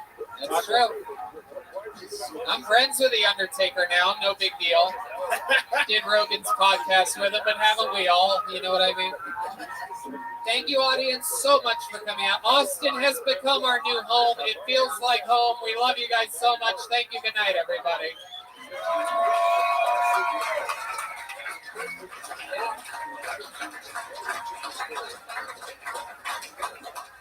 Yeah, Spider-Man and freezing full effect.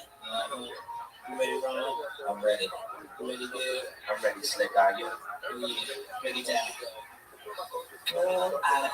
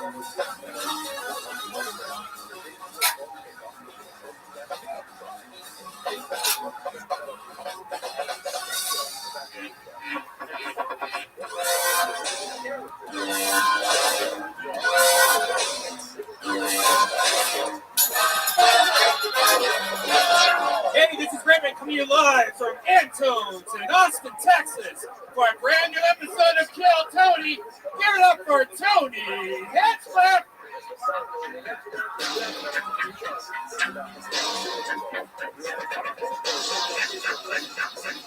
Fuck yeah, what's up, Austin? Make some noise. We're here. We're doing this shit.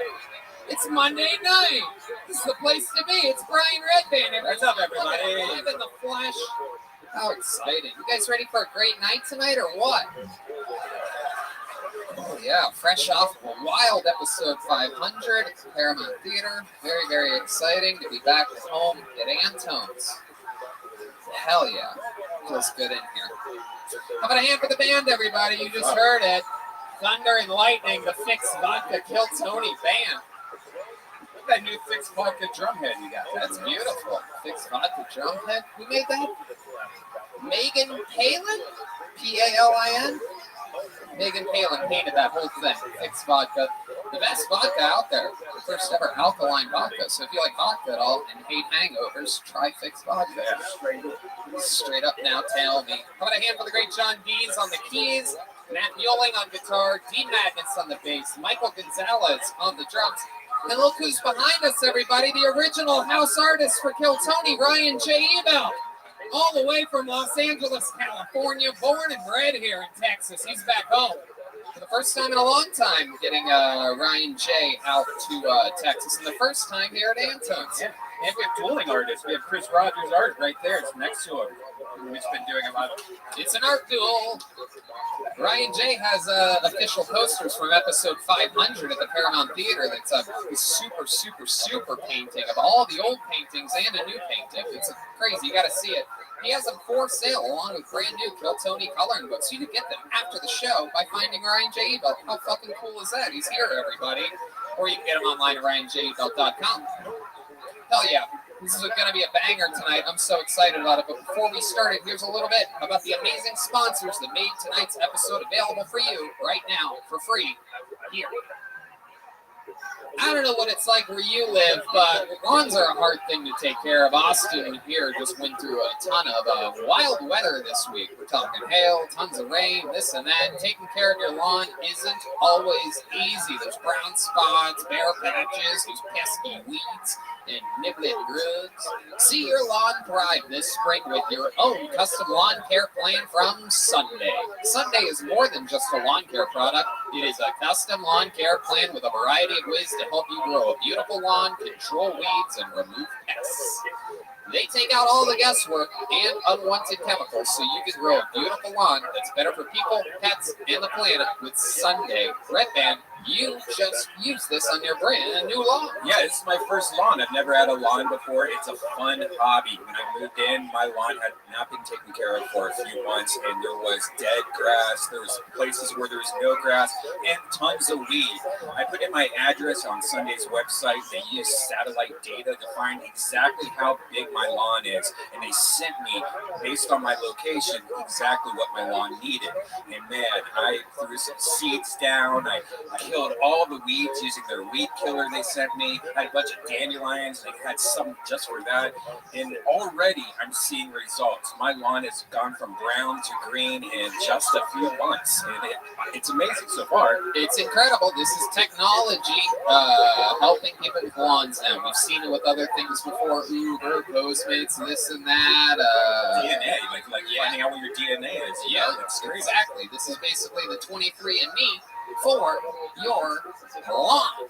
Sunday makes taking care of your lawn easier than ever. Just go to Sunday.com, you put in your home address, and their free lawn analysis takes care of the rest. They use climate data to create a tailored nutrient plan so you get all the stuff your lawn needs and nothing it don't. You absolutely will love it. Everything is waiting at your door when you need it when you go to Sunday. Very, very good stuff. Best of all, it works, and your grass will look better than ever. It only takes like 15 minutes. You're not working on it the whole day. They have everything super easy for you. Incredible. Let Sunday take the guesswork out of growing a greener, more beautiful lawn this spring. Visit getsunday.com/killtony to get $20 off your custom lawn plan at checkout. That's $20 off your custom plan at getsunday.com/killtony. Mudwater is a coffee alternative with 4 adaptogenic mushrooms and Ayurvedic herbs. With 1/7 the caffeine as a cup of coffee, you get energy without the anxiety, jitters, or crash of coffee. Each ingredient was added for a purpose. Cacao and chai for mood and a microdose of caffeine. Lion's mane for alertness. Cordyceps for support of physical performance, chaga and reishi to support your immune system, turmeric for soreness, and cinnamon for antioxidants. You know this stuff, Red Band? Yeah, I got my pack. It came with a nice little mixer for it and everything. I mixed it with some nut milk, add a little bit of honey, and it's great. I've been trying to find an alternative to coffee for a long time because I've been addicted to coffee for so long. I drink so much of it all day. This doesn't give me the jitters, but it does give me the energy. Mud is Whole30 approved, 100% USDA organic, non-GMO, gluten-free, vegan, and kosher certified. I'm telling you, this mud water, it's something else. It's it's different. That's for sure. It's sort of like I would put it somewhere between tea and coffee. But the feeling that it gives me is that of like, let's get work done without too much anxiety. Go to mudwater.com. That's MUDWTR. So they spell it differently. So one more time, that's MUDWTR.com/Tony to support the show and use code Tony for $5 off. So that's mudwater.com/Tony and use the code Tony for $5 off. You guys ready to start the show tonight? We have 2 amazing guests, as always. This one's very, very exciting. One of my favorite comedians out of New York, a return guest, a fucking cold-blooded assassin, and joining him, one of the most famous regulars in the history of the show. someone built right here in front of the Kiltony fans. Make some noise for the great Mark Norman and Ali Makovsky, everybody. Oh, yeah. Come on in. Hell yeah. Mark Norman and Ali Makovsky. Hi, guy. Hey, Welcome, welcome. good to be here. We all have very distinct voices. Yes. How are we doing?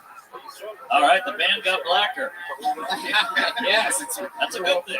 This is a new band since the last time you were here. Oh yeah. Basically, sort of the same old plain white electric guitarist that we always have. Yeah. Look at that guy. Same little Mexican drummer that we always have. Look Oh at yeah. Matt Mueling over there, the little vanilla soft serve. And we have Deep Madness. Look at him. Wow. Questlove looks like shit. Oh. I'm joking, Deep Madness. Deep Madness. Comedian. He's heard that a million times. So welcome back, guys. Of course, the great Mark Norman of the Tuesdays with Stories podcast. We Might Be Drunk with Sam Morrell, and my favorite special from the year 2020, Out to Lunch, available on YouTube. A wild, viral success. Thank you. And of course, Ali Makovsky built here. She became a regular, she was on the show under the age of 21. Yes, sir. Started at 19, right? Yeah. And now absolutely killing it, opening for Joe Rogan all around the country. She's on JRE today, right? Yeah. That's awesome. Resting Bitch podcast, available everywhere. Ali Makovsky, former Kiltony regular, with us tonight. Great podcast. We're going to watch some comedians, for people trying to be comedians. Maybe they're unbelievable comedians. Anything can happen. We've been finding some real local legends here as of late, and business is booming. A bunch of people sign up. You guys probably know how it works. If not, they get pulled out of a bucket. They sign their names beforehand. Their names are cut in a little piece. If I pull their name out, they get 60 seconds. You know that time is up when you hear the sound of a kitten. That means wrap it up then, or else you're going to bring out the angry 5th Street Bear. There it is, and a little sheep and an elephant for good measure. You guys ready to start the show? Yeah. How many of you have listened to this show before the show? All right, that's a lot of you.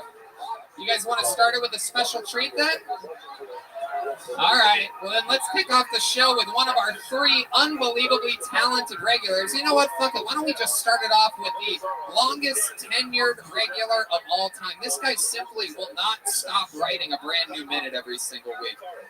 From Los Angeles, California, you call him the Big Red Machine. I present to you one of the best in the world. It's the great William Montgomery, everybody. Just debuting another brand new 60 seconds for us. Come on, make some noise for William Montgomery. Thank you so much, San Antonio. It's great to be in Texas where everybody's not all woke. Hell, now you got Delta Airlines being all woke and Major League Baseball being all woke. About the only thing not woke these days is DMX. And I would like to thank my father, Larry Montgomery, for sending me that joke via text message a couple days ago. And then in the text, he said, it's funny because DMX OD'd and was in a coma and is now dead. I hate to say it, but if you are watching C-SPAN 3, you are officially gay. Let's give it up for C-SPAN 3!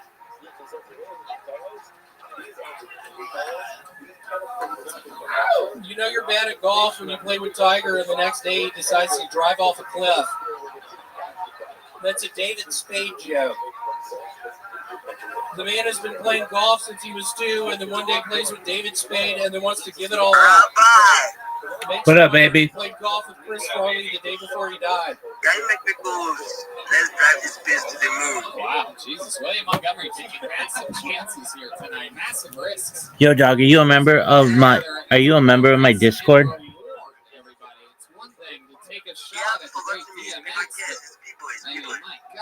Oh yeah. What's up, Chi boy? I'm well, my man.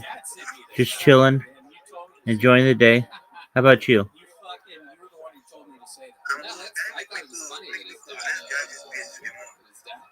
I've just got it going. Feel free to promote it any way that you want. I'm just chilling right now, so I'm not really able to promote it too well. But yeah. If you want, you can. I'll make you co-host if you want. Did you find out what C-SPAN 3 was this week? Yes, I did. I saw it on HLN. Oh, P-Boy. Okay. Yeah, there you go. All right, P-Boy, there you are. Promote it any way you want. What else has been happening this week? I have been looking for The moon, baby.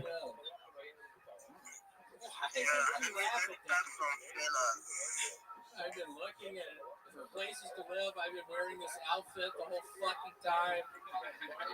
Nobody is giving me any chances to sign a lease. I also have a criminal record, a pretty extensive one, so I think maybe that hurts. Ooh la la. Anybody want to take a guess at what William has a criminal record for? Yeah, masturbating in a park. Yeah. It's definitely a diddly camp counselor. Yeah. What do you guys think of William Montgomery's performance here? I can't hear it over the brightness of his legs. And you can kind of see my pink skin underneath this white shirt. What? Yeah, you kind of see my pink skin under this white shirt. I have very pink skin. Yeah, it is pink under there. That's very interesting. I see what you're talking about. It looks like there it is. Someone called the fire department. Thank you, Michael. Okay. Yeah, big dog. Eating a lot since being in Austin? Yeah, I ate pizza yesterday. I ate some pasta the day before. Fire trucks running around in circles around the block, it seems. I don't know what's going on there. It's really fucked my setup. That's what did it. I was here to ask Mark if I could start an opening for him, and then my fucking set just got sabotaged. Mark, I'm here to ask you. I mean, when can I start opening up for you? Oh, shit. I didn't know you did comedy.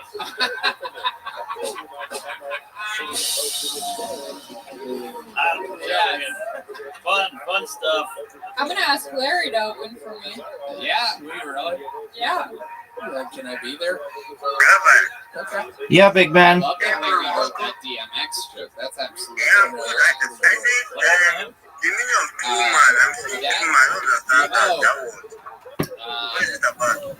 What'd you say, P-Boy?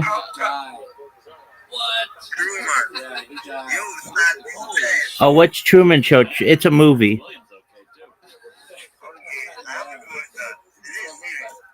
It's a good movie from the 1990s. You should check it out. It stars Jim Carrey.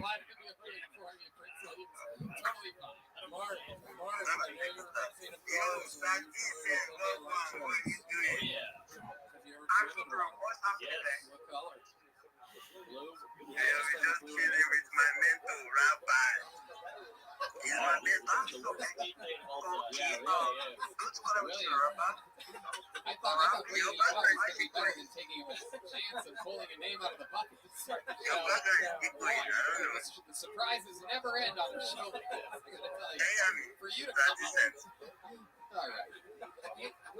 William, I saw you yelling at this guy the other day, and it made me think, have you ever been in a fight before? I'm sorry, I committed my life.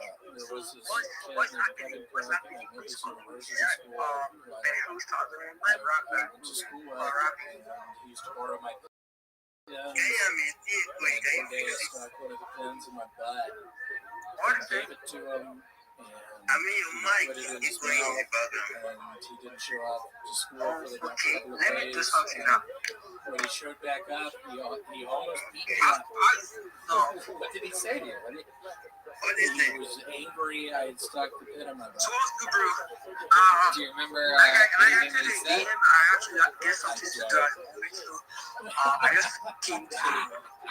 All right, William. How would it begin? It's not easy writing a new minute every week. For some minutes, One of the parting jumps in the show is you don't believe it. Rewind 6 minutes. Watch that. William Montgomery, everybody. Make some noise for William, everybody. Just busting his balls. I never really make fun of William. I like William's set. I like that Larry's his Ghost Rider and DMX is his Rough Rider. There we go. Oh, look who's back. Make some noise for Kaylee, everybody, from the Yellow Rose. Sometimes the Red Rose. The 2 best strip clubs in all of Austin. You should have seen what she did at episode 500. Crazy. I'm sure there's going to be more fun moments in the future with Kaylee. All right, this looks like a new name. Let's see what happens here. How about Forge, Cortez, or Verge? Perhaps Varge? I think that is Verge. Hello, Your name begins with a V and ends with Cortez. I'm going to say that you're next. V-O-R-D. Handwriting is always very telling on this show, too. The wilder the person, usually the wilder the handwriting. So this should be interesting. We just got confirmation this person is coming from us. George Cortez. You guys excited to be here, huh? You guys get it? Anything can happen. Any second. You're going to see what I'm talking about. Okay, here we go. All right. Pull the name out of the bucket. It's Forge Cortez. Yeah, Forge.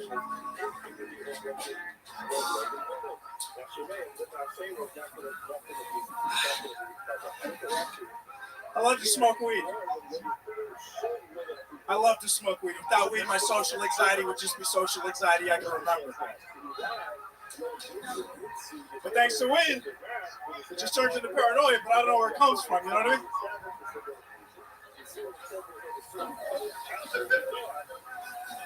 Fuck! What the hell? Who's there?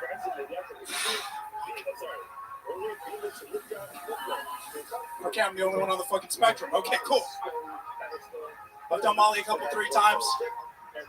And people say Molly's a sex drug. But every time I'm peeking on Molly, my dick doesn't do shit. So the only threesome I'm interested in is getting my hair brushed while I take a shower. If I want to take it to the next level, put a Q-tip in my ear and rub some Vicks on my chest. Okay. Wow. Very intense set. How about one more time for Forge Cortez, everybody? There he is.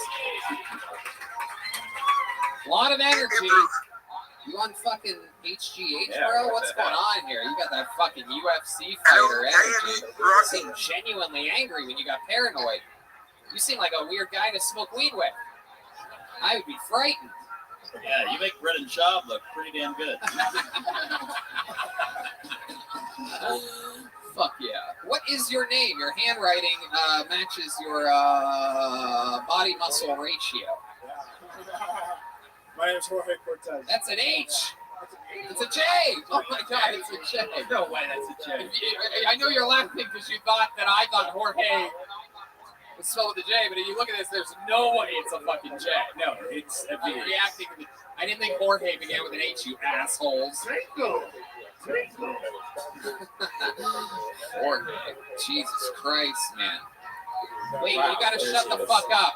Yeah, what the fuck? This is the Adderall that happens here in Austin every once in a while. Once every 4 shows, 1 out of the 100 people are just fucking gacked out of their mind. Somebody put a dick in her mouth. They've been partying since Thursday. And just fucking, they were up and down Rainy Street. They smell like Indian food at this point. There's fucking barbecue sauce on their fucking flowery skirt. Look at her. She's not even listening. She's yapping to another friend. She's so cooked up. We got a real Hunter Biden over here, huh? Yeah. Real fucking sloppy mess. All right. Jorge, where do we begin with you? How long have you been doing stand-up? 6 years. 6 years? Oh, shit. Did anybody notice how hard he just started sweating after I asked him that? His forehead is now soaking fucking wet. Wow, 6 years. All of it here in Austin? No, so DFW, I just love you. Okay, awesome, man. Hey, look.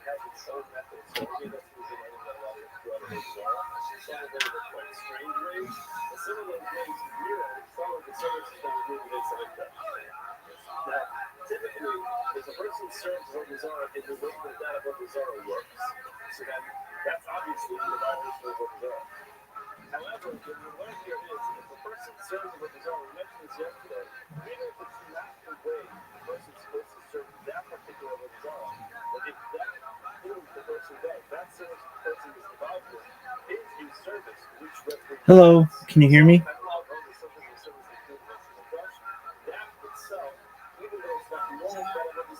Hello, how are you today?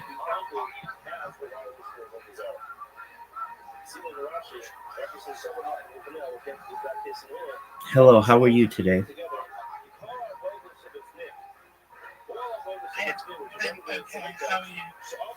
I'm well, Baruch Hashem. I certainly don't like when Israel is at war, but we've overcome larger challenges in our time. As for you, I am delighted that you are looking to become more frum or more orthodox, and I'm here to help guide you on your process.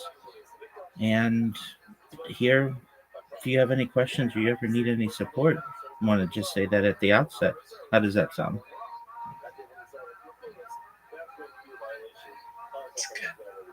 Excellent. Well, I read the reasons why you wanted to become more orthodox, and they're completely understandable. And things are going to become perhaps even more challenging, especially in terms of anti-Semitism and hate. And the Orthodox world gives you almost like a security blanket. It is a place that you can go and be a part of a community that will shelter you and protect you. And it can be a little bit of an oasis from your everyday challenges that you may encounter with the outside world. So I think you're in an excellent position to be on this journey.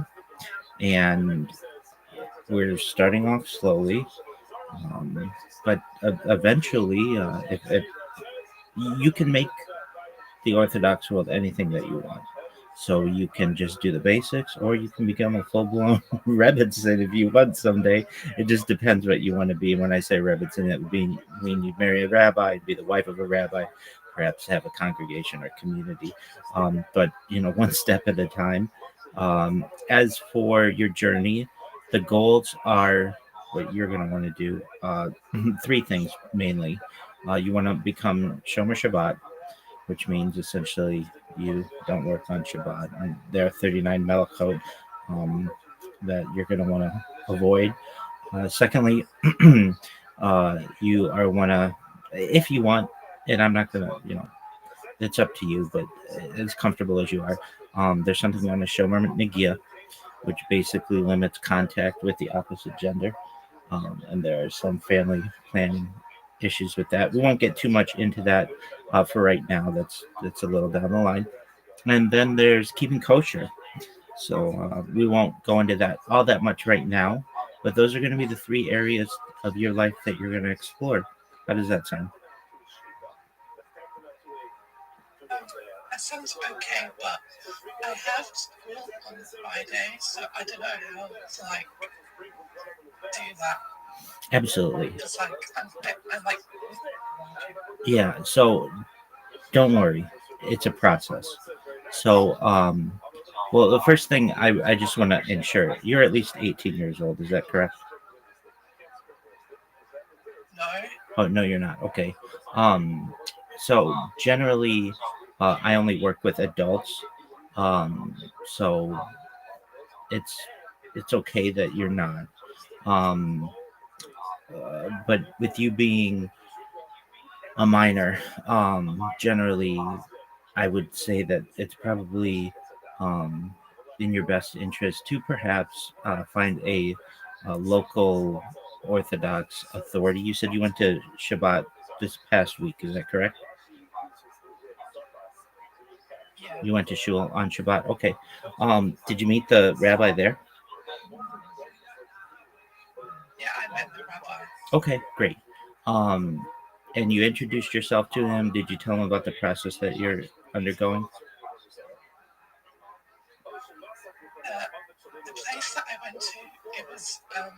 Well, it was an Orthodox. Oh, okay. All right. So it was not shul. It was a synagogue, right?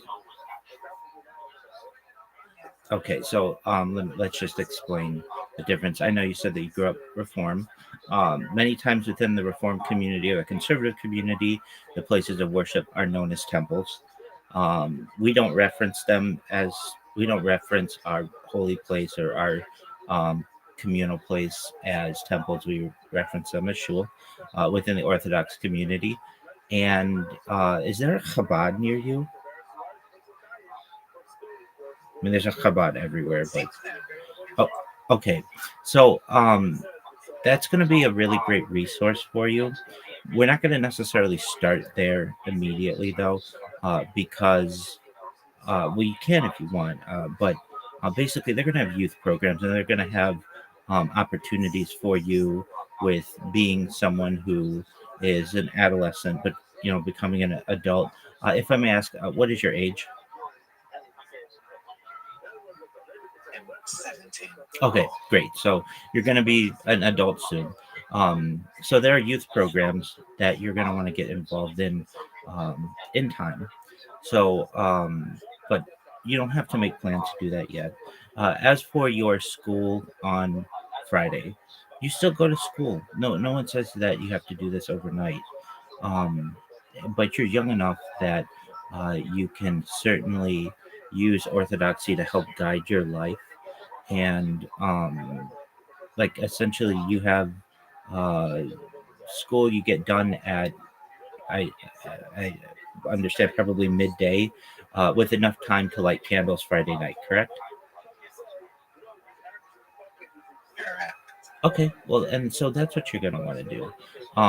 We don't necessarily, I mean, it depends on the community, but generally, I mean, at least when I was, to give you a little bit about my background, uh, by trade, I'm a certified project management professional.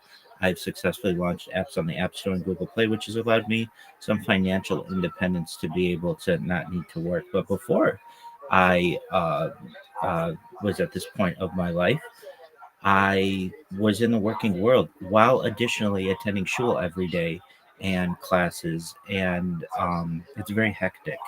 And I would need to make sure to make special requests to leave work on Fridays before sundown.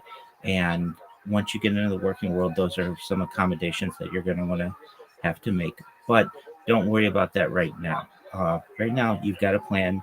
Friday night, you're going to light candles. You know what to do there. Every morning, you're going to say Boda Ani. Um, and it's everything's really going to be a process. You've got some videos that you're going to continue to watch. You will also have the ability, not this week necessarily, but one of these weeks we're going to want you to go to shul. Have you ever been to an Orthodox service? No. Okay, that's okay. They're long, and frankly, many people find them to be rather boring. But it's a good thing being a woman. You're not obligated to go.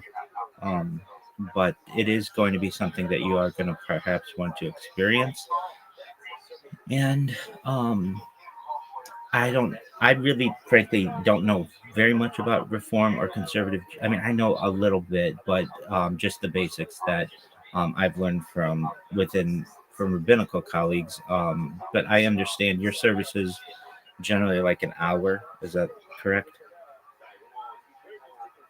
Yeah, like an hour and 30 minutes. Okay, hour and a half. All right. Within the Orthodox world, they can be anywhere between 4 and 6 hours, and that's just one of them. So many women don't attend for that long, and that's without kiddush, which is like a lunch that occurs on Saturday afternoon. So it's really a whole day affair. Uh, don't worry about jumping into that right now. What you're going to want to do is watch the videos. And now you also said that you want to learn Hebrew better. And for that, I would really advise finding a dedicated Hebrew teacher, tutor, someone perhaps who's Israeli. I'm an American, so I'm perhaps not the best person to be able to teach you in the same way that a native Hebrew speaker is going to be able to help you. I can certainly help you with biblical Hebrew, but in everyday discussions, an Israeli is probably going to be the best, and we can help you find that. You're in the Jewish Guild, and that's a predominantly Hebrew speaking guild. At least there are Hebrew speakers within it. Certainly there are English and some other languages as well, but we can help you to find a tutor for that. You're a student, so if I may ask, what are your studies? Is it just regular high school? No, it's like a different system. So like I study like A levels. They're called A levels. Okay, are you in the United Kingdom?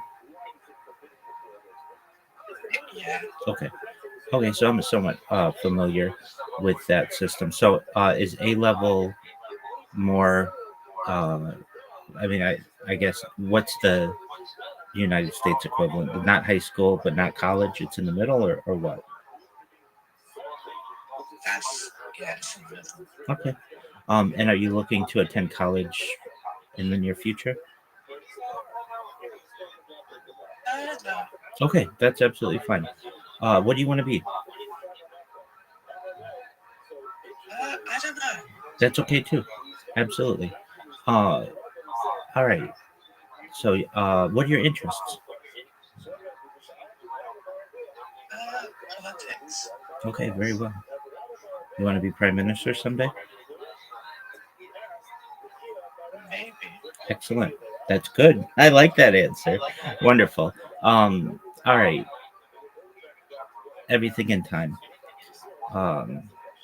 So, from a personal standpoint, I know that you have discussed orthodoxy and that you want to become more frum, meaning generally on the Orthodox spectrum.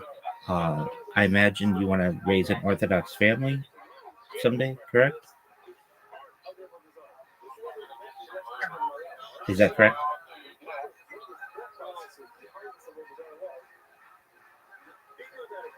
Is that yes, no? Yes. Hello? Yes. Yeah. Yes. Okay, excellent. So, there's a process for that as well, where we have it's basically within the Orthodox community. It's different than what you're going to find in the secular world, or even perhaps within Reform or conservative Judaism. We have matchmakers, and so those are shadchan. That's a term for them, and then there's shidduch, which is the match, and you don't have to go that route, but just know that Orthodoxy provides an extra layer of being able to find a partner. So if you're like, look, I don't really know anybody who's Orthodox, or where will I find an Orthodox partner? That all can be taken care of down the line. But do you know anything about kashrut, about keeping kosher? Not really. But I don't eat pork or like prawn. Okay, that's great. So prawn, like shellfish, basically, like shrimp. You're saying, correct? Yeah. Okay, excellent. That's a great start. So, when it comes to your diet, don't change anything. Just keep living the way that you're living. When it comes to your dress, don't change anything. Just keep living the way that you're living. In terms of, do you know about Chabad? I mean, I know I've sent you some links, but do you know what it is? Not really. Oh, okay. So essentially, it's a Hasidic dynasty going back to the 18th century that had an explosion in membership and is perhaps our best resource within the Orthodox world. That occurred in the 20th century under a very special individual known as Menachem Mendel Schneerson, Rabbi Menachem Mendel Schneerson. He's known as the Rebbe. And so you'll be familiar with a little bit about what he is and what he does. But basically, he sent emissaries to all the major cities of the world. And I'm sure that they're in your area. And within the next few months, not right now, you're gonna, perhaps attend one of those services, or at least connect with the rabbi and rebbitzin of your community, and they're going to be your local Orthodox community, and they're absolutely wonderful people. They're going to welcome you. They're going to help you. They're going to be basically the boots on the ground to help you. From my perspective, what I'm going to help you with is your weekly growth, checking in on you, making sure that answering your questions. At the what you're not going to hear from most people, and I want to make sure you're aware of this, is no one really knows the answer to, is there a God, or is this the right way to practice Judaism? No one really knows. But this is the minchag that we practice. These are the traditions that we practice. And if you can understand that nobody knows, you're going to have an easier journey, because then you're being intellectually and spiritually honest with yourself. Does that make sense? Yeah, that makes sense. Excellent. And so, from my perspective, I struggle and have every single day of my life with religion and with Judaism in particular. And I have come to the conclusion, and I'm not just this way, this is my rabbinical colleagues feel the same way. If we're being truthfully honest, no one knows. So many of the things that we do and what we practice are they're tradition. And there are even some traditions we don't even know why we do them. It's just kind of one of those things that we've been doing them for since the fall of the Second Temple, essentially. But from a practical standpoint, I'm going to teach you what would be known as practical halakha, practical Jewish law, how to live your life in as orthodox a manner as you feel comfortable, while still experiencing the secular world. So I'll give you just kind of like a plan of what I envision your learning will be. We'll get you set up with a Hebrew teacher. You'll either find a Hebrew tutor, or we can certainly find some resources for you to do that. But first and foremost, I want you to focus on your grades and your schoolwork. But you're going to be done with that. Will that end this May, or how does that work? That will end next year. Okay, that ends next year. Okay. And then from there, you'll be in the workforce, correct? If I decide to, yeah. Okay. So first and foremost, and this is what we believe Hashem would want, is for you to focus on your schoolwork. Anything else is going to be secondary. But we're going to start slowly with that morning prayer and with lighting Shabbat candles. Have you ever lit Shabbat candles in your life? Okay, that's fine. It's really nice. It's a great tradition that we have that helps welcome in Shabbat. And you're going to do that for several weeks in a row, perhaps several months in a row. And when you get into that routine, it's the first real step in welcoming Shabbat.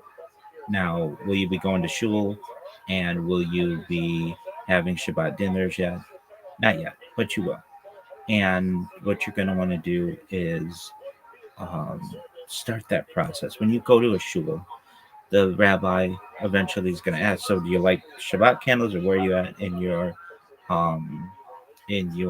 orthodoxy? And you're going to want to have the basics. So basically, I'm going to help provide you with all the basics that you need, so that when you do go to shul, you feel comfortable. In terms of the differences between Reform, Conservative, and Orthodoxy, there are basically two kinds of Orthodoxy. There's modern Orthodox, and there's Hasidic. While I'm a member of Hasidic Orthodox shuls and modern Orthodox shuls, I know both. So I teach both, or I'll give you resources for both. The Hasidic world is very insular. generally, but one of the dynasties, Chabad, is more open, and then there's modern Orthodoxy, which is a little has some more liberal traditions, but it's certainly not conservative or reform. Um, so you're gonna you're gonna basically, at least through this journey, I'm gonna help to teach you how you're gonna be able to live your life in a practical way, and that's really important. Look, if you've got schoolwork that you need to do and you're just starting your journey, Hashem, we believe we want you to get your schoolwork done. That's really important. But in terms of when you do have free time and you want to learn, I sent you that app, the Chabad the Chabad video app, and it's a wonderful resource to see people actually do many of the things that we do within Orthodoxy, and to perhaps explore them yourself. There are documentaries in there. There are conversations in there. There are certainly lectures in there, and you're not going to want to jump in and watch all of them all at once, but you might want to watch a few of them a week, and just to start slowly. In terms of your friends, do you have any Orthodox friends? No. That's okay. That's okay. So normally we would say, oh, well, if you've got an Orthodox friend, just ask them if you could come to shul with them. But you don't, and that's absolutely fine. So we would say maybe within the next 6 months or so, we're going to have you email your local Chabad rabbi, and they're all over the United Kingdom. And what he's going to do is he's going to welcome you. His wife is going to welcome you. Their family's going to welcome you into their home, and you're going to have Shabbat dinner with them. So I take it you've never had Shabbat, an Orthodox Shabbat, correct? Like you've never been to someone's house who celebrates Shabbat in an Orthodox fashion? No. That's absolutely fine. So what that generally is going to consist of is a meal on Friday night.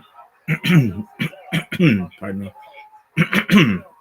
And it is going to be different than most meals that you've ever had, depending on the community. It will consist of some ritual hand washing, some eating of challah, which is a bread that you may or may not be familiar with, and then usually it's a meat meal, and then there's songs that we sing, and I don't want this to sound overwhelming to you. Before you go to any of those, we're going to make sure that at least you've seen people do this, so that you feel comfortable when you're at your own, when you're at, in wherever you are, and you are at this person's table. And you don't have to necessarily go to shul that week, but you're eventually going to want to explore it. And there are within that community. The services are all in Hebrew, with some some Aramaic, but basically, I would say that most of the people there who are praying don't know what's being said, and they know some, but most of the people don't, and they're just going through the motions. The only real people who really know probably what's going on are perhaps the rabbi, maybe the gabbai, the assistant. Even the rebbitzin perhaps isn't even going to know what's going on. So, like, that's okay. There are different. So the book that we use basically within service is known as a sitter, and there are transliterated sitters that have the Hebrew on one side or above the line, and then they have the English, and then also it will have some transliteration. Do you know what transliteration is? That's absolutely fine. Okay, so in terms of like a word like Shabbat, you would have the Hebrew, you'd have the English, but then it would also have the words spelled out phonetically, like with the sound. So SHA and then hyphen, You might see BBAT or BAT, or however the transliteration is being used. But basically, this allows you to say the words correctly if you don't know Hebrew. And that's all down the line, too. But I want you to know that, like, not everybody there is going to know everything that's going on either. In fact, most people don't. So you're going to be in good company. That most of the people there probably didn't even grow up, especially in the Chabad, probably didn't even grow up Orthodox. So many of them are on the same journey that you're on. And to give you an idea of like where I'd like the process that we want to see you on, you want to first and foremost ensure that you are not taking any time away from your normal studies. So that's first and foremost. But you're going to say Mona Ani every morning before you awake. You'll light Shabbat candles on Friday night. We're going to get it so that you're at least saying Shema. Do you know Shema? I know a bit of it. I don't know all of it. That's absolutely fine. So, just for educational purposes, you're going to want to be able to say this by heart. Shema Yisrael Adonai Eloheinu Adonai Echad. Baruch Shem Kavod Melchuto Le'olam Bad. That part you're going to want to get by heart within the next year. But there's no timetable on that. And that's something that we say generally twice a day. And before you go to bed, you're going to be saying that. And with your life, eventually we'll start, if you want, working in kashrut. So keeping kosher. And what that means, what you can eat, what you can't eat, what you can't mix. To just give you some general overviews. This generally, at least in the United States, and I'm sure it's the same in the United Kingdom, most places that you go to are not not kosher.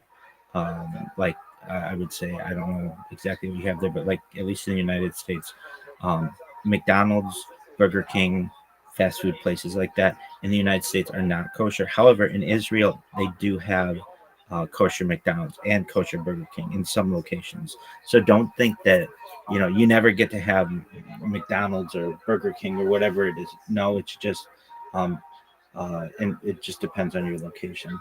So that means that a lot of restaurants that you normally would go to, if you're gonna really keep Orthodox, you're not going to be able to go to anymore.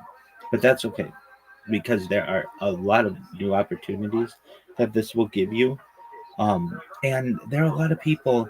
I have friends who say that they keep kosher, and there are different versions of keeping kosher.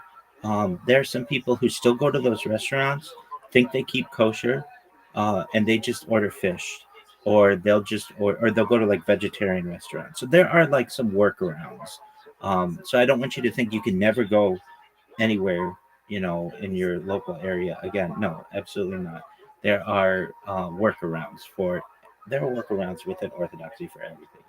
The biggest thing is that I want you. Go ahead. So if I went into McDonald's and I bought like a fish burger, is that allowed? Generally within kashrut, no. And that's because it's a location that does not keep milk, which is known as milchig, and fleischig, which is meat, separate. However, that is a preferable meal than some of the other things that you could get at McDonald's. So am I going to say to you, you can't get that? No, you keep eating the way that you want to eat.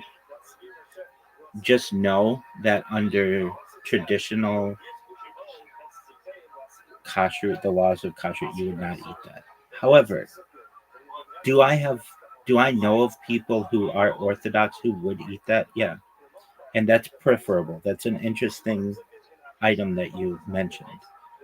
So the reason why that's preferable within the world of kashrut, you have three different categories. There's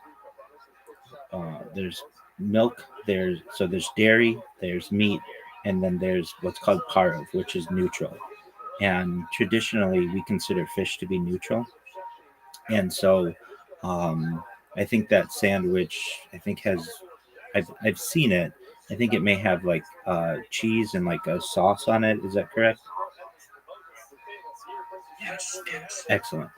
So actually, there isn't anything within that generally on the outset that on that sandwich that is a direct a contradiction, like a cheeseburger.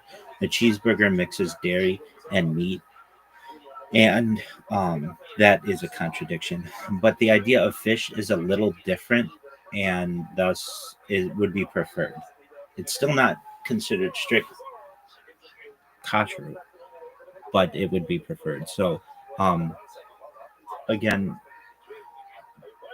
you're going to want to ensure that you're comfortable, and um, in any, but you should know like there are workarounds for like all of these systems. Don't think that you can never have a cheeseburger. It's just we prepare a cheeseburger differently than what you would traditionally get in a restaurant. So we might use an Impossible Burger, or we might use parov, like a neutral cheese, like basically a cheese, um, something that tastes like cheese but just isn't cheese. So I know people who really like cheeseburgers and are and keep kosher, but they just use Impossible Burgers or Beyond Meat or something like that, and they can't tell the difference. And just know that the advancements that are being made in terms of meat alternatives are drastic. So with the years and as you grow into orthodoxy, you will find that you're able to have basically everything that you want, uh, but just prepared a little differently. In terms of, there's a big one that people talk about, which is bacon. So I know you don't eat pork, and that's great, but there are kosher bacons. It's known as beef bacon, but there's also turkey bacon. So for people to say, "Oh, I could be kosher, I could keep kosher, but I just have to have bacon." Okay, well, there's beef bacon, there's turkey bacon, there are other alternatives of that. In terms of someone who says, "I just have to have a cheeseburger," we have Impossible Burgers. We have for someone who says, I can keep kosher, but some of the laws don't make sense to me. That's fine. And many of these things are rabbinic uh, rabbinic provisions. They don't necessarily come from the Bible. So you do what you are comfortable with. And so if you like fish fillet and you want to eat fish fillet or fillet of fish or whatever that sandwich is called, you continue to do that. Um, I don't want, and nor would any rabbi want you to do something with which you feel uncomfortable or you feel you're taking on too much. But just know uh, the traditional fish fillet sandwich, since it's prepared in a non kosher facility, would generally not be seen as a kosher option. However, there are some people who would rather you get that sandwich than something else. So, does that answer your question? Yes, it does. Excellent. And with anything dietary, you should know that that's down the line. So you don't have to worry about that. And with anything in terms of the way you dress or your modesty, you don't have to worry about that. What we're just trying to do is the practical elements of your growth as a Jew. And so the plan is this. The first week, we want you to start saying Moda Ani every single day. Upon arising, you say Moda Ani Lefaneka Malachi Vekayam Shehazarta Binishmati Behem Rabba Amenutaka. Now, you may not have it memorized, so you just read it and then you go about your day. But you read that every morning and you want to get into that rhythm. And then from there, you're going to be watching videos and learning a little bit more of the vocabulary or lexicon, and then you're going to want to um, we're going to get you're going to want to maybe find a Hebrew teacher, and then from there, maybe in like the next 3 months or so, we will have you watch some documentaries and lectures of just Jewish history, so that you can, have a better foundation of who we are and what we do. And then I would say probably maybe within the next 3 to 6 months or so, connect with your local Chabad, where you'll get boots on the ground. You'll be able to meet with their rabbi, their rebbetzin, and they have youth programs, so more people your age, so that you get some friends who are Orthodox, which is definitely going to be a goal. You shouldn't feel like you're in this alone, and you're not going to be. There's an amazing community out there that's going to be able to help you. And then, perhaps after um, meeting with them, you might start to attend shul. You don't have to go every week, but when you're comfortable, that's what it's about. And or maybe you just go for the holidays. Some people do that as well, but those will be in the fall generally. I mean, we have Pesach, certainly in the spring, and then we have uh, Shavuot, which is also in the spring. So Pesach will be in April, and Shavuot will be in May generally. But then the summer, there's some time off in terms of our major holidays, and then it ramps up in the fall, as you know.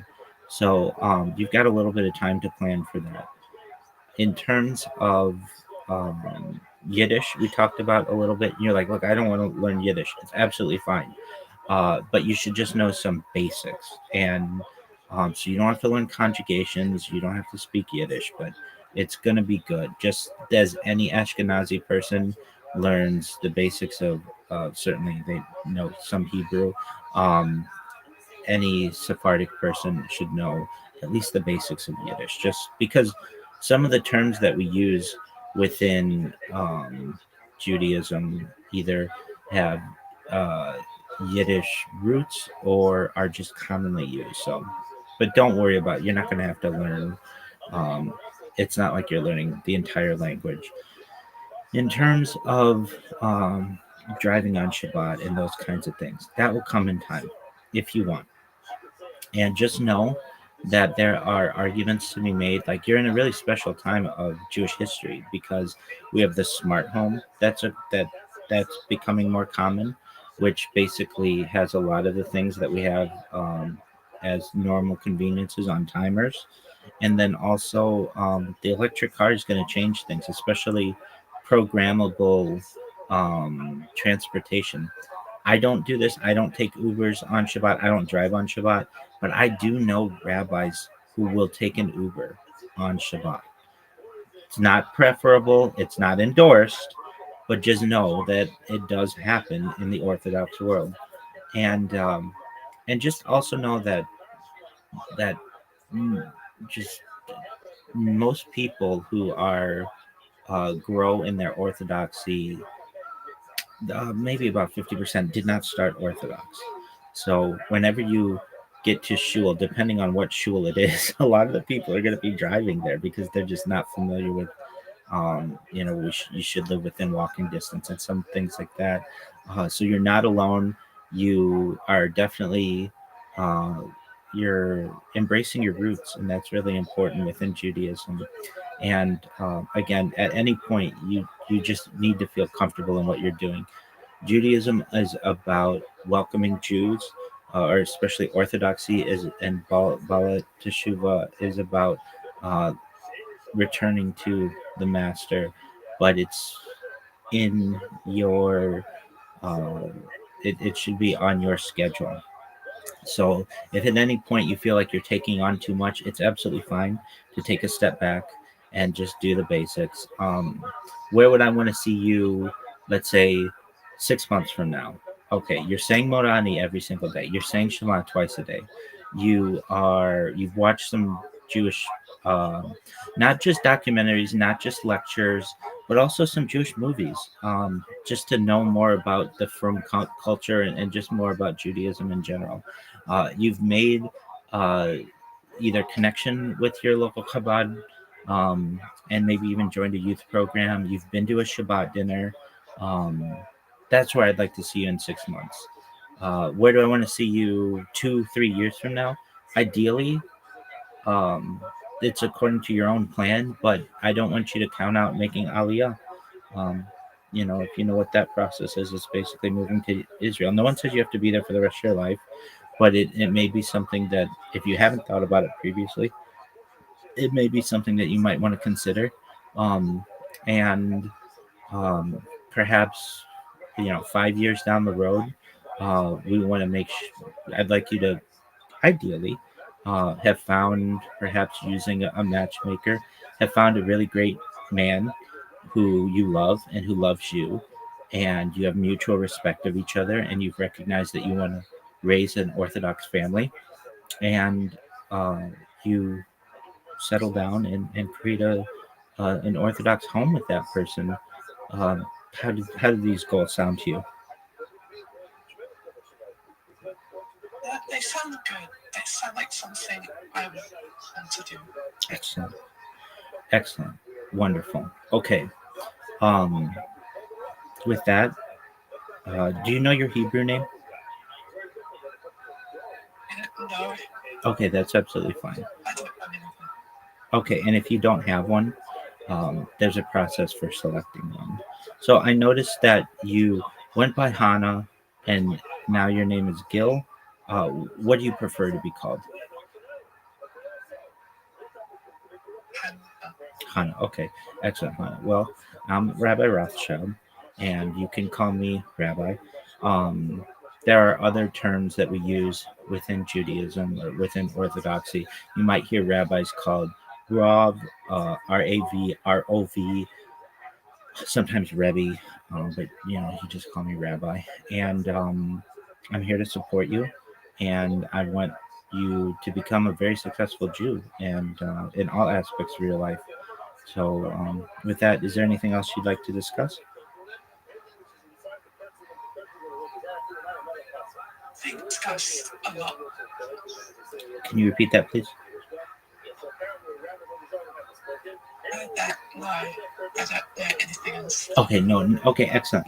Well, you should know that things will arise. You'll have questions, and I want to be honest with you as a person that if there's anything that we don't know the answer to, we're going to look it up, and we're going to get you the answer to it. I'm very determined with that. So you found the right person, and we'll find we'll do everything that we can to get you the accurate answers for any questions that you have. For what I do, I'm sure you've seen, I stream my life. That's not a common thing within Judaism. It's quite unique. But I do teach a class every day from anywhere between 1 and 3 hours. And generally what these are on, we review some vocabulary. We sing Hava Nagila. We review a Kabbalistic text. And if you don't know what Kabbalah is, it's basically Jewish mysticism. It's just a more advanced text usually. Then from there, we review some Yiddish vocabulary. And then generally there's a topic on the day on which I discuss, and then also I will go to the text and review, or sometimes we even review or we'll debate AI on some of the textual matters if I don't have someone here to debate. And so, you're always welcome to check those out. But for right now, that's probably a little advanced. When you do have questions, feel free to just drop me a message, and I'll get you an answer whenever I have the time, and usually, within 24 hours or whatever. And so for this week, you're gonna start saying Moda Ani. Don't worry about memorizing it. It's something that you can read, but eventually you'll get it down. We've got Purim on Tuesday. Um, for right now, you're not going to go anywhere for that. But eventually, that we have big parties for it within the Orthodox world. I've described it, or I've heard it described as Halloween. It's basically like, people dress up and some things. So, but for right now, don't worry about that. Just learn the basics. I sent you some, and you said you already knew, but, just read those articles that I sent you. Watch a few of the videos uh, from the Chabad video app. And if there are any videos that you found to be really interesting, send me it and I will watch it as well. And then we'll talk about it. And so that I'm familiar with what it is that, you found to be really interesting. And then the big thing is Friday night, you're going to light candles. So I imagine you don't have candles, correct? I do have candles. Oh, you do have candles. Okay, well, great. Well, then you're halfway home already. So you've got candles. And did you sign up? You signed up for the text messages for candle lighting times. Is that correct? Yeah, I signed up. Excellent. So you'll get that text usually on Thursday or so. That will tell you when you should be lighting. And then from there, I'll check in during the week and see how things are going with you. And um, then next week we'll reconnect, perhaps even on camera or on in a voice call, and we can perhaps get into a routine like every Sunday. We can message each other during the week or whatever, but then on Sunday, if you want, we can review on a call, and you can tell me all the things that you learned, and we can perhaps even have a lesson or deepen any knowledge that we may find as prudent, and get into a routine. How does that sound? Sounds good. Very good. Excellent. What you want to do is ask your parents if you uh, can. Hey, do I have a Hebrew name? And if they say no, that's absolutely fine. That happens. And we'll get you a Hebrew name. But basically, what the name is going to be uh, generally, and it can be whatever you want, but it'd be your first name, your middle name, and then it'll be the word bat, which means daughter of, and then your father's Hebrew name. Um, so like do you have a middle name? I don't have a middle name. You don't have a middle name. Okay, that's right. And we can work all of those things out. And if your parents are like, hey, we're reformed, we don't really have any of that stuff, that's absolutely fine. But you don't want to come up with we don't want to develop your Hebrew name if you already have one. So that's something else that you want to do this week. Ask your parents, do I have a Hebrew name? And if not, let me know, and we'll develop one for you, something that you're proud of and that you like. And that's basically how you'll be referenced in shul. So um, that's an important aspect too. So that's really exciting. It's almost a blessing in disguise a little bit if you don't have one, because then you get to choose yours. So is that something you could do? You could connect with your parents and then ask them about your Hebrew name. I can talk to them after and ask them. Absolutely. Okay, excellent. And then just send me a message and with what you discover, and then we'll take it from there. Okay. Okay. Excellent, Hannah. All right, I'm here if you need my help. Feel free to send me a message or anything. And more than anything, you're going to need the strength of your faith, especially in these trying times. You don't know, nor do I know, what is going to happen in the politics of the world. And you're going to face challenges. You're going to face anti-Semitism. You're going to face hate. And the best thing that I do, I face it every single day. I'm live on the internet 24/7. So you can imagine how much I face. There's a phrase, just like water off a duck's back. I just let that just roll off of me.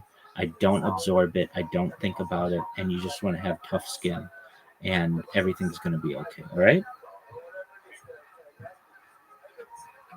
Excellent. All right. Well, with that, I'll let you go. And yeah, update me when you get that information. If you have any questions, reach out. Okay. Thank you, Rabbi. You're welcome, Hannah. Take care. Peace. Yeah, bye. Shalom. All right, folks. That's the start of a ball at Teshuva. That's what we do.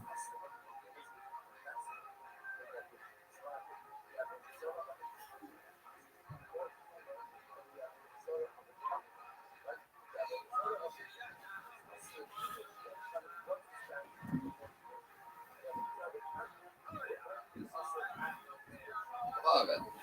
So mostly Dallas, Fort Worth. Is that where you live? Yeah, Fort Worth. Awesome. What do you do for work?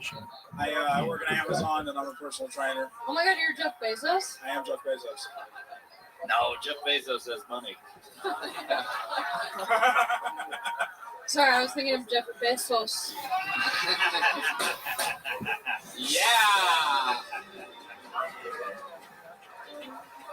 Yeah.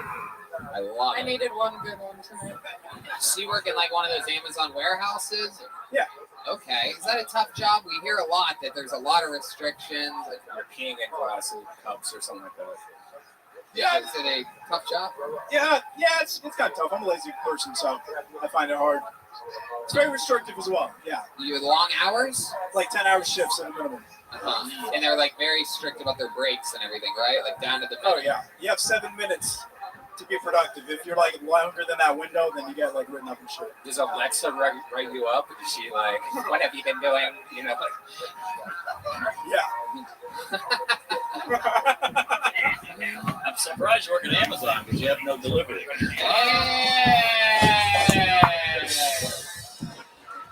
He says the jokes and we don't get them until 2 days later. I think the jokes might be better in Chinese. Woo! No? And a personal trainer? Yeah. You got a lot of people coming to you? Absolutely not. No. No.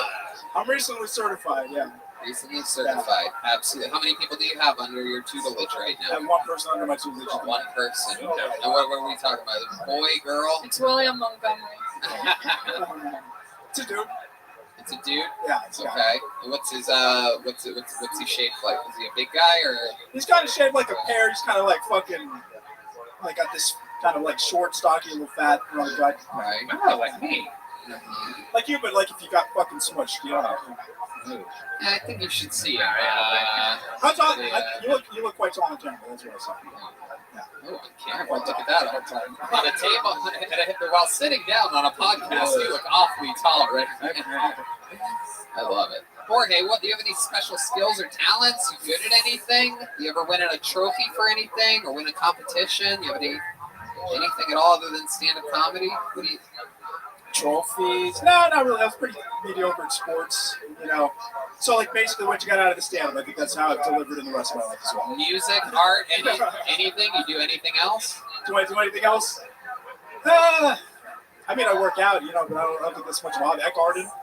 Oh, really? Okay. All right. It is Jorge after all, huh? What kind of gardening do you do? What are your favorite things? What do you got planted right now? Just like a small patio garden. We're keeping it simple, just herbs. Who's we? My girlfriend and I. Okay. How long you been with her? A little over a year. Wow. What does she do? She works at a jewelry store. Okay. She buys and sells. Using the mask as a sweat wipe, huh? Sorry, come on. Yeah, I mean, he's drenched, ladies and gentlemen. He literally looks like he just got fucking splashed at SeaWorld. I wonder what he does when the bathroom's out of toilet paper.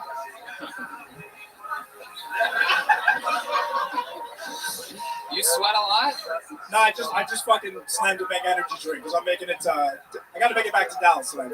Oh, the old Bang energy drink when you're here in Austin. Yeah, everybody's just doing the Bang, just like that lady back there. Just it's only Bang, huh? I love it. Okay. All right. You have any special maneuvers in the bedroom that you do on your girlfriend in the past year? I'm pretty humble. I'll eat ass. You know, I'm like pretty quick to eat ass. You do? I'm not trying to fucking act like I'm a miracle worker around here. I'll eat my feet off. Right. You say that like you just go straight for that first. I have a conversation first. In this day and age, you gotta ask. With the asshole or with her face? Because you said I eat ass, like that's just naturally. Hey, how was your day, baby? Good to see you again. Well, you ate a cock tonight, so it all evens out. Whoa. Okay, Jorge. So much fun to have you on. Thank you very much. Hell yeah. Jorge Cortez, everybody. Yeah, Jorge.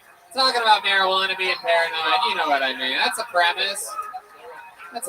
Yeah, I think he had a Philip Garcia shirt on. He did. Philip Garcia killed Tony Famous. Got pulled out of the bucket on 500. Turns out he told us about his car getting towed on the way there, popped a tire, and so we gave him a Ridge wallet with $500 in it from our friends over at Ridge Wallet, the best wallet in the game. So the kid got to pay for his tow. Damn, no one gives a fuck. All right, awesome. Kaylee from the Yellow Rose, Red Rose, everybody keeping us safe. And your next meeting goes by the name of Anthony Zamora. Here we go. Here comes Anthony Zamora. Let's see what happens next.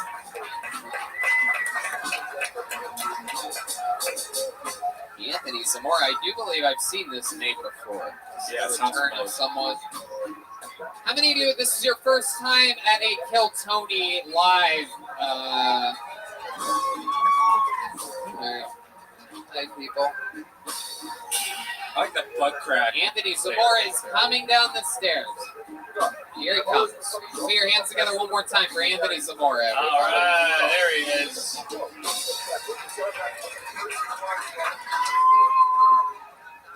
So according to the Washington Post, white people are the least likely to wear a mask in public. They prefer to wear the entire hood. Whole thing. The whole entire thing. It's fucking weird.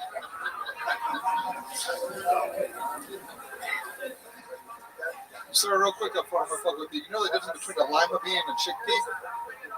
I've never paid to have a lima bean in my mouth.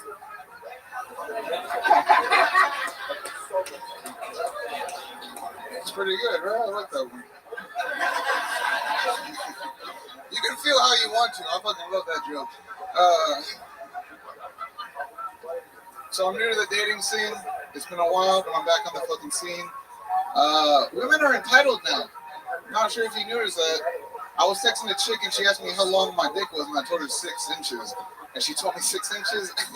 8 inches, bitch. That's my type. And I said, how the fuck do you even know that song? You're like 14 years old. How the fuck do you... I'll leave it on that. Wow, look at that. Little he just likes to get out on a hard groan, everybody. One more time for Anthony Zamora. He said, "I'll Matt like he's got a standing ovation." You would have thought. Thank you, good night. Everybody's like, "Oh, disgusting." All right, Anthony, you've been on the show before. Once before, yeah. Hell yeah. Welcome back. Welcome back. Are you the Buc-ee's mascot? Does anybody else see it? Yeah, I swear to God. It just hit me now. I know I didn't think of this last time you were here. He said I had a Richard Nixon mask on. Still pretty good. I cannot tell. A good second. Oh, wait, that was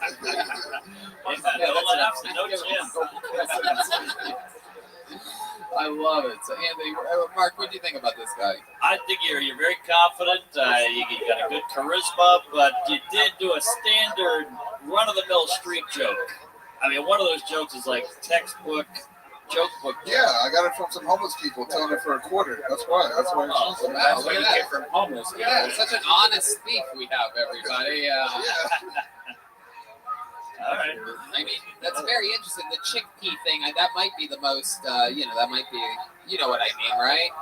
You know that other people have done that, right? Correct, yeah. Yeah. I had to give a shout out to my friend Squatch and Anna Lee. But you didn't give the shout out until we just asked you about it. That's the problem. It's like, it would have been cute if after that you were like, the homeless guy gave you, like, I mean, it wouldn't have been funny, but it would have been cute had you given the homeless guy credit. I mean, who's your heroes? Carlos Mencia? Like, who is,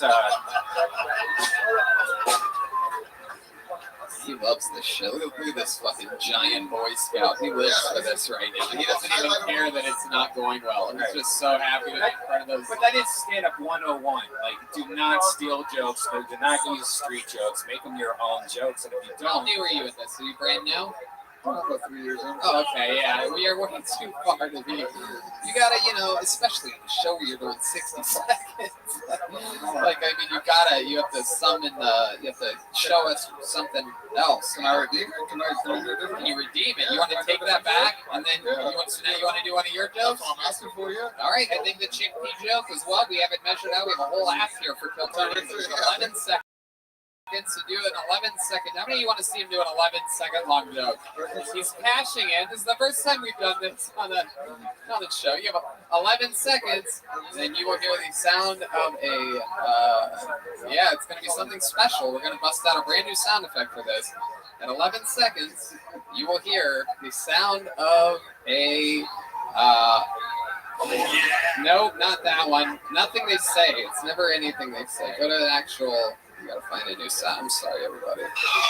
There you go. That's the sound of a dolphin. This is the dolphin of redemption. Are you guys ready for his 11-second dolphin of redemption?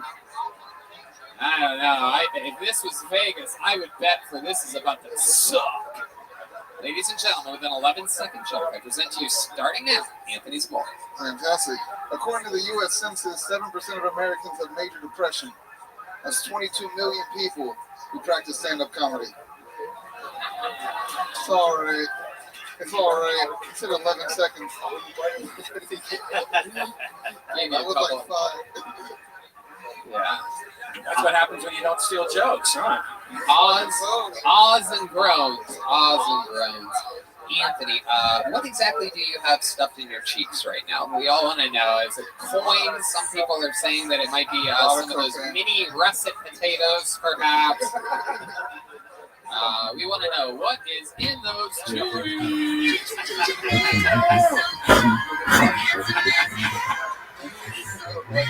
What's going on? What do you got? Anything? What do you work, Anthony? What are you selling?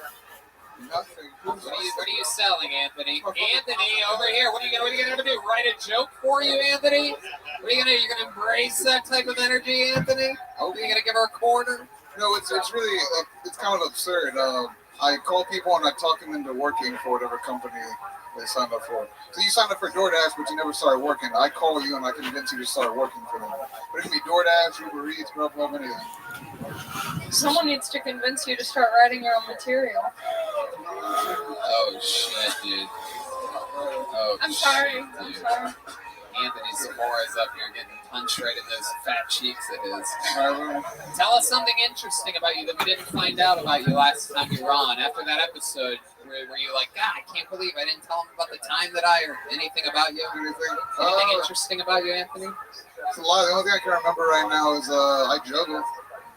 Really? What can you juggle? I can juggle. What do y'all got? What do y'all got from? Yeah, like a baby. You got lemons or something like that? You juggle lemons? Lemons? Yeah, we got lemons. How many lemons can you juggle? Let's do 3 for right now. Any chance? How about a hand for the great staff here at Antone's, everybody? Think I could buy a few lemons from you guys, huh? Here we go. That's a lemon tossing music here. Those of you that haven't heard it before, this is the official song of lemon juggling.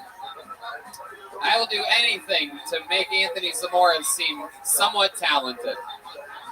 We're going to juggle some lemons! It's a real Monday night party here in Kill Tony. Here they come. I can see them. 3 lemons. Hell yeah. How about one more hand for the staff here at Antone's? They're the best. We love them. This is our family here. These are our day ones at Kill Tony. Yeah, great Kaylee handing out some lemons. There we go. Let's see if we can do this.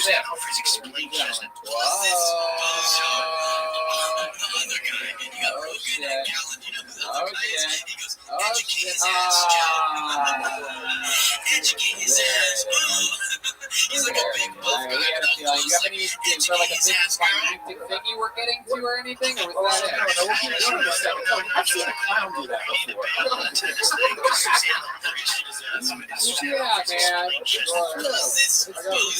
face paint and a red nose. All you have is a cheek stuff with shit. All right, here he is, trying to do his big lemon closer. Let's see what he goes with here. That was just a trick that he bought off a homeless guy.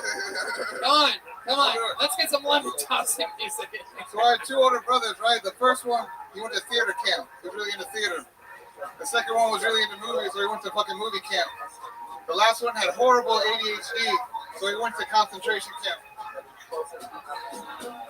All right. How many of you think Anthony Zamora should kill himself right here on this stage right now? Jeez, only 3/4 of the crowd. Some real virtue signalers in this room tonight. Some real fucking phonies, some real wokies. I don't want him to kill himself. Boring. All right. I love it, Anthony. You were pretty terrible in every way. I'm gonna be honest with you. You think you can fit one of those entire lemons in your mouth? I'm willing to do anything to get out on an applause here. Yeah. Yeah. Oh.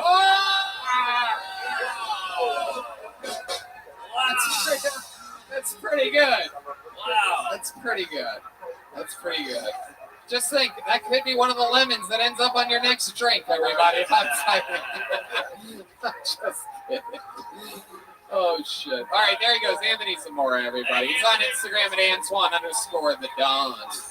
Don't steal those too. Lemonade. He loves stealing things worth 25 cents.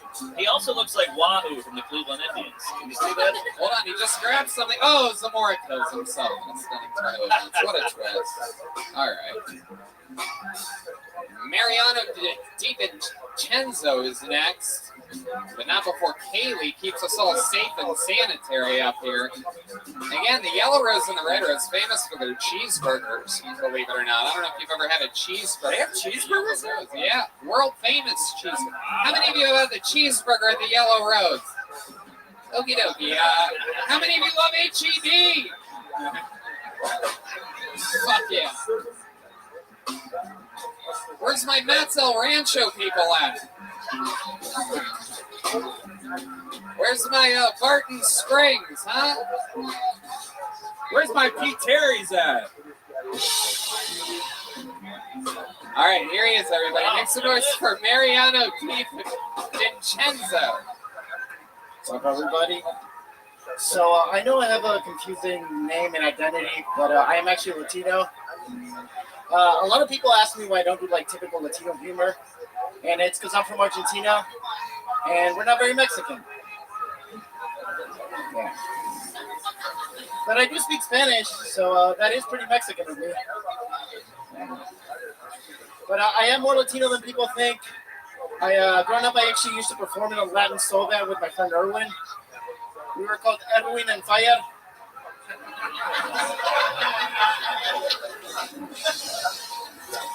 But anyway, I do identify as Latino or Latinx. I don't want anybody to get offended. You're all a bunch of putex. Anyway, here in America, most people know us Argentinians. Unfortunately, they're for soccer players or Nazis. Just finish this. And those are just stereotypes. I don't really play soccer. All right, thank you guys. All right, there it is. Mariano DiVincenzo. Am I saying that correctly? Yeah, you were saying it very correctly. Hell yeah. Fuck yeah. Welcome to the show. How long have you been on stand-up? Like 2 years combined, very patchy. All of it here in Texas? Yeah, Houston I started, and then mostly in Austin. You moved here? I moved here like 5 years ago, and then I stopped doing stand-up, and now I kind of getting on it. You just restarted? I restarted like a year before the pandemic. What made you stop? I have immigrant parents, and I went to college and stuff, and I had a job that I didn't like, but I was taking it seriously, and I couldn't juggle both. What was the job that you didn't like? Oh, you couldn't juggle it? Neither could the last guy on stage, but he said that he could. All right. What was the terrible job? I worked in social services. I was like signing up food stamps applications. And got you. What do you do for work now? Sell insurance. And you love it? Thank you. Yes.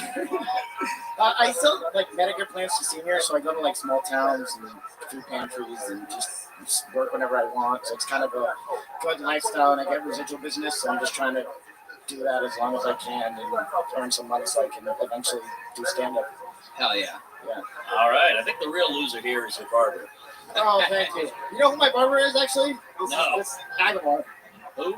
Agabar, the guy was here. Wait, the wild man? Yes. Agabar? Yes, The legend Agabar. who dressed up extra special last week? That's your actual barber? Are you serious? Well, he cut my hair twice, yeah. Did he do that one? He did. I'm overdue for a cut, though. I'm letting it go. But... Are you being serious, or are you kidding that Agabar? No, is your barber? Agabar's my barber. Oh my god, that is hilarious. For those of you that actually knew who Agabar is, we thought to ourselves just a week ago in this very room, I can't imagine the type of person that lets this man cut their hair. And here's someone a week later, and that is what it looks like. It just couldn't be funnier. Did he cut only one side of your hair? Like what? You look like one of the plants from the middle of the Edward Scissorhands movie, like one of those single mothers like yards, and they're just like, Yeah, your hair's No, it's. I mean, I let it go. It looked okay about 2 weeks ago. It's really leaning left politically. That's true. Nothing's Biden hard. So, when you say that it's been a long time, how long has it been? What's going on there anyway? Like, how do you do that? I was born in the pandemic, and I did like a comb over, and then I just wanted to grow out like the curls, and it did for a second, but then I didn't make it. Yeah, it's adorable, dude. I sort of like it. So what are you talking about? It's like I'm a grown man. Remember that one medicine commercial where the people all look like the dogs, like they had the same haircut? You know what I'm talking about? It's like years ago. It's such a bad reference. Exactly what you're talking about. It's like a Shantix or something. Or something. Yeah, exactly. He would be matched up with like a black poodle. For the 4 people that know the old commercial that I'm talking about, this is after 500 episodes. This is what you're stuck making jokes about. He's got an interesting look, though. He looks like he got Me Too'd in Bollywood. Really does. What else about you? What do you do that is Argentinian? You talked about things that you aren't Argentinian. I do actually play soccer. Are you good at kicking lemons? Not particularly. I also injured my knee, so I haven't been really unfortunate. But yeah, it's a big thing over there. Okay. All right. Any other special skills or talents? You seem like the kind of guy that likes to, sing or something like that. You have a... What's your favorite cereal? What's my favorite cereal? Here are the steps Donald Trump Skills or has talents. taken. Not everybody. That's Red Band's bread and butter right there. I mean, I see him as like a grape nuts guy or something creepy. I don't know. I don't have any like thing special. I speak Spanish just the same as I do English, which is something. But I don't know that that's interchangeable with these folks. So. Okay. How about your love life? What's your love life like? What are you into? Well, it's slow right now. Trying to get out there on the dating apps. I was like, What dating apps? all of them. All of them? Oh, no, not like the really kinky ones. Black people meet. Bollywood actors meet. I love it. Well, how about the last date you went on? What was that like? I actually met someone at an open mic like 2 months ago, which was cool, and then we went out, and it was kind of fun. What happened? So it was actually cool. There was like when the Volky show was really cool, so we met at open mic and we hung out, and then there was a bunch of free shows for. There was like. God, you talk really fast sometimes. Do you know that? Like in the middle of sentences, you really just like speed up, dial it back. Right at the end of the sentence, you go like slow again, and I'm like, fuck, I feel like I should have heard that. When I get nervous, I talk over that. Yeah, do it again. Tell us more. I want to know more. No, it's good. So anyway, we went out and we got to see. I think Brett Ernst had a live show that we could just walk in on. So that was really fun during the beginning of the pandemic.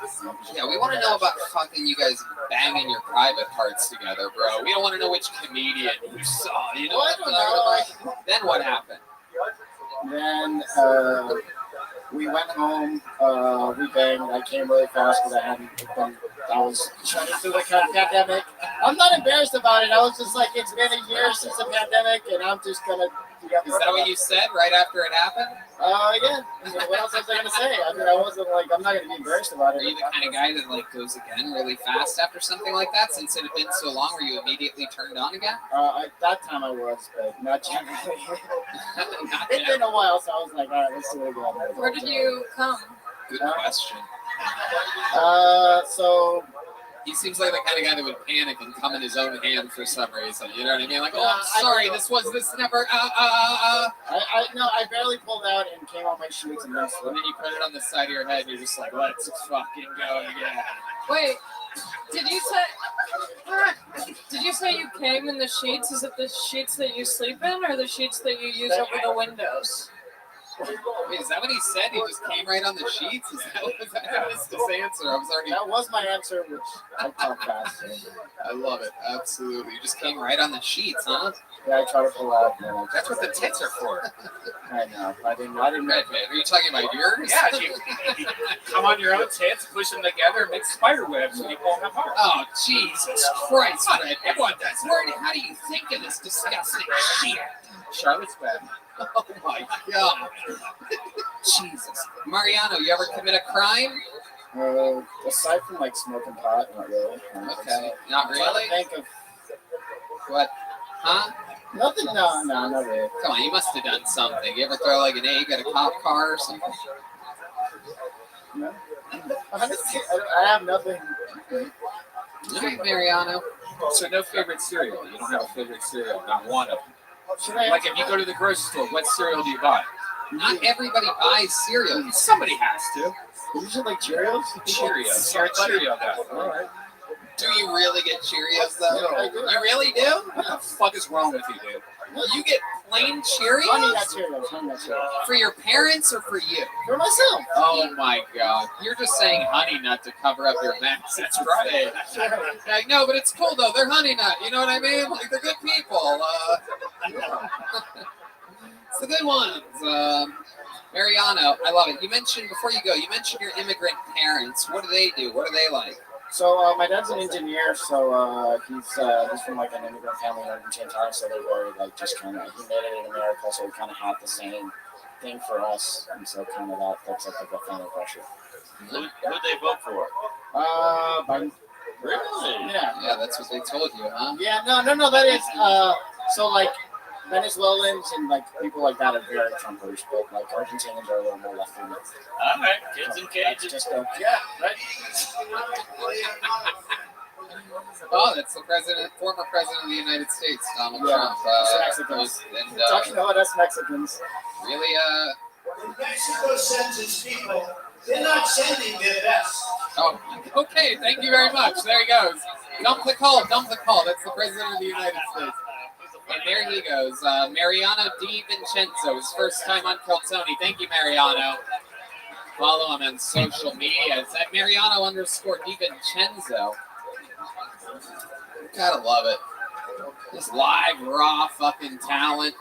Anything can happen here. You guys ever have like crazy haircuts like that? Like I once did the when I was in like, I think I was a freshman in high school, me and all my friends, it was the lamest thing I ever took part in, but it was like 1999, and that was the time where like everybody did like the top of their hair bleach blonde, but the bottom stayed the same color. Yeah, I used to do the flat top. Remember the flat top? Yeah. You ever do it? You ever bleach it or anything when you were growing up? I did the peroxide one. I was a skateboard douche. Hell yeah. All right, let's keep it moving. Bradley Yandel. Bradley Yandel. Oh, coming up from this side. Look at this. From right here. Hello. There it is. Bradley Yandel, everybody. One more time for Bradley Yandel. There he is. Here he is.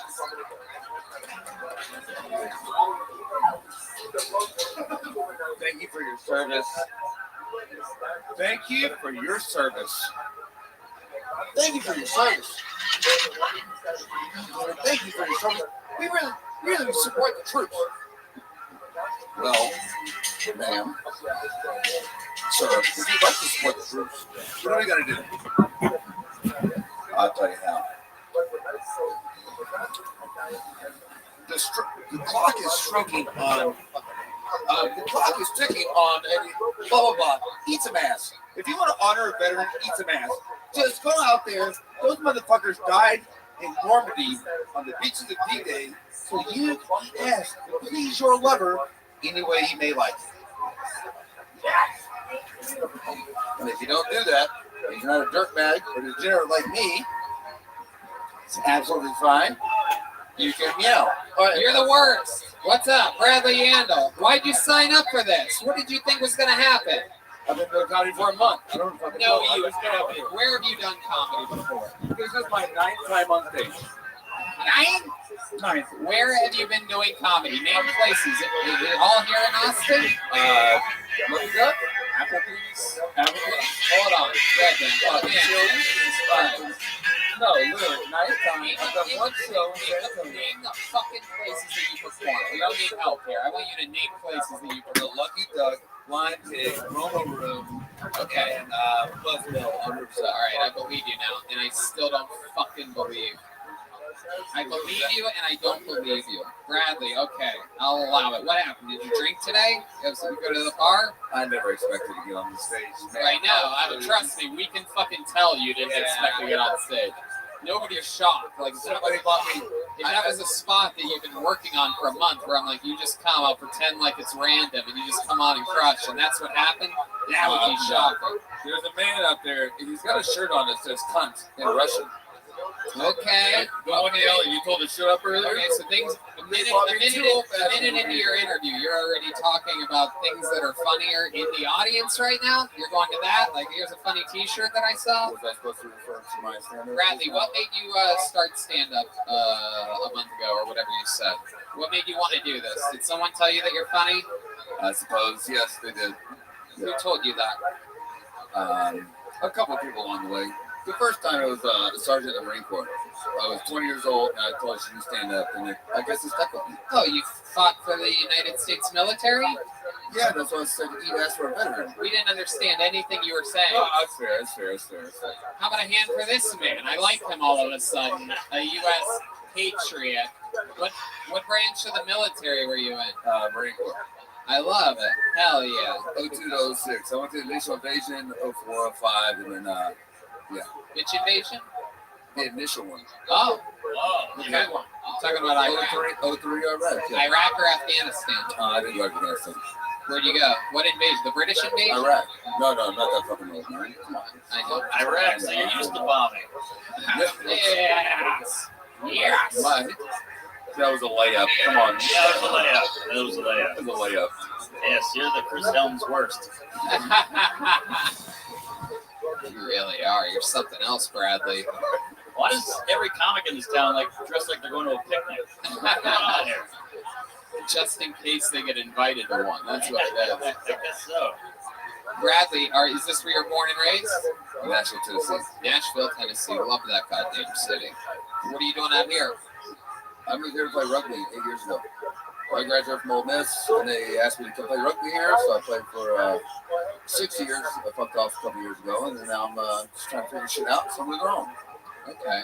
Wow, one of those Iraqi drones just flew right over the stage. That was incredible. They heard you say Iraq, and they were zipping right through. All right, Bradley, so what do you do now? What do you do for work now? Unemployed. Okay, good to know that our servicemen are being taken care of. Yeah. You know what I mean? Nothing better than hearing about a good old I unemployment. got fired for being too direct with people at a restaurant. Oh, how direct were you? There we go. We just stumbled across a little pile of gold. I told the manager she'd do his fucking job, baby.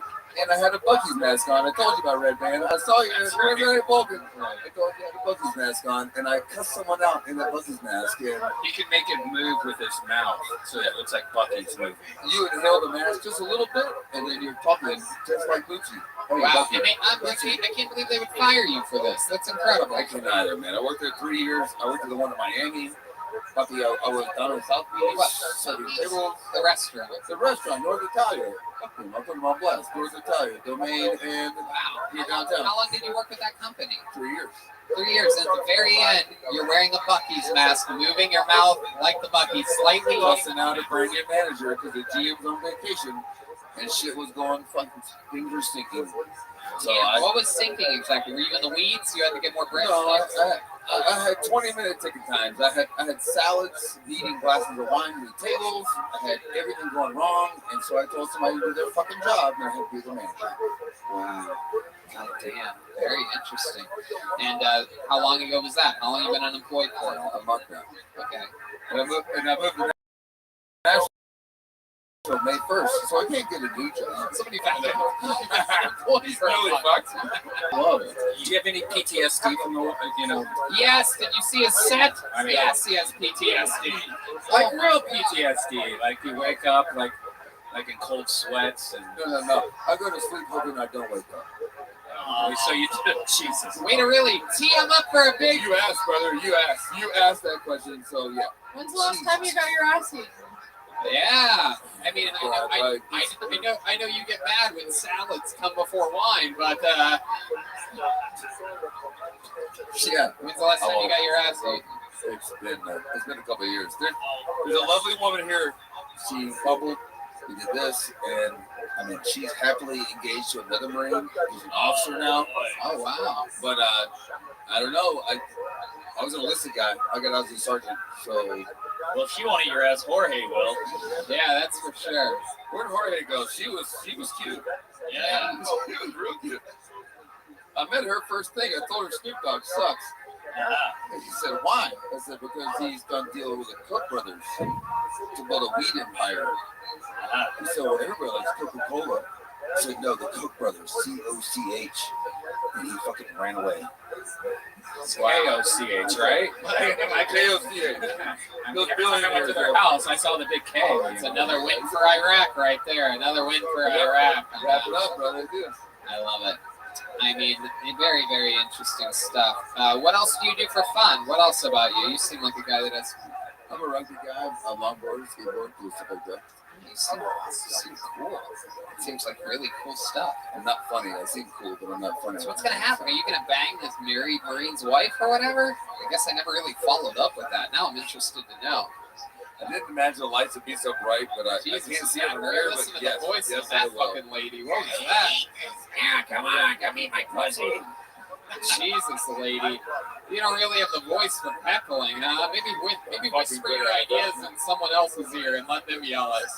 Hey, why don't you go fuck yourself? Lindsay Lohan. Jesus Christ.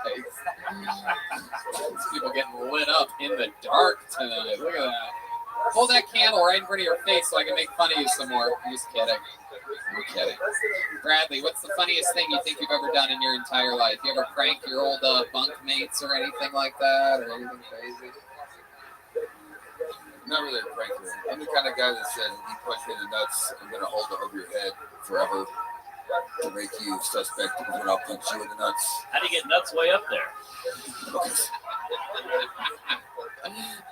we sleep on bunk beds. You ever heard of a sub party? So you're a bottom. Oh, well, it's a bunk bed joke. Hell yeah. One in the bunk, two in the skunk. You know what I'm saying?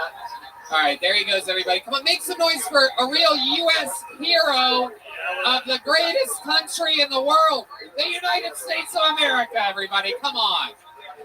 You guys aren't going to get loud for the United States of America? Have we hit that big of a lull in the show tonight? There he goes, Bradley Yandel. Follow him in the. I can't read his handwriting. That's another one with bad handwriting. Who would have guessed that one? How about a hand for the great Kaylee? All right, Kaylee. What is it again, Kaylee? Kaylee Funk 73 or something like that? Kaylee Funk 73? Kaylee Funk 73. Kaylee Funk. Kaylee Funk 73 on. You got to write it down. We always have to write it down from now on. We're gonna get it right. Probably more people will follow you because I got it wrong, believe it or not. It's one of those things. It's how podcasts work. Then they'll be like, I remember the time Tony got it wrong, so I'll follow her, because other people probably didn't follow her. Anyway. You guys having fun out there? Indiana Jones? Anything can happen. It's Kaylee.funk.73. How about DL? We got eyes on DL. Anybody see him? No? Anybody? Yoni? Number 2, did you see him at all yet? Put your hands together for your next comedian, Joshua Miller, everybody. Joshua Miller. Is Zach Bogus here? Is Zach Bogus with an earshot? All right, here comes Joshua Miller, straight from the back. He's on crutches. This is going to be good. Come on, guys, make some noise for Joshua. He's on crutches. He's out here fighting, waiting on the sidewalk for an opportunity like this. He's moving. Waiting for at least an hour, hour and a half. It is his time. The bucket of destiny has spoken. Here he is. He's moving faster than the people with operational legs. Absolutely incredible. Here he is, sneaking around. Come on, one more time for Joshua Miller. Yo, what's poppin', y'all? Man, I thought my mom was the most embarrassing dad that I had in my life. Then I bought a dog. This motherfucker's dick is hard 24/7. Y'all think I'm playing? We gonna take a shit. And he gonna look at me with a hard dick taking a shit, smelling pussy on the ground. Look at me, Dad. You wanna get some of this? We don't want none of that. Taught him how to play dead, right? We know he ain't dead. Boom, he dead. The dick hard. Motherfucker, we know you ain't dead. You was not getting this trick down right. But it's great though. We in the drive-thru. First smell of the French fry. Boom. Hard dick. First time I met my mom. Or he met my mom. Hey, look, I don't know. It's just a cherry push pop. I mean, I don't know the flavor, but if mine tastes like a cherry, I'd be trying to tie the stem too. That's all I'm trying to say. There you go, guys. That's it. Hell yeah. Joshua Miller. Is that What's right? up, guys? Yes, sir. Joshua Miller, first time on the show, correct? Yes, sir. I remember you. Look at you. What the fuck are you? Can't figure it out exactly. Are you? That's what everybody else saying. Okay, what's your ethnicity? Are you a white boy born in the hood? What is this exactly? Am I right? I've been asked about 6 times if I was Creole. Yeah, is that right? Is that what you are? No, I'm white as shit. What's the eternal gum that you're chewing right now? What is that? Is that just... Is that your Spearmint? Regular old spearmint? You always chew gum on stage? No, I was actually outside smoking a cigarette. Menthol? Yeah. Wow, you were chewing gum while smoking a cigarette. Wow, double your mint. My goodness, that... Yeah. You look like William. Yeah, you know, yeah. Yeah, I was gonna come up here when y'all called him, see if I could beat him up here, but I couldn't hop fast. Yeah, you got a lot of dog boner jokes. You can almost say it's a crutch. There you go. Yeah, I thought there'd be more fucking something else other than dog. I was waiting for any segue in the world there, and you just stayed straight on dog boner. It was incredible. What happened? To my foot? Oh, I saved the dog. Really? Are you serious? No. Tripped over the bone? I took the trash outside. You took the trash out. What happened? You fell down a step? Nope. You getting ready to racked? But bags upon bags of dog boner jokes go to the trash that day. There you go. What really happened? Describe to us. Took the trash downstairs, walked back upstairs, woke up the next day, foot was swollen like a fucking balloon. How do you know it was the moment that you took the trash out? Did you hurt yourself? I broke the side off of my pinky toe. So the doctor thinks I stepped on the step like this and broke the side of the shirt. You didn't notice it when it happened? Nope. Really? What the fuck? Yeah, you might have those diabetic feet rolling already. There you go. I can't feel my toes. You might be right. Is that true? Well, not right now. After surgery, I can't feel it. How long were you at surgery? 2 weeks ago. Okay. This is actually my last day. Get this thing off tomorrow. Okay. Absolutely. Man, I'm telling you. Castaway. I love it. What do you do for work? I work at HEB. Whoa! Yeah! Bling, bling, bling, bling, bling. God damn it. I thought we had a goddamn American hero up here before, but my friend. There you go. Yes, dogs. Perfect timing for the dog sound effects after the HEB announcement. I'm very excited. They're all hard as fuck. Absolutely. That's it. How long you been working at HEB? About 7 months. 7 months. Heck yeah. And I bet they took good care of you when you broke your toe. Actually, yeah, they're taking all right care of me. Absolutely. And when I go back, I get a promotion to be an assistant store manager. Whoa! Look at that. That's one of the tricks of moving up the corporate ladder at HEB. Break your foot.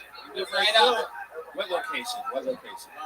I'm from Houston. Sweet. Oh, Woodlands. The Woodlands is one of my favorite blunt wraps. There you go. Absolutely. All right, Joshua. What do you do for fun? Usually just play golf and get drunk. You play golf? Since I was 8. Wow. You must be good, huh? No, I suck.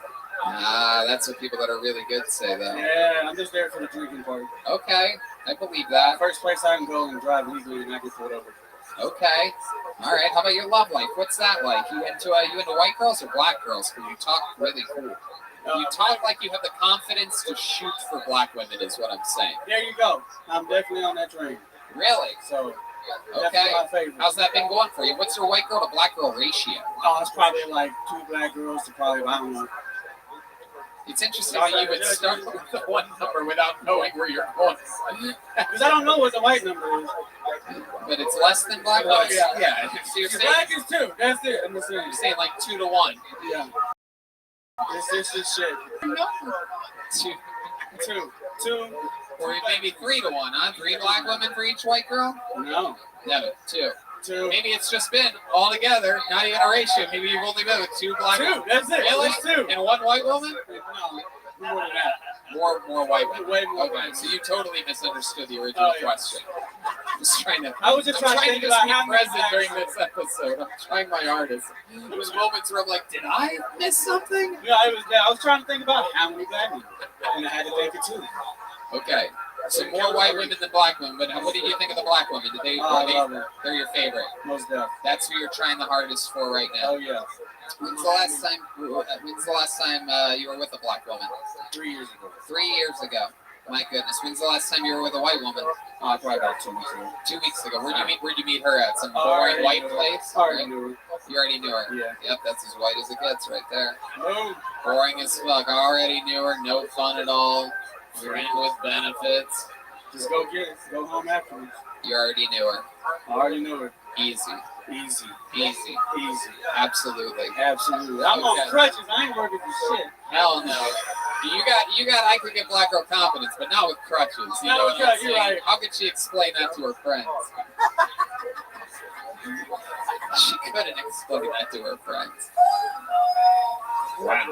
I don't even know where the fuck did that sound effect come from. That was the one black chick here. Is that Yeah, what's up? Is there a black woman in the audience by any chance tonight? No. Oh, wait, I do hear someone talking loudly in the back of the room. Perhaps there's a chance. Can't see shit. I love it. Wow, Joshua. So what's your move? What would you try differently? If there was a black woman and a white woman, what would you say differently? Do an impression. Pretend like Allie is a white woman and say your original pickup line to her. Like she's at a bar, you walk up to the bar, what would you say to her? What's poppin'? You want a fresco? You want a fresh what? Fresco. Fresco. Okay. Now let's say she's a black girl. How would you greet the black girl? What would you say to her? How are you doing? Oh! You see how much more respect? See the respect? Wow. And white women's like, hey, sup, want a fresco or what? Fucking fresco. The black woman, he's like, now, how are you? How are your feelings? How's your day? How's your job? How's everything? You just talk for a while, and if at the end I get lucky, I'll just let it happen. And I'll still throw in a fresco. Whoa. I love it. Joshua, what's the thing that you noticed most about the difference between a black woman and a white woman in bed? In bed? Yep. Oh, probably about everything. Yeah. Everything. I'll say about 60% of white women just kind of lay there. 60%? But you've only been with 2? No. White women. A lot of white women. Black women, no. They're percentages. You're one of the worst math students we've ever had on the show. I've only been with 2 white women, but 60% of them are really black women. 2 black women. 60% of white women don't do shit. I can confirm that that's true. Ah, look at that. I love it. Joshua, any other special skills or talents that we'd be surprised to know? You freestyle, rap, or anything? No, I do not. No? You do anything? Anything else? Pretty much that's about just golf. Chill, talk golf, shit. Go up, keep calm every now and then. Just go to work. Anything else for Josh? Am I missing anything, guys? He's fucking cast on his foot. I do got a question though. Okay. This thing is clean. When I clean, there's no signatures on it. So if I got called up, I was gonna see if I could sign it. You want us to sign? You're taking it off tomorrow. Put it on the wall. You're gonna put that on the wall. You can't put a cast on a wall. Why? Do it.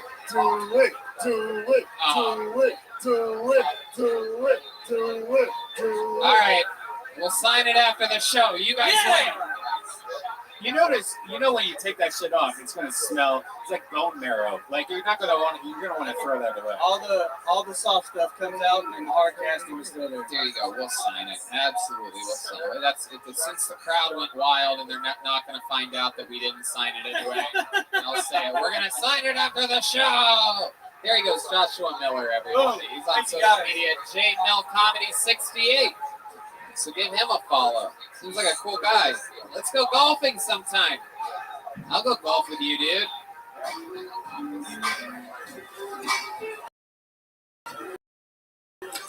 He sounds like he could roll a blunt. What you talking? You know what I'm saying. Oh, shit.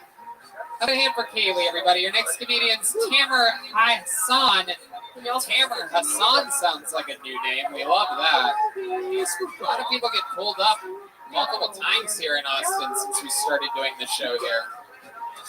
But Tamer Hassan seems like a new name, new story. Could be a local legend, who knows? Could be his first time. Anything could happen. How about a hand for the band, huh? A real live band? How many of you were on episode 500 on Thursday at the Paramount? Oh, hell yeah. You guys, right? You guys know what the fuck's up. We had to send a lot of those special treats back to Los Angeles, unfortunately. But boy, was that fun. There he is. Here he is, everybody. Make some noise for Tamer Hassan. Oh, he lost the bottom. Tamer, you lost the... Yeah, plug it in. Plug it in, and I'll give you a good reset. Come on, everybody. Make some noise one more time for the great, the brand new Uncle Tony. Give it to Allie. Give it to a professional, please, for the love of God. Come on, people. Make some noise for Tamer Hassan.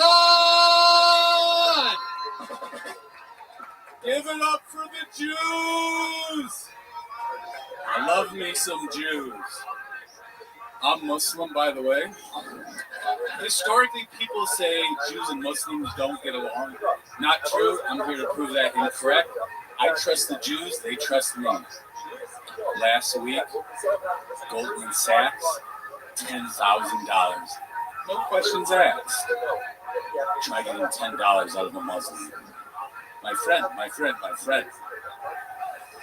I think shit's not Jewish enough. I got the vaccine last week, the Johnson & Johnson. Would have got it quicker if it was a Johnstein & Johnstein. This heat lover knows what I'm talking about. If it was made by Weinstein and Friedman, I would have lined up for that shit all up and down the Gaza Strip. Give me some of that Jew juice. I'm just saying it's impressive. We're 25% of the population, gas station legends. 1% of the population Jews, and they control the media, money, and the weather. Impressive. Tamer Hassan, my God, barely, really not that many jokes. More like what somebody says right before they shoot a place up with an AK-47. There are no weapons on it, though. We do have security here. My God, what do you guys think about Tamer Hassan? Huh? Hold on a second, Tamer. Here. I'm just glad he was better at ratios than the last guy. Fair. You might be Muslim, but you smell like a Persian. Yeah. Well, Miami, Cuban, California, Mexico. Are you just naming places right now? What is this episode? This is wild. The area needs. So here, Austin. What? Tamer, what the fuck is going on right now? What exactly region of the Middle East are you? Does your what type of blood runs through your veins? 100% Egyptian. Parents came to there it is. Detroit in 78. You were born in Detroit in 78? Okay. And how long were you in Detroit for? Born and raised in Detroit. Born and raised. Until when? How old were you when you moved out of Detroit? I'm still there. I honestly just came for 500. Put the microphone right next to your mouth. My bad, bro. There you go. I came for 500 a couple days ago. I'm just a big fan of stand-up, Have you ever done it before? You know what? Honestly, this is my first official set. However, I got the I got the cosign of a lifetime, believe it or not, in 2011. If you Google, We're not going to. yeah, I know. Go ahead, just tell your thing. 2011, Sarah Silverman, she came to the trail. I'm a big stand-up fan, obviously, everybody. She had like a little Q&A after the show. Cameron Hassan seduces Sarah Silverman. She gave me like a big cosign, basically saying that you might be a comedian, you should do it. I've always been a writer. She told you that if you try it and work hard at it, you could do it. And here you are 10 years later, trying it for the first time. I've always wanted to be a writer. I'm a writer. Are you? Written scripts and shit, you know? Okay. But I'm a big fan of you, obviously. I saw you at Oddball 2016. I was just good with getting tickets and shit, you know? Oddball was I saw you there. I was a little late to Kill Tony. Saw it like 3 years ago. Like my mind was blown. What's the plot of your best script? Honestly, with scripts and shit, I have an awesome script. I mean, I was going to reveal it tonight. A couple sentences. Oh, you don't want to? He doesn't want to give away say the plot. The name. You know what? I'm actually going to. Does it end with planes hitting the World Trade Center? You know what? It ends with a tragedy. I appreciate that. It ends with a tragedy. I'm actually going to say this.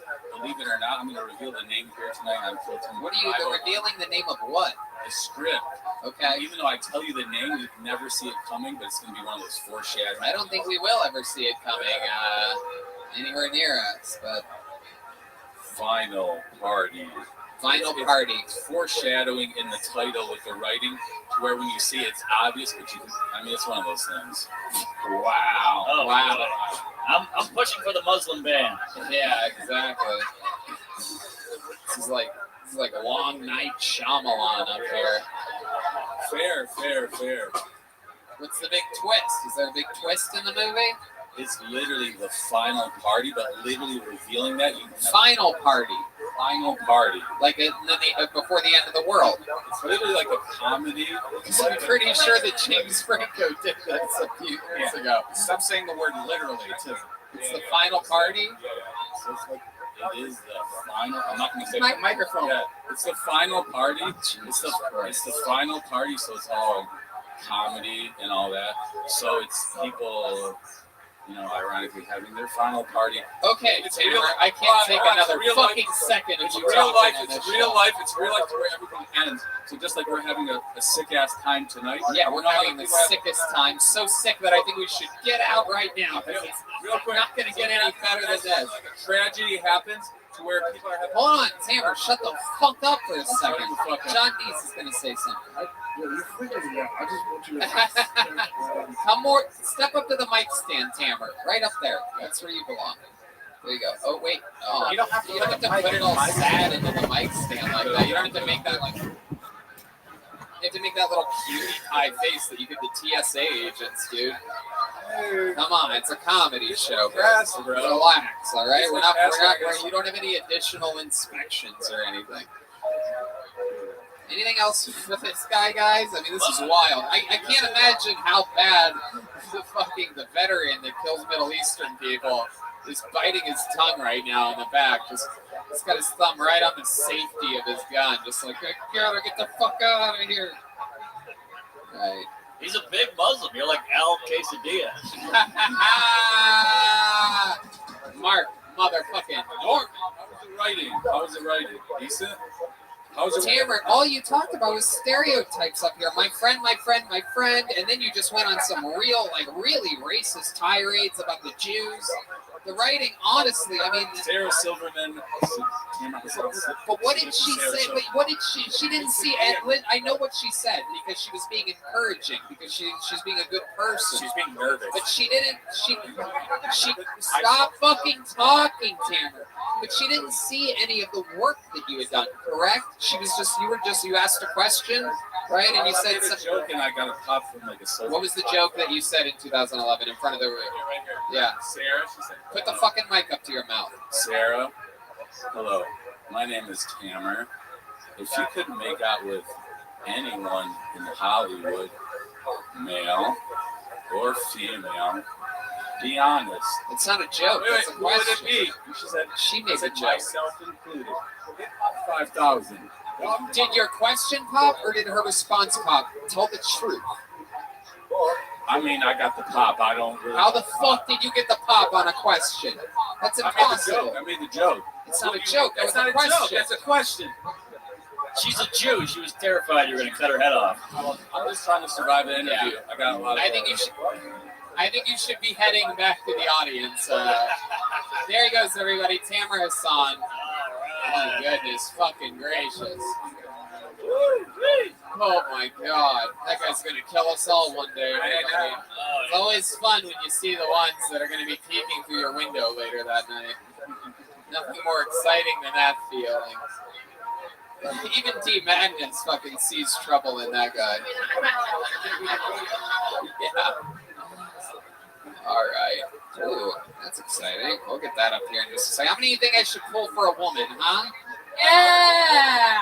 We haven't had a young lady up here yet tonight. Let's weight the balances of balance the scales. That's something we forgot to do at episode 500. Yeah, but we had Jet Ski there. That's That was true. fun. Jet Ski Johnson. By the way, if you're a female listening to this show in Austin, Texas, Yeah. and you are thinking about doing stand-up comedy, please write a minute and try to sign up for this show. We have such a lack of females in this Really, it's true. city. I'm just And going it's through ridiculous. things right now, and there's not a single. This is crazy. Dallin, Sam, Leonardo. Is Leonardo a boy or a girl? If it's a girl, you can come to the stage. If it's a woman, you can come to the stage. If Leonardo Joni is a man, don't try to come up and be funny. I don't think you guys know Leonardo. My God, what a debacle. Look at this. 4 different guys named Austin, though. Isn't that exciting? Real original parents out there in Austin, Texas. Oh, wait. We got some movement. Is that Leonardo? Is that Leonardo? Oh, here we go. Leonardo Joni, everybody. How cool. Come on, make some noise for Leonardo, everyone. What's up? What's up? All right, if you guys didn't catch that, my name is Leonardo. That is Albanian for we were expecting a boy. So, do we got any Albanians in the house? What a surprise, huh? There's like 3 of us in the world, and the other 2 are taking Liam Neeson's daughter. So, you know, my dad watched that movie and was like, she's a whore. Who told her to go to Paris? I was like, I hope I never get taken. He'd be like, don't bring her back. I did turn 35 this year. And thank you. Any other women in here expired? I do miss how it felt to feel young, right, ladies? Because this only lasts for us until we're what, like 13? 13. Like, I knew I was getting old when I stopped being afraid of getting molested. It went from show me where he touched you to I'll show you where to touch me, huh? Wow, look at that. Set of the night so far. Out of nowhere. Wow. Knock that off your Las Vegas risky bet that the set of the night would be the female comedian for the first time ever in the show's history. Leonardo Joni, welcome. How long have you been on stand-up? About 2 years. I love it. And you're really Albanian. I am really Albanian. You know who else is Albanian? The very famous from the Comedy Store, Rose the bartender. Oh, yes. Yeah. And you kind of have that rose energy. Yeah, you really do. Very like sort of you have like gypsy family members or whatever, like gypsy-ish. We don't talk about that. Right, exactly. I know. Gypsy's like a rugged word, but yeah. I love it, Leonardo. So how long have you lived in Texas? I just moved here 3 weeks ago. Wow. And again, how long have you been on stand-up? 2 years. 2 years. And where were you doing it? New York. Oh, great. Hell yeah, that shows. Have you ever worked together or seen each other? Yeah, she's funny. She's just killed in New York when she came here because they're terrified of her. Yeah. Why are they terrified of Leonardo? Well, she keeps it real on stage, and I think New York's getting a little... Yeah, a little too wokey for the jokey, huh? Yeah. I love it. Well, we're always looking for more. I mean, we were literally just saying we need more women to sign up here, and the market here right now. I mean, even Ali Makovsky just comes to visit. She just does JRE and fucking Kill Tony, and then skips town again. She's actually on the road. I'm just joking around. But you excited to be here in Austin? You know, it's Austin. What do you? Hold on. Way to really win everybody over, Leonardo. This is your chance to have a built-in in-city fan base. He's just kidding. That's one of her jokes, everybody. That's one of her jokes. She loves it. I just think we have better homeless people in New York. That's all. Why? Why are they better in New York? Well, they sing. You know, they sing and they dance, and they do drugs, but they sing and they dance. So. Yeah, that's true. They really don't sing or dance. The Austin homeless are actually real homeless people. Like the homeless in Los Angeles and New York, they're just lazy hippies. Yeah. Like that's. Yeah, the ones in New York take their fucking tip jar and go into a nicer apartment than the people that give them money at the end of the day. What do you do for work? How do you make money, Leonardo? I'm an LSAT tutor. LSAT? Yeah, so that's law school test prep. Wow. Yeah. Got some LSAT? Did you ever, you've gone through law school? No, I just took the test, did really well, and then tutored everybody. You did so well on the test that instead of going into law, you just said, fuck it, I'm going to stop right here. That's fucking awesome. Hey, Redman thinks it was a great business decision. No, that's cool. I mean, that you are that smart. Have you always been a nerd, like growing up? Is that what got you into comedy? Listen, yeah, I kind of keep that on the down low, but you know, like blowing up my spine right now. So.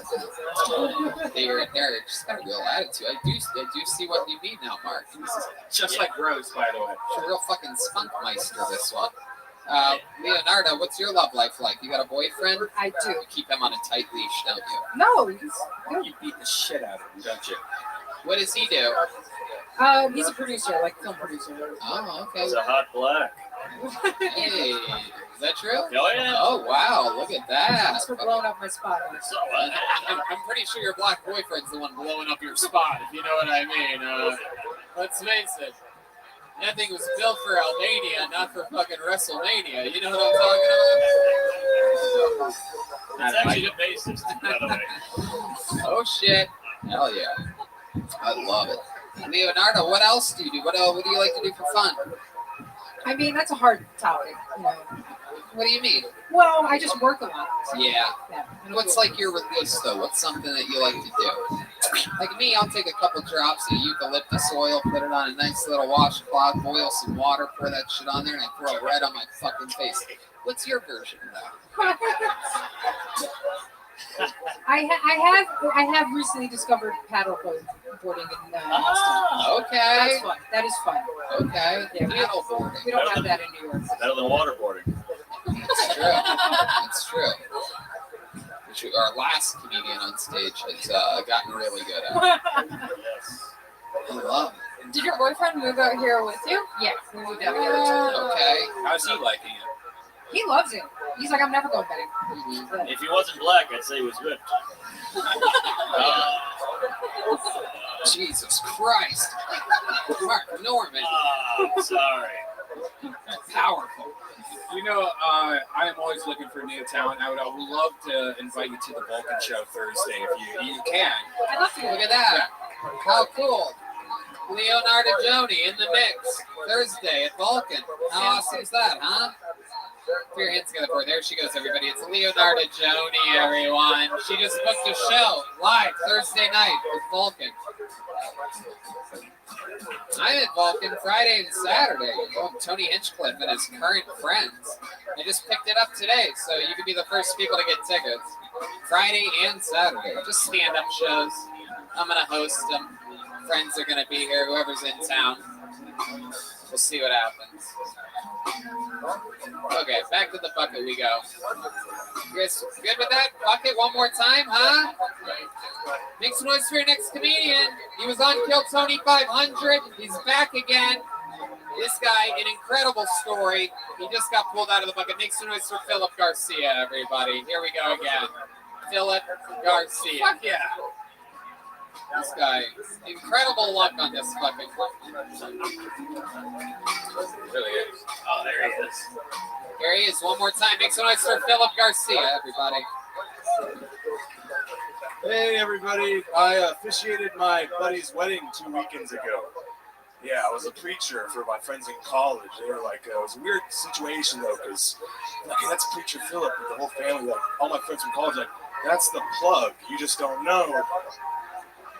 It got even weird though, because after the ceremony, I went to the restroom in the reception, and a little kid, about 5 years old, comes up to me. He's like, "Hey, mister, can you help me do my belt buckle?" I was like, "Not this weekend, dude. I'm a preacher." You know, it's a... Golf, Philip, Seymour Hoffman. I get it. It's okay. You don't remember the 2008 box office smash hit Doubt. You remember the 2007 box office smash hit Transformers. Yeah. You know those guys who thought driving yellow and black Chevrolet Camaros was their biggest personality trait? Hey, dude, I don't know about you, but I drive fucking Bumblebee, dude. I'd like to think all those guys are now doing as mentally well as Shia LaBeouf. That's where they're all at now. Thank you, I'm Philip Garcia. Here's Philip Garcia. This guy just won $500 on Thursday night. It's for our friends over at Ridge Wallet. You have your new Ridge Wallet on you? That's actually in my cousin's bag right now. Oh, perfect way to really help us out with this. It's the best wallet I've ever had in my entire life. Right, changed your life, didn't it? Ridge Wallet changed my life. Did it help you out with that extra money you got towed? You just moved into a new place here in Austin? Definitely did. Did you spend it on anything frivolous? Yeah, barbecue. Because that's basically gold in this fucking town by weight. It's crazy. Absolutely. Absolutely. Yeah. What else? What else has happened this week since your newfound Kill Tony fame? I moved in, actually. I'm a Austin resident now. Whoa! Yeah. Newest resident. What part of town do you live in? Riverside. What were you saying, Mark? I was going to ask if you won the Jonah Hill lookalike contest. I've been told I look like I shrunk the kids and got myself bigger. That's what I was told. Yeah. Hell yeah, blew yourself up. Yeah. I love it. Philip, what else? What do we not know about you yet? We've interviewed you 3 times in the past 4 weeks. Oh, man. I've had more fingers in my ass than any other straight man that's 24. Okay. Hell yeah. Explain yourself. How does that happen? I've got colon issues. Oh. Let's talk about that. I can help you out. Let's see. Semi or full? Semi or... Are you talking about like male periods? Basically, that's what started happening. I was like, that's a interesting Is it shit. internal or external hemorrhage? Wow, this is disgusting. Watching you two fucking morbidly obese people talk about your bloody assholes. Incredible. Be sure to try the hot dogs here at Antone's, everybody. Get yourself a good old delicious Cliffy dog, everybody, while these guys talk about their engorged fucking Alberts. Okay, go ahead. Let's hear more of this bloody mess. Where's your fart board? I mean, if you're ever going to do it. I'm going to save the fart board for next week. Wow, look at that. Oh, but I like to talk. I don't know. It's always awkward being at the doctor's office and like having to bend down. I never know what to like say there. I'm usually just like playing with the subway like paper at the end of the bed, just like golf much, you know? Which is, what do you really say to a doctor? So what have they treated you for? What are they calling it? Polyps. Yeah. Polyps, I do. Yeah. Jesus Christ. They told me I need to stop eating like red meat and smoking cigarettes, but I just can't stop eating red meat and smoking cigarettes. Yes. This looks like a great guy for your cereal question. What kind of cereal do you love? Lucky Charms. I'm going to say Honey Bunches of Oats. Ooh. Yeah, I like that answer. Yeah, I don't know you, but you look like you have allergies. Thank you. You look like the human version of "Can I speak to your manager?" I feel it. Really? I'm actually a stepdad. That's actually something you don't know. I can see you hitting a kid. Wait, how did this happen? How did you become a stepdad? The fucking pandemic, dude. I was like, if the world might end, I was like, I gotta experience everything this kid of hell has to offer. So our relationship really sped up, and then I just stepped into the How position. old's the kid? 5. 1 5-year-old. Yeah, 1 5-year-old. I like to say I got to skip all the hard shit. I guess so, but now you're like a real dad. How long have you been in this position? Like a year? A year, yeah. Oh my goodness. Yeah, it's boy or girl? Girl. Okay. I'm trying to. Is her dad in the picture, or you're just the only dad now? You know, really? It's kind of a bad person. Oh. I'm just like, I don't. Do you like it? You seem like the Do I kind of like guy. it? I love You it, seem yeah. like the kind of guy a lady would date after getting out of a really bad. Exactly, right? Like a pillow. Yeah. Yeah. Super soft, like a my pillow. It's the only way I think I would have been able to have such a hot girlfriend, honestly. Somewhere right in between a teddy bear and a body pillow. By the way, that needs to be an app, like hot chicks with kids that just got out of divorce and they need some comfort guy. You know that? That's me. I'm the comfort. My goodness. Wow. The only trauma she has to deal with now is you waking up in the middle of the night with a bleeding asshole. Right. And getting snacks. Groaning in the middle of the night. Well, Philip, you've been on the show a bunch lately. We're going to get you up and out of here. There goes Philip Garcia. Thank you, everybody. Follow him at Philip Garcia Comedy. What do you guys think? Should we go to this bucket one more time, huh? One more! One more! You guys really think there's some fucking talent here tonight, huh? You think someone's going to do good? How many of you think the next comedian's going to do bad? Make some noise. No, that's a pretty safe bet. Let's see what happens. You should have her to stand up there. You gotta get a minute. You think you could ever do a How minute? much time do you think you have right now? You have a joke? I bet you have a joke better than that chickpea joke that the one guy did earlier. My life is a joke. My parents being proud of me is a joke. Hold on, wait, Ben. Hold on 1 second. Hold for it. This is a lot of pressure. Look out there. We let it really soak in. Kudos to y'all. Come on, you do this all the time. Just pretend like I'm not naked though. So. Yeah, pretend like you're naked. That's what they tell people. You can actually do that. Aren't they supposed to be naked? Oh yeah, that's And right. get naked Yeah. for me, and then I'll, Everyone take off their clothes right now. y'all aren't tipping me. I'm not doing shit. There you go. Kaylee, everyone. Being dirty while cleaning up. Gotta love it. The yellow rose and the red rose. By the way, if you have a bachelor party, you can actually hire her to do bachelor Yeah, parties. or if you guys come into town to see Kill Tony, check out CM Smoke. Do the whole Kill Tony experience. Go to CM Smokehouse at Golden Acres, eat some food, come to Kill Tony, and then you go to the Yellow Rose. That's Red right. Rose. Red Rose. Red Rose. Hey, check out my Instagram. Bachelor parties. I got y'all. Yeah. Oh shit. That's right. Team. Oh yeah, the one. But not naughty. Yeah. Not naughty. You do clean bachelor parties. Clean.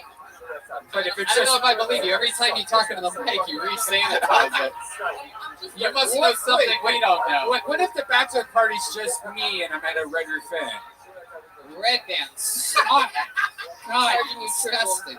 There's a Me Too movement happening. Oh.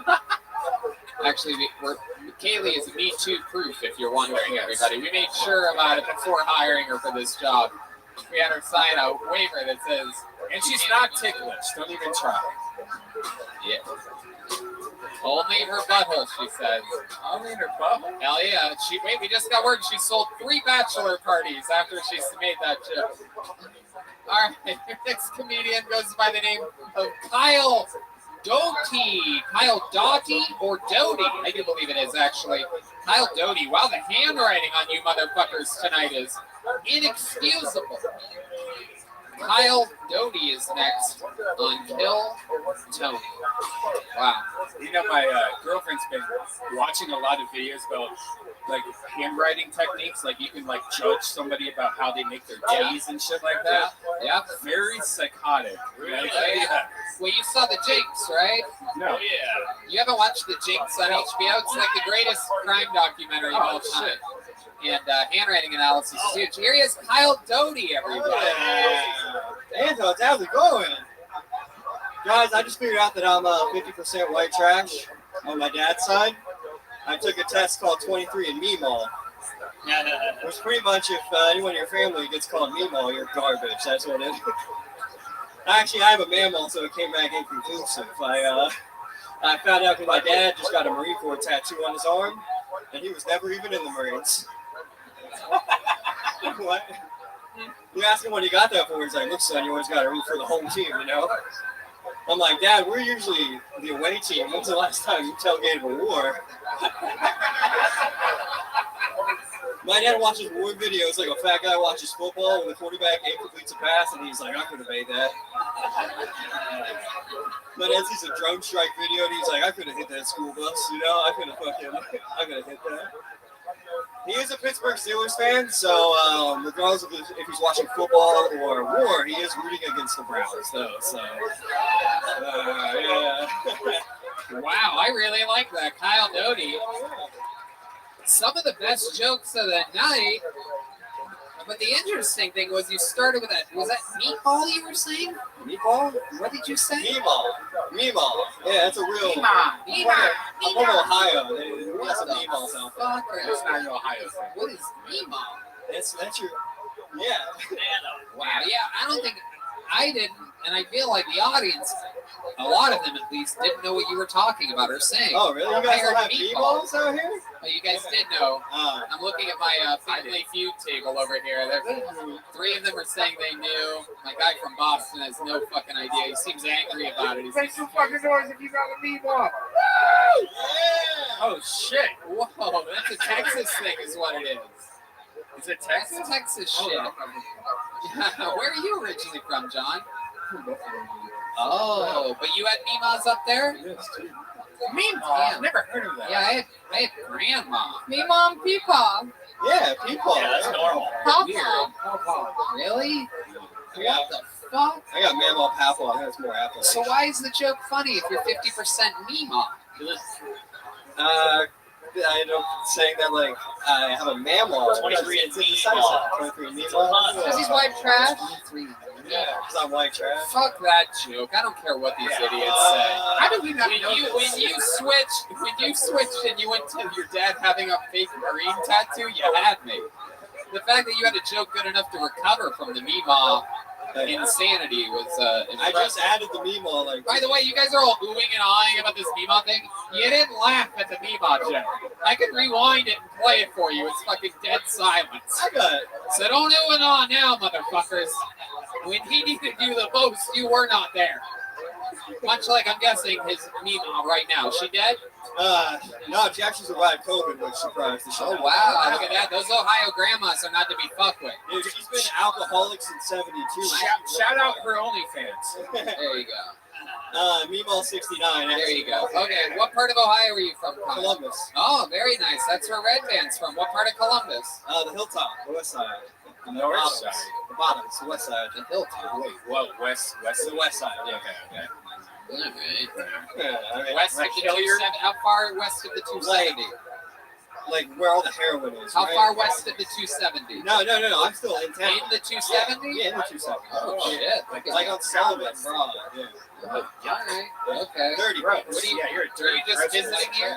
No, I moved here. How long did you move here? It's been like 2 months. 2 months. Yeah. Congratulations, Kyle. Look at that. What part of town do you live in now? Just up north near Domain. Oh wow.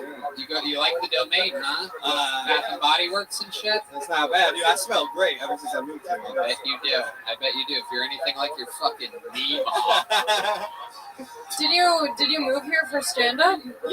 Yeah, I moved to San Diego during the pandemic, and that was a bad choice. And yeah, California was not the place to flee to. Yeah. Oh, that must have been weird. You're just on the freeway going west, and everybody's going the other direction. I don't know if that's the right decision, my love. The traffic was great. I don't know why I assumed that you were there with someone that you loved. Did you come solo? Me and my sister. Yeah, I was right. You're fucking your sister? Yeah, from the fucking Meemaw to the seesaw. You know what I'm talking about? That fucking 50% white trash. Getting all up in that sister blister. You know what I'm saying? That fucking sissy pissy. You know what I'm talking about? Get all up in. Oh, D-Man is discovering his ears. You know what's not good when D-Man only has 3 senses left that he's All right, Kyle. So let's talk about it. What do you do for work? Construction worker, but I'm unemployed right now. I bet you are. They don't need construction workers built like me. What kind of construction? I do a lot of underground, like piping and stuff, like water lines and shit. Yeah, deck that. Like, Oh, look at that. Oh, wow. It's not only are people getting spots for the Vulcan, but they can also book a spot making your deck. No. I just need a privacy parfait. My neighbor has a hot tub, and it's disgusting. I'm in the backyard. Wait, you share a backyard? No. I could just, when I'm in my back patio, I could look over to my neighbor, and he's just like, "Hey, Red Bear, what's up?" It's more. He calls you by your podcast? Yeah, he knows me from podcast. Oh, shit, he's going to listen to this. Never mind. I'm going to edit this out. Dude, I'll build you a fence, dude. I'll build you a fence. I got you. That's so frightening. Nothing weirder than a neighbor that calls a comedian by their nickname, right? No, it's fucking weird. It's so wild, man. Hey, the machine. What's yeah, going on? imagine that. Imagine you move into a place and you don't talk to your neighbors, and then some guy goes, "Hey, Red Bear, you want to get in the hot tub?" And he's like, drying his tits off with a towel. And you guys all have tits in that neighborhood? Yes. It's so weird. Wow. Kyle Doty. So here you are. You're looking for a construction job currently. I'm looking for anything. What's your sister doing out here? No, she lives in San Diego. I came here solo. You guys broke up. It was making Thanksgivings weird. My other sisters were getting jealous. Oh shit! Do you really have other sisters? I have 4 sisters. 4 sisters. Are you the only boy? Middle child, only boy. Wow! Look at you. My God. Anything creepy ever happen when you were a kid? Any of them try to, I hear a lot of stories about young girls, like, sexually abusing their brothers at times. Like, they, like, give them, like, a dry hand job or something like that. At COSI? I wish. Wait, why is that funny? You know how much more confident as a child I would have been if someone was trying to fuck me, dude? I was a very ugly child. No, that makes sense. That makes sense. All right. Religious family? No, my parents would drop us off at Bible study just so they'd have to deal with us sometimes. Got ya. Did you ever hook up with anyone in church? No, I was only like 12. And I wasn't the How about the priest? How Yeah, about the no. priest? You don't remember that one. How about special skills or talents, Kyle? Surprise us. You must be good at something. Talents. I mean, other than stand stand up. up. Yeah, I'm not even that great at You can't say that shit. I was born without the roof of my mouth. That's a weird. Wait a second. What? Yeah. Oh my God. When my mom would feed me, it would just come right out of my nose. I was like a fuck. Oh, shut the fuck up. Yeah. So what did they do? They put a fake roof in there? Yeah, I think some guy died. No wonder you work construction. You have a dead person's roof of the mouth? Yeah. Does it smell? I think it's an old person. I can't take salt that much. Wait a second. You had the transplant of a fucking... What? I go through this going on up there, but sometimes. What did they tell you? My mom just was like, "Hey, you just were born without the roof of your mouth." So they did That's it. all I know about it. So they did it when you were a I child? was a child. Yeah, they had to put arm braces on my arm at one point, and I had a big head, and I would just fall over and be like a kickstand. My mom could just leave me out front for hours. I couldn't get up because my head was so heavy. Wow. Like, do you touch the roof of your mouth right now and it's like a little creaky? Like it might give in? Yeah, it is haunted. It's like waterlogged. Oh, up there. shit. Can I see it? I mean, it probably looks like if you want. Oh, here we go. We're checking out the roof. Put that flashlight in there. It looks normal. Yeah. It works. It does its job. Nothing comes out of my nose anymore. Yikes. Did your mom like drink or smoke when she was pregnant with you? Maybe like a pack of Marlboro Reds a day, probably. That's normal. Oh yeah, well, you blew the roof off this mouth here tonight. Not really. It's stupid. Not even. You don't say your homeless when you walk into a Hey, what? You don't say that to your homeless when you walk home. Say what?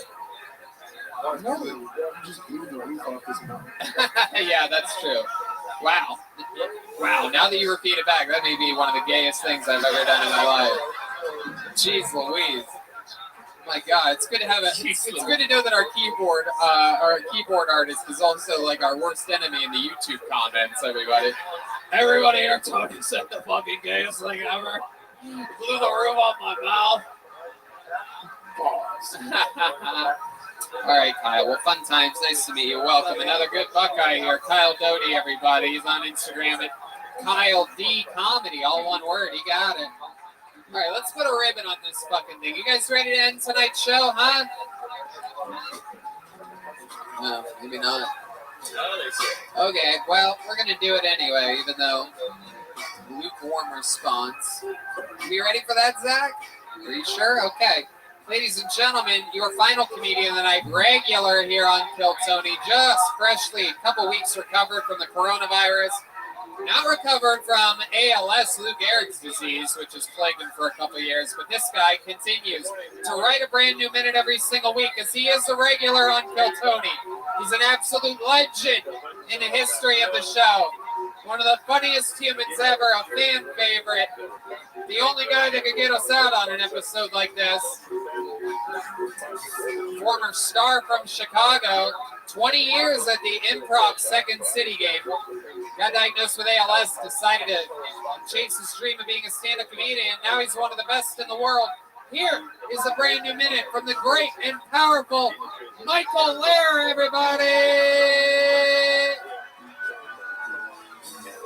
Yeah! The West Coast has something to say. Yeah, baby. Fucking Austin is not a music city. Austin is a food city.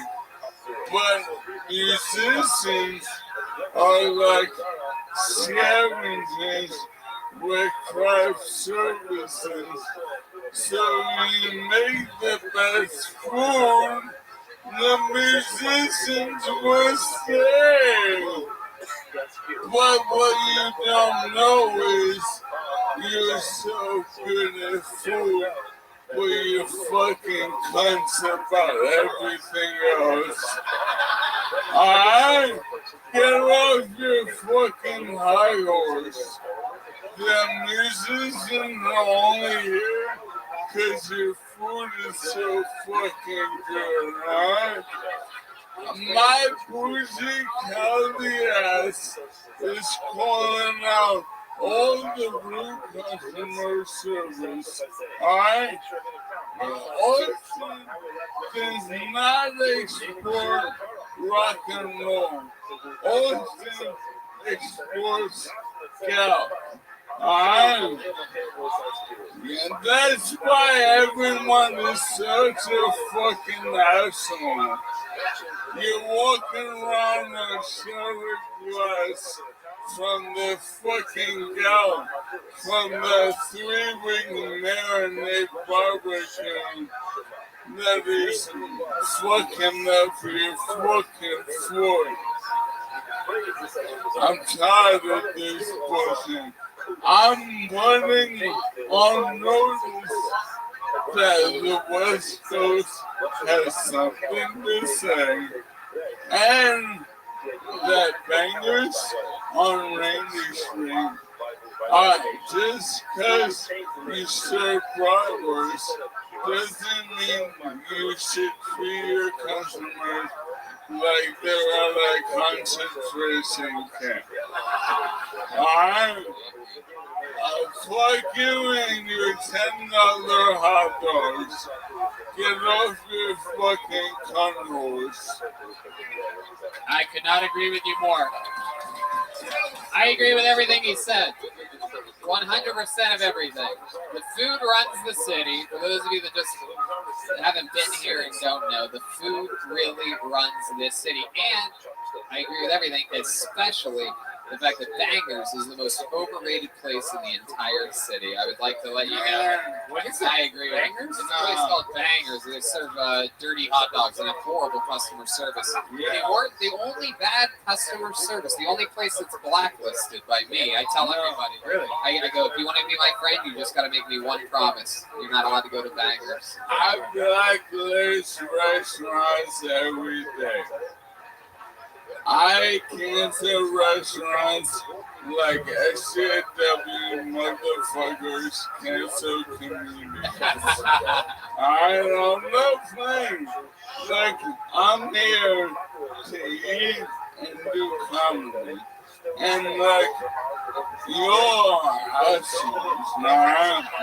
Like, how about, we're in a club, there's 100 people ass to ass, But no, I can't have a paper menu because of COVID.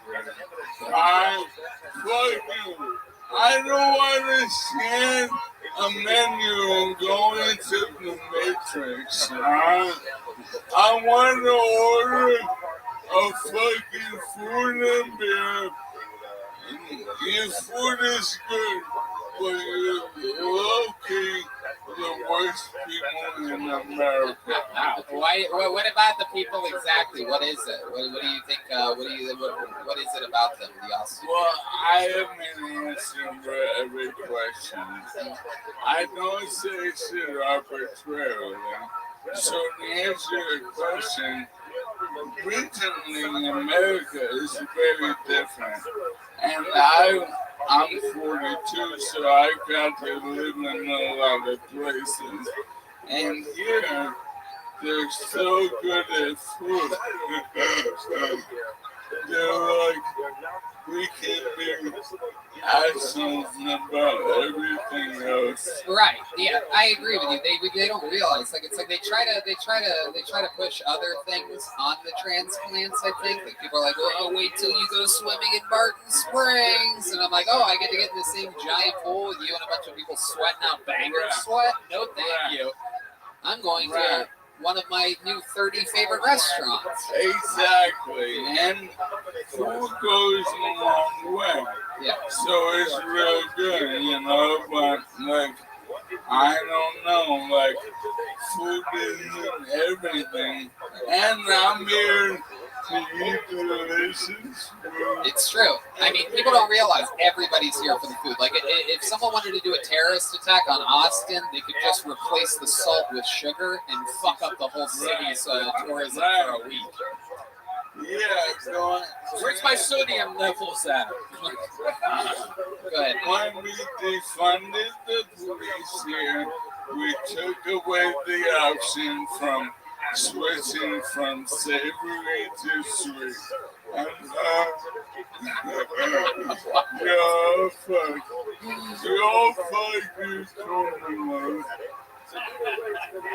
But I'm here, and I'm here to be Tony. Yeah, absolutely. I just decided right then when you were in the middle of that sentence, I'm going to let you talk.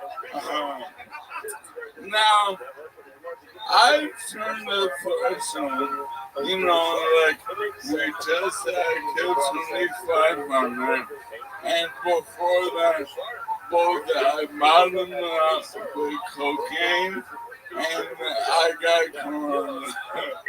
It is true. He really, the bottoming out from cocaine, I really just think that they just tested positive for corona, but I think it was mostly the cocaine. I think he truly snorted the coronavirus at one point off a mirror. No doubt. Now, but I'm here on the worst, biggest open mic. I bet 50 to 200,000 people hear what I have to say every fucking week.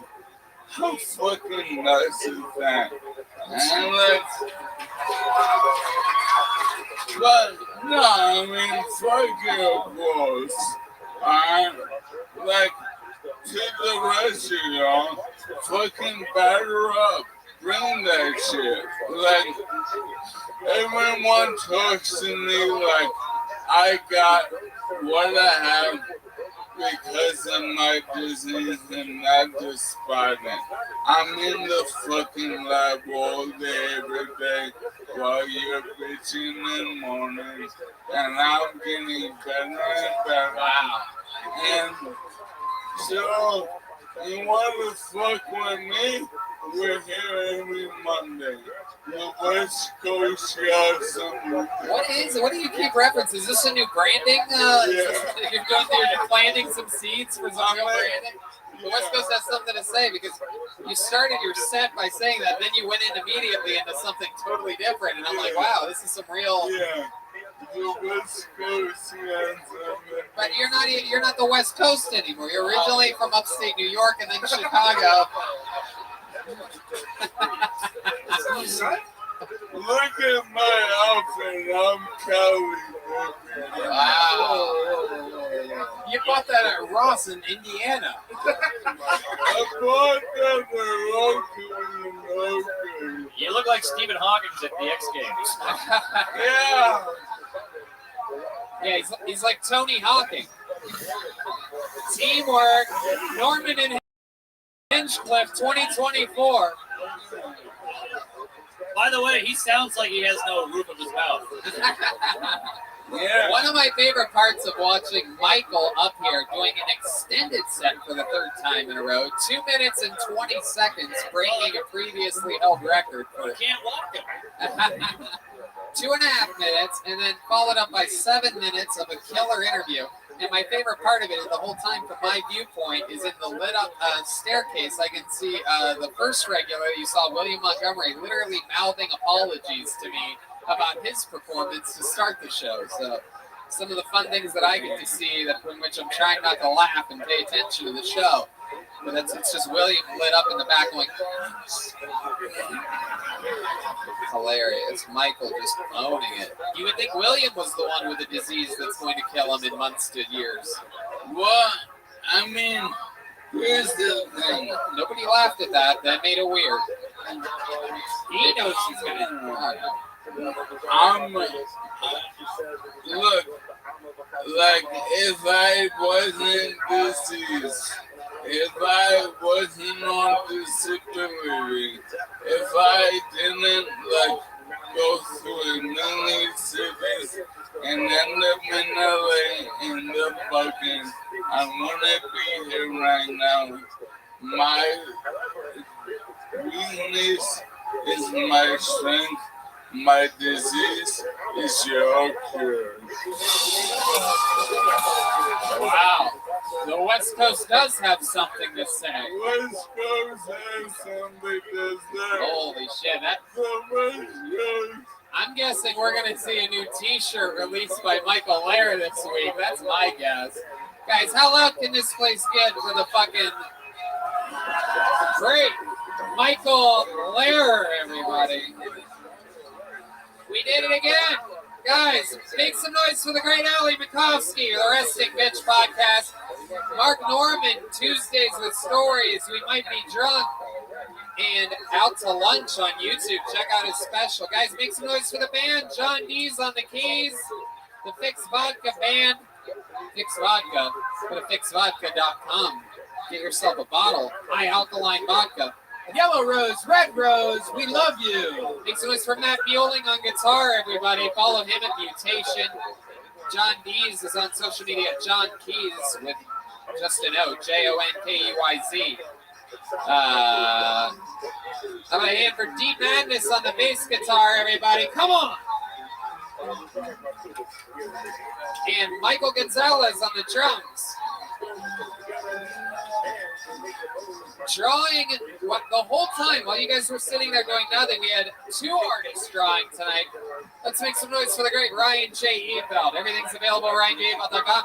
Don't forget, you guys can walk right up to this stage after the show and buy one of the Kill Tony 500 posters from him, or a brand new Kill Tony the coloring book. Wow, look at that. Ali Makovsky in the middle there. Look at you, heavily featured. Wow, she's showing her butt. I think you just drew the very end when you pulled your chair out for Michael. Wow, that looks exactly like Mark. Look at that. That looks like me. And that looks like Red Band. A very thin version of Red Band. You must love that. Yeah. You must love that. I wonder if the paper stretches out like Hey, come on. RyanJEveld.com for all those prints. You can get a poster or a coloring book right now after the show. And of course, the great Chris Rogers has something to show us. What is it tonight? Oh, that's fucking Spawn. Spawn. Someone's gonna get it. Someone's getting Spawn. Local artist Chris Rogers. Chris Rogers art, RyanJEveld.com for all prints, including posters from your favorite city and stuff like that. What else? Thank you again to Kaylee from the Red Rose and their sister company, the Yellow Rose, one of the best places in town. Thanks to Yoni at Best Barbecue Show. And our friends over at CM Smokehouse are keeping us fed. CM Smokehouse of Golden Acres, one of the coolest places to go. It's great for dinner, of course, but I prefer it for lunch. You show up at Golden Acres, the vibe, the picnic tables, there's a whole energy there. You can have some drinks during the day. So real lovely energy. Highly recommend it. Hey guys, Thursday we have a show at Vulcan Death Squad Secret Show every Thursday or Wednesday, sometimes at Vulcan Gas Company. A lot of people you'll see here on stage or at the show come out. Yeah, it's a crazy week. I'm actually, like I said earlier, if you can't make Thursday, come out on Friday or Saturday. I'm going to stand-up shows coincidentally this week for the first time ever in Austin, a Friday and a Saturday with different friends on each show. We'll see what happens. Should be pretty crazy. Yeah. So you mentioned Bangers. Yeah. Fuck that place. Yes. But there's a place next door called Halfstead, and tomorrow night I'll be playing there in the jazz band. Okay. Michael Hill, Oregon Trio. What time tomorrow night? 9 to 11. 9 to 11. I'll probably be there. Who knows? We might be there. We went yesterday. We had so much fun at the Van Zandt Hotel. We went and had some brunch, caught John playing with the Michael Hale Trio. And we support all these guys. Anytime we get a chance to go see them live, we do. That's the move. D Madness has shows every Thursday. What's the name of that place again, D? Okay, D's going out of town. I don't even think he knows what town he's going to exactly. But We have an announcement. yes. We are working on the Tony album. Whoa!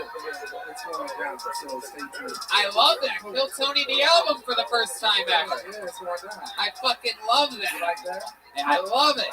It's never been done before. The great John D's leading the band to a whole new evolution here on Kill Tony.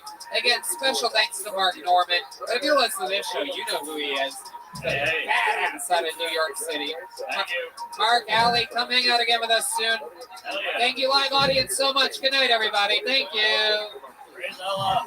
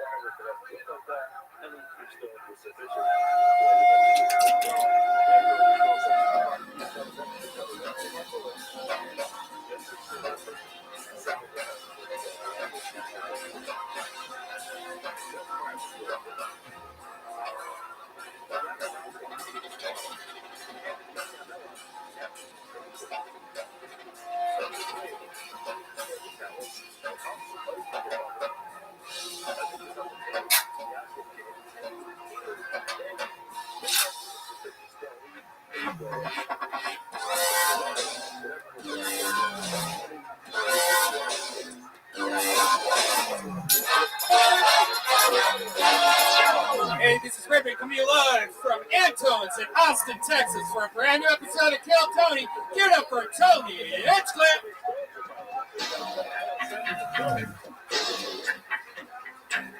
Austin, Texas. Come on, this is a real life show. Make some fucking noise, everybody. We're here.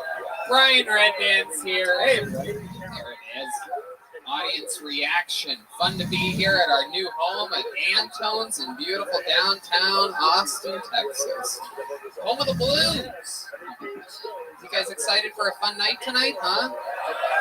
How about a hand for the band, everybody? John Dees, Matt Mueling, the great Michael Gonzalez coming off a Mexican drum off of the ages at episode 500. This guy went wild. Got a poncho and a sombrero for the occasion, but as we know, Joelberg is one tough cookie to defeat. Maybe we'll have a rematch in the future. What do you think, Michael? Oh, he wants to run it back. We have Chris Rogers' art here drawing something. Who knows what? It's a blank slate right now. Of course, we have the great Ryan G. Belt all the way in Los Angeles, California, drawing tonight's episode. He draws every episode. Tons of art happening all the time here of different shapes and sizes. Fun times. Austin, Texas. You guys ready for tonight's episode? Before we start it, here's a little bit from the amazing sponsors that made tonight's episode available for you listening right now. I'm telling you, Kill Tony supporter since day one, the Ridge wallet, the best wallet that you could possibly have. Sleek, amazing, and holds up to 12 cards plus room for cash. There's over 30 colors and styles, including carbon fiber and burnt titanium. I have the burnt titanium. I absolutely love it. What's incredible about this product is they give you a full refund if you don't love it, because they know you're going to love it. It's a front of the pant wallet instead of having one of those dinky wallets against your butt cheek. I can't imagine what your old wallet must have been going through. No, I think I have what a lot of people have. It's just that wallet you maybe got at Target like 5 years ago, and you have everything stuffed in it from Subway cards you'll never use, 1,000 different business cards, and it just hurts to sit on. I've had back pains from driving, from going on road trips. I can't believe I've been living like that for so many years. And now, the Ridge wallet, I have just what I need in my pocket, in my front pocket. I barely even know it's there. It's great. And it's just so cool. It looks cool. Pulling it out feels good. You feel like a boss. And it's an important part of your life. You're going to have a wallet. Why not get a cool wallet? And why not support Kill Tony at the same time by doing so? Get 10% off today with free worldwide shipping and returns by going to ridge.com/KillTony. That's ridge.com/KillTony and use the code KillTony, all one word, for your discount. Again, 10% off today. Ridge.com/KillTony. Austin owned. And Austin Rome. You guys ready to start tonight's episode or what? Awesome. Ladies and gentlemen, you know, we've had a lot of fun guests here in Austin so far. And this one is the one that I have been waiting months for. This young man, I've always said, is one of my favorite stand-up comedians in the world. Ladies and gentlemen, I present to you Austin's own. Make some noise for my funny friend. His name is Tim Dillon, everybody. Come on. Oh, shit. It's really him. Thank you. Thank you. Thank you. Yeah. Tim, famously guest of the year 2018, 2019, and 2020 Is that true? on Kill Tony. That's great. You and Donnell Rawlings Oh, in the good. running for that. And, you edged him out because you never walked out on us. Tim, welcome back. I'm happy to be in Austin. I'm here. I'm homeless. Homeless? Yeah. I thought you had that big mansion. No, I did for a bit, but then I just looked at everyone in the tents and they're having so much fun. So I just got in one of them, and we're starting a tech company, me and three of my friends, as soon as we get some insulin, you know, step by step. Beautiful. What a way to fit in with the other Austinites here. So, Tim, you know how it works, and you people out there probably know how it works. A bunch of people signed up with a chance to come on this stage. Crazy. They get 60 seconds uninterrupted. You know their time is up and you hear the sound of a kitten. If they don't wrap it up then, they're going to bring out the angry 5th Street Bear. You don't want to hear that and all the extra noises for some reason. You guys ready to start tonight's episode or what? Yeah. Come on, Austin. This is the #1 live podcast in the world. You guys ready to start this shit? There we fucking go. All right, here we go. Anything can happen. There's tons of people upstairs. There's tons of people on the sidewalk. Look at that, Tim. You see that out there? Both sides of the sidewalk. Those people waiting. Well, that's where they live. Your first comedian going up tonight. Anything can happen. Could be homeless. Could have a mansion. Could be his first time. Might be a 30-year local veteran in the game. Make some noise for Andrew Scardino going first tonight. It's always a tough spot. Anything can happen. This is Kill Tony, live from Anton's. The great guest, Tim Dillon. Band is playing. We're waiting to see where Andrew Scardino is going to be coming from. Waiting to see some movement, some confirmation. How many of you love H-E-B, the grocery store? All right. I love it. I love H-E-B too, everybody. Tim, you been doing H-E-B yet? Baked beans are $1.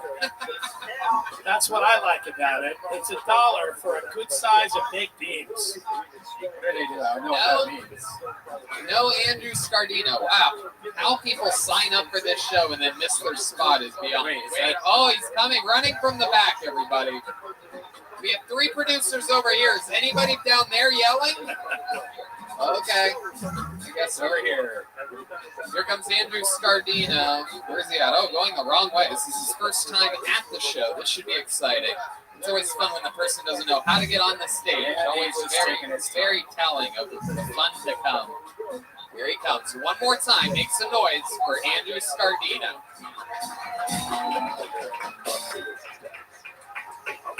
So I started seeing this new girl, and we're fooling around in bed, and she says to me, "I want you to treat me like a slave." I'm like, "Whoa, okay." And she was Jewish, so I left the room, came back dressed as an Egyptian pharaoh, told her to get out.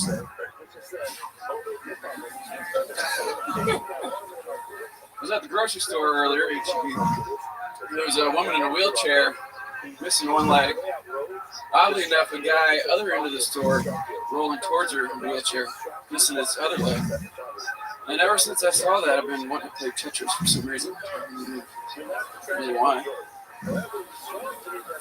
Had a real awkward moment recently. I was in the sauna, looking around thinking, why am I the only one naked in here?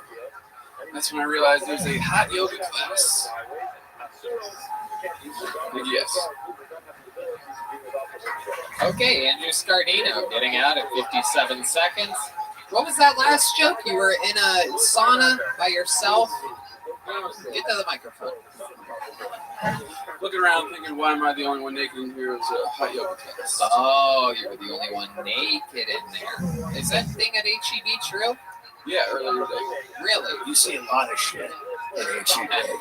That's like the mildest thing I've seen is a legless person. You see a legless person, you're like, someone's in shape, you know? That is the Texas way to drop 30 pounds. Just chop off a leg. Andrew, how long have you been on stand-up for? First time. First time ever on stage. How about that? Only this show can you see something quite like that. Incredible, Andrew. How old are you? 28. 28. This is something you've always wanted to do? In the recent years. Do you normally wear glasses? No. Really? You seem like the kind of guy that took off your glasses to perform tonight. You sort of have those like wobbly, wet eyes that like people have when they take off their glasses and they really shouldn't. Has anyone ever told you that you look like you just took off glasses? First time. Well, there's a first time for everything tonight. Maybe that means he needs glasses. Maybe because like, you do have like a squinty look to you, your eyes. Do you have bad eyes? 20/20 vision. Really? At least that's what I think. I see pretty clearly. Maybe those people at HEB both had two legs and you just fucked up. Andrew, what do you do for work? Just moved here, working in a bar, but I'm engineer usually. Oh, an engineer. That's today's economy for you. Formerly an engineer, now he's bar backing on Dirty Six. Where are you working? What do you do for the bar? Door guy. Door guy. Okay. You remind me kind of of George W. Bush. I think that's popular. Yeah, you have a cadence that's kind of like Bush. Thank you. Yes. I dig it. How about in your normal life, Andrew? What do you do for fun? Like, what makes you special? Any fun facts about Andrew that we should know about? Well, I moved here to play music. I'm a musician. Oh, what type of musician? Blues, play harmonica. You play harmonica? Do you have a harmonica on you by any chance? I sure do. Whoa! Andrew, why don't you play us a little diddly on the harmonica? How many of you want to see Andrew play the harmonica, huh? Let's see if this guy has one talented bone in his body. Let's find out right now. Uh-oh, he's looking at the band. I think he's waiting for them to look at him. Maybe they're going to coordinate something. Nope, there's a beat. Oh, shit. Is this planned out?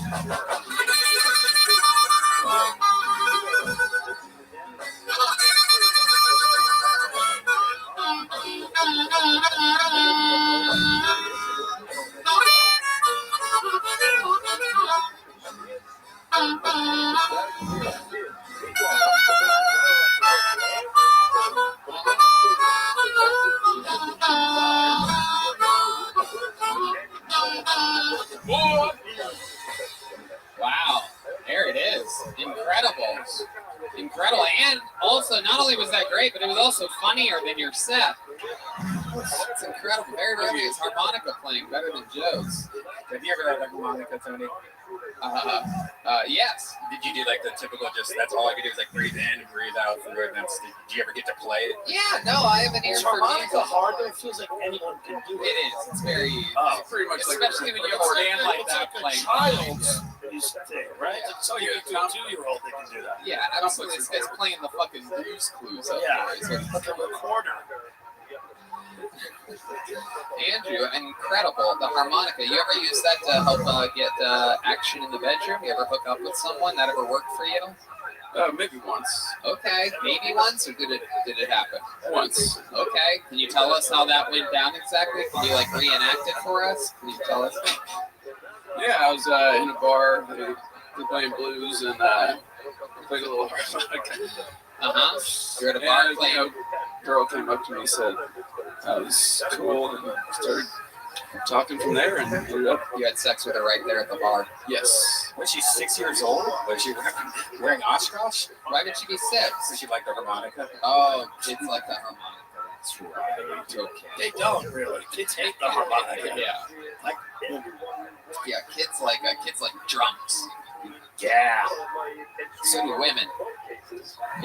And guitars. And even keyboards. Really, every instrument's ahead of the harmonica. I play guitar too. Oh, you do, just in case. All right. The guy from Blues Traveler made a career out of the harmonica. That guy. Only one. One guy who did it. Yeah. He was big. Blues Traveler. Big boy. He was a big guy. But he lost it. Is he alive still? I think so, yeah. He was at the Comedy Store like a year and a half ago. Like just 2 girls on each arm, skinny. Yeah, he's rich. Yeah, he's skinny now, though. These people, you know, like, just like Adele, when they get skinny, it's like, it's not the same person. Adele looks bad, both fat and skinny. Oh, let's be honest. She's atrocious looking. It's in the teeth. That's the problem. It's true. She's got a very fish-like mouth. Andrew, is there anything else crazy about your life that we should know about your family, or about your history, or anything like that?